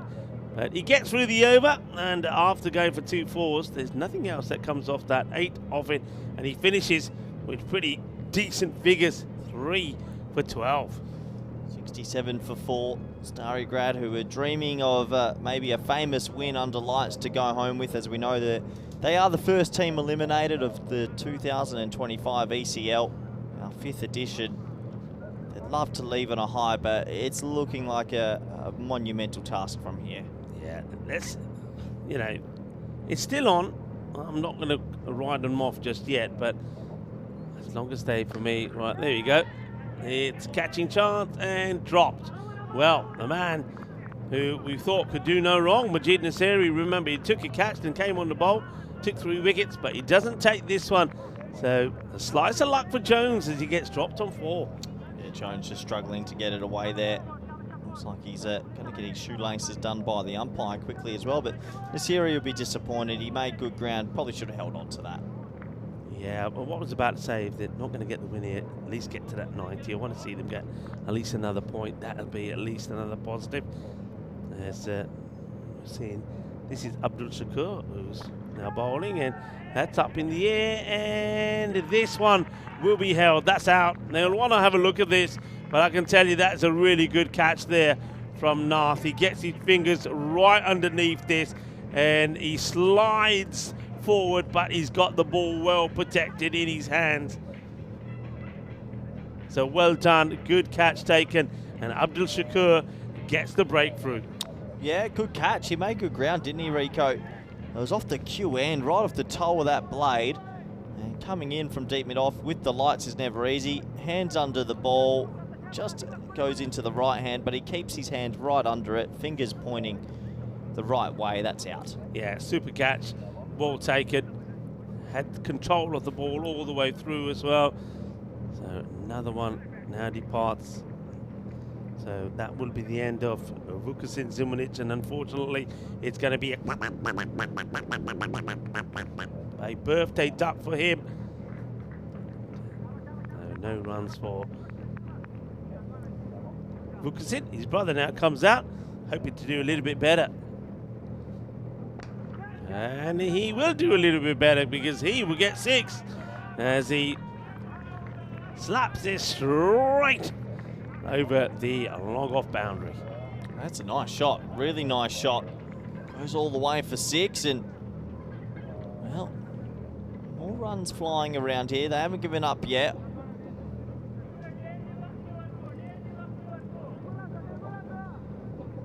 Shakur the bowler. Back to the live action, and it goes again in the same area. And oh dear, oh dear, oh dear.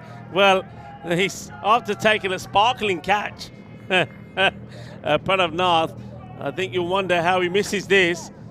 Now he's got it covered, and then all of a sudden, I think he's overrun it. He overruns it, and he gets beat. Yeah, just got a little bit too ahead of himself there. So a 6 and a 4. They're not giving up, Starry Grad. Don't expect anything less from them. They're truly a well-spirited side, as that is mullered to the leg side. Shouts a catch, and it won't be caught. 6 more, 6-4-6. Can you believe it? I like it. I like it. Well, Nemanja, the ninja Zimunic, he's coming out fighting in proper ninja style. They'll push another one back on that boundary. So they go with this Abdul Shakur, but it ain't worked, and it could be a magical one. In fact, that's going to be a big wide. Shakur just trying to get out of the over here. So maybe they thought they would go back to spin. It's going to work in their favour.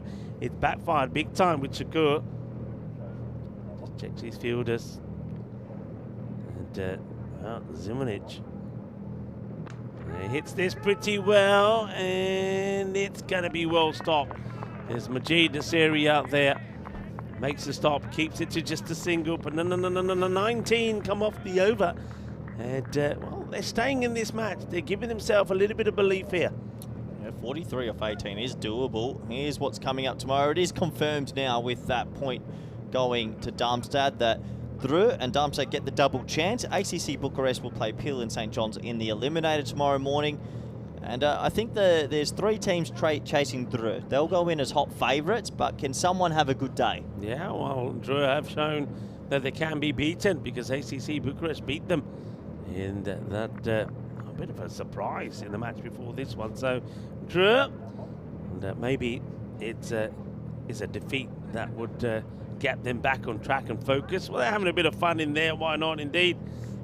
And smiles, that's what I like to see. You may not be winning the match, and you're not going to be here tomorrow, but you're enjoying what you're doing, you're enjoying playing the game. That's what part of it is about, and you're competing. As Akhuzada, the man who took the hat-trick earlier, will bowl again. His first over didn't quite go to plan. Let's see how he goes here. Going to be bowling to Nemanja Zimunic, who has raced to 17 of 4 balls. Of the same number of balls, Mike Jones is a run of ball 4. Well, can he keep the fire going?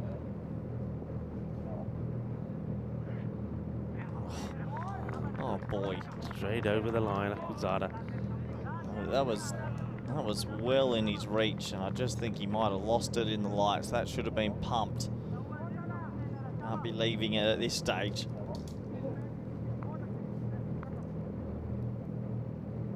Dot ball to start.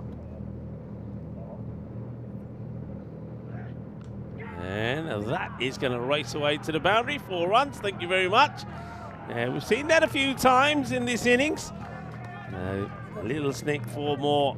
And Nemanja Zimanovic, the ninja, he's certainly giving them something to shout about here. 39 of 16. The rate has stayed around about this 13 to 14 all the way through. So take it to the last. That's all you can do. Take it to the last and then have a crack. Well, if you have a crack with the bat, things like that can happen.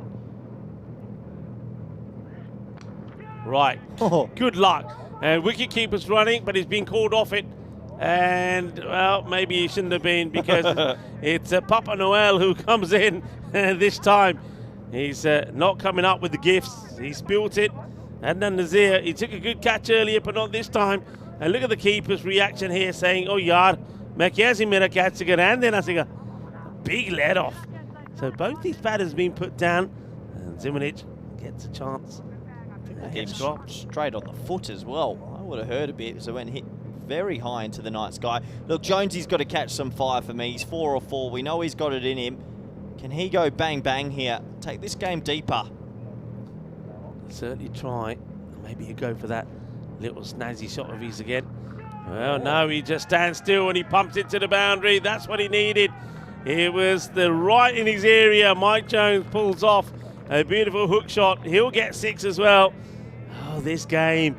Oh, this game. It's giving me the tingle, you know. It's giving me the tingle. Well, it would be some sort of story for the little team, Starry Grad, to come home with a victory. They're already eliminated, but they've got such good spirit.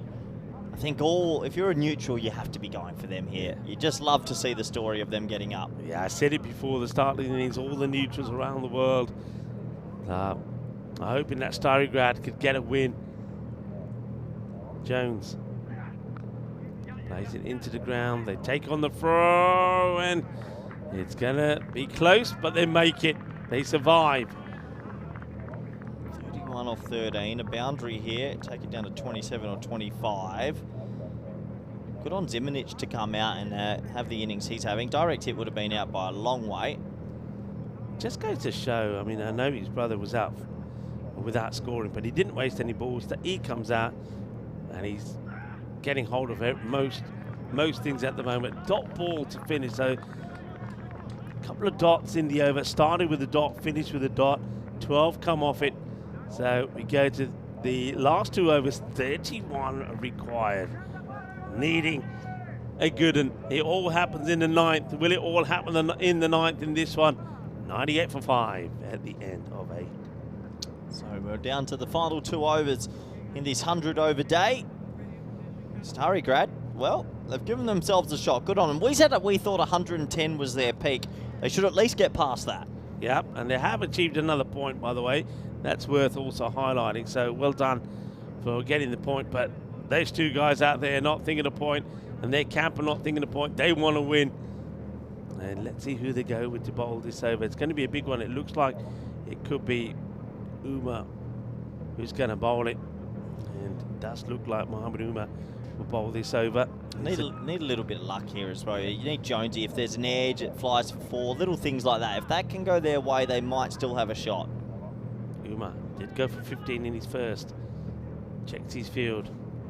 They haven't got a third back on the boundary or fine. Hit hard and missed by the fielder. And, well, Pranav Nath, who took a great catch. Since then, there's 2 that have gone through him, which you really would be expecting him to stop. So 4 runs, hits it pretty well. And I'm not sure what happens there. Yeah, just gets it all wrong. I think he's got to be thinking boundary save, forget the catch. Look at them. Look how pumped they are. Oh, well bowled. That's a brave ball, slow into the pitch at this time. That's a really good delivery from him there. Jonesy didn't expect it. Yeah. Oh, well, hang on a minute. Oh, they were looking to go again, but not going to. Yeah, that's a top delivery, isn't it? Top delivery. And I think Jonesy. Well, again. Jonesy's, he's saying, look, I can't get down there anymore. Can you please help me out and do me laces up? The umpire does oblige. Feeling a little bit of pressure here, Darmstadt. We saw one little surprised when the Romanian champions ACCB got a win over Dreux. Are we going to see another big surprise here? Here's Mohamed Umar. Good contact. This could be going. Whoa, I'm getting too excited here, Corey. I thought for a moment that could skid through to the boundary, but Abdul Shakur gets there and stops the boundary. Tense moments. They need a 6. Here's your turn, Jones. Deep in the box, watch it closely and let it sail. 41% I think is generous. Still think Darmstadt are in pretty good control of this. 25 in 9, folks. 25 in 9. Jones wants a boundary. He won't get one. He'll get just probably should be just a single. Nath comes across and just gently throws it back. What do you think they could realistically chase in the last? 18 maybe? 17? 18. So we need at least 1 6 or a boundary here. I think 18, because there's always historically been a couple of dots and a single in every over more or less. And does he sneak this in? He does. Just swing the bat. Why wouldn't you just swing the bat? That's 2 he's just left and looked at. Yeah, right on the money. It's brilliant bowling. 2 great slower deliveries, but yeah, you got to be swinging at it. So now you got to be smashing this for a 6. You got to give yourself any hope. What's Umar doing? He's pushing the 3rd back. He brings up the square leg. And then he knocks the timber over. Chakalewate! As it's full and straight, is a boogie, oogie, woogie, grizzly fireball. And the Ninja's innings is out. Lights out, Ninja. As the lights of the Zingers are going to be sparkling as he walks off. It's a good full delivery. And Mohamed Umar, I think he's just showing us just what a key and classy player he is. Does it with the bat and does it with the ball. So if Starry Grad are going to pull off a win here, they're going to have to go at 24 off the last. Yeah, I can't see it happening. Well bowled. It was a good over, and he fits in the Yorker off the last ball to get the zinger bales lighted up. 24 required off the last in what's been a pretty interesting day. Can Starry Grad come home with a wet sail and somehow pull this off? And got to go for it. Jones will be on strike. He's starting to see the ball just a little bit better, but he knows what he's got to do here. A big debate about who's going to bowl it, and looks like they're settling for. Is this somebody that we haven't seen before? I think it does look like. So confirm in a moment. I think this is Waka Muzamil. He's got to take his cap off first. I think umpire Suleiman will give him a little reminder in a moment. Well, you don't have to if you don't want to. You can bowl with it on. Oh, there he goes. Does take it off in the end. I think Suleiman just politely inquires and says, do you want the cap on or not? Hey, all right, how about this then? So he's not bowled before. Waka Muzamil going to come on a bowl. This is a little bit risky, isn't it? Well, maybe he could yip up. You never know. Left armour. It's worked away. The chase is on. It will go to the boundary. All right, that's 4 of them. That's 4 of them. A little bit of luck goes your way. 20 or 5. That's pretty gentle from Muzamil, I have to admit. Hasn't bowled. Called into the limelight right now. And coming round the wicket with Jonesy, well, if that's where it's going to be, he's going to love it. Just making a few changes to that leg side. This is such a brave move from the captain. Osman Ali. And crunch! Adios, Palota! And just listen to the roar. Look at them. They're up and about. They're up and about. Que va, que genial, que grande! 6 carreras. Well, that's 10 of them. Wow. Okay. Bring it on. Jonesy's hit that to the moon. In the screws, back of a length, have some all out. Here we go. I tell you what, you don't run a single. Let him face the 4 balls, and if he can crunch 3 of them, you never know. Okay, back to the bowler who's really under pressure. And a slower delivery. Do they run? No. Smart. Look, you just got to back that he's going to hit the 3 boundaries. Skull is fresh and out there. Oh, he'd be disappointed he didn't get that away. That was another drag down. Look, the fielder almost aided as well. You got to love this cricket, Rico. All right, huge delivery. got to be going to the boundary. And he hits it well, but it won't go to the boundary. Well, So- they did run, though, which means a 6 and a 6 would be a golden ball. So that is smart. Can scull. I'll tell you what, he'll be sculling a few tonight if he pulls this off, Rico. I might join him. 2 sixes gives us a golden ball. Muzamil with the ball. Scarl. Oh, gee, it would have been Misses a that. wide. Yeah, well, if he gets down and low and he plays the shot, plays the slog sweep, he gets a 6. But it's been a brave effort. It really has. It's kept us entertained here in the box, and I'm sure you at home, wherever you're watching from. But Stary Grad, well, their little fairy tale finish won't happen. They will take a point from this.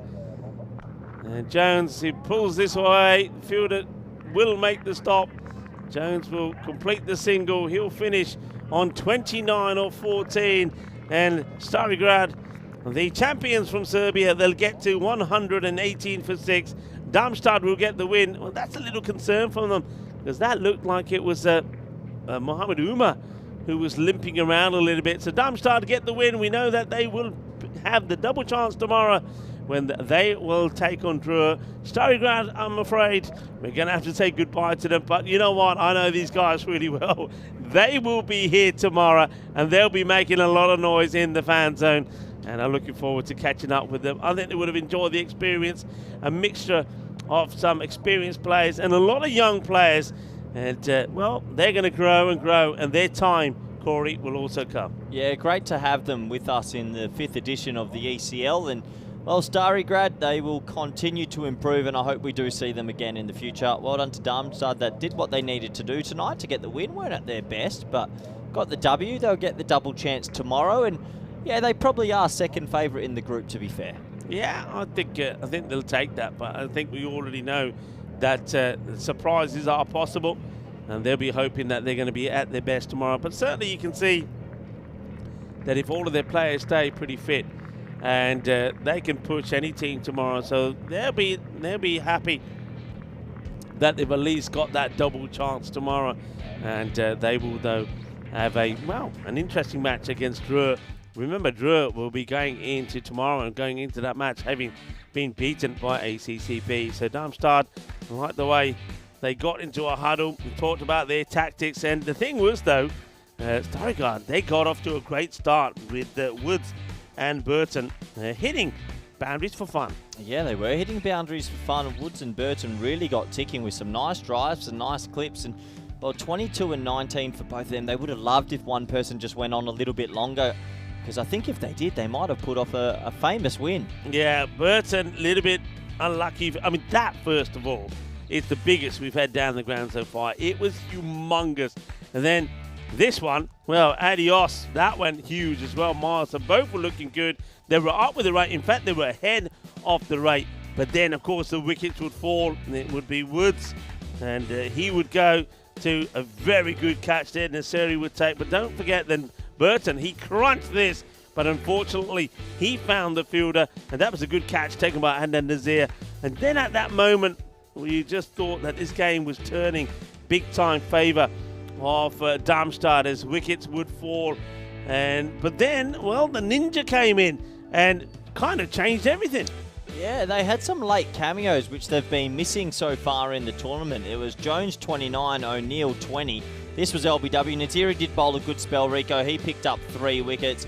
It also brought in the younger Zimanic, the older Zimanic, I think, who made 23 off 11. And, well, they gave it a red-hot fight. I was really impressed with the lower order. Yeah, I mean, we saw one Zimanic going without scoring, but that meant the Ninja, he would come out, and he really did shine. I mean, all right, there was only a couple of balls that was, he left. It was frustrating, but that was just inexperience more than anything else. But he certainly gave it a good hit. Then he 23 of 11. He supported Jones there for a while. But then that was great bowling from Mohamed Umar. You can see he's a quality player. He just bowled a brilliant over in that ninth. Only went for 7, and they just couldn't get him away. But there was hope at the start of that last one. There was a boundary, but in the end, it would fade away. Great effort, a great fight. And I can see that in the chat. And a lot of people are saying, well done, guys, from Starograd. Yeah, I back that up. And I liking that, saying, well done from Starograd. You are our champions, whatever the result is. I hope you enjoyed the last few days, and we'll see you when you come home. And I couldn't put that better because, you know, I know these boys really well. They're competitive, but off the field of play, they're the nicer bunch of guys, and they're certainly going to enjoy their last couple of days here. I'm sure they'll enjoy finals day tomorrow. I think a lot of people will be going up to them and talking to them about their journeys, how they got into the game, how they got into cricket. I think there's some lovely stories there that I'm certainly looking to explore. So well done to them. They certainly put a good effort in. But in the end, it is Darmstadt that would get the win. And, of course, we know that means they will be getting the double chance tomorrow. Yeah, well done to Darmstadt. Get the double chance and then verse through. That's going to be a good qualifier, Rico. But obviously, I'm really looking forward to that eliminator. That's a 50-50 eliminator for me. Sad to say goodbye to Starograd. I think they're a very good team and they're improving. And, look, if you had told me years ago that the team from Serbia would play the best team from Germany, club cricket, and lose by 10, I'd be very surprised. Yeah, and that just goes to show just how the game in Europe is changing so much. As we take a final look at the lovely Cardamom Oval as we welcome you into the commentary box. Well, Corey, it's been a sensational day. We've had an exciting day, maybe not a high-scoring day, but we've had some close matches. We've seen some highs and lows from some of the teams. We saw Drew go down there. We saw a hat-trick.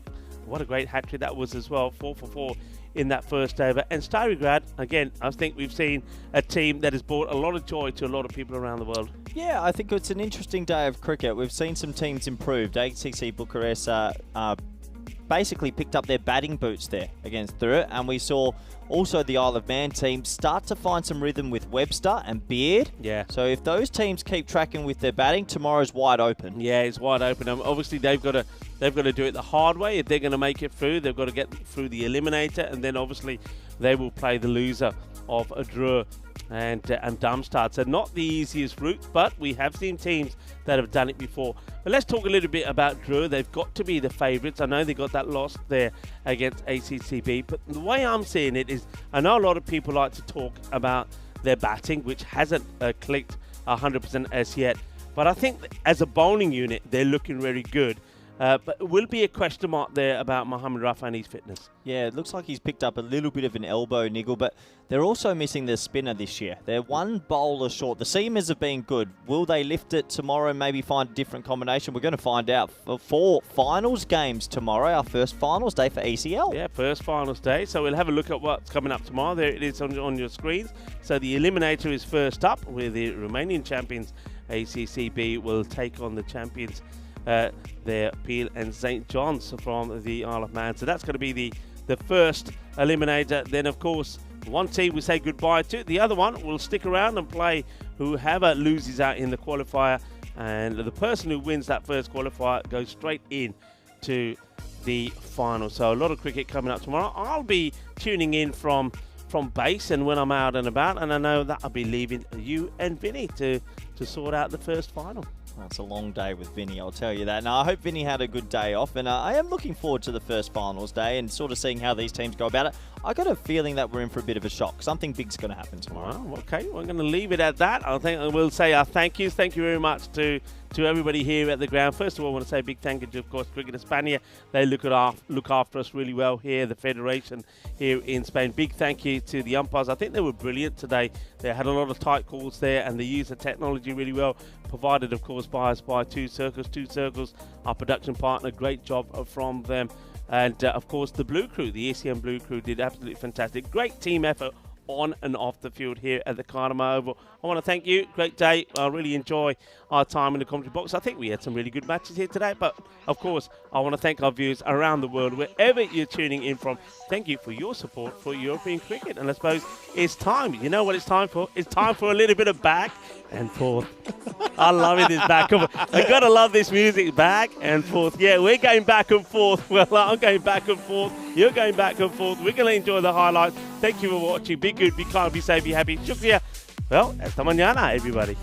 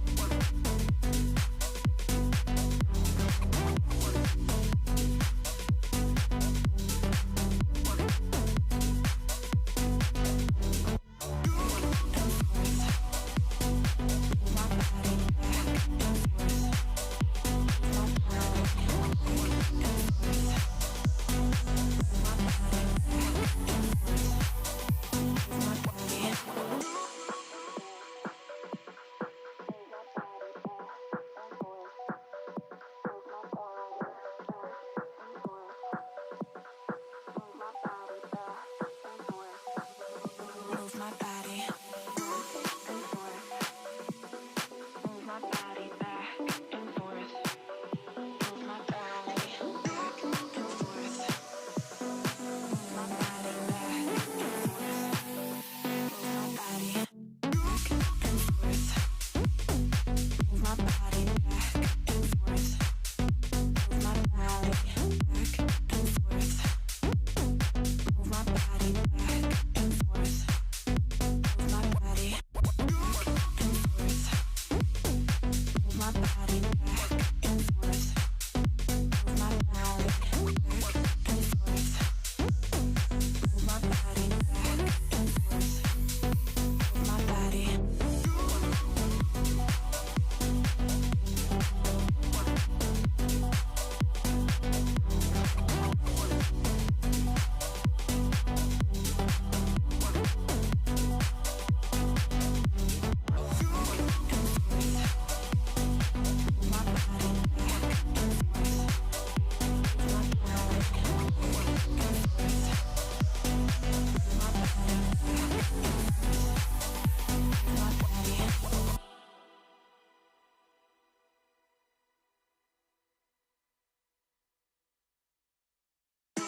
And forth. Move my body back and forth. Move my body back and forth. Move my body back and forth. Move my body back and forth.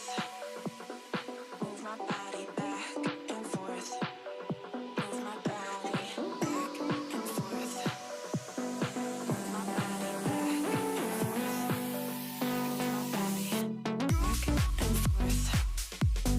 Move my body back and forth. Move my body back and forth.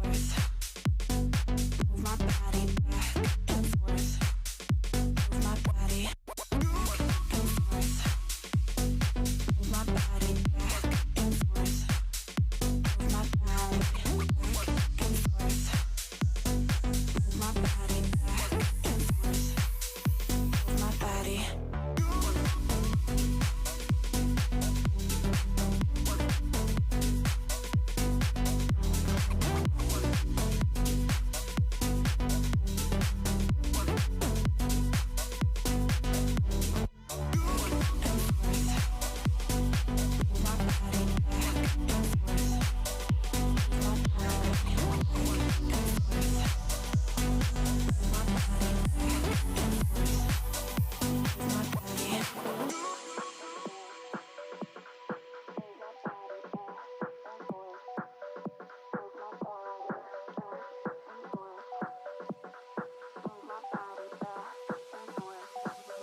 Move my body.